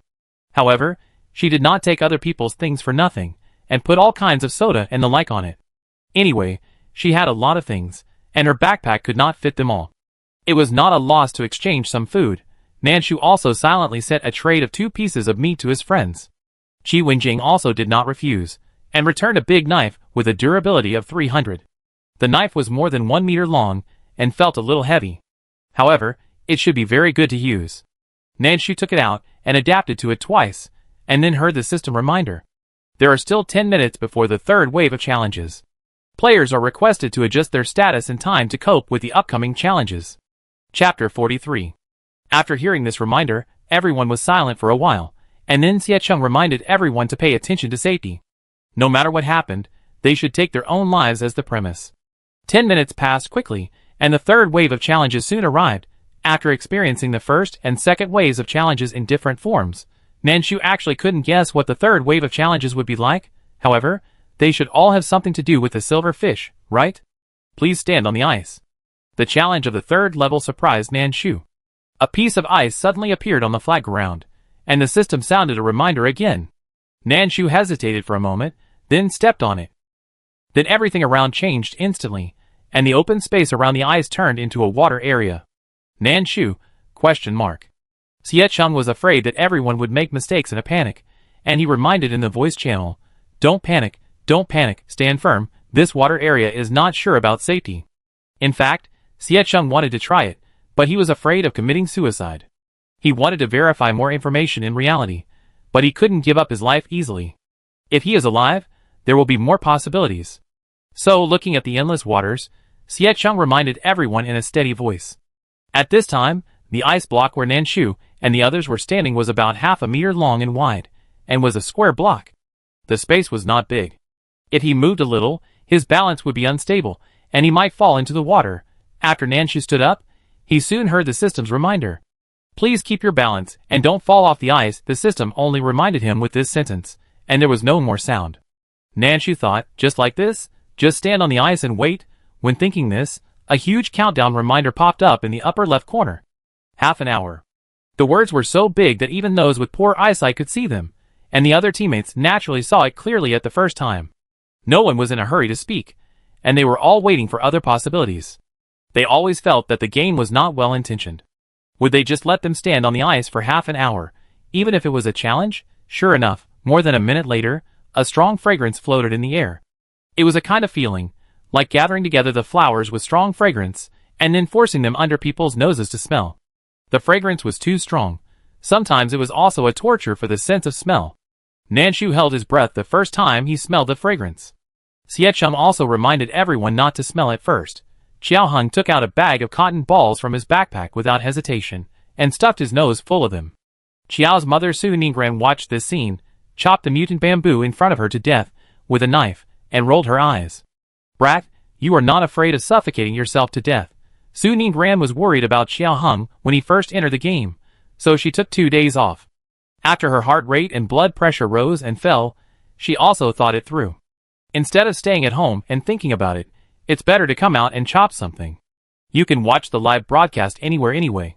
Seeing Xiaoheng make mistakes and implicate his teammates as soon as he came in, Su Ningran took a deep breath and sped up her hands. When Xiaoheng came to the new level, all 4 mutant bamboos had been killed by Su Ningran. The subsequent finishing does not need to be handled by frontline personnel like her, and there will naturally be a cleanup team to do it. So, Su Ningran temporarily stepped aside, rested, and watched his son's live broadcast.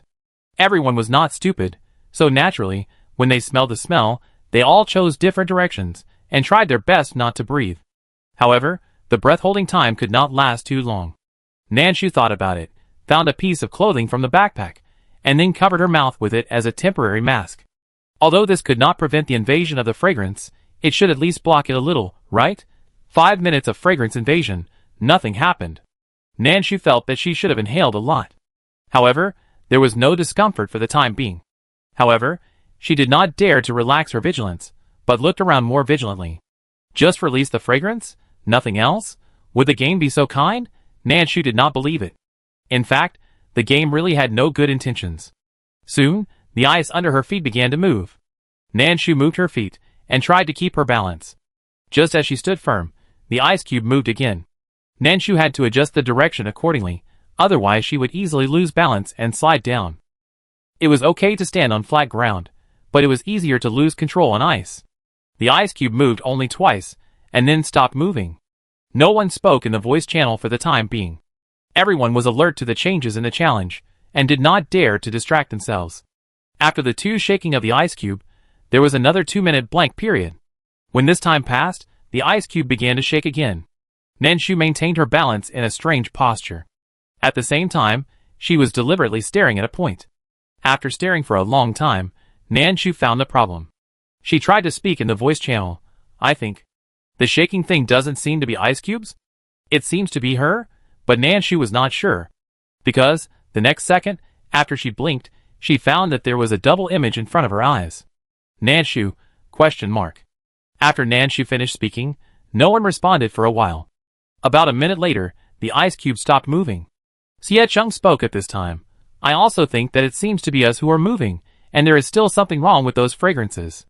Wei Zixuan hesitated for a moment between using the healing spell now or later. Then, he was ready to take a risk, and tried the healing spell.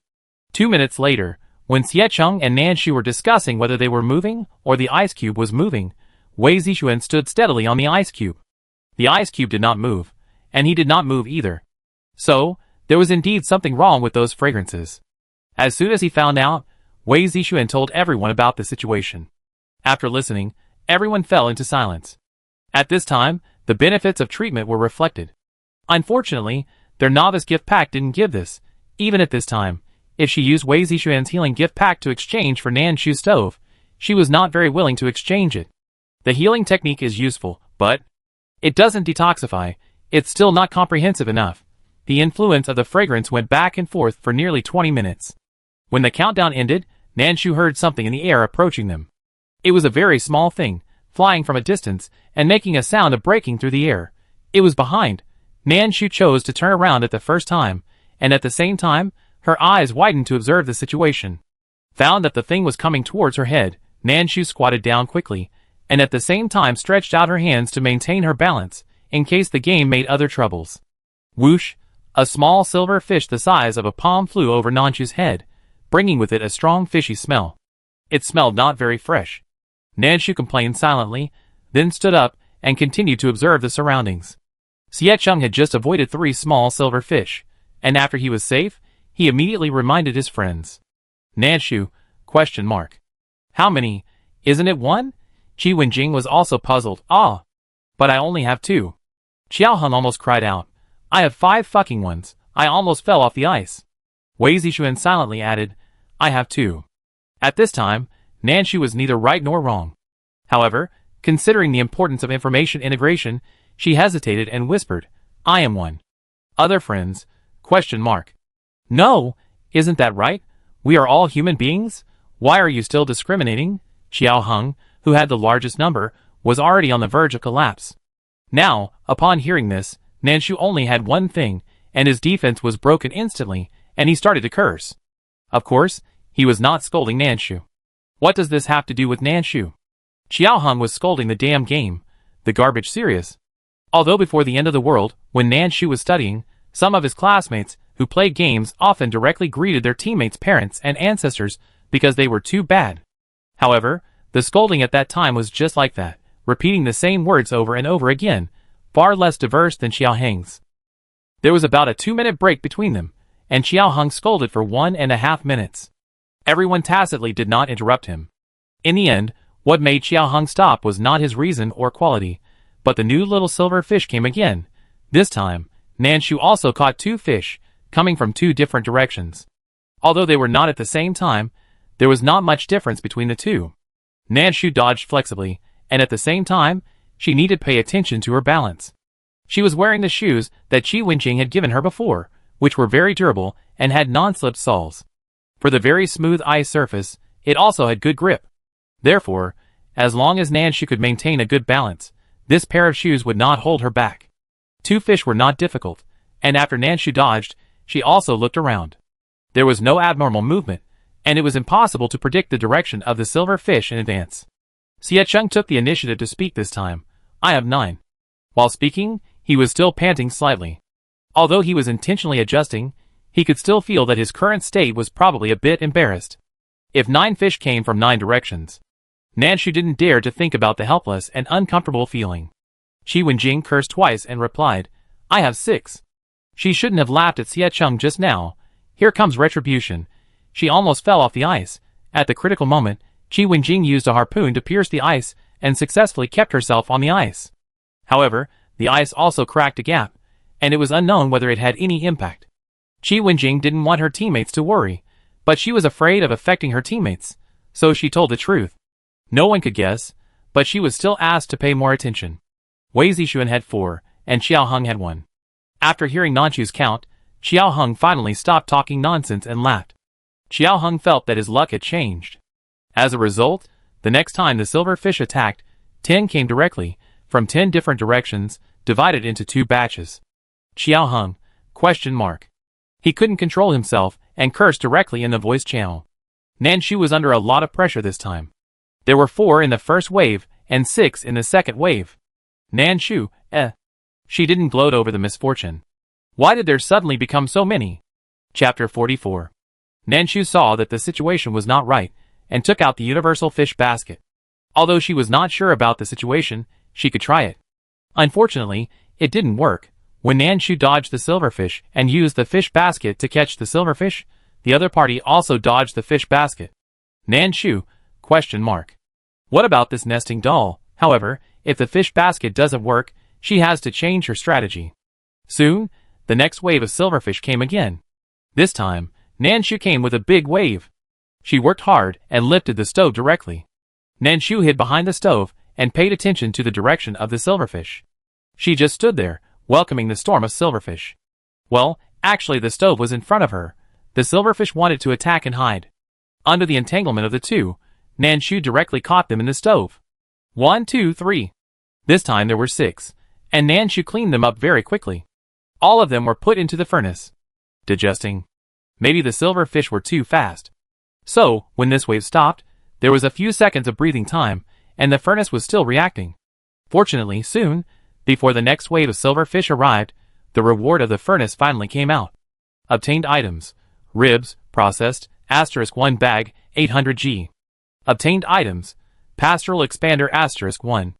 Obtained items: crispy pork *1 portion, about 600G. 6 portions of items, almost all food. Nanshu was still very satisfied. After a quick look, the next wave of silver fish came again. Qi Wenjing didn't want to complain anymore, but she couldn't help it. The drought killed the drought. The flood killed the flood, 2 in one wave, 16 in one wave. This is not the way to torture people, right? Wei Zixuan didn't want to agree, but he couldn't help saying, "What are you talking about?" Xiecheng almost agreed, but his mind was faster than his mouth, so after nodding, he swallowed the words on his lips. He didn't want to say too many discouraging words, lest his friends think that there was no hope of passing the level. They can still do it. No, not can, but must. Qiao Heng didn't want to talk anymore. The more you talk, the more mistakes you make. So, he just worked honestly.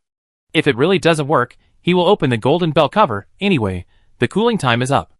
It's dark now, and after using it, it will be night, and he will sleep in the safe house after returning.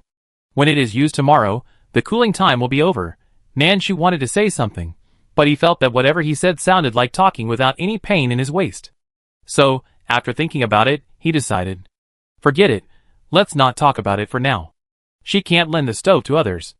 And what would she do if she lent it? So let's not talk about it. Moreover, a new wave of silver fish came again.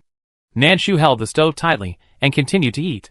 Li Xingju in the observation room was looking at Nanshu with a grin, and couldn't help but feel distressed. Zhu Qingqing beside him had a similar expression. Others didn't know, but the two people who were responsible for observing Nanshu could see it clearly. That stove was not ordinary heavy. Nanshu raised the stove and swung it back and forth, coordinating with the silver fish to dodge. Other places were blocked by clothes and couldn't be seen, but the blue veins on the side of the neck and the back of the hand were all bursting out. This was the reaction of the body that had used up all its strength. It was obvious that the muscle lines on Nanshu's arms were probably stretched tight, and the blue veins were bursting out uncontrollably. The stove was so heavy, but Nanshu could still hold it up and swing it back and forth without changing his expression, swallowing the silver fish. If someone else came, they might not be able to do it. Li Xingju couldn't help but whisper to Zhu Qingqing, "Can you hold on for so long?" She and her partner were both trained at the same time as Xiecheng. However, they were not in the same group as Xiecheng, and they didn't often meet each other except when they were eating and resting. Trained personnel have much better physical strength and endurance than ordinary people. Even so, Li Xingju didn't dare to say that she could hold on for so long like Nanshu. It's not difficult to lift the stove. If a trained person doesn't even have this basic skill, what's the point of training but lifting it up, carrying it, and coordinating with the direction of the silver fish to hold on for so long? Li Xingju was not sure if she could do it. Zhu Qingqing also shook his head uncertainly. It's hard to say. This furnace doesn't have a weight mark, but it doesn't feel light. It's half a person's height, and looks like it's made of iron. If it's too light, it doesn't seem reasonable. Li Xingju was a little worried that Nanshu's physical strength wouldn't last too long. It's already past 8 o'clock in the evening. If they keep going, they have to go back to sleep in the middle of the night, right? What will they do tomorrow? Li Xingju was also worried about this question. Zhu Qingqing glanced at the time in reality, then at the time reminder in the game, and sighed helplessly. What are you talking about? The other observers of Country A were also staring at their screens nervously at this time. Except Chen Mu. Chen Mu's night shift observers were Su Lingyu and Lan Feng. Compared with other observers, the two of them can be a little more relaxed. Of course, it may also be because the two of them are on night shift. In the game, people are allowed to sleep at night and not run around. After all, there are strange sounds hidden in the black fog outside, which looks very unlucky at first glance. Although they can't see anything, it's not very safe. The cuckoo chicken will turn blood red after just 2 steps, and the white-feathered duck will turn blood-stained feathers after just 1 more step. Therefore, it is dangerous at night, and they just keep an eye on it most of the time to avoid accidents. However, this small activity today was initiated by Xiecheng. The other party only knows Nanshu and the others, and doesn't know Chen Mu. Therefore, Chen Mu is now alone outside. However, he didn't sleep either. Instead, he ate in the safe house. Chen Mu's luck these days is ordinary. It's not good, but it's not so bad that it's unbearable. There are food and drinks. However, There were few finished foods, and most of the time, they were raw meat. Although Chinmu didn't have a stove, he couldn't cook without a recipe on the workbench. However, he made a fire directly in the safe house. On the first night, he almost burned the safe house, but he finally put out the fire and lost 100 durability. The next day, he fixed it, and at night, he grilled meat again. After the experience of the previous night, it didn't burn this time. However, the durability dropped by 60. Although Chinmu felt distressed, there was nothing he could do. If he wanted to survive, he couldn't care so much. So he continued to grill. If the game was willing to give Chinmu more finished food, he wouldn't have to toss so much. Tonight, Chinmu is grilling meat again. Observer Lan Feng feels sorry for the durability of the safe house. Oh, that workbench is like a decoration, it's terrible. Lan Feng sighed softly. Su Lingyu next to him shook his head helplessly. What should we do? It's the same. Chinmu's luck is average, and he only got a steamed bun recipe. So either choose steamed buns dry or find another way to eat meat. Under normal circumstances, if you just want to stay alive, you can eat steamed buns. Then you can survive for a week just by drinking water. However, you still need to take risks during the day, you still need to go to work, and you need to face various possible emergencies. At this time, the importance of physical strength is very important. So, eating only steamed buns is not enough. Meat and salt are both necessary. Without these, there is no sufficient physical strength at all. Therefore, Chinmu's tossing is also a helpless choice. What Su Lingyu couldn't understand was, I think Chinmu should know Wei Zixuan. Why didn't he contact them?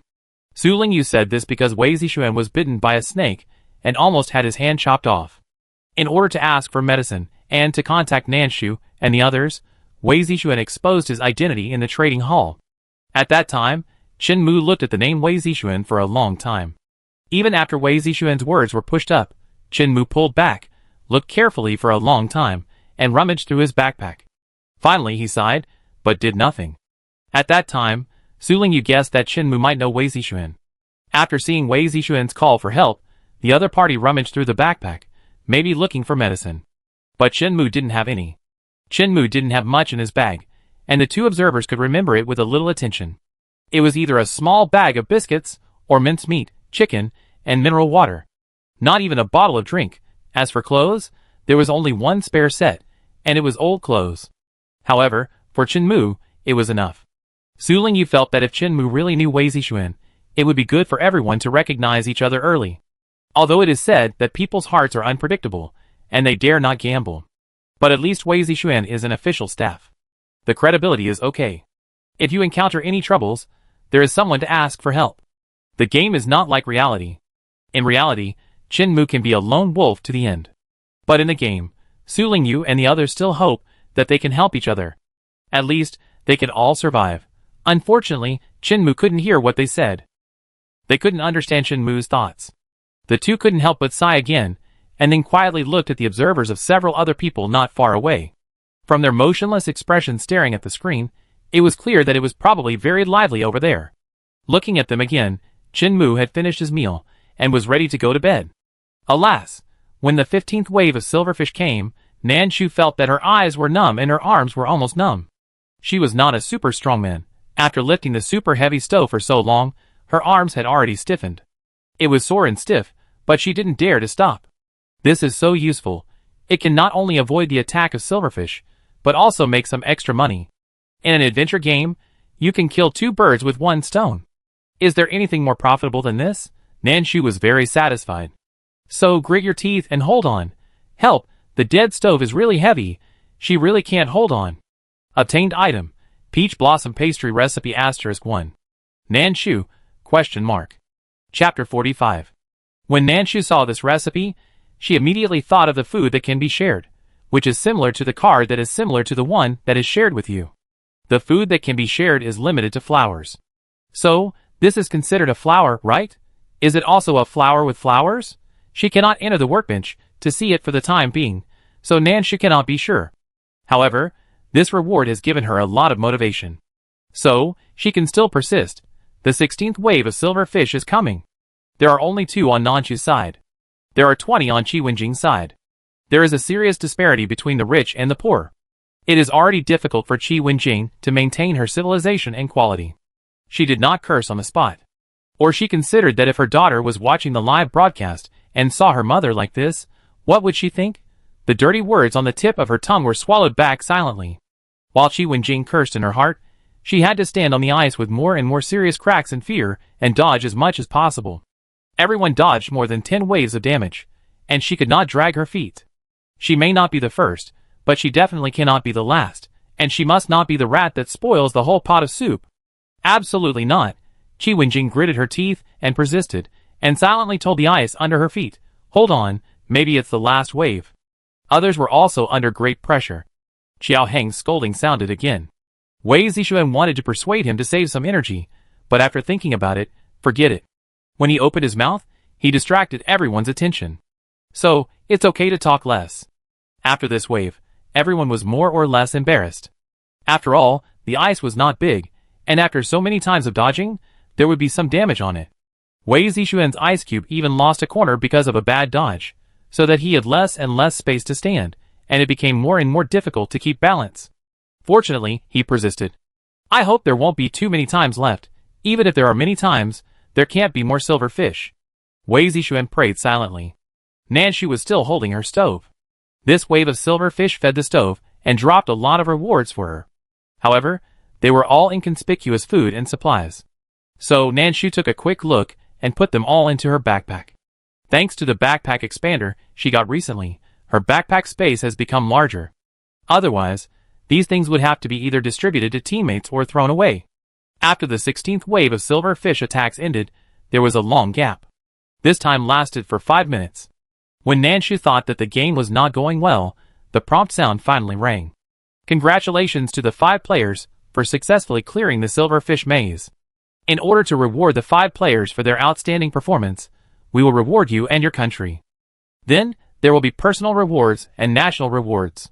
Personal rewards were not reported on the system. But national rewards were.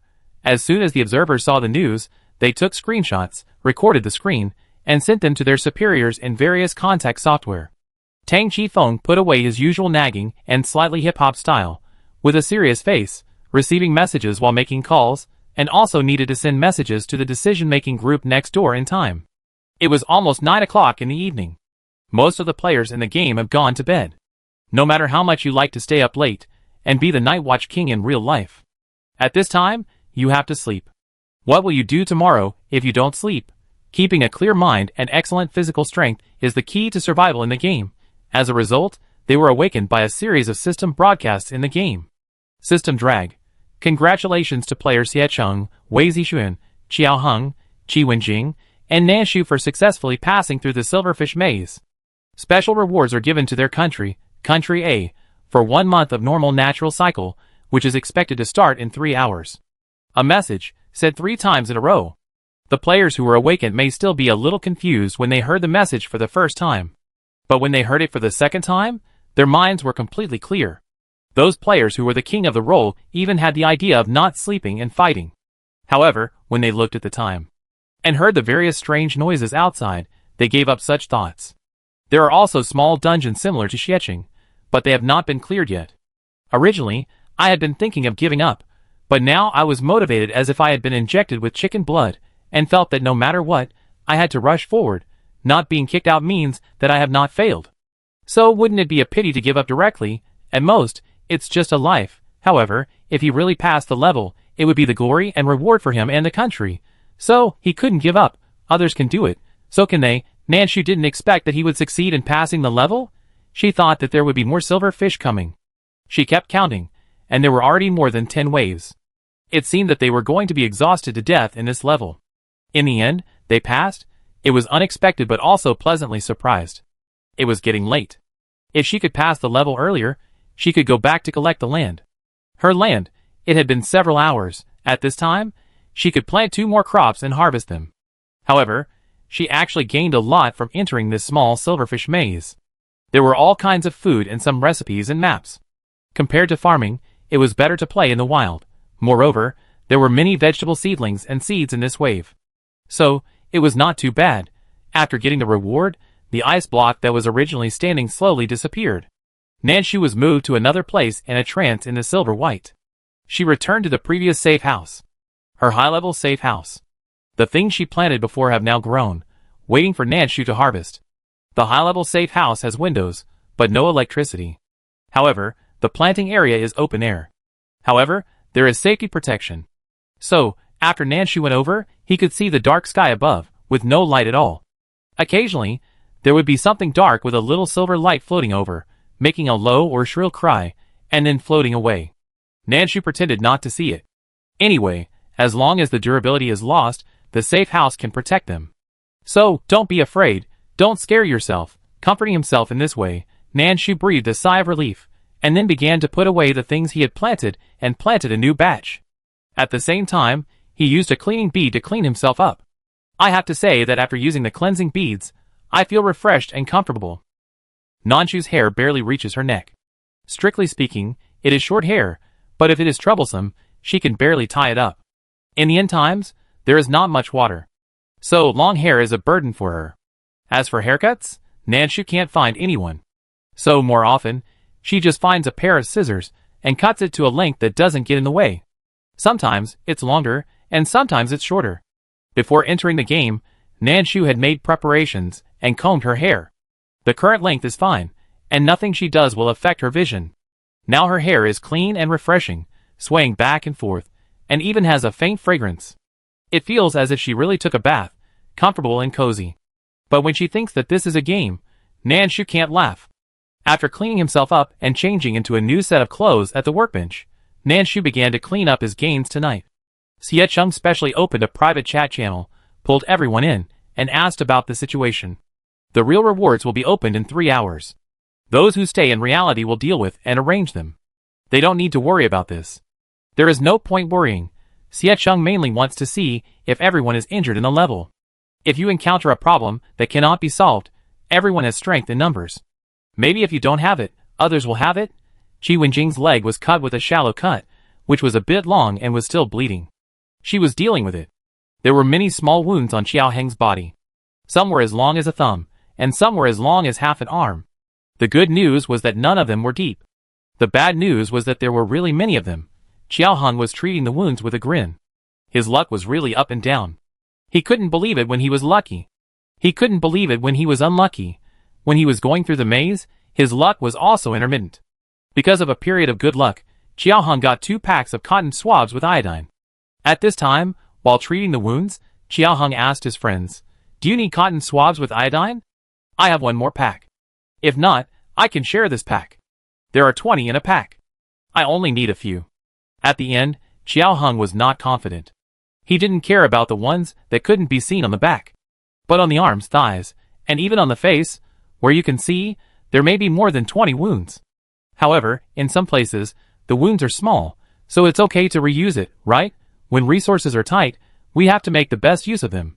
Qi Wenjing also got a cotton swab with iodine today, so she quickly said she didn't need it and hissed softly. Siecheng asked about the situation with concern. Qi Wenjing told the truth that there were 2 wounds, and they were being treated. There was medicine, and no need to worry. Wei Zixuan had a healing skill. Although the cooling time was a bit longer, it was at least a guarantee. Nanshu said he was fine. Siecheng couldn't believe it after hearing it. He wanted to say that if he was really injured, he didn't have to be embarrassed to say it. But he was afraid that Nanshu was really not injured, and he looked down on others by saying so. So, Siecheng hesitated and didn't say anything. He asked if everyone had enough food and supplies. He got a few pictures, and was making clothes at the workbench. Although it was a one-size-fits-all sportswear, it was divided into men's and women's styles. Nanshu and Qi Wenjing were not short, so they could wear the one-size-fits-all clothes. When Wei Zixuan heard Siecheng was starting to distribute clothes, he asked for a set without hesitation, and at the same time asked his friends, "Do you want shoes?" Nanshu? Qi Wenjing? Chapter 46. Nanshu thought, didn't Wei Zixuan send a wave of shoes before? Why another wave of shoes? Qi Wenjing was also curious, and she was not as patient as Nanshu, so she asked directly, "Why do you have so many shoes?" Wei Zixuan said that he wanted to know too. He smiled bitterly, spread his hands helplessly, and found that others could not see, so he put his hands away again, and sighed softly, "Maybe the game thinks I am short of shoes?" Everyone, For a moment, everyone didn't know whether to laugh or sympathize. Nanshu didn't need shoes for the time being, and the clothes were enough. However, some of Wei Zixuan's shoes were indeed not practical. What kind of magic girl's crystal shoes? The soles were so hard that they couldn't be bent. For example, he packed them and threw them to Nanshu. Nanshu didn't want them for nothing, and gave some food and daily necessities. After receiving the things, she threw them into the stove. At night, the temperature in the game did not drop. The stove was turned on, and the temperature could be adjusted. After Nanshu adjusted it to a warm temperature, she felt that the safe house was getting hotter. Fortunately, there was still time for the ice cubes, so people could have a good sleep. After Nanshu sorted it out, he said good night to everyone. Xiecheng and the others also felt that it was important to have a good sleep and be refreshed. So, after everyone exchanged some supplies, they went to bed. The next day, Nanshu was awakened by the sound of banging. As soon as she heard the sound, she opened her eyes suddenly and sat up swiftly. Although there was no furniture in the high-level safe house, including the bed. However, Nanshu now has more clothes, and he also received a quilt from Qi Wenjing yesterday, so the sleeping environment has improved. The temperature of the quilt is still there, and the stove is working, occasionally making a crackling sound, which is not too loud. Compared with the loud bangs outside the house, the sound of the stove can be ignored directly. Nanshu thought about the items he got yesterday, and the first guess was whether it was hail. The high-level safe house already has windows, so Nanshu can look outside through the windows. It is indeed hail, and it is hail close to the size of a football. This hail, no matter whether it is a person or an animal, it is estimated that it will be crushed, right? The thing fell to the ground, and with a bang, it directly smashed a huge pit on the flat ground. Just looking at it, you can only know that the powerful impact force. If it hits the head. Nanshu hissed softly, and turned his head to look at the weather in the upper left corner. Spring day, early morning, hail, 11 degrees. The temperature is not high, and Nanshu does not feel cold while guarding the stove. However, it is not certain if you go out. In the communication hall, the players are already in an uproar. Hail as big as footballs, although they already have anti-hail clothing. But what is the use of having clothes? Protect the body, what about the head? As soon as Xiecheng found the problem, he started to send secret signals to everyone in the communication hall. Then he opened a temporary group chat and asked about each other's situation. Before Nanshu spoke, Xiao Hong couldn't help but complain. It's terrible, the durability drops by 10 points in an hour. What should I do if it drops further? How can I repair it without materials? Xiecheng quickly spoke to comfort him. I still have some spare materials here, don't worry. Xiao Hong became even more anxious. How can it be the same? Wei Zixuan also comforted him. Xiao Hong knew that it was not good to make trouble at this time, but he couldn't control himself. Rubbish game. Sooner or later it will be cold. Nanshu was fine. There was no unexpected situation. She was worried about her planting area, so she went to take a look. It must be said that this planting area equipped with the advanced safe house is quite powerful.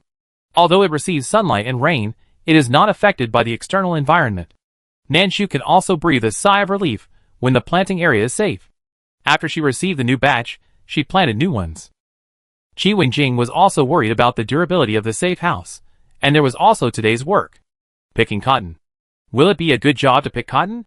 And the extreme cold weather is related to cotton, right? The change from extreme heat to extreme cold made Qi Wenjing want to curse. But control? Her daughter might still be watching. Nanshu also felt that there would definitely be extremely cold weather after the game. Otherwise, why bother with cotton? However, no matter what, they had to listen to the system's arrangements and be pushed forward by the game. Everyone had a brief exchange for a while, and comforted each other. The temporary private chat group time was up, and they returned to their own individual struggles. At 7 o'clock in the morning, the system broadcast sounded. System broadcast. The Kasuga Cotton Flower Base has begun to recruit temporary pickers. Interested players can prepare tickets, mineral water *6 bottles, no specification requirements, to enter the workplace. It's really mineral water? Nanshu was a little surprised. Qi Wenjing was also stunned. After she reacted, she almost cheered. Nanshu, you are so awesome. After she finished shouting, she realized that their group chat had ended. However, this did not affect Qi Wenjing's excitement. Mineral water, she has so much. What is the most in Qi Wenjing's backpack? Then, there is no doubt that it must be water. She can kill monsters without dropping food, weapons, or other things. But water will definitely drop, whether it is mineral water, beverages, or even Chinese medicine juice. Although it is just a nourishing Chinese medicine juice, it is classified differently. Qi Wenjing no longer wants to complain about her strange luck. Only water, no food. What kind of logic is this? Just like Wei Zixuan, he doesn't give anything else but shoes, and there are all kinds of weird shoes. However, now it is used. Qi Wenjing set another secret signal and created a temporary group chat to ask if everyone needed mineral water. She had plenty. Yes, she had plenty. She was so arrogant. Mineral water was not in short supply. However, the cotton base needed 6 bottles at once, which was quite stressful for some players. After all, it was hot yesterday. Even with ice cubes, the body still needed water, especially when the consumption was high. Therefore, Xiaoheng didn't have enough mineral water. However, he didn't want other people's things for nothing. I have grilled beef tongue, grilled steak, and oxtail soup. Which one do you want? I need 10 bottles of mineral water. Can I have it? I only have 1 bottle of water left, and I drank half of it this morning. The rest are drinks and the like. In reality, Xiaoheng loves to drink them. After all, these things are not easy to obtain. However, in the game, these things are really a drag. After drinking them, not only did they not quench my thirst, but I felt even thirstier. When Qi Wenjing heard this, she immediately said, "Enough, enough, click to trade." The two of them traded quickly, and Qi Wenjing asked for grilled beef tongue. Wei Zixuan and the others had enough mineral water, so they didn't need to trade for the time being. Everyone briefly explained the situation again, and then separated, preparing to submit tickets and go to today's work location. I don't know what I will be given today. After the temporary private chat was dissolved, Nanshu submitted 6 bottles of mineral water and entered the Spring K-pop base. Welcome to the Spring K-pop base. Job requirements. For every 30 cotton flowers picked, you can get a reward of 1 cotton flower. Guaranteed amount, 90 flowers. Work time, 2 hours. Job benefits. After completing the guaranteed amount, you can get a hearty lunch. Please work hard and keep yourself safe. The last wavy line gave Nanshu an unfriendly feeling. However, since we are here, we can only be more vigilant. Along with the sound of the system reminder, the scene in front of Nanshu changed. She put away the safe house before the countdown. Fortunately, putting away the safe house does not affect the growth of plants in the planting area of the safe house. Even if Nanshu wants, she can even pick some more plants or plant some more while picking cotton. However, the seeds in the backpack have been used to the maximum. Fearing that he would need seeds later, Nanshu kept 1 or 2 seeds of each kind. If he wants to plant again now, he needs to wait for this batch to grow up. However, compared with planting, the cotton field in front of him is more important. It is a field of cotton that can't see the end. Whether before or after the apocalypse, Nanshu has never picked cotton. But it doesn't matter. The game doesn't despise novices. They even put a huge screen above the cotton field, which is demonstrating how to pick cotton in a standardized way. Watching the video, those people pick cotton easily and comfortably, which will give people an illusion that they can do it. However, Nanshu knows that it is all a lie. Novices are bound to encounter bumps and bruises on the road. Even being able to complete the minimum within the time required by the work is the best performance of novices. In addition to strength, the job of picking cotton also requires skills. Because the dry cotton branches and the slightly hard shell of cotton may scratch the skin. It's okay once or twice, but if it is scratched repeatedly over time, it may even bleed. Nanshu took a look at his sportswear today. Orange. A particularly bright color. Matched with the very bright shoes given by Qi Wenjing before. Now Nanshu is like a moving fresh fruit, looking festive and funny. However, Nanshu is very satisfied with this. The shoes are durable. The clothes are long-sleeved to avoid injuries to the arms or legs. As for the color, compared with life, it is not that important. At this time, other players were also teleported to this area. After observing the environment, Nanshu also looked carefully at the people around him to see if there were any familiar ones. Originally, Xiecheng planned to get to know each other through yesterday's copy. As a result, the game did not give them the opportunity to meet face to face. In desperation, they could only take pictures of each other and send them to the chat channel at that time. Nanshu had memorized their general appearance. However, because she had only seen photos, she could not recognize them quickly. In addition, there were many players entering at this time, and Nanshu felt dizzy after looking for a while. She gave up temporarily and prepared to act according to the situation.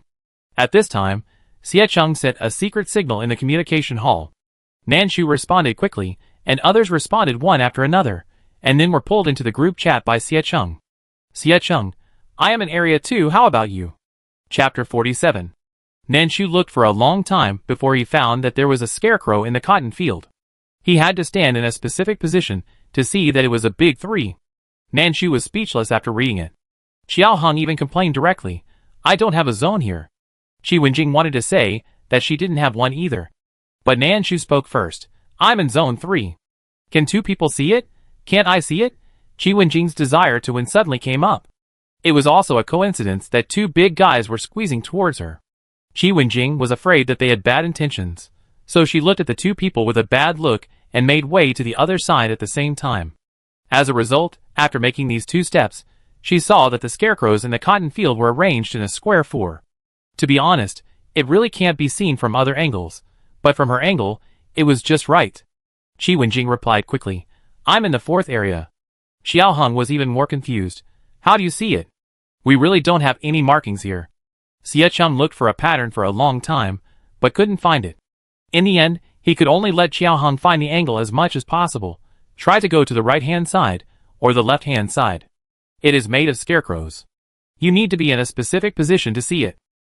Xie Chum saw it at a glance because of the angle where he landed. He changed his position and looked again and found.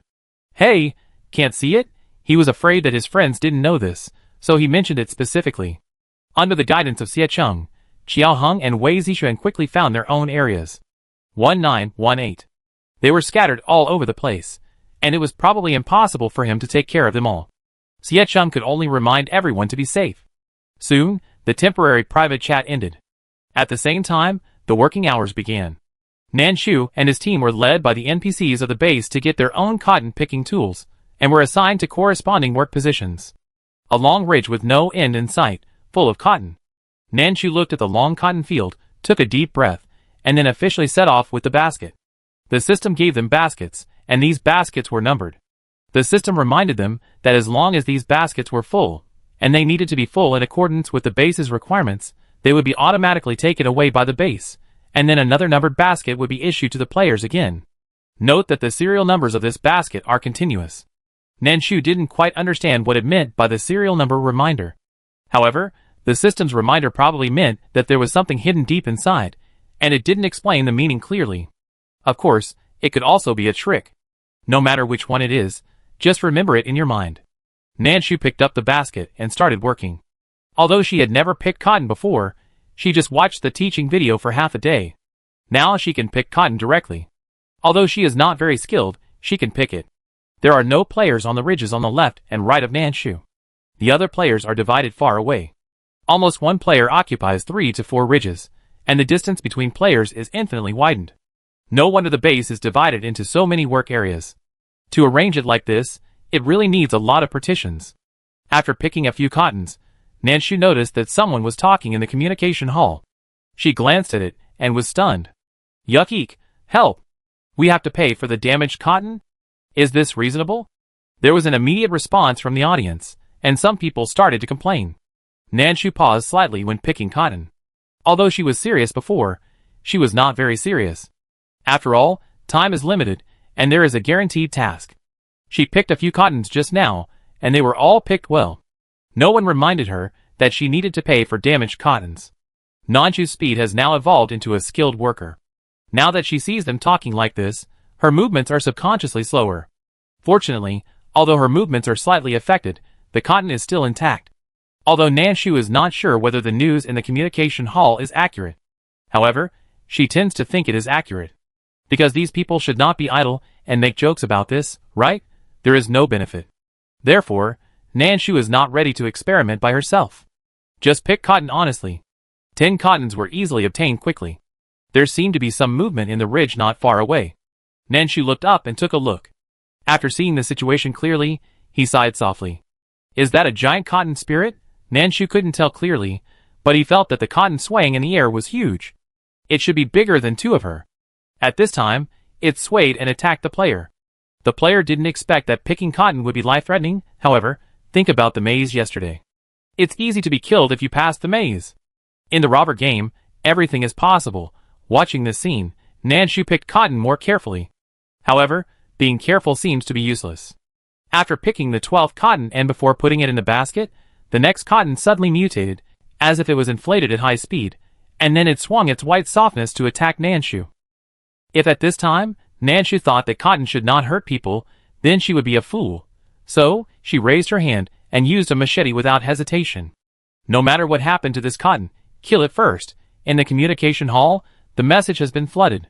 I guess they are all discussing these, right? Nanshu didn't have time to read more.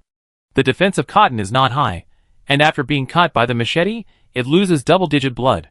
But it has thick blood. It is easy to bully with thick blood and low defense. But it takes a long time. Moreover, if its blood dripped onto other cottons, would it be counted as their pollution loss? However, it has already fallen, and it is useless to think about it now. 3 minutes later, Nanshu killed the cotton spirit with nearly 4-digit health. Obtained item: Winter Clothing Atlas *1. It was actually an atlas. Coupled with today's cotton picking, Nanshu felt that the game also had to play the extreme cold. After putting away the things neatly, Nanshu found that the cotton that was dyed red before has now returned to its original pure white color. It was as if the cotton spirit had never been here. However, Nanshu knew that it had been here, flowed through, and also choked. After this experience, Nanshu decided to be extra careful when encountering cotton with 2 numbers in the future to avoid being tricked. As a result, when the 18th flower appeared, it was attacked again. Nanshu? ? No pattern? Just do it randomly? There are only 2 plants at the moment, and there is no way to summarize anything. So Nanshu thought about it, and decided to do it first. Summary: you will know it slowly later. 2 minutes later, the cotton spirit was killed. Obtained items: 1 bag of premium pork belly, 900 g, this time, it was food, and the quantity was quite large. Make a big plate of braised pork. Nanshu can't finish it. Thinking that Chi Wenjing has learned the braised pork rice recipe, Nanshu decided to find the other party to compete for a meal after going out. There is no pattern for cotton to become a spirit. Nanshu was afraid that he would miss any news, and he took a quick look at the communication hall. However, everyone's cotton spirit seemed to have no pattern. No, for the time being, it seems that we can only do it hard. Nanshu continued to move forward. This time, it was calm for a long time.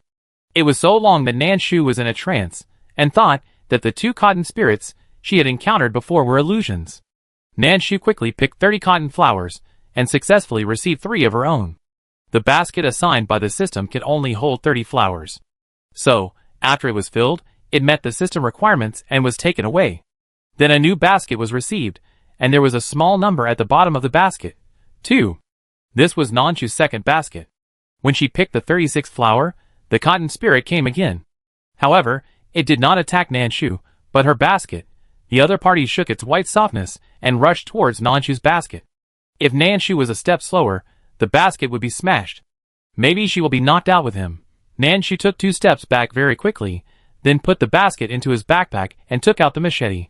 This thing is really useful for killing cotton. But be careful not to hurt normal cotton.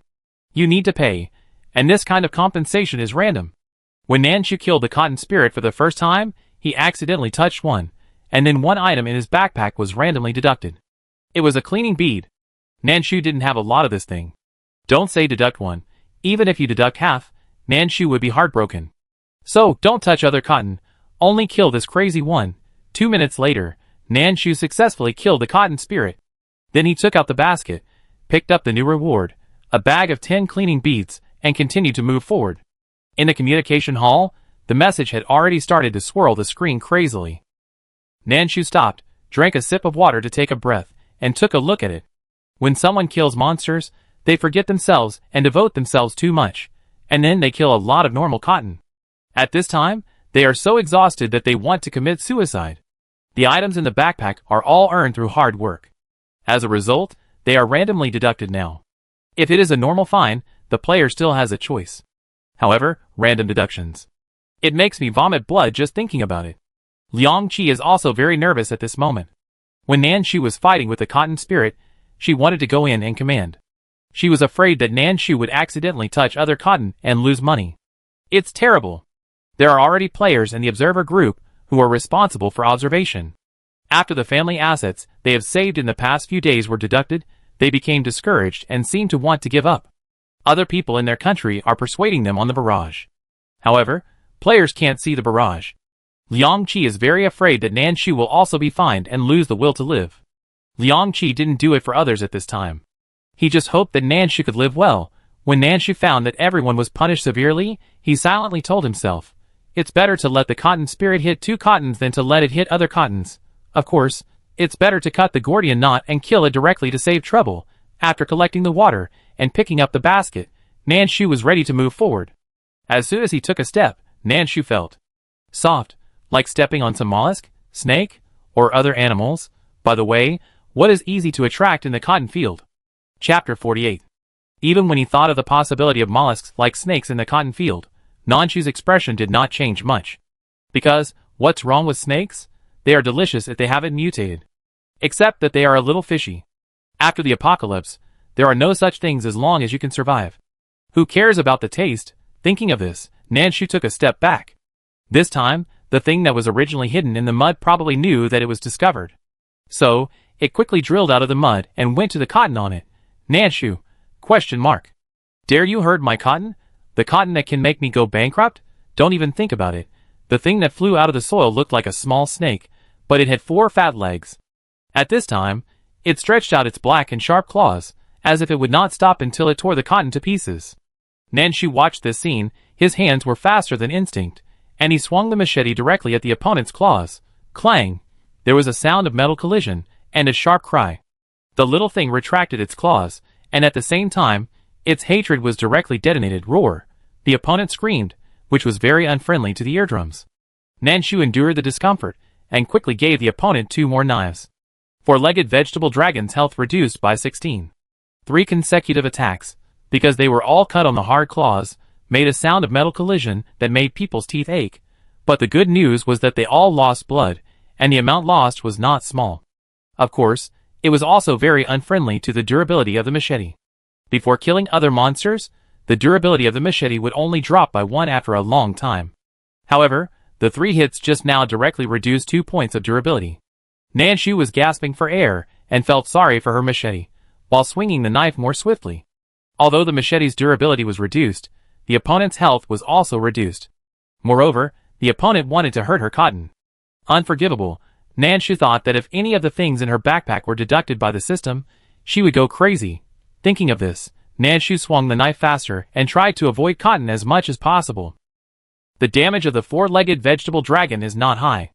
Although its claws are black and sharp, it can't hit. When Nanshu staggered with it, her clothes were hooked by it, and not even a thread was hooked out. Nanshu? ? Although it is doubtful, don't worry, just kill it directly. A minute later, the 4-legged vegetable dragon successfully fell to the ground.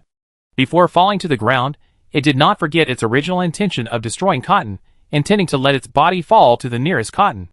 As a result, Nanshu slashed it back with a knife. Lie down wherever you want, don't touch my cotton. Of course, don't touch the one next door, Nanshu spoke fiercely, and at the same time pressed the blade tightly on the 4-legged vegetable dragon, fearing that it would come back to life. Obtained items: ribs, clean ribs, *1 bag, 2 kilograms. Obtained items: Dragon Ball, fake, *1. A total of 2 things were given. The food given was quite a lot, about 4 pounds. Although it was ribs, they were all clean ribs, and Nanshu liked to eat them. The premise is, there is a recipe. Otherwise, she just played it by herself, and maintained the vital signs. I didn't look at the food much, but Nanshu looked at the fake Dragon Ball carefully. Dragon Ball, fake. This is the inner elixir of the 4-legged vegetable dragon. It is said that it can open a magical space. The risks or opportunities are unknown. Please consider it carefully. Is this a copy key? Nanshu guessed. However, now that the guaranteed mission of cotton has not been completed, she dare not easily risk opening the so-called mysterious space. So let's wait until the mission is completed. Nanshu quickly put away the things and continued to move forward.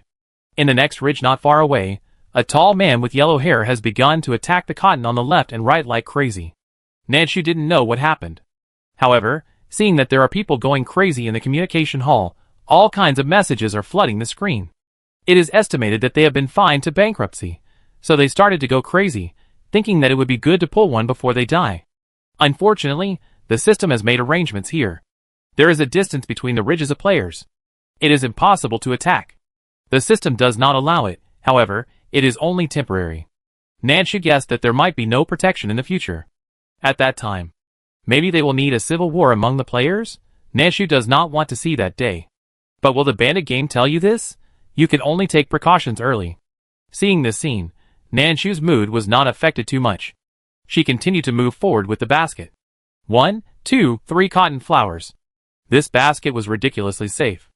Nanshu herself was a little surprised. There was not a single mutant. She completed a basket so smoothly. She was only one basket away from the guaranteed minimum. Nanshu took a deep breath and opened the first flower in the third basket. Then, a fire came towards her. If Nanshu hadn't reacted quickly, found something wrong, and retreated in time, while paying attention, raising the machete and raising it up, I'm afraid her face would have been blackened and her hair would have been burnt. Maybe even the cotton around him would be implicated. The cotton turned into a small flame spirit. The flame was not big, even smaller than Nanshu's palm, but the flame was very big. When he found that the first attack failed, he immediately came for the second attack. Puff! He opened his mouth and spit fire, showing no mercy. Moreover, if the first attack could not attack Nanshu, the second small flame would try to attack the nearest cotton. Nanshu had to protect herself from being burned by the fire, and also pay attention to the other party not to hurt her cotton field. The machete was not enough. Nanshu hesitated slightly between several weapons with his other hand, dodged the attack of the small fire spirit, and protected the cotton at the same time. Then he pulled out the stove swiftly and swung it with one hand. The explosive power at this moment stunned Liang Qi and Li Chenwen. Mom! Oh my god! The two people reacted differently, but there were so many interjections that everyone else was attracted by them. Sun Mingxuang was just looking at Xie Cheng. Xie Cheng. Maybe he has an indissoluble bond with fish. Since he came in to pick cotton, every mutant cotton that Xie Cheng encountered had a face of a small silver fish. They saw it more clearly through the live broadcast room. Sometimes, the electronic lens suddenly saw a particularly huge, weird dead fish eye. The shock of that scene is indescribable. If I must say, maybe I don't want to watch it, for fear of nightmares at night. Xie Cheng was dealing with two mutant cottons at this time. They all had the face of a small silver fish, and Sun Mingxuang was a little numb after watching them for a long time. At this time, hearing the reactions of Liang Qi and others, Sun Mingxuang hurried over to take a look at the situation. When Sun Mingxuang found that Nanshu had swung her huge and heavy stove with one hand, her pupils were directly shaking. This. No wonder, the little girl lives alone, with such great strength. What can't she succeed in? At this moment, Sun Mingxuang envied Nanshu's strength very much, and was also very worried about her situation. Sun Mingxuang was not sure whether Nanshu relied on a burst of power in an instant or something else. She was very afraid that Nanshu would be injured because of this, which would affect her survival in the future. She stared at it for a while with concern. Nanshu gritted his teeth, swung the stove violently, adjusted the temperature of the stove, and hit the little flame spirit's head. The other party probably didn't expect that a huge thing would fall from the sky. Before he could react, the stove in Nanshu's hand had slipped out of his hand, and he directly pushed it into the darkness. Digesting. Seeing that the thing was pushed in and it didn't affect other cotton, Nanshu breathed a sigh of relief. At that moment, the instinct of survival surpassed everything, so she burst out with great strength. If she really had to swing it with one hand, Nanshu might not be able to swing it. It still hurts a little now, but fortunately, it is within the range that can be tolerated. Obtained item, Nguyen's new clothes map *1. Nguyen's new clothes map. After learning, you can use the workbench to make Nguyen's new clothes. Even if you face a temperature of -70 degrees, you don't need to worry. With the map, Nanshu felt a lot more at ease. She couldn't help thinking, it would be great if this thing could be brought back to reality, although, she is not afraid of the extremely cold weather in reality. But if it can be more comfortable, who would want to endure the cold all the time? Unfortunately, Nanshu only has one flower-eating card that can be shared for the time being. Although it is a bit regrettable, it does not prevent Nanshu from learning the diagram instantly. She felt uneasy after keeping this thing for a long time. She should learn her own first, and then talk about other things. After learning, Nanshu can see what materials are needed to make this new dress. Nguyen's new dress.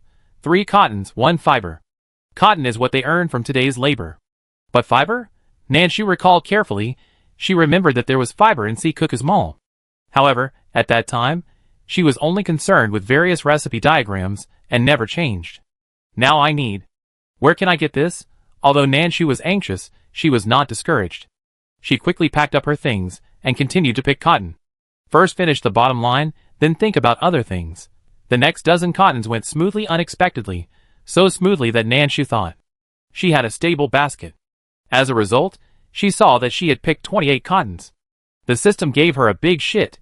2 four-legged dragons jumped out before the new cotton was picked. Nanshu had fought them before, so she knew them. They didn't want people, they wanted cotton. They came out of the ground and bit and scratched the cotton in all kinds of destructive ways. If Nanshu hadn't stopped them in time, several cotton flowers would have been rotten by now, and the system would have taken things from her backpack in a very cruel way. But it doesn't matter. No matter how many dirty tricks you have, I have a stove. Nanshu was also very ruthless. With a huge burst of force, he picked up the stove and ate it. Today, give the stove a snack and let it eat more. Except for the day when she first entered the game, she had never seen the stove suffer from indigestion. So, how about swallowing 2 dragons at once? Thinking of this, Nanshu was a little excited. She controlled her emotions well, and at the same time, she swung the stove and slammed it. Almost at the same time as she slammed the stove, the system prompt sounded. System prompt. Player Chinmu stepped on the trap of the 4-legged vegetable dragon, and the power of all the 4-legged vegetable dragons was strengthened and split into 8. Chapter 49. This announcement came too suddenly. However, it did not affect Nanshu's actions. She reacted very quickly. However, she was still 1 step behind the system.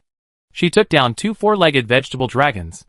However, before it was swallowed by the furnace, it still split successfully. After being swallowed by 2, there are still 6 left. The 4-legged vegetable dragons are not strong in attack, but their malice towards cotton is too strong. Nanshu cursed in her heart while speeding up her speed. Good news, although Chinmu was on the system broadcast, it did not affect reality. Bad news, so many 4-legged vegetable dragons split out, it really makes people busy. Their priority target is cotton. And Nanshu-chung wants to protect cotton, and does not want to be punished by the system to have nothing left. So, swing the furnace and swallow the dragon.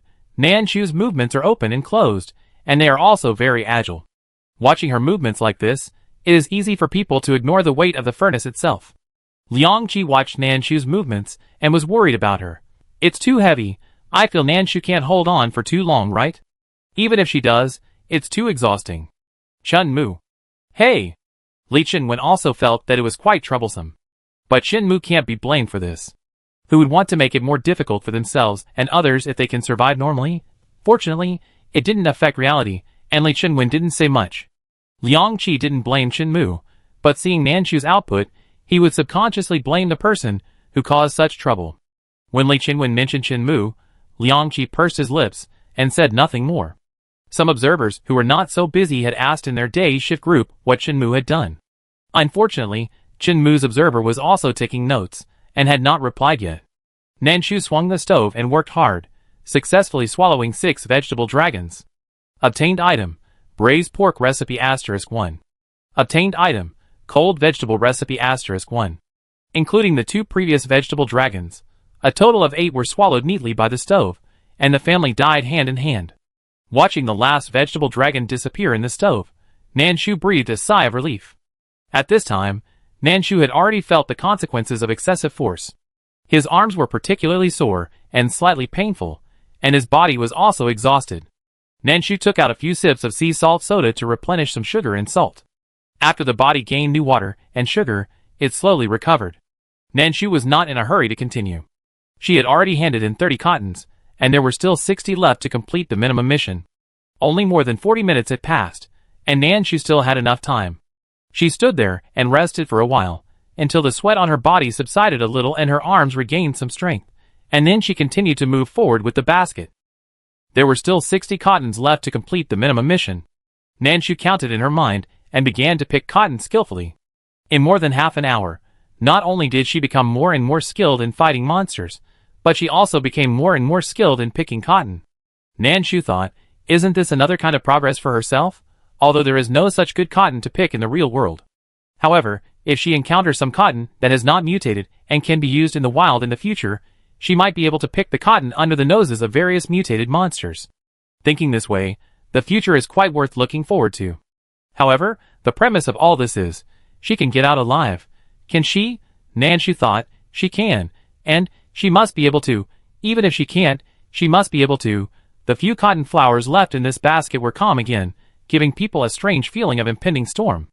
Nanshu felt a blockage in his heart, but his hands did not slow down at all. Soon, a new basket was picked and the task was handed in. The task of 60 flowers was completed. 2 cotton flowers were divided. Nanshu put the things away. For greater safety, she even put the cotton in the safe house.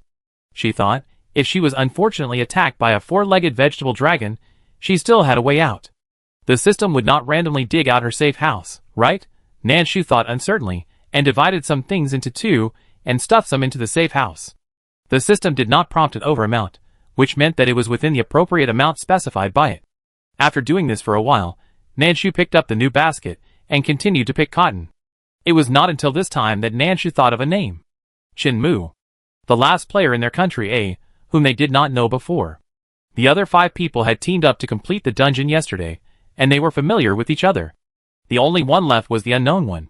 Now, they also knew who the unknown one was. However, Nanshu did not know him, but he did not know whether Qi Wengjing and others had heard of this person. Could he be an official staff member like Xiecheng or Wei Zixuan? At this time, everyone was busy picking cotton and fighting monsters. Nanshu thought that she would not disturb everyone at this time. The first few cottons in the 3rd basket were fine. When she picked the 6th cotton, Nanshu thought, it's almost there, right? If she could pick 90 cotton safely, she would go back to the safe house and pay respect to all the gods. Unfortunately, when she picked the 7th cotton, Nanshu felt the ground shaking, and the whole world, and she were shaking irregularly. Nanshu subconsciously wanted to grab the cotton stalks, but she was afraid of damaging them, so she swayed back and forth for a long time. Only then did she keep her balance with her strong core strength, and did not fall or damage the plants around her.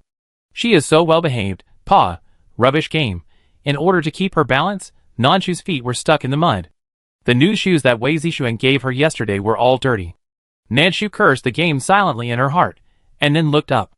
The shaking was so obvious just now, because a group of UFOs fell from the sky. Of course, it wasn't just Nanshu's cotton field that was falling. It was the cotton field of every player that she could see. At this moment, a black thing was flying in the air. It made a buzzing sound while flying, and it was staring at their cotton covetously. Upon realizing this, Nanshu quickly pulled out the iron rod. Feeling unsafe, he held the machete, new, in his other hand. The machete had no durability before, and it turned into powder and dissipated in the air. The machete in her hand was given to her by the furnace. It had 200 more durability than before, and 60 more attack power. The unknown creatures were pitch black and probably only as big as Nanshu's palm. After they appeared, they did not attack immediately, but stayed in the air. Seems to be aiming, or seems to be preparing? Nanshu was not sure about the situation. Just when she was hesitating whether to take the initiative to attack or passively defend, the system broadcast sounded again. System broadcast. The first batch of mechanical birds has arrived and will attack the player's cotton field in 10 seconds. Please be prepared. With a reminder, Nanshu's intuition is wrong. The game does not seem to be so kind. So, be more vigilant. And so many monsters, are they all prepared for one player, or are they shared by everyone? Even if they are shared, each person will get a lot. 10 seconds passed quickly, but in the blink of an eye, those pitch-black mechanical birds flew down. They came down in groups of 3 or 5 in a very orderly manner. Nanshu roughly counted and found that there were a full 20 flying towards her cotton field. There were probably many others as well. However, Nanshu didn't want to care about others at this time. She just wanted to take care of herself. She rushed forward with a stick in one hand and a knife in the other, more ferocious than the mechanical birds, although the mechanical birds were fast and there were many of them. However, they were very orderly and had to fly together. This made it convenient for Nanshu. She swung the stick to the left with one hand and the knife to the right with the other hand, and she rushed to the 2 waves of mechanical birds at the same time and directly stunned them. There were also a few mechanical birds in the middle, because they couldn't stand the iron stick and machete. They exploded on the spot, and then turned into fragments and fell to the ground. Some almost fell on the cotton. Nanshu did not forget to swing the stick while attacking. Don't touch my cotton, not even the fragments, they looked black and dirty. Who knows if the system will judge that you have hurt my cotton? 20 mechanical birds are not difficult to kill. If you use both hands, it will only take a few hits. The main reason is that the mechanical birds are easy to hit when they are concentrated, and they are very fragile. They will almost explode when they are touched. They are a bit angry. Nanshu muttered softly. Mechanical birds do not drop items when they die. There is not even a reminder of blood loss. Nanshu is too lazy to complain about these. Although the mechanical birds do not drop packages, they have corpses. Moreover, there are still many fragments. The system has not yet said when the second wave will come. Nanshu swung out the furnace quickly and fed all the fragments to the furnace. Digesting. While digesting, a new batch of mechanical birds came again. Can people still pick cotton properly? Nanshu complained while repeating the previous operation. Don't worry about the tricks, as long as they are useful. Nanshu found that using both hands at the same time is still very useful to deal with mechanical birds. The second batch of mechanical birds also had 25 in a group, a total of 4 groups. Nanshu waved twice, and they all turned into fragments, and then became the food for the stove. The stove only gave 2 rewards in the previous batch. Obtained items: 1 chicken leg, raw, about 600 G. Obtained items: for chicken wings, raw, about 350 G. That's all it gave. The second wave of mechanical bird corpses gave about the same amount. Nanshu didn't think it was too little, and collected them all carefully. After the second wave of mechanical birds, it took a long time for the third wave to come. No more? Nanshu was not sure. However, since there was no movement for the time being, she would just assume that there were no more, and pick cotton first. After handing in this basket, she no longer has the pressure of guaranteeing a minimum amount, and can work more confidently. Well, the main thing is to kill monsters.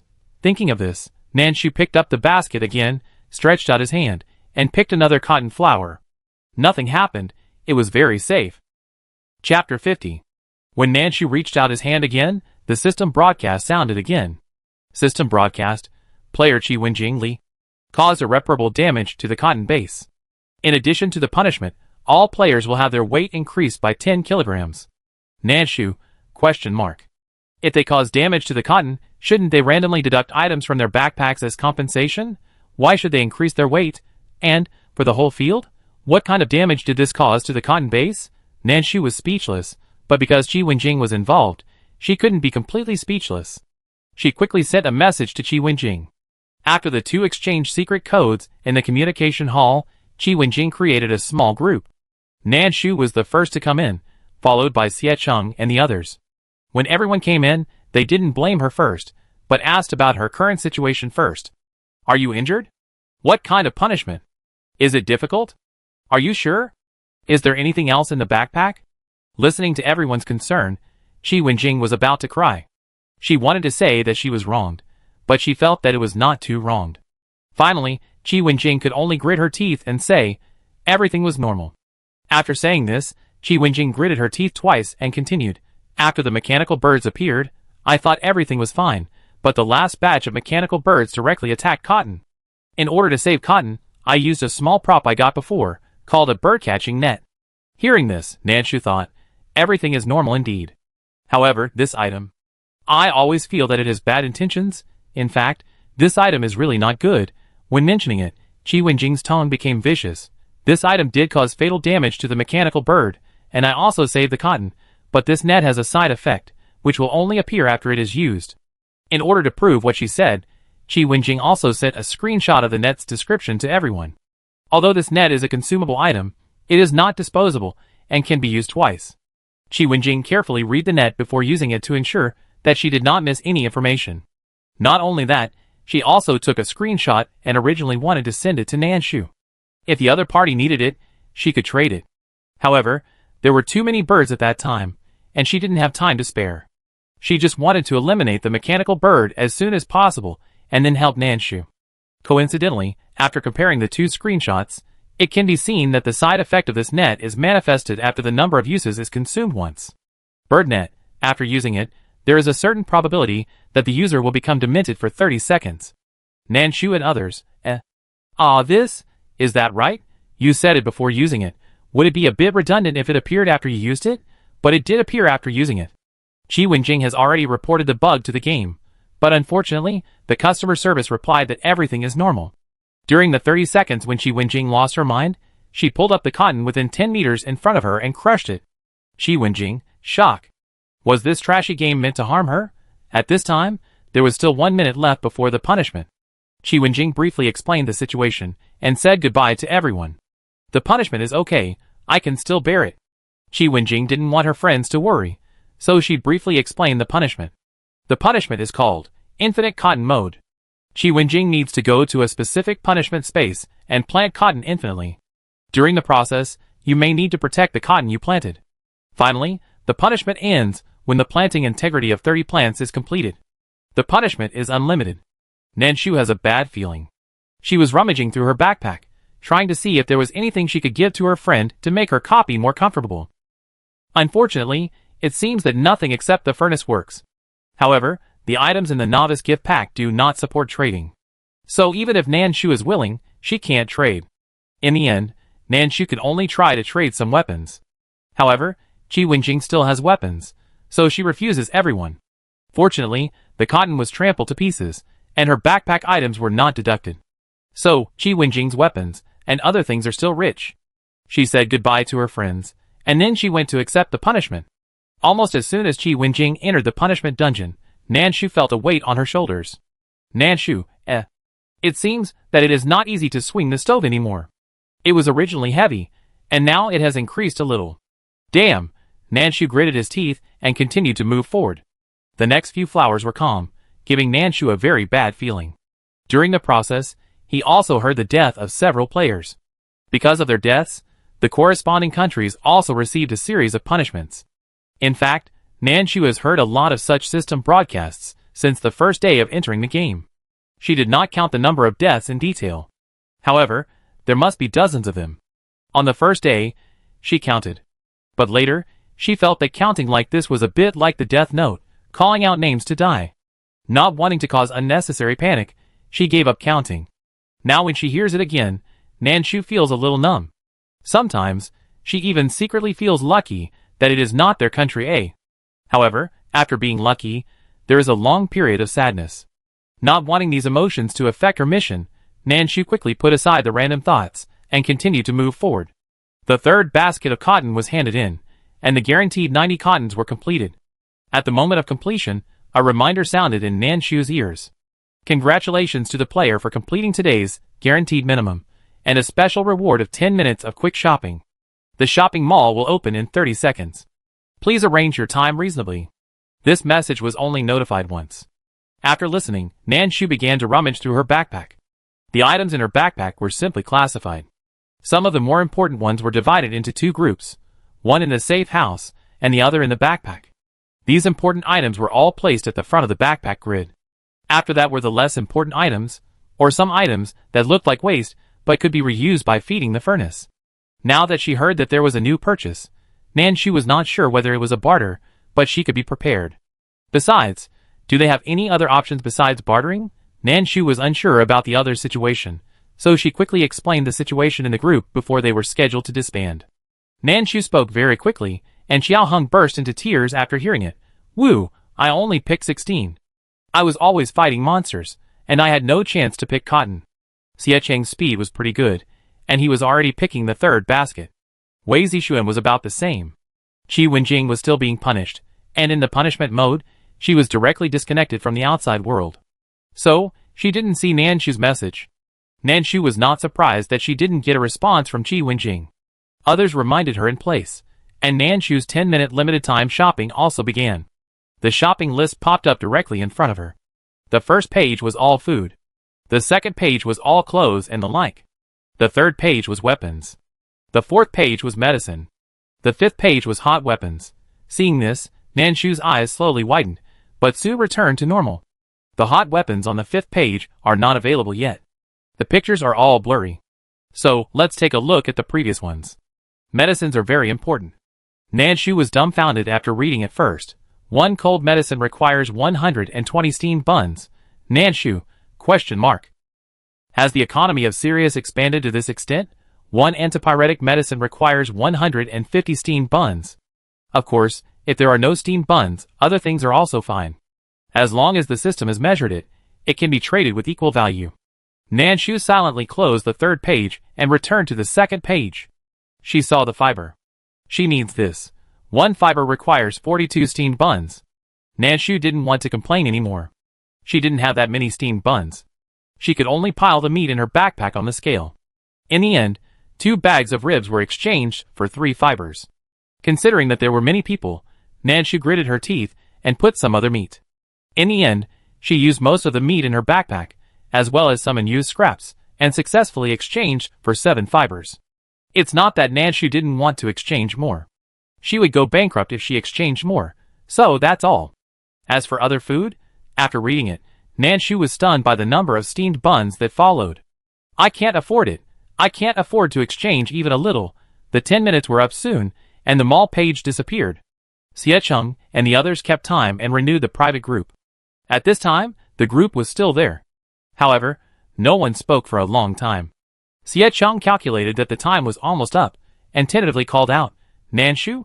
At this time, Nanshu had already taken a new basket, and was ready to continue picking cotton. After the minimum guarantee is completed, they can still get paid if they pick more. Besides, the time is not up yet. Why rush? Going back will also face ice and snow. It is better to stay here to pick cotton. Hearing Siecheng calling him, Nanshu quickly responded, I'm here. Wei Zixuan listened on the side and wanted to say, otherwise, transfer to manual labor? After responding, Nanshu took the initiative to talk about the large amount of materials needed for the temporary mall. Everyone, After a long silence, Qiao Hung hissed softly. I counted, hey, I have 306 steamed buns in my backpack. Others, ? No, brother, are your steamed buns spirits? Why are there so many steamed buns in the backpack? Before he looked closely, Qiao Hung didn't know he had so many steamed buns. Now he was shocked when he saw it. Oh my god, so many? I don't know why, they always drop steamed buns for me. I don't like to eat them. Who wants to eat steamed buns when there is meat to eat? But I have to eat them. Sometimes I am really hungry. Nanshu covered her chest and thought, I should have steamed more steamed buns earlier. She also had steamed buns in her backpack, but they were not for daily consumption. She also needed to consider the capacity and raw materials of the backpack. Nanshu had very few steamed buns dropped by monsters. The steamed buns in her backpack were almost all steamed from wheat she grew herself. Therefore, she also needed to consider the issue of seed preservation, and could not use all of them. She thought that she had been planting continuously, and the number of steamed buns was not small. As a result, people compared themselves and got angry. Nanshu, I am tired, let's destroy it. Chapter 51. Nanshu thought to himself, let this rubbish game be destroyed. However, he was picking cotton nimbly. Soon, Siecheng also completed the guaranteed amount and successfully got a chance to shop for 10 minutes. Because Nanshu had revealed the details in advance, Qiao Hung traded half of the steamed buns to Siecheng, allowing Siecheng to be a little more relaxed and exchange more things. Nanshu said that she had exchanged the fiber and guaranteed that everyone would have won. Because the production of cotton clothes requires fiber, this is definitely a must. Considering the risk issue, Siecheng exchanged 2 more. In addition, he exchanged some medicines. The drop rate of medicines in the game is really touching, so if you have the chance to come across this, you still have to exchange some. Even if it is just a simple cold medicine, antipyretic medicine and iodine. However, it is better to have it than not. When Siecheng finished exchanging, Nanshu had already handed in 120 cottons. Siecheng heard that he was behind and also speeded up. It was embarrassing to say that he, who claimed to be an official trained personnel, was actually lagging behind. However, Siecheng would never look down on any expert from the folk. So, after a little shame, he quickly joined the team of cotton pickers. Not long after, Wei Zixuan also completed the minimum and successfully shopped. In his backpack, there were not many other things, but a lot of shoes. If Qiao Hung was a steamed bun that had become a spirit, then Wei Zixuan felt that he was a shoe wholesale city. No matter what kind of monster, all kinds of shoes dropped. It dropped until now, and Wei Zixuan was a little stressed when he saw the shoes. If they were normal shoes, they would actually be good. There are many players in the exchange hall who are asking for shoes. However, there are more princess crystal shoes, queen high heels, and emperor's bed shoes. The soles of the shoes are made of a thin layer of cloth, and the uppers are golden and thin. It feels like they will be untied if you just try to break them. Wei Zixuan thought, what is the use of these shoes? You can't sell them, and you can't wear them. What else can you do except waste space in your backpack? If Nanshu didn't need them, he wouldn't even want to pick them up. However, when the 10-minute shopping time was up and he opened the page, Wei Zixuan didn't think so. A pair of emperor's bed shoes, 1 fiber, is equivalent to more than 40 steamed buns. After converting this ratio in his mind, Wei Zixuan was stunned on the spot. Ah, this shoe. So it's used here? However, He was just hot-headed and quickly checked other shoes to see what they could be exchanged for. Other shoes, although not as valuable as the Emperor's sleeping shoes, are all quite expensive. The worst pair of princess slippers is worth more than 20 steamed buns. Wei Zixuan, I'm rich. I didn't expect that he, a shoe owner, could turn things around. Wei Zixuan generously exchanged fibers, medicines, and 2 broadswords with a durability of 900 and an attack increase of 30. It's not that he didn't want to exchange more, but there were only so many things in his backpack. The medicines were too expensive, so they took up the majority. Wei Zixuan was saved before, thanks to Nanshu's medicines. So, he actually wanted to repay Nanshu. He exchanged cold medicines, antipyretics, etc. for 2 copies, one of which was prepared to be given to Nanshu. When the 10 minutes were up, Wei Zixuan couldn't wait to share the news with everyone.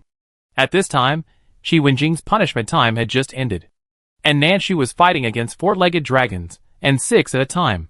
She had no time to respond to others, and could only hear the clanging sound from her side. Wei Zixuan understood what was going on as soon as he heard it. Qi Wenjing fell behind the main group because of the punishment. Even so, she and Xiaoheng started shopping for 10 minutes. Qi Wenjing had the most water in her backpack, but it was not worth much. Xiaoheng had a lot of steamed buns in his backpack. Although he gave some to Xie Cheng, he still had a lot. Some of them dropped when he killed monsters just now. However, Xiaoheng didn't know what to exchange. Fortunately, he was quick-witted and asked Xie Cheng in advance, and everyone helped him make a plan together. When Xiaoheng and Qi Wenjing's shopping time was over, it was also over. Nanshu had already handed in 150 cotton balls. After listening, Qi Wenjing gave a thumbs up. After finding that Nanshu couldn't see it, she praised the other party in the private chat group again. However, before she finished praising him, the group time was up and was forced to disband.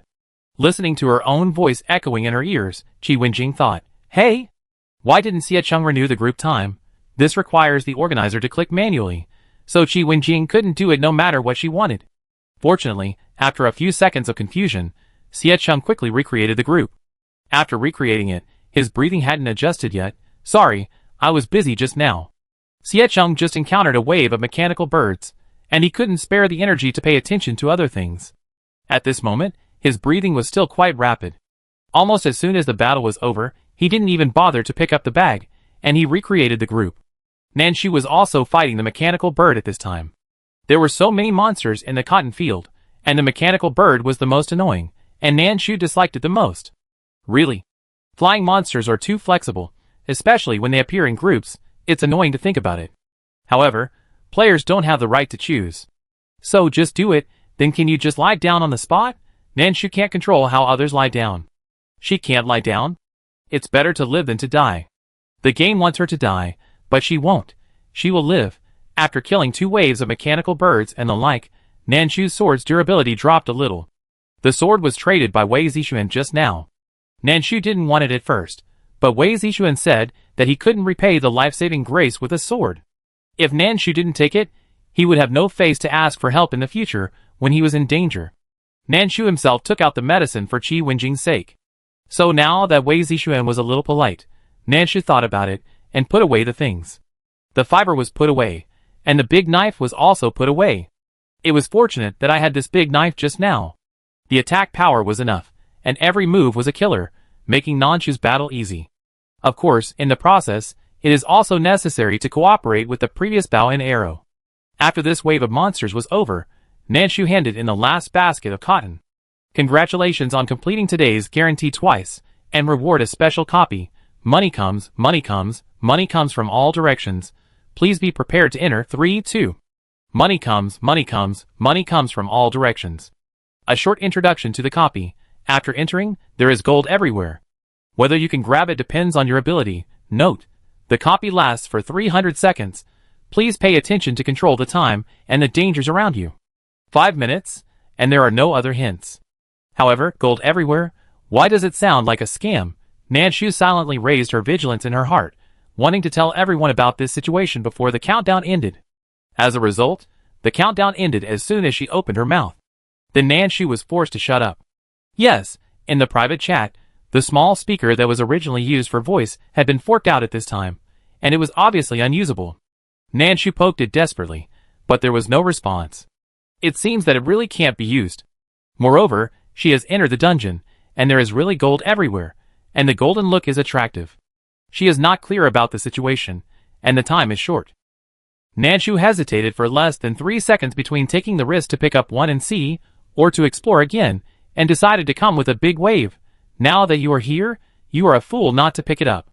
If you don't pick it up, will this garbage game not harm her? Paw, just pick it up. Nanshu is very fast. She picked one of them and reached out. After picking it up, the gold brick turned into a cute package and floated into the air. Obtained item, fiber *1. It was fiber. There were dozens of steamed buns, which were worth a lot of money. When Nanshu saw this, she was very motivated and went forward to pick up more. This time, she didn't just pick up one. She used both hands to start shoving the gold bricks on the ground to the middle. Shoved them together, and picked them up together.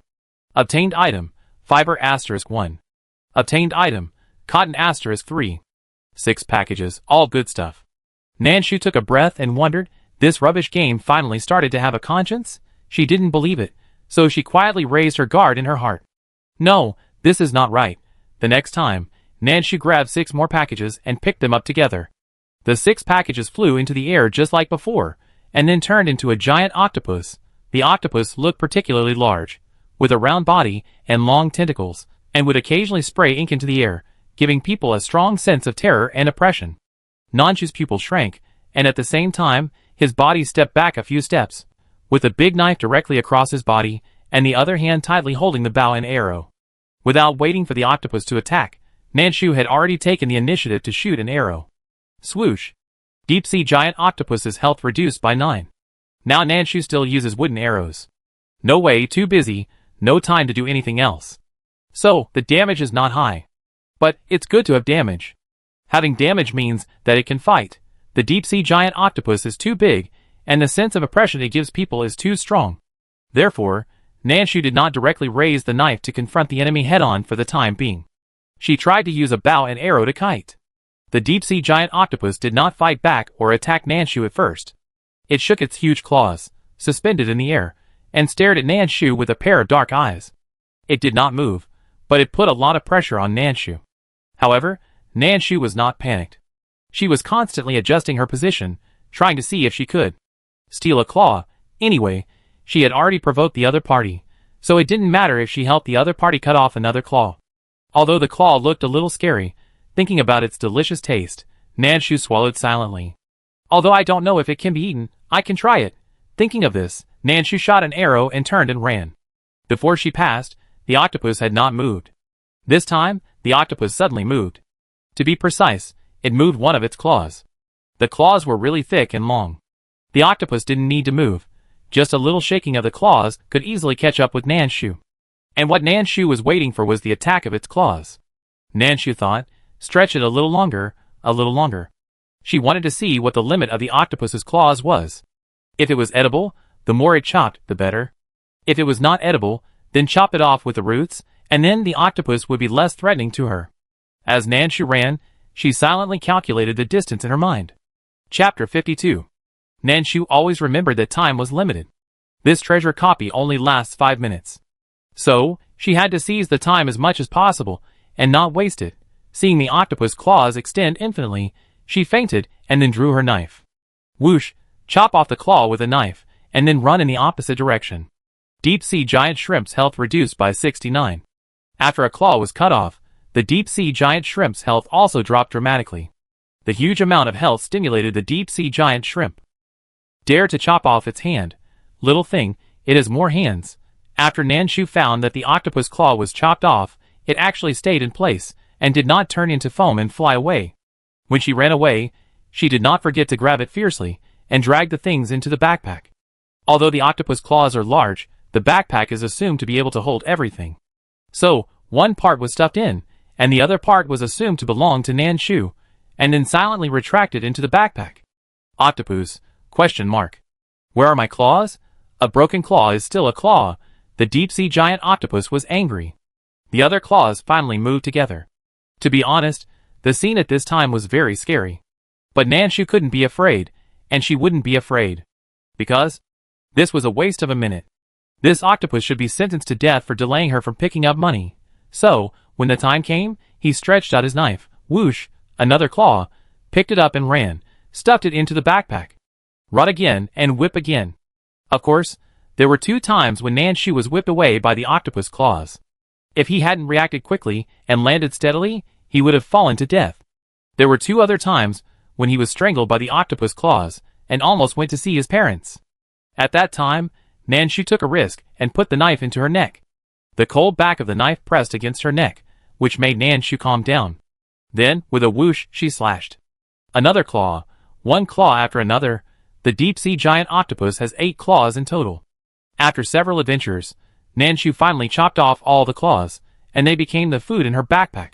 Now the octopus only has a big head, which is very big. And its health is less than a quarter.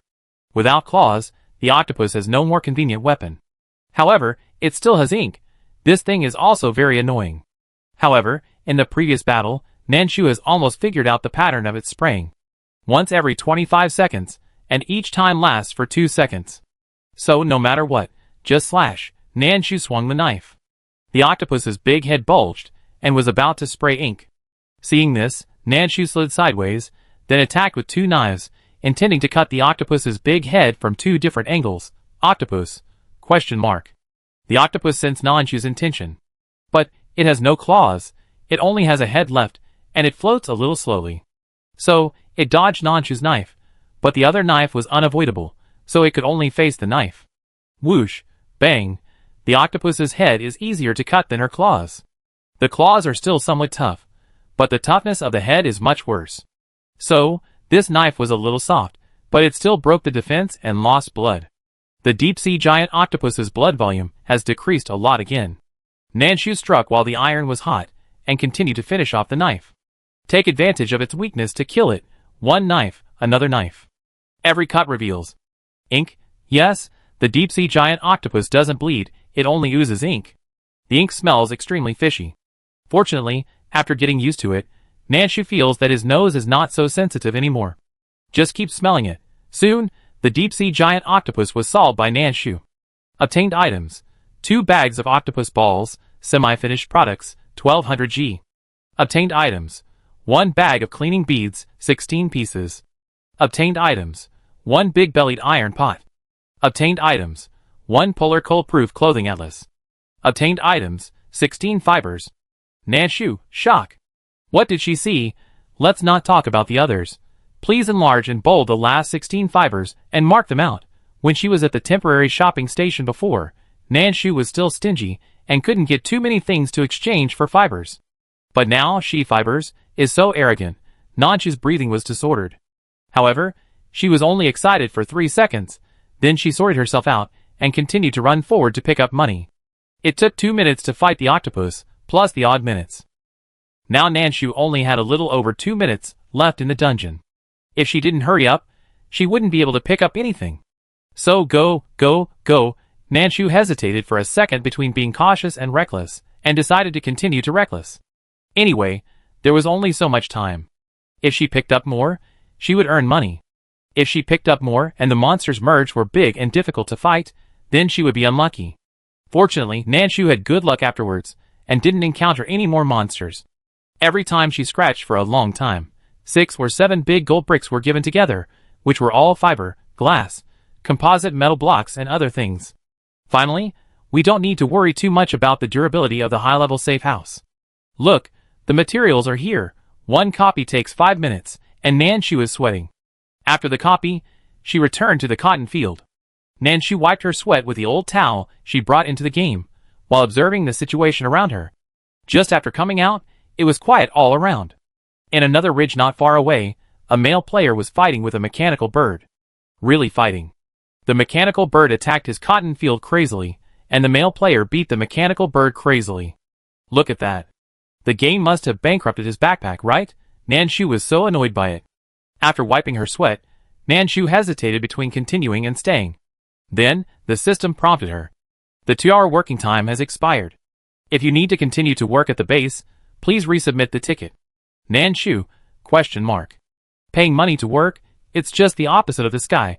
However, thinking about the hail outside today that was bigger than a football, Nanshu thought that why not? Pay money to work? However, looking at the embarrassed players in the 2 ridges next door, Nanshu felt that staying might not be safe. While hesitating, Xiecheng created a temporary group for them. However, there were only her, Qi Wenjing, Xiecheng and Xiaoheng. After the group was created, Xiecheng asked anxiously, "Did you hand in 180 cottons?" After asking, looking at Wei Zixuan who failed to join, Xiecheng quickly explained, "Submitting 180 cottons should have a hidden function that can be opened, and you can enter the dungeon to pick up money, but picking up money or picking up accidents depends on your luck. I just finished picking up, and my luck was half and half. In 5 minutes, I killed 3.5 monsters, but the drops were still very good." Xiecheng briefly explained the information of the dungeon, and Nanshu supplemented it. Everyone is smart, and they understood that she had finished the dungeon after hearing what Nanshu said. Xiecheng suspected that Wei Zixuan should be in the dungeon. Qi Wenjing was preparing to submit the last basket of cotton at this time. After submitting it, her number would be enough. When she heard that she could enter the dungeon to pick up money, she couldn't help laughing, and then she heard that it depended on luck. Qi Wenjing, who didn't know whether her luck was good or bad, took another breath. However, don't care about good or bad, just go in and try. Xiecheng and Nanshu both said that even if you don't pick up money, but kill the monster, the drop reward is also gratifying. Qi Wenjing still didn't believe it. She couldn't kill a monster in 5 minutes, then. Qi Wenjing fought the monster for 5 minutes. She followed Nanshu's advice, and didn't go in greedily. So, she only scratched 6 gold bricks at a time, and after merging them, she picked them up. Then, a megalodon was synthesized. Qi Wenjing, thank you so much. Qi Wenjing took 4 minutes and 39 seconds to kill the shark. Then a can of 48 bottles of mineral water, a can of 24 bottles of iced black tea, a can of 24 bottles of sugar-free pure tea, a can of 24 bottles of milk-flavored drinks, a can of 24 bottles of orange-flavored soda, and a can of 24 bottles of refreshing drinks were dropped. Qi Wenjing, ? I was really short of water in my previous life, right? I have an indissoluble bond with water in this life. After Qi Wenjing came out, she was numb. She didn't even know how to share her gains with her friends. Other friends entered the dungeon and picked up this and that. At worst, she could harvest dozens of fibers. She entered the dungeon? She hit a dungeon of water. If she told anyone, Qi Wenjing would be defeated. After struggling, Nanshu returned to the novice island. It was still hailing on the island. As soon as the safe house was summoned, the durability dropped by 10 points without mercy. Nanshu pretended not to see it. She went to the planting area first, and used the newly acquired expansion card. The planting area increased a lot, and then she harvested the land and planted it again. She studied the newly obtained map, and then researched what materials were needed to make a cotton coat or an extreme cold coat. Cotton and fiber are indispensable. Extreme cold coats have better cold protection than cotton coats. Cold coats ignore temperature. Cotton coats can withstand temperatures below -70 degrees. Although it is uncertain how crazy the game will lower the temperature. However, it is always best to be prepared. So Nanshu thought, if she could make both, she would make some of both. If she couldn't wear them all, she would give them to her friends, or sell them for money. In addition to cotton and fiber, the extreme cold suit also needs animal skin. And it has to be animal skin that meets the specifications, not just a piece of skin cut from pork belly. Only animal skin recognized by the game system can be put on the workbench and made into extreme cold suit. It's a bit troublesome. Beast, think about the monster she killed in the past 2 days. Chicken doesn't count, right? Chicken skin. I don't know if it can be made into clothes, but it tastes good when fried or roasted. The same goes for duck skin. Rat skin. Maybe it can. However, I didn't drop anything when I fought it before. Not sure if it's a drop rate problem, or if it doesn't drop at all. If it's not these, should I choose fish? Fish skin? Nanshu thought about the monster she had fought in the past 2 days with a headache. It can't be a snail shell, right? Nanshu felt that there must be some monsters on the novice island that she hadn't discovered. Thinking of this, she looked through the dense hail outside and looked at the mountains and forests not far away. Nanshu hadn't explored that area yet. One reason was that it was too risky. She just cut down a tree and encountered a lot of wild vegetables that had become spirits. Who knew how many spirits there were in it? So, if the equipment was not good enough, she still needed to hide. The other reason was that she didn't have time. These 2 days, she worked half a day every day, and after coming out, she still needed to collect materials for the maintenance of the safe house, so she had no time at all. Now that there was a need for animal skins, Nanshu thought she could try to explore. However, Can the hail-proof clothing that was exchanged for yesterday's reward really protect against hail the size of a football? Chapter 53. Unsure about the cold-proof and explosion-proof properties of the hail-proof clothing, Nanshu thought about it and decided to give it a try. If possible, he would naturally go out to explore. Although a lot of materials have been prepared for the repair of the safe house. But who would complain about too much? Moreover, animal skins and the like must be explored on the spot to know whether they are available and whether they are feasible, right? So, take a look at the door first. Nanshu packed up his things and prepared to go out. Just after taking 2 steps, he saw Xie Cheng had pulled a private group. When Nanshu came in, Xie Cheng, Wei Zixuan and others had already come in. Oh, Qiao Heng didn't come. Seeing Nanshu coming in, Xie Cheng explained the reason why Qiao Heng didn't come. Qiao Heng hasn't come out yet. I wait a while and ask. Xie Cheng felt that Qiao Heng shouldn't have a big problem. Although the backpack was confiscated several times, it was good that he didn't go bankrupt and could survive. Moreover, although Qiao Heng's personal ability is not outstanding, his mentality is so good. Even if he was really punished to bankruptcy by the system, he could still live optimistically. He was still alive. What was there to be afraid of? Xie Cheng created a small group to ask about everyone's progress in making cotton clothes. Looking at the current weather, it feels like there will be extremely cold weather tomorrow at the latest. Everyone should make cotton clothes. If the materials are not enough, just gather them together. After the previous 10 minutes of shopping, everyone actually had almost gathered the materials for making cotton clothes. The most important fiber was available, and cotton was provided as a guarantee, so the cotton clothes could naturally be made. Nanshu said there was no problem, and Qi Wenjing and Wei Zixuan also said that they could make them. Not only that, after a series of monster killing and water dropping, Qi Wenjing finally got lucky again and obtained a braised pork ribs recipe. However, Qi Wenjing didn't have the ingredients, so she asked her friends if anyone wanted to learn, she could give them the recipe. Xie Cheng saw that the others didn't talk, so he suggested that Qi Wenjing learn by herself first, and then make it when she had the ingredients, or if someone else had the ingredients and wanted to eat it, they could also ask Qi Wenjing to make it for them. After listening to Xie Cheng's words, Qi Wenjing was silent for less than half a minute, and finally couldn't help complaining about the fact that she only dropped water when killing monsters. I really doubt that I was a water ghost in my previous life? Wei Zixuan? ? According to this, he was a shoe spirit in his previous life? Qi Wenjing really endured for a long time, and finally couldn't help it, treating her friends directly as tree holes, and complained for a long time. After finishing, she felt comfortable and asked who wanted the recipe.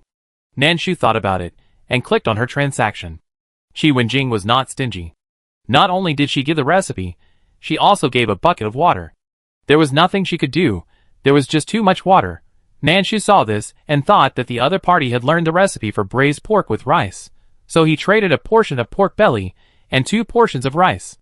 Seeing what was traded, Qi Wenjing was stunned. No. Nan, you are so amazing. Rice and pork belly again. This was something Qi Wenjing would never dare to dream of.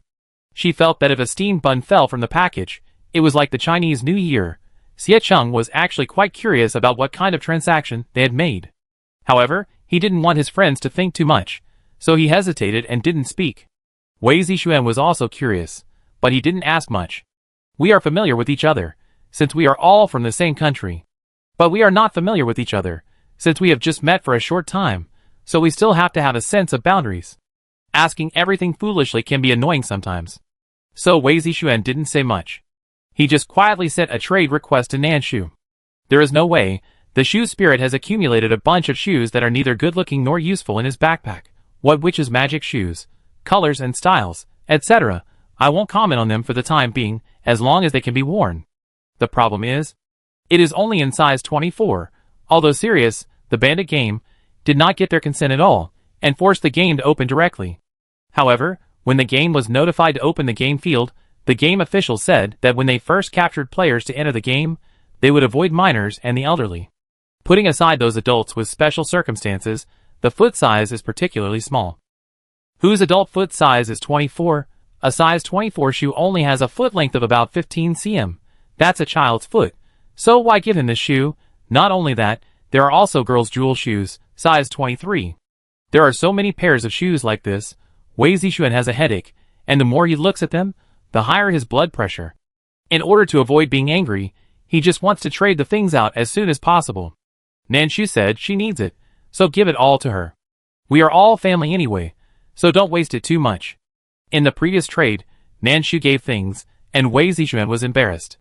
This thing can't be sold, can't be exchanged for anything.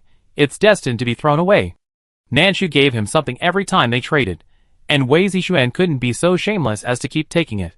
So this time, he quickly said, "No need to put the things, just give it to you to play with.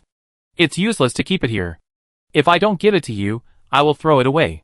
This thing will only take up space in the backpack if it is kept." Nanshu originally wanted to give something, but Wei Zixuan insisted not to. In the end, she didn't force it. She just wanted to wait for the braised spare ribs to come out and share some with everyone. Only by eating meat can you have the strength to fight monsters better. After getting the recipe of braised spare ribs, Nanshu learned it. After learning it, it can't be wasted. Before she went out, Nanshu took the ingredients directly to the workbench. Although the workbench needs recipes and ingredients, the corresponding auxiliary ingredients do not need to be prepared by the player. Otherwise, this braised spare ribs can't be made at all, because there is no seasoning. Nanshu quickly cleaned the 2 bags of spare ribs and put them on the workbench. The workbench was also very efficient. In a short while, 10 portions of braised spare ribs were produced. Nanshu swallowed her saliva as she looked at the shiny spare ribs. She hadn't eaten spare ribs with such a strong meaty flavor for a long time. When was the last time she ate such delicious and normal spare ribs? The memories seem to be far away and a little fuzzy. The spare ribs that I thought were just ordinary before have become tempting now. Nanshu didn't want to recall. She stared at the spare ribs in front of her and couldn't help but pick up a piece. It looked shiny and tempting. Nanshu's eating made everyone in the observation room greedy. In fact, their food quality was not that high. Normal ribs like this are not often available. At this time, even if they can't smell the taste through the screen, they have eyes, and can see the color. Will the bright-colored ribs be unpalatable? Impossible. Liang Qi swallowed silently. Sun Ming Shuang was almost the same. Li Chenwen lowered his head silently, and typed frantically on the keyboard just to distract himself. Not only the people in the observation room, but also the friends watching the live broadcast were all greedy. This saliva is secreted crazily. I want to eat it, but I can't, woo-woo. Hey! I haven't eaten normal meat for 2 months. I want to eat it next month. Nanshu ate 3 pieces in one breath, and felt a little overwhelmed. She took out a steamed bun from her backpack and ate 2 bites, feeling the satisfaction brought to her by the wheat fragrance, squinting her eyes in enjoyment, and soon picked up another piece of ribs. Delicious, really delicious. Nanshu originally prepared a share for the friends. So, after tasting half a plate, she began to distribute ribs to her friends. Qi Wenjing's eyes lit up when she saw the food. Woohoo, finally she doesn't have to drink water with steamed buns every day. Meat. She saw meat. Qi Wenjing expressed her gratitude excitedly. Wei Zixuan was the same. Although he had a lot of ingredients in his backpack, he didn't have a recipe. He could only manually operate them to turn them into food. But what can we say about his cooking skills? Almost cooked.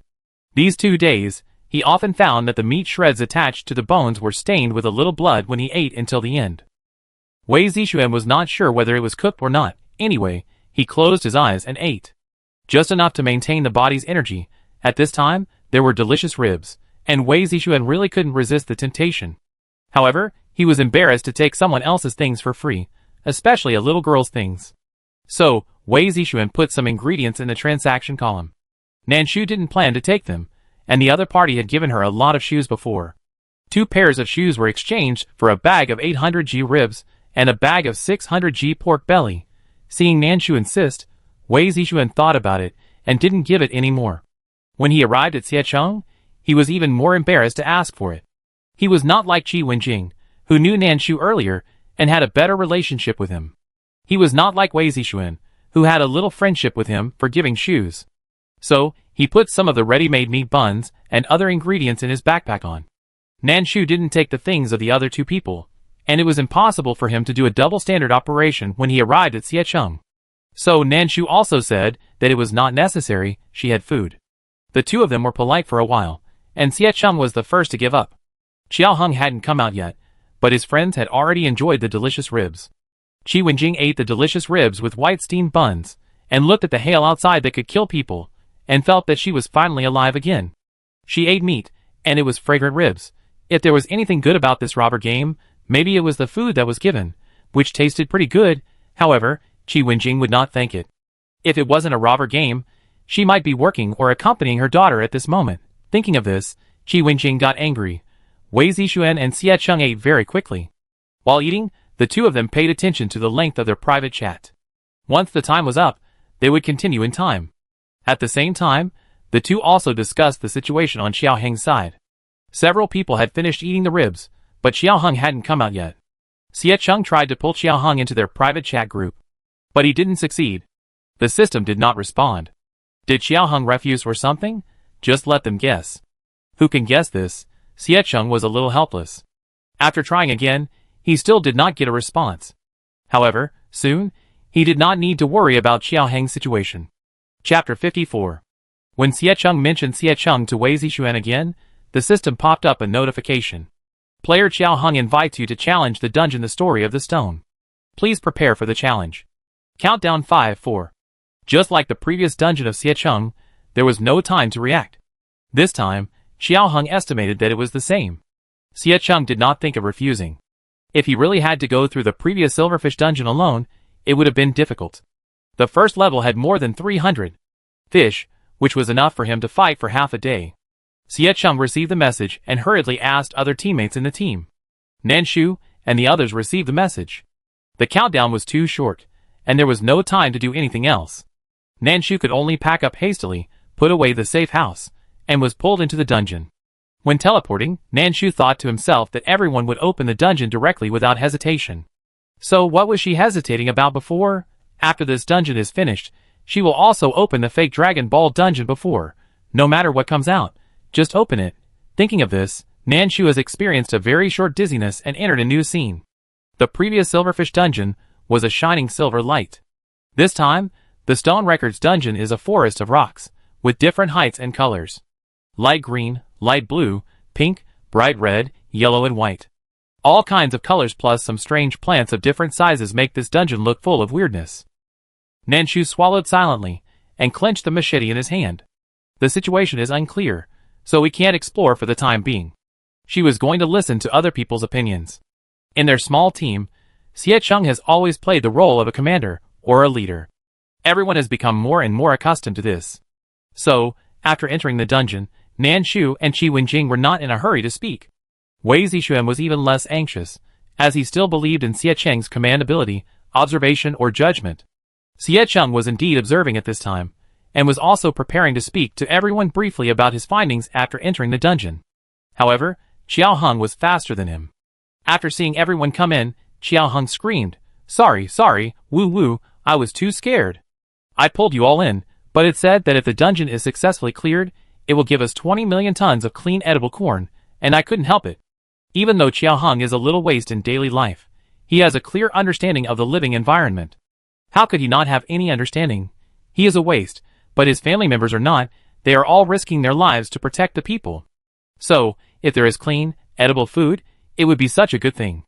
Moreover, 20 million tons. Who wouldn't be tempted by this amount? Xiao Heng didn't think he could pass the dungeon by himself. He knew that he was a waste. So call someone. After calling someone in, he was afraid that everyone would hate him again because of this. So Xiao Heng shouted and explained the situation. When he heard about giving food, Xie Cheng's breathing quickened, Wei Zixuan's eyes lit up, and Qi Wenjing swallowed back the words she wanted to complain about. Nanshu swallowed his saliva. Corn, although it is a coarse grain, after the end of the world, coarse grains that are not polluted and can be eaten are all good things. These grains may not save the world, but they can alleviate the food pressure of their country in recent times. So, this copy must be passed. Xie Cheng was the first to react and comforted Xiao Heng, asking him not to be so excited. The most important thing at the moment is to pass the copy. In view of Xiao Heng's lot before, Xie Cheng asked him not to move for the time being, and he and Wei Zixuan would explore first. If there is danger, our official people will go first. Xie Cheng didn't want Nanshu and Qi Wenjing to misunderstand that they looked down on girls, so he explained it specially. Nanshu didn't think so much, and someone was willing to take the initiative to take risks, so she was actually happy and comfortable. Qi Wenjing was still immersed in tons of food at this time, and hadn't recovered. After hearing what Xie Cheng said, she reacted for a while, then waved her hand. We understand, you go first, we go behind. After a brief exchange, knowing that they were not dissatisfied with each other, Xie Cheng and Wei Zixuan started to explore first. The two first compared the environment and lay out between each other, and after finding the same, each went to one side and tried to explore. The members of the observation room were so excited that they almost jumped up after hearing about 20 million tons of grain. But everyone calmed themselves down well. Sun Mingxuang's phone kept coming. For the convenience of work, she turned on the vibration early. At this time, her hands were numb from the vibration of the phone. She took the phone one after another, explaining the situation, and answering questions, etc. At the same time, she also needs to go to the meeting room next door to report and communicate with the leaders, who are waiting for various situations here and making decisions. 20 million tons of grain is still a huge matter. In order to relieve Sun Mingxuang's pressure, Tang Qifeng, who had just finished lunch, was directly pulled over to work overtime. Tang Qifeng naturally had no objection. Even if he didn't go to work, he would always pay attention to the live broadcast when he didn't have time to rest. So, he naturally knew the current situation. Although he was not sure whether this copy could be passed.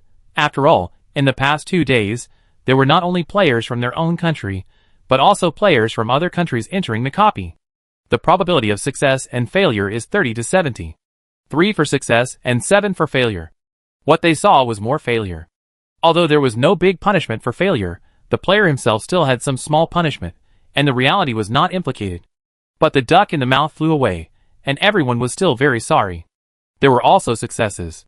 Just like Xie Cheng and his team succeeded in the previous copy, their current cycle is naturally like returning to the pre-apocalypse. Because of this incident, the international community is ready to move. Of course, they are not the only ones who have achieved special effects. A small country has received 3 days of normal rainfall. Clean water. It is said that some shameless countries have sent their troops to grab water. After the apocalypse, such things are common. Those shameless countries dare not move against big countries, so they can only attack small and weak countries. Now, most of the players in Country A have entered the same copy again, and they are about to have food again. How can some shameless countries still sit still? They even created a group overnight to discuss the feasibility of global food sharing. Those people said, "We are all human beings. What's wrong with sharing food? Listen, this shameless speech? Leaders must prepare internally and take precautions externally." In short, the situation is complicated. First of all, the situation in the observation room must be stabilized, which will facilitate their subsequent decision-making. Tang Qifeng came over and said a few words to Sun Mingxuang, and then they divided their areas and got busy. At this time in the game, Xie Cheng and Wei Zixuan explored twice, touching all the places they could see with their naked eyes, which took half an hour, and even risked touching all kinds of colored stones. But there was no response. The copy is called Stone Records. What does it mean? Picking up stones? Xie Cheng tried. It didn't work. Digging stones? Wei Zixuan tried. It didn't work. Crush stones? Xie Cheng tried again. Still no use. In short, they tried all kinds of situations related to stones. But none of them worked. Fearing that the dungeon would still be divided into male and female, Xie Cheng asked Nan Shu and Qi Wenjing to try again. As a result, it still didn't work. Finally, he had to let Xiao Heng, the opener of the dungeon, try it. Still no use. What should I do? Xiao Heng was a little desperate after digging stones for half a day and found it useless. No matter how he tried, the dungeon didn't respond, and more than half an hour had passed. What should I do? Although the dungeon didn't limit the time. But what if there was a hidden time? Isn't this a trap for them? The stone didn't work, so Nanshu and the others tried to attack all the plants they could see that they didn't recognize. Still no use. Nanshu, this is terrible. We entered the dungeon, but we couldn't open it. Everyone was very tired, so they either sat down to drink water and adjust their breathing, or stood with their hands on their hips, looking into the distance, trying to see something. Nanshu took out the hammer that Qi Wenjing had just traded for her, and knocked it left and right. Except for the crisp and pleasant sound, there was nothing unusual. The stone record? What exactly is considered a stone record? Nanshu was also thinking about this question. She had been struggling for a long time, and was a little tired. So she sat down on the spot and looked into the distance. This look saw something different. She looked at the left front and had some doubts in her heart. However, it didn't work based on memory. Nanshu had taken photos of her scenes before and sent them to their private chat group, so it was a good time to look through them now. This comparison revealed the problem. There was an extra tree in her scene. A colorful tree that was dazzling to the eyes. Nanshu shared this news with everyone immediately. After hearing this, The others also subconsciously looked at their own scenes. Xiao Hong was the first to respond. Really? Qi Wenjing didn't have it, and she couldn't help wondering, mine doesn't have it? How do I calculate it? Xie Cheng didn't have it either, but Wei Zixuan did. Everyone couldn't help thinking, is this considered an odd or even number? They couldn't see each other's situation, but the observation room could see it clearly. Sun Mingshuang had just replied to other messages, looked at the situation on the screen, and asked Tang Qifeng softly, could it be because of the problem of standing and sitting? In the copy, the situation at this moment is that Nanshu, Xiao Hong and Wei Zixuan are sitting. Xie Cheng and the others are standing. Those who are sitting can see the tree, while those who are standing can't. So, could it be related to this? Tang Qifeng thinks this analysis is reliable. But they knew, but they couldn't inform others. However, Nanshu and the others reacted quickly. When she heard that some people couldn't see the tree, she couldn't help but ask others curiously, are you standing or sitting? I can see the tree when I'm sitting. Chapter 55. As soon as Nanshu spoke, the others immediately responded, I was sitting too. Xiao Hong and Wei Zixuan spoke one after another. Xie Cheng and the others immediately responded, I was standing. Then, everyone decided to sit down and give it a try. When they sat down, they found that, hey, there really was a tree. Why there was a tree became the question that everyone needed to think about next. However, soon, Nanshu and the others didn't need to think about it. Because the tree exploded. Yes, there was no sign. It exploded without any warning, and it brought up a lot of rocks. If it weren't for Nanshu and the others' quick reaction, and their own way of dodging, there would definitely be a few injured people among them. When the tree exploded, all kinds of curses were heard in the voice channel. Nanshu didn't say anything. She tried to find an angle to hide herself, and at the same time stared closely at the rocks over there. When she found that the rocks over there were all about the same size, Nanshu stared even more closely. Although the tree exploded and the stones flew, there was no smoke and dust that affected the vision. Therefore, Nanshu observed very carefully. The stones looked roughly the same size. They all looked square and rectangular, the size of a palm. Nanshu had a hunch that there was something wrong with these stones. Sure enough, when the tree exploded, the scolding in the voice channel stopped, and the system notification came. Please complete the collection of 30 stones within 30 seconds. Players who fail to complete the collection will be punished. Countdown, 30:29. It started right away, without giving any time to prepare. At the same time, Nanshu also had a small basket in his hand, which should be used to hold stones. When Nanshu heard the countdown, she rushed out and headed for the place where she had just observed the most falling rocks. 30 rocks in 30 seconds, which is an average of 1 rock per second. If you are slow and fail to complete it, you don't know what you will face. Xie Cheng also reacted quickly. While moving himself, he did not forget to remind his friends, everyone, hurry up, don't be dazed, run to the place with more rocks as much as possible, and don't waste time looking for rocks. Others had no time to respond, and they all rolled and crawled to find rocks. The rocks were not big and were easy to pick up. Nanshu found the place with the most rocks, squatted down, and picked them up with both hands.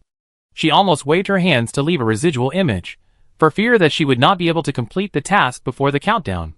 Fortunately, there were many rocks in this area, so Nanshu did not need to worry about the problem of insufficient number. As long as she was fast enough, the task would be completed. Following the 30-second countdown, Nanshu successfully completed the task. It was true. She put the last 3 stones into the basket just before the countdown ended. Congratulations, mission completed. Obtained item, 1 Luingguopian tea seedling. Just now, time was too tight, so Nanshu almost trotted all the way here. She spent a few seconds in the middle, and the rest of the time was spent picking up various stones non-stop. Sometimes she picked up 2 stones with one hand. Fortunately, the stones were not big, otherwise they would not be taken down. At this time, the mission was completed, and she got a tea seedling as a reward. Nanshu breathed a sigh of relief. This tea seedling was normal, and it was no longer said to be sent back to their own world. Moreover, she also had a high-level safe house and could plant. After seeing the reward, Nanshu didn't care about anything else. She just sat on the ground, adjusted her breathing, and pricked up her ears, waiting for the next task. I always feel that it won't be too easy. Before the new task came, she heard a scream from Xiao Hong. Ah! This sharp scream hurt Nanshu's eardrums. She subconsciously asked, what happened? Did you encounter an accident, or a punishment? Nanshu guessed it might be the latter. But what kind of punishment is it? Xiao Hong didn't say anything, still screaming. But Qi Wenjing hissed softly and replied to Nan Shu, "It's a punishment. I guess everyone's punishment should be the same. Mine is electric shock. Mom, it hurts so much that I'm sweating." However, Qi Wenjing still needs to take care of her image. After all, her daughter may still be watching. So, she gritted her teeth and endured it, not making any sound, and even her expression didn't change much. Wei Zixuan also spoke up soon. "Mine was also electrocuted." Nanshu? All electrocuted? Nanshu's question had not yet been asked when Xie Cheng said, "Yes, mine was also electrocuted." Nanshu? So I did it myself? But think about the situation just now.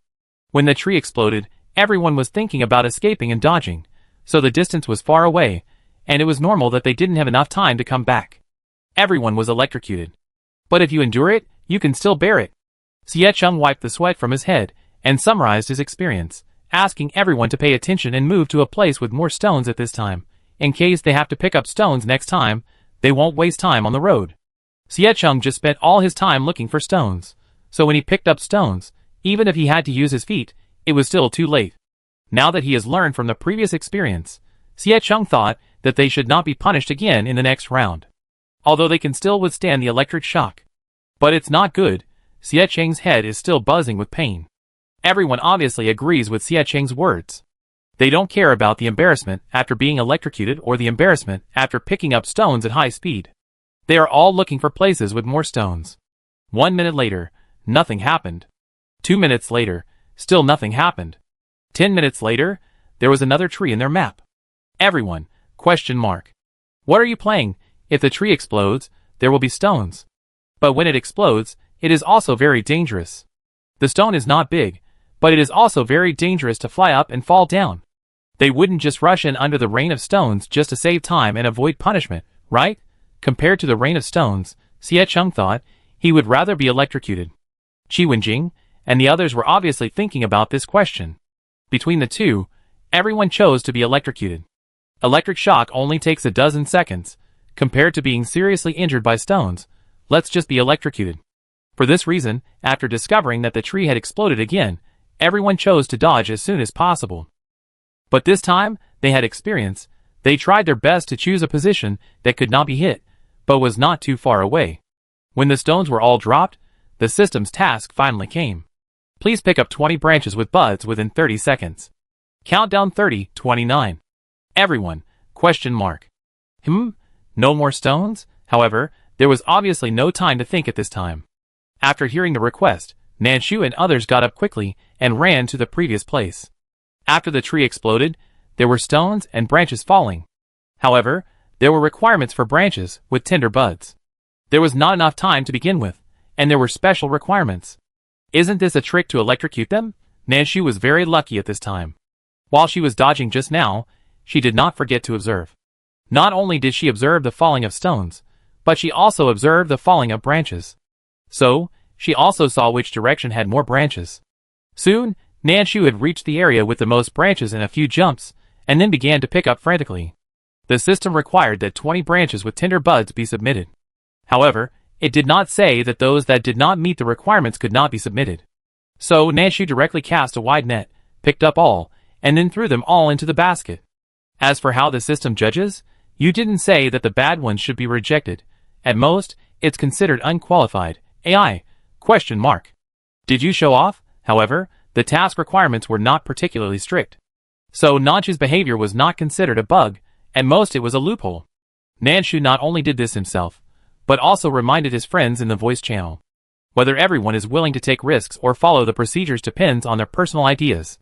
Xie Cheng took the risk directly. Qi Wenjing did the same.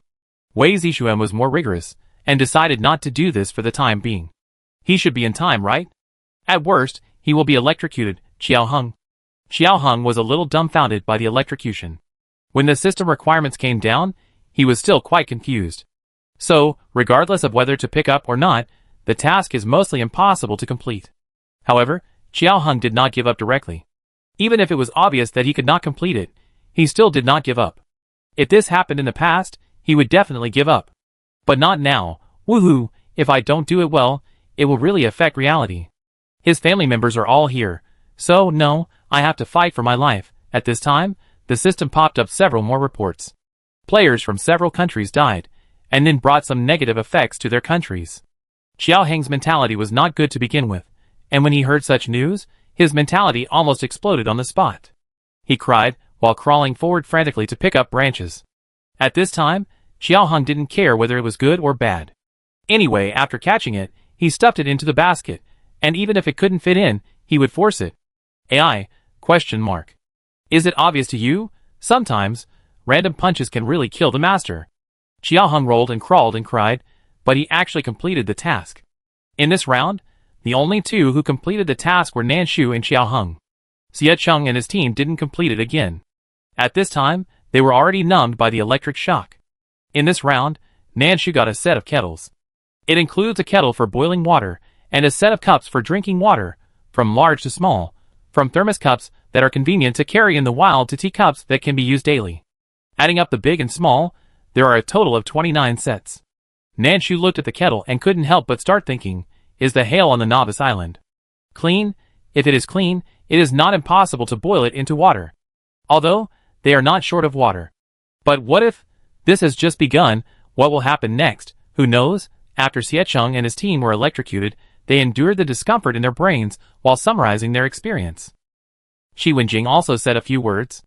There was nothing wrong with Nanshu's previous proposal. So, Xie Cheng suggested that if there is a similar situation next time, they can also take the risk and try it. Of course, if you feel it is not safe, you can decide for yourself whether to try it or not. The premise of all attempts is that we must ensure our own safety. After Xie Cheng finished speaking, he did not forget to remind everyone. As soon as he finished speaking, a new small tree appeared again. Everyone's nerves were instantly tense. Chapter 56. This time, as expected, it was 30 stones in 30 seconds again. When Nanshu and the others heard the system reminder, they had already climbed up and ran to the place where they had observed the most stones falling before, and it had to be the shortest path. The more time they could save, the better. If they exceeded the time limit, they would be electrocuted. Nanshu thought, if possible, she didn't want to be electrocuted. Who likes to be electrocuted? This round, because of the previous experience, everyone passed it smoothly. Except Wei Zixuan. He was a little unlucky. When he ran to the pile of stones, he stepped on the mud and fell directly. His head hit the stone, and he was unconscious for 2 minutes. If it wasn't for the electric shock of the system punishment, he would still be unconscious. After being electrocuted and his scalp was numb, Wei Zixuan became confused. Xie Cheng and the others summarized this mission in the team. But Wei Zixuan didn't make any sound, so everyone was worried about him.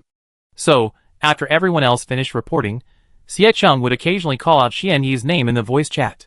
When he heard Xie Cheng's voice, Wei Zixuan was still a little confused.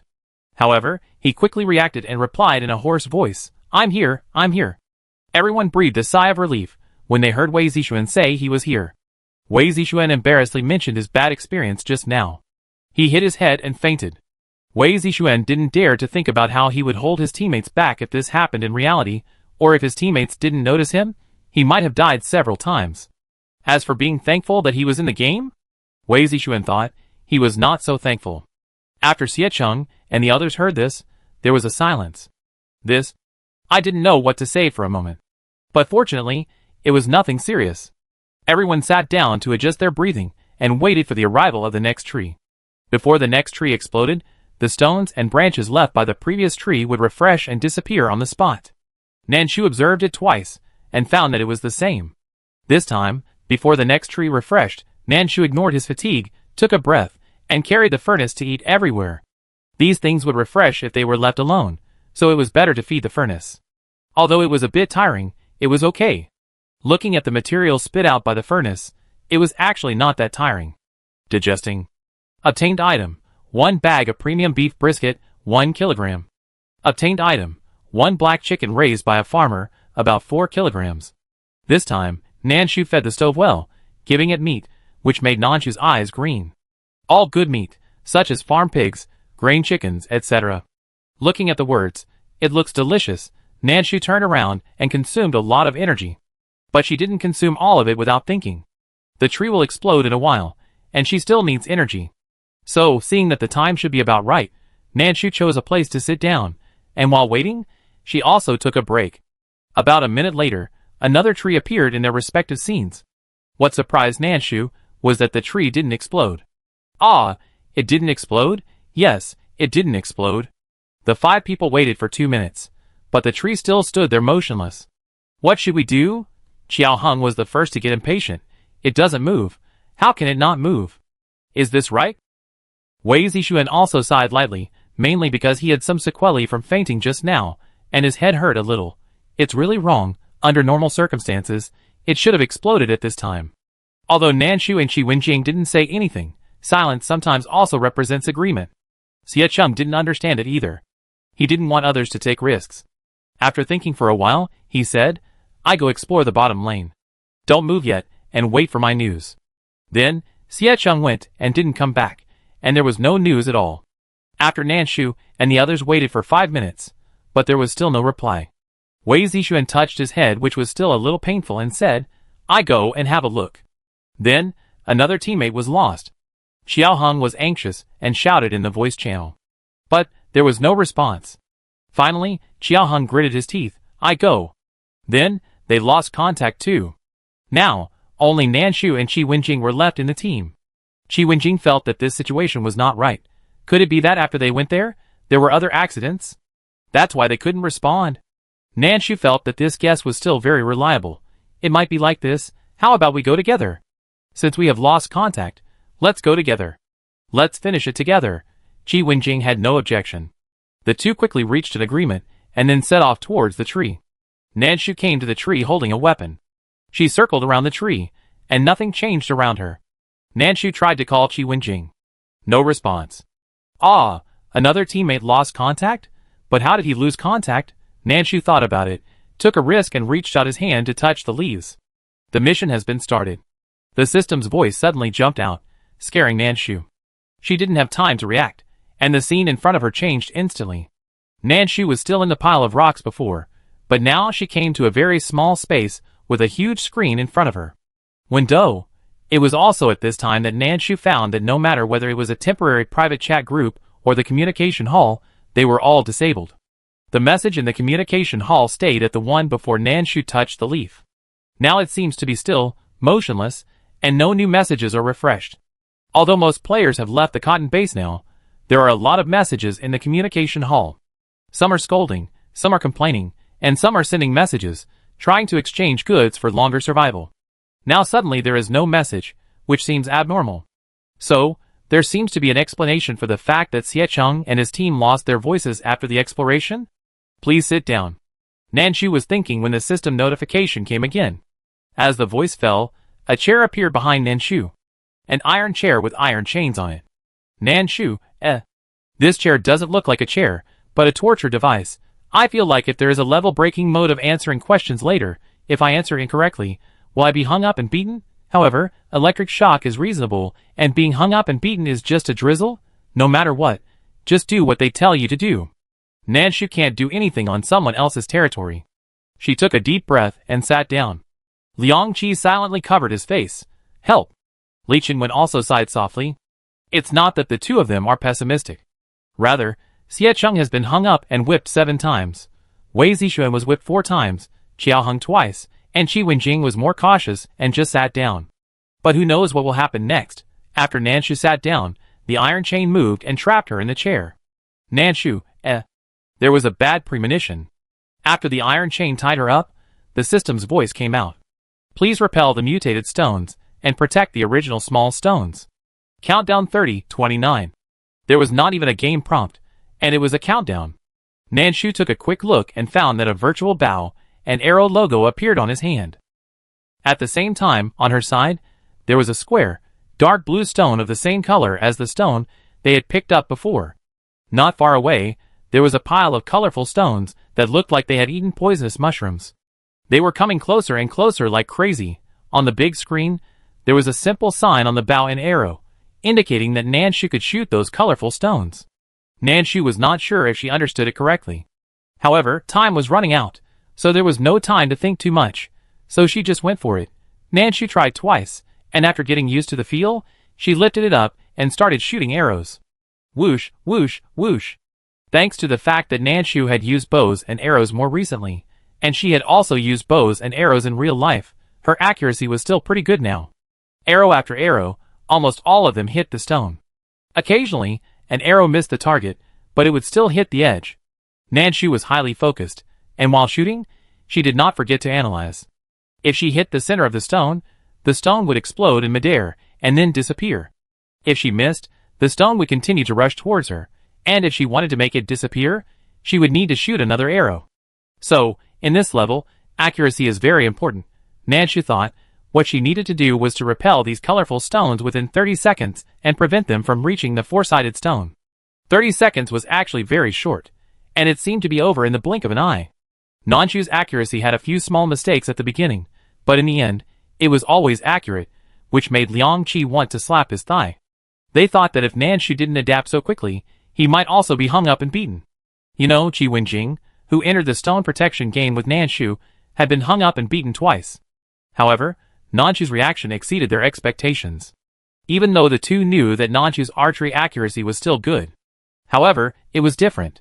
There are always differences between the real and the virtual. When you first get started, you always have to adapt. However, Nanshu said with practical actions, it's not necessary at all. After 30 seconds, the small stone guarded successfully. Rest countdown, 30:29. The rest time in the middle was only 30 seconds.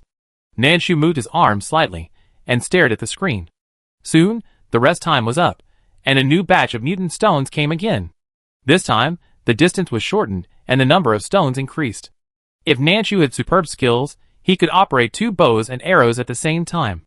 If he didn't have good skills, he could only operate 1 bow and arrow. However, with so many stones, 1 bow and arrow would definitely not be able to handle it. So, at the end of this round, Nanshu was also hung in the air and whipped. Fortunately, it was whipped by the whip, not the stone, so the pain was not severe and could be barely tolerated. When the 30-second break was over, Nanshu endured the pain in his shoulder and began to practice, operating the virtual bow and arrow with both hands. After practicing this, I should be able to suffer less later, right? Chapter 57. Sometimes, the skills learned in 30 seconds are not mature enough. However, if one time is not enough, try again. After being hung up 3 times and beaten several times, Nanshu's skills have become more and more proficient. Now, when he sees the colorful stones, he can naturally pick up 2 bows and shoot left and right at the same time. The efficiency of 2 hands is indeed much higher than that of 1 hand. Therefore, in the subsequent challenges, Nanshu was not hung up and whipped again. However, the progress of other people in the team is not as fast as Nanshu. Relatively speaking, Xie Cheng is faster. After all, before officially entering the game, he has been trained for a long time, and his own skills are not bad. However, the various tasks he performs daily are all violent demolition types. Therefore, Xie Cheng is not good about shooting, which requires fine skills, and it is difficult to practice. However, compared with others, Xie Cheng's progress is still obvious. Xiao Heng's progress is also good. After all, he has played many shooting games before. Qi Wenjing's progress is also obvious. The slowest progress is Wei Zixuan. Wei Zixuan doesn't want to do it either, but he is really not good at archery. Even though he practiced many times, he was still hung up and whipped countless times. At the end of the beating, Wei Zixuan was numb. If it wasn't difficult to lie down, he really wanted to lie down. However, the good news is that although they were beaten many times, but this level was finally passed. Nanshu harvested countless meats, daily necessities, and the like in this level. Qi Wenjing finally changed his previous water, luck, and started to get other items. Although these other items only accounted for about 5% of the dropped items. But at least it was an improvement. Qi Wenjing was very satisfied. Wei Zixuan was finally no longer a shoe boss. He was even lucky enough to get 2 maps. Although he wanted to study directly out of excitement, Wei Zixuan controlled himself and asked his teammates, who had more suitable conditions for learning. In fact, in this kind of thing, there is no one who has more suitable conditions. It can only be said that whose drops are relatively more balanced. Wei Zixuan thought that with his item drop probability, why not let others learn the atlas? Xie Cheng disagreed with Wei Zixuan's plan. If we can't contact each other in the future, or are assigned to other places, if you don't learn it, you will be very passive. Even if the drops are not much, you can exchange them. You can think of other ways. If you can't exchange them between players, there are also various bartering in the game. So my suggestion is to learn it yourself first. Everyone must make sure that they have learned some basics. The rest depends on who has better luck, and let the other party learn it. Xie Cheng's words made sense, and Nanshu nodded. Qi Wenjing also agreed. She was originally going to give the newly dropped recipe to Nanshu. After thinking about it, she divided the 2 recipes into 2, keeping one for herself and giving the other to Nanshu. Nanshu knew that Qi Wenjing had braised pork rice, so he gave her 2 bags of pork belly. Qi Wenjing's eyes turned red when she saw the meat. Woo, meat! Everyone returned to the pile of rocks and sat there, waiting for the next round of challenges. Soon after, a new tree appeared. When everyone thought that this level should be the same as the previous one. When you either pick up stones, branches, or are dragged into a separate space by the tree, the rules of the game changed again. Xie Cheng was the first to explore again, and then he groaned, scaring his friends. Fortunately, Xie Cheng reacted quickly. It's okay, I just got slapped. It was really a solid slap from a branch. Xie Cheng told the situation truthfully. After I approached the tree, I didn't do it immediately, but circled around it, and then I touched it, and then I was hit, and a 30-second static buff popped up, and I can't move now. There was no response for the time being, and Xie Cheng still needed to observe. Everyone needed to wait for feedback from Xie Cheng, and then decide whether they should go forward. However, the game obviously didn't give them such an opportunity. When Xie Cheng's countdown was 10 seconds left, Qiao Heng screamed, "Oh my god, it hit me!" The tree took the initiative to attack, raised its branches and slapped Qiao Heng. The defenseless Qiao Heng was slapped and screamed. Then, he couldn't move. He was immobilized for 35 seconds. When this happened, everyone became alert instantly, and their eyes were fixed on the tree. Even so, he was still slapped at a very fast speed. This time, it was Wei Zixuan. He was beaten badly before, and his body was bruised and purple, and he was in pain. Being slapped again this time. It doesn't matter. It's already numb from the pain. Wei Zixuan talked about his situation, and was slapped on the shoulder by a branch and immobilized for 45 seconds. Time increased again. Nanshu held the big knife tightly with one hand, and when he realized something was wrong, he raised his hand directly. As a result, the tree was just faking a move, or it was a temporary change of tactics. The wind was clearly coming from the left, and Nanshu raised the knife with his left hand. However, the moment Nanshu raised the knife, the wind direction changed rapidly and turned to the right. Snap! A strong slap hit Nanshu's neck directly. Nanshu, why don't you beat me to death? Fortunately, Nanshu's body reacted subconsciously and shrank her neck. Otherwise, this would have broken her blood vessels, and she might have fallen to the ground. Nanshu was hit, and remained still for 55 seconds. She talked about the situation on her side in the voice channel, and emphasized that the tree played dirty tricks. The last one was Qi Wenjing. When Qi Wenjing was hit, she didn't scream or hum, but gritted her teeth and endured. After the fight, she spoke faintly. It was a thief, too thief. I listened to Nanshu's advice, and defended both sides. But it hit the back of my head, and I was hit so hard that my eyes went black. What pain, I forgot. Qi Wenjing bit the tip of her tongue to keep herself awake. Fainting at this time is not a good thing. At this time, Xie Cheng's immobility time has long passed. Then, he was slapped for the second time. Of course, because of the precautions, he didn't get hit, but a little bit of the branch's tail still swept on Xie Cheng's arm. The slight pain was like a mosquito bite to Xie Cheng, and it didn't affect him. This time, he was immobilized for 60 seconds. The rules of this level have not been seen yet. However, Xie Cheng still reported the important information. Next was Qiao Heng. His immobility time was 120 seconds, which was obviously longer. Then it was Wei Zixuan. This level seemed to have accepted the previous order. After Wei Zixuan gave the feedback, Nanshu was ready to be whipped. This time, Nanshu put away her weapon and picked up the stove. Although there were still wounds from the previous beating, it hurt a little. However, this did not affect her holding the stove. Nanshu thought, "You are playing tricks with me. Sorry, the stove is a cure for all tricks. Just ask if the system has any other tricks to swallow the stove. The answer is no." When Nanshu noticed the wind direction, he directly raised the stove above his head and hid himself behind the stove. Branch? The strong force and the extreme speed made the branch unable to retract when it realized that something was wrong. I could only watch myself being sucked into the furnace. A good tree, bald just like that. Digesting. Obtained item, 1 peach with staff, durability 650, attack power increased by 60. Nanshu didn't care whether the tree was bald or not. What surprised her at this time was the weapon that the furnace spit out. It looked like a cane, but the durability and attack were very good. However, for Nanshu, it might be a simple weapon. However, for someone like Wei Zixuan who got the healing spell from the novice gift package, the staff-type weapons would have a bonus to his healing. As for how much, Wei Zixuan didn't say. However, the other party mentioned that there was a bonus. Nanshu swallowed his saliva when looking at the weapon. However, she quickly realized something was wrong. That is, why was she not immobilized? Except for Qi Wenjing, who had not yet taken a turn, the other teammates were still standing there. Nanshu quickly explained the situation on his side. As for the stove, Nanshu did not explain it in detail, but only vaguely brought it over. Everyone could understand it, and understand it at the same time. Because Xie Cheng told them that even if they were compatriots, and even if they had enough trust in each other, he still suggested that everyone keep a little bit of the trump card that only they knew. Therefore, Nanshu did not explain clearly what was used, and no one asked. Qi Wenjing was listening to Nanshu saying that if there was something that could block the attack of the branches over a large area, maybe they could escape the punishment. Qi Wenjing still listened to the advice. She quickly searched in her backpack and found a small paper house. Qi Wenjing thought this thing was useless before. But it seems to be useful at this time? Qi Wenjing was not sure, but when the wind came, she still raised the paper house. Then, she saw the bald tree. It was really bald, without a single branch.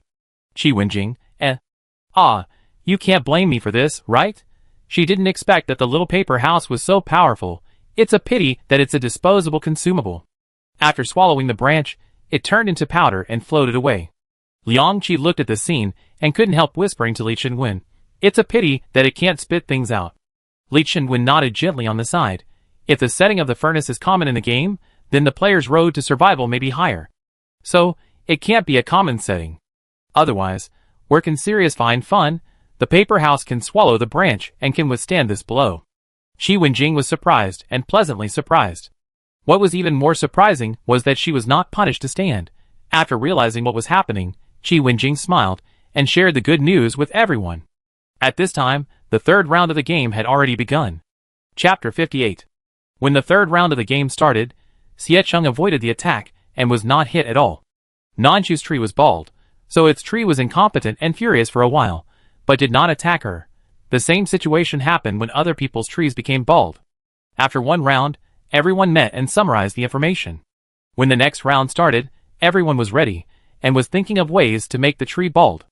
Although Nanshu and Qi Wenjing knew that the tree was bald, they should not be able to do anything to them. But what if the tree went crazy before it died? So, we have to be on guard. As a result, the new round started, and the tree cracked.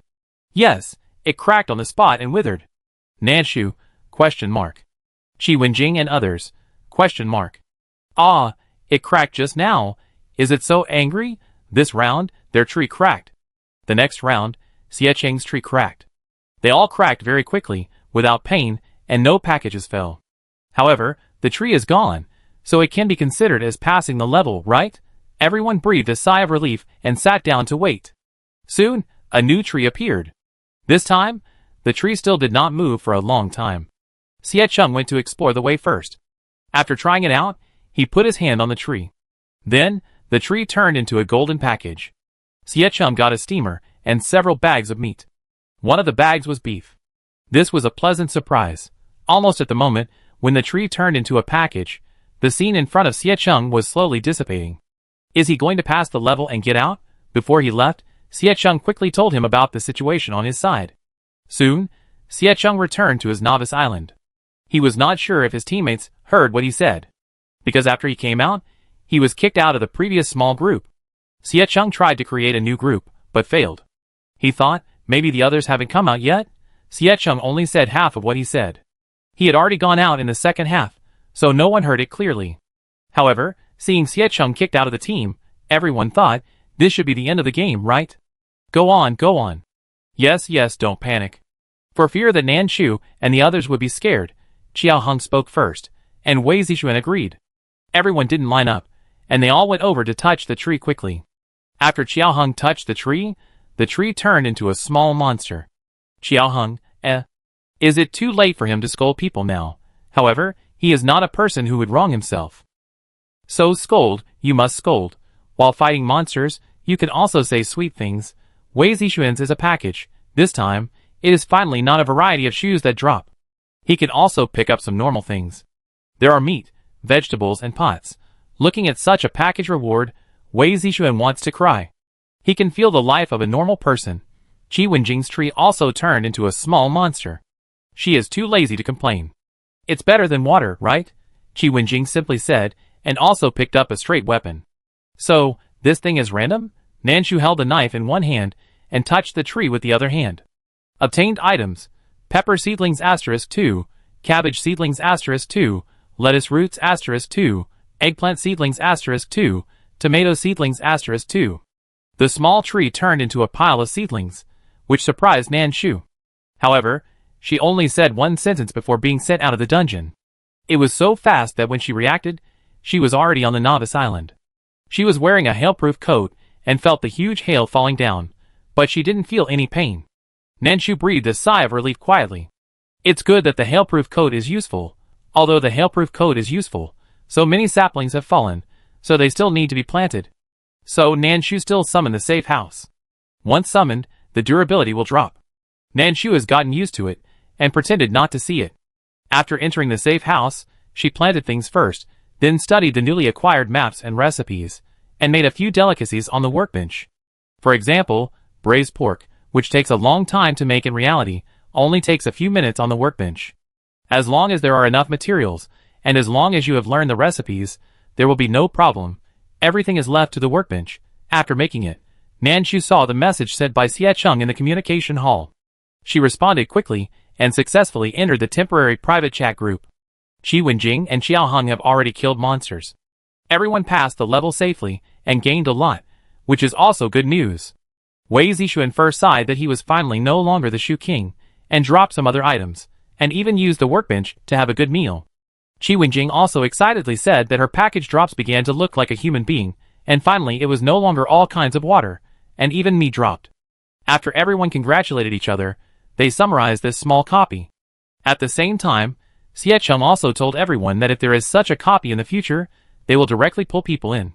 Of course, if you don't want to, you can tell us in advance. If there are similar dungeons in the future, you don't need to pull people in, so as to avoid too much danger. Although if all of them go in, there will be more opportunities, but there are also dangers. If something goes wrong, it will be a small group wipe. The 6 players from Country A can only rely on the remaining Chenmu. Nanshu thinks it doesn't matter. Anyway, being outside is not much better than being in a small dungeon. At most, there are some choices in killing monsters. I don't know what the forest that has not been explored is like for the time being. Thinking of this, Nanshu said that she could pull herself in, and she had no objection. She asked her friends if they had explored the place, and who had hit the animal skin. Xie Cheng really knew this question. I have explored it. It's a bit troublesome. All kinds of monsters appear in an endless stream, and I have also encountered mushroom spirits. The mushroom cap hurts people, and it also sprays poison gas. Xie Cheng obviously knows a lot. It can be seen that he has really explored it, and he has been hit by the mushroom cap. At the same time, Xie Cheng actually had a piece of animal skin in his hand. This thing should have been dropped by a small monster in the forest. I killed a monster called a sharp-horned goat.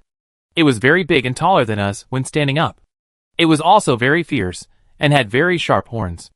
The drop was very touching.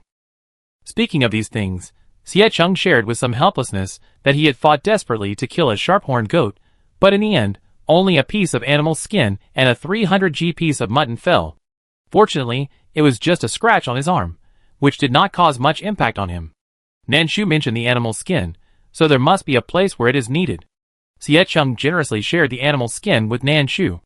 Nanshu said a few polite words, thought about it and accepted it, and shared with her friends the new atlas she had learned. Cold-proof clothing for extremely cold weather, the kind that can ignore the temperature. It looks like the texture should be very light and thin, and it feels like it might be very comfortable to wear. I don't know for now. However, Nanshu soon found out. She didn't hesitate to get the animal skin given by Xie Cheng, and went directly to the workbench to make it. When making clothes, a size selection will pop up. Nanshu can choose between men's uniform size or women's uniform size. She hesitated for a while, and finally chose women's uniform size. She thought, if she gets the animal skin later, she will return it to Xie Cheng. For now, let's take care of herself first. After Nanshu successfully made it, She shared the picture of the clothes in the small group. At the same time, she also described the texture of the clothes and the feeling of wearing them. The texture is light and thin, and it is comfortable to wear. Looking at the thickness of this clothes, it doesn't feel like it's cold-proof at all.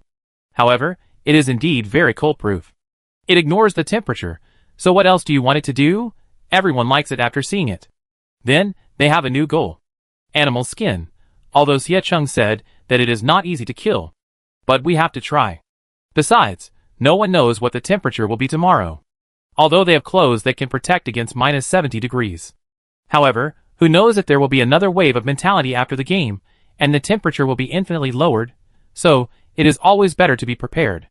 After everyone exchanged some information, Wei Zixuan suddenly spoke up. Have you noticed anything wrong? As soon as he spoke, everyone stopped whispering and pricked up their ears to wait for his next words. This made Wei Zixuan a little embarrassed. It's almost dark, but no one said today whether we should go to work tomorrow, and the hail-proof clothing is not like yesterday's ice, there is a time limit. In the past few days since entering the game, there will be a notice every day to work the next day, so that they can prepare in advance. Generally, the corresponding system broadcast is sent at noon or in the afternoon. However, there has been no such news today. At this time, there are only 2 or 3 hours left before dark. The system has not moved yet. What does this mean? When he said this, everyone also reacted. However, they still know too little about the game. Therefore, what can be analyzed is also limited. In the end, everyone discussed it, and came to the conclusion that either the game is completely inhuman, and no notification is made for the next day's affairs, and the game is just for excitement.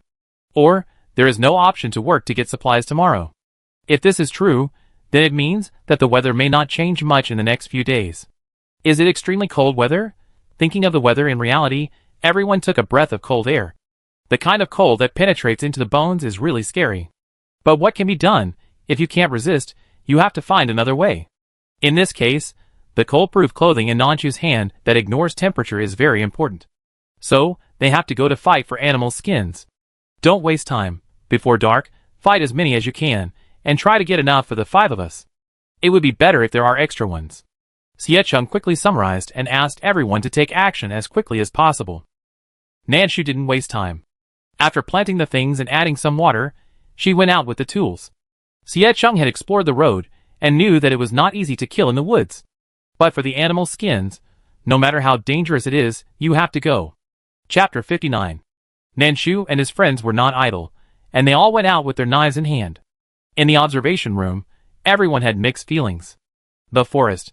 It is indeed not easy to kill. Xie Chung had not explored much before. At this time, people from other countries had explored more.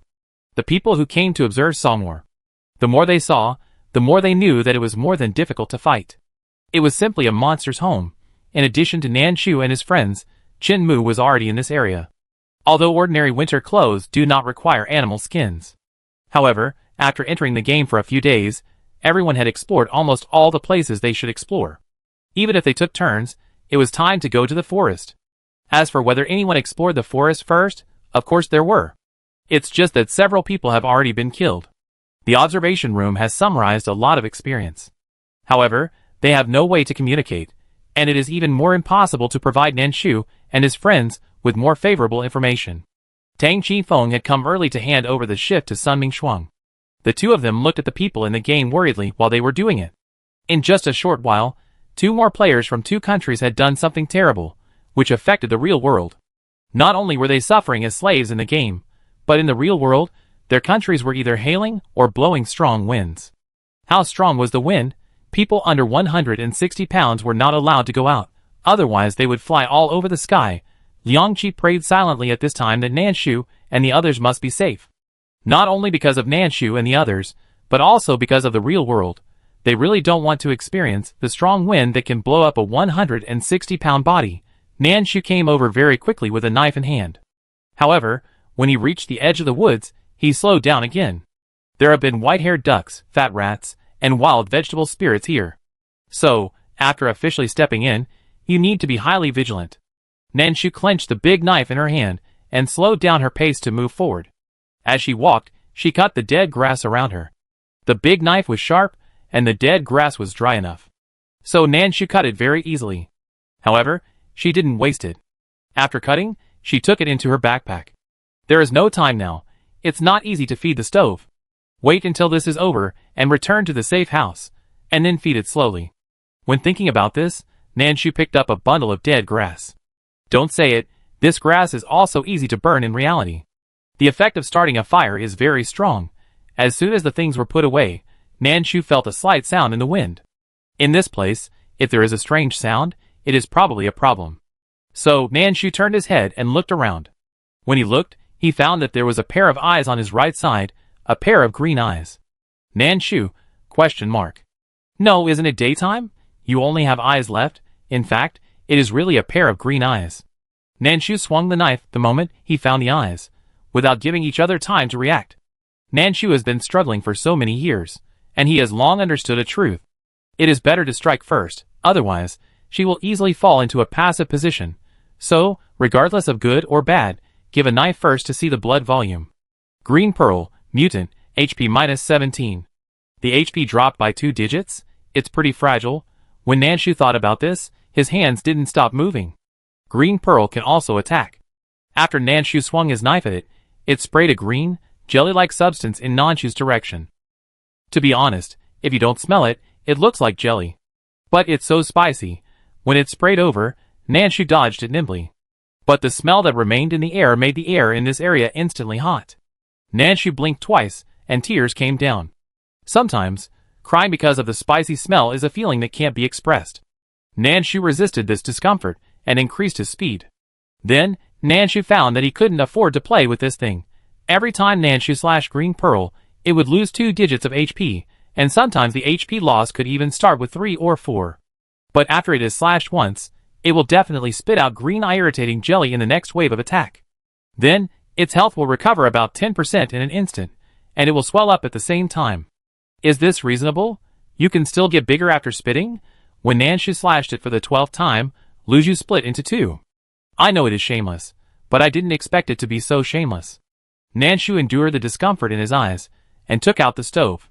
The knife can't kill you. Okay, what about the stove? Can't it swallow you? Luju obviously didn't think that this stove would do anything to it, and was still arrogantly provoking. But Nanshu was going to fight for animal skins, and didn't want to waste too much time with them. So, she swung the stove and slammed it. The 2 green beads that split out were not far apart, so Nanshu slammed them both in. Digesting. The good news is that the stove slammed both green beads in at once. The bad news is that the stove only recognized this one, and would not spit out more for her. Obtained item, 1 bag of fresh peach petals, about 3 kilograms. Nanshu, surprise! What did she see? Peach petals. She had obtained the recipe for peach blossom pastry before, but she couldn't make it, because the main ingredients of peach blossom pastry are flour and peach petals. So, Nanshu had never had the materials to make it. But now she has it. She also has a flour sharing card. Nanshu suppressed her excitement, put away the things, put the stove in, and continued to move forward with the knife. Maybe the green bead was solved too quickly, which frightened the other monsters, who were ready to move. It could also be because Nanshu chose an easy path. In the next half an hour, Nanshu did not encounter any monsters. He did cut countless dead grass, branches, and stones. But it would not work if there were no monsters. How could there be bark without monsters? Their temporary private chat group was still going on, and the group owner Xie Chung would continue it when the time came, and try to keep it going so that everyone could communicate in time. At this time, other people could hear either the whirring of the wind or the sound of attack. In short, everyone was very busy. This made Nanshu seem particularly free. Nanshu hesitated. Should she change the path? While thinking, she discovered. Hey, what did she step on with her new step? Why does it feel so soft? When she realized something was wrong, Nanshu moved the knife in her hand and stabbed at the place under her feet. When she raised her hand and knife, her feet had not even moved away. Liang Qi took a breath of cold air, and Li Qingwen was also shocked and sweating. Is this too hard? But think about it again. What else can you do if you don't fight? Wait to die? That's definitely not possible. Nanshu's big knife stabbed down. Almost as soon as her feet moved away, the knife stabbed down. Bright red blood spurted out instantly. Probably didn't expect Nanshu to be so fast, and the opponent obviously didn't have time to escape. Sharp-toothed hare's health reduced by 27. The blood loss is quite a lot. But, if you don't kill it, you have to make up for it. Nanshu raised the knife, and stabbed it fiercely. Obtained items. Small piece of meat *1, about 60 g, soybean seeds *1 bag, about 500 seeds. No animal skin dropped. Nanshu felt a little regretful. However, it was normal that such an easy-to-kill monster didn't drop the hide. After the monster was killed, it turned into a package. After Nanshu picked it up, the package disappeared. It was a pity that there was no corpse to pick up to feed the furnace. I knew before that there was no piece underfoot in this area. In addition to this sharp-toothed hare, there are also fat rats. Therefore, Nanshu became more vigilant. After walking for about 2 minutes, I still didn't find any monsters. But my feet were weak again. Nanshu repeated the previous operation. This time it was much easier because she encountered a fat rat. This kind of monster is easier to fight than the sharp-toothed hare, and the blood volume can drop by 40 plus each time.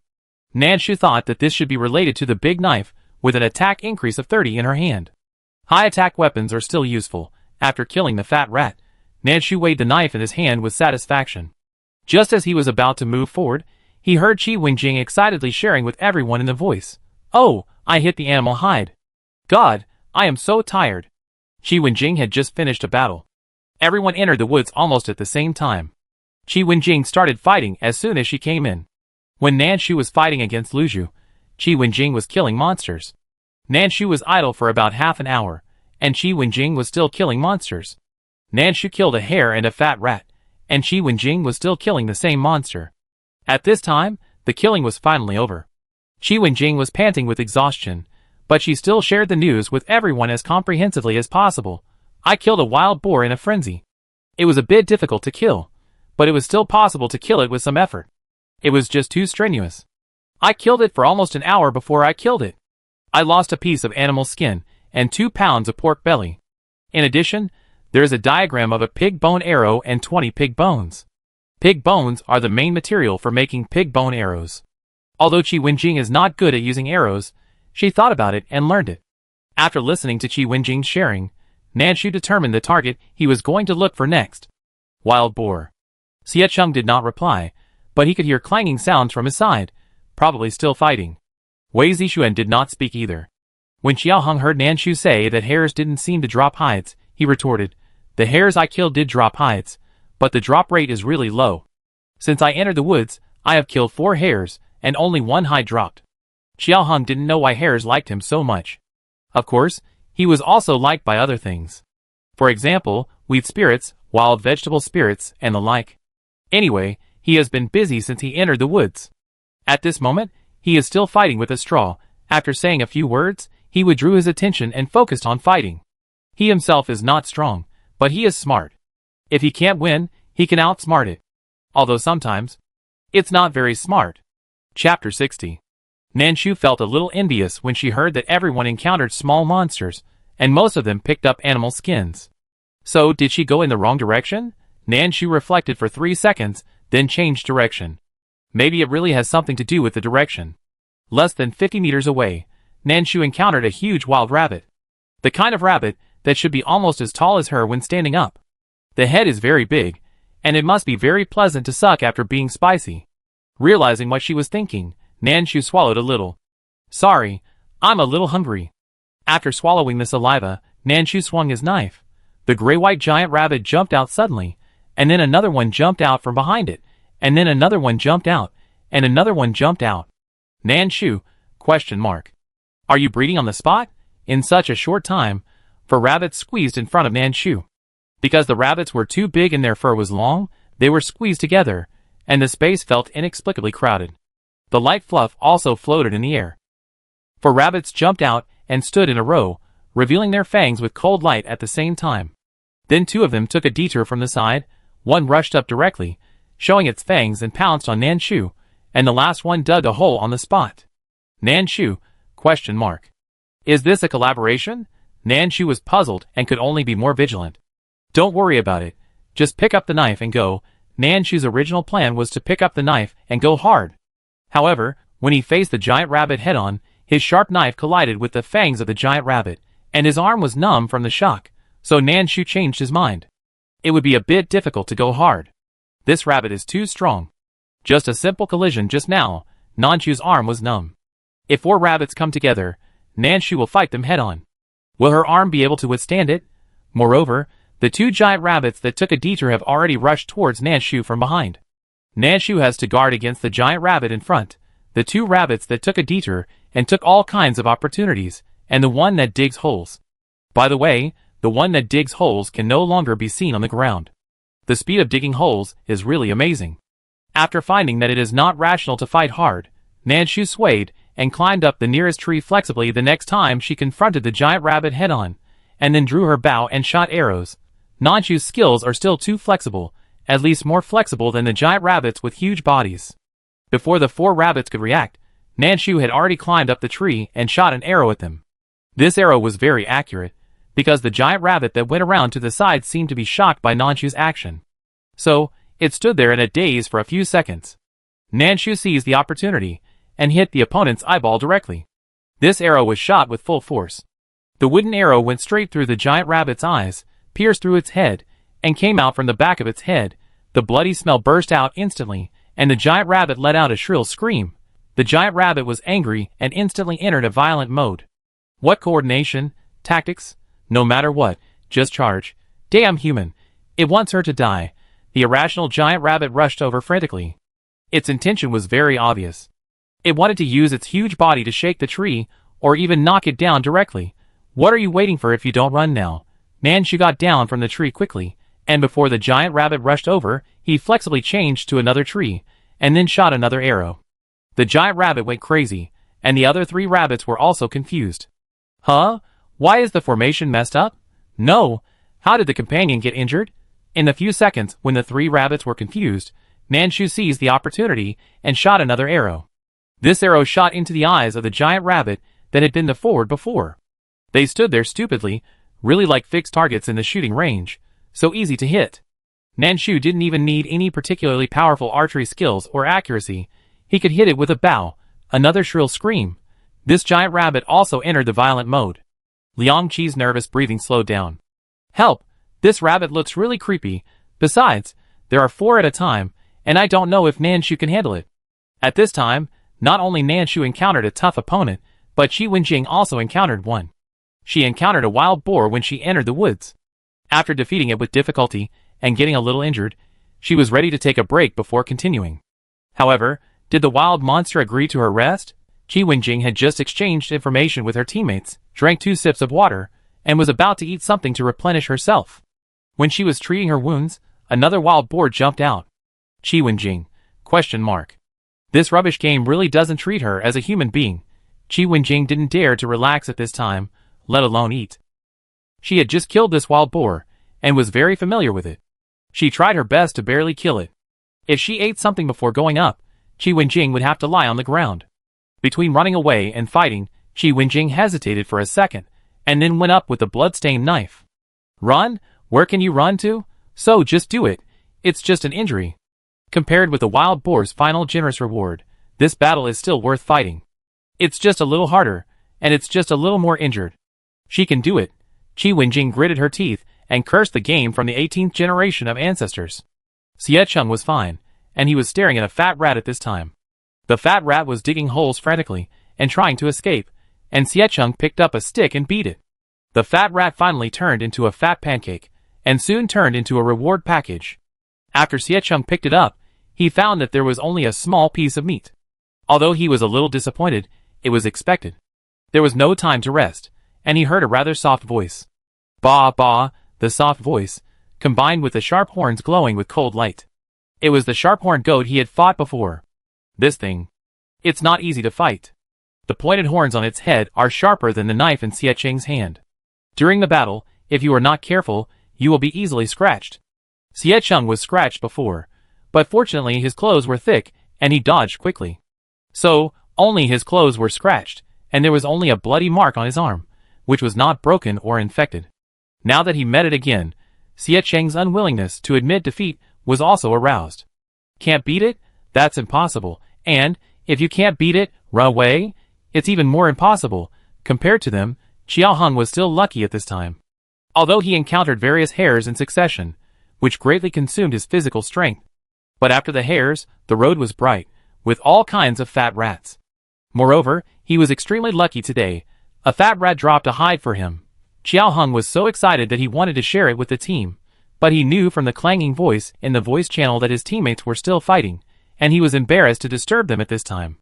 So, control your emotions and don't laugh too loudly. Qiao Hung thought his luck today would last for a long time.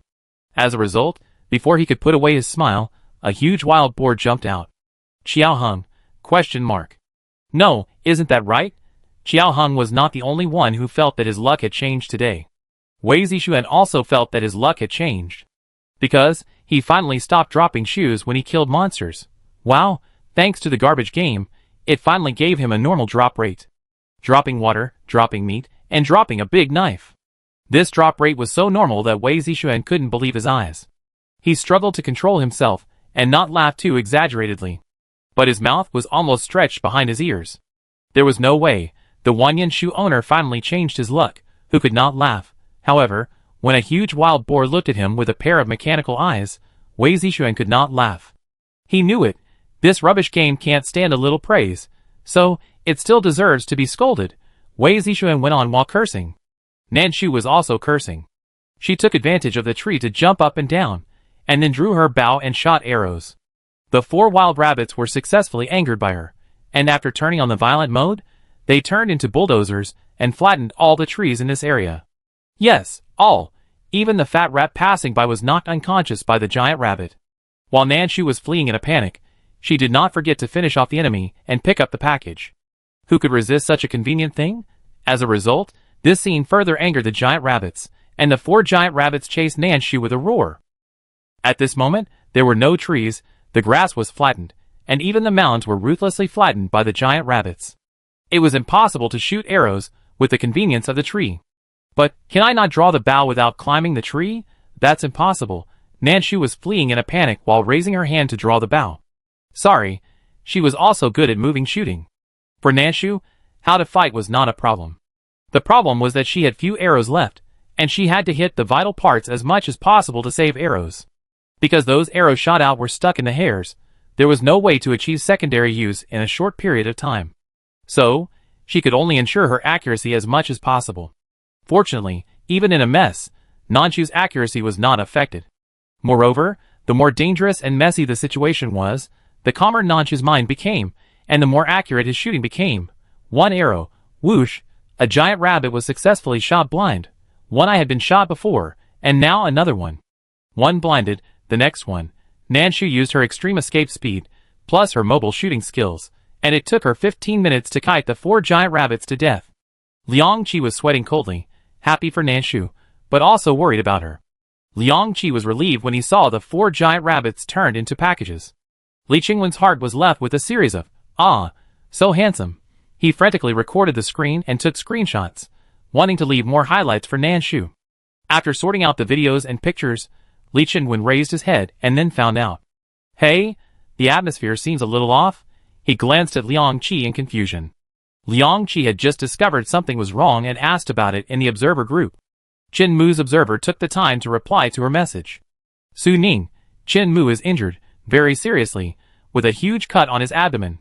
If he doesn't get sutured or treated, he will either bleed to death or die of infection.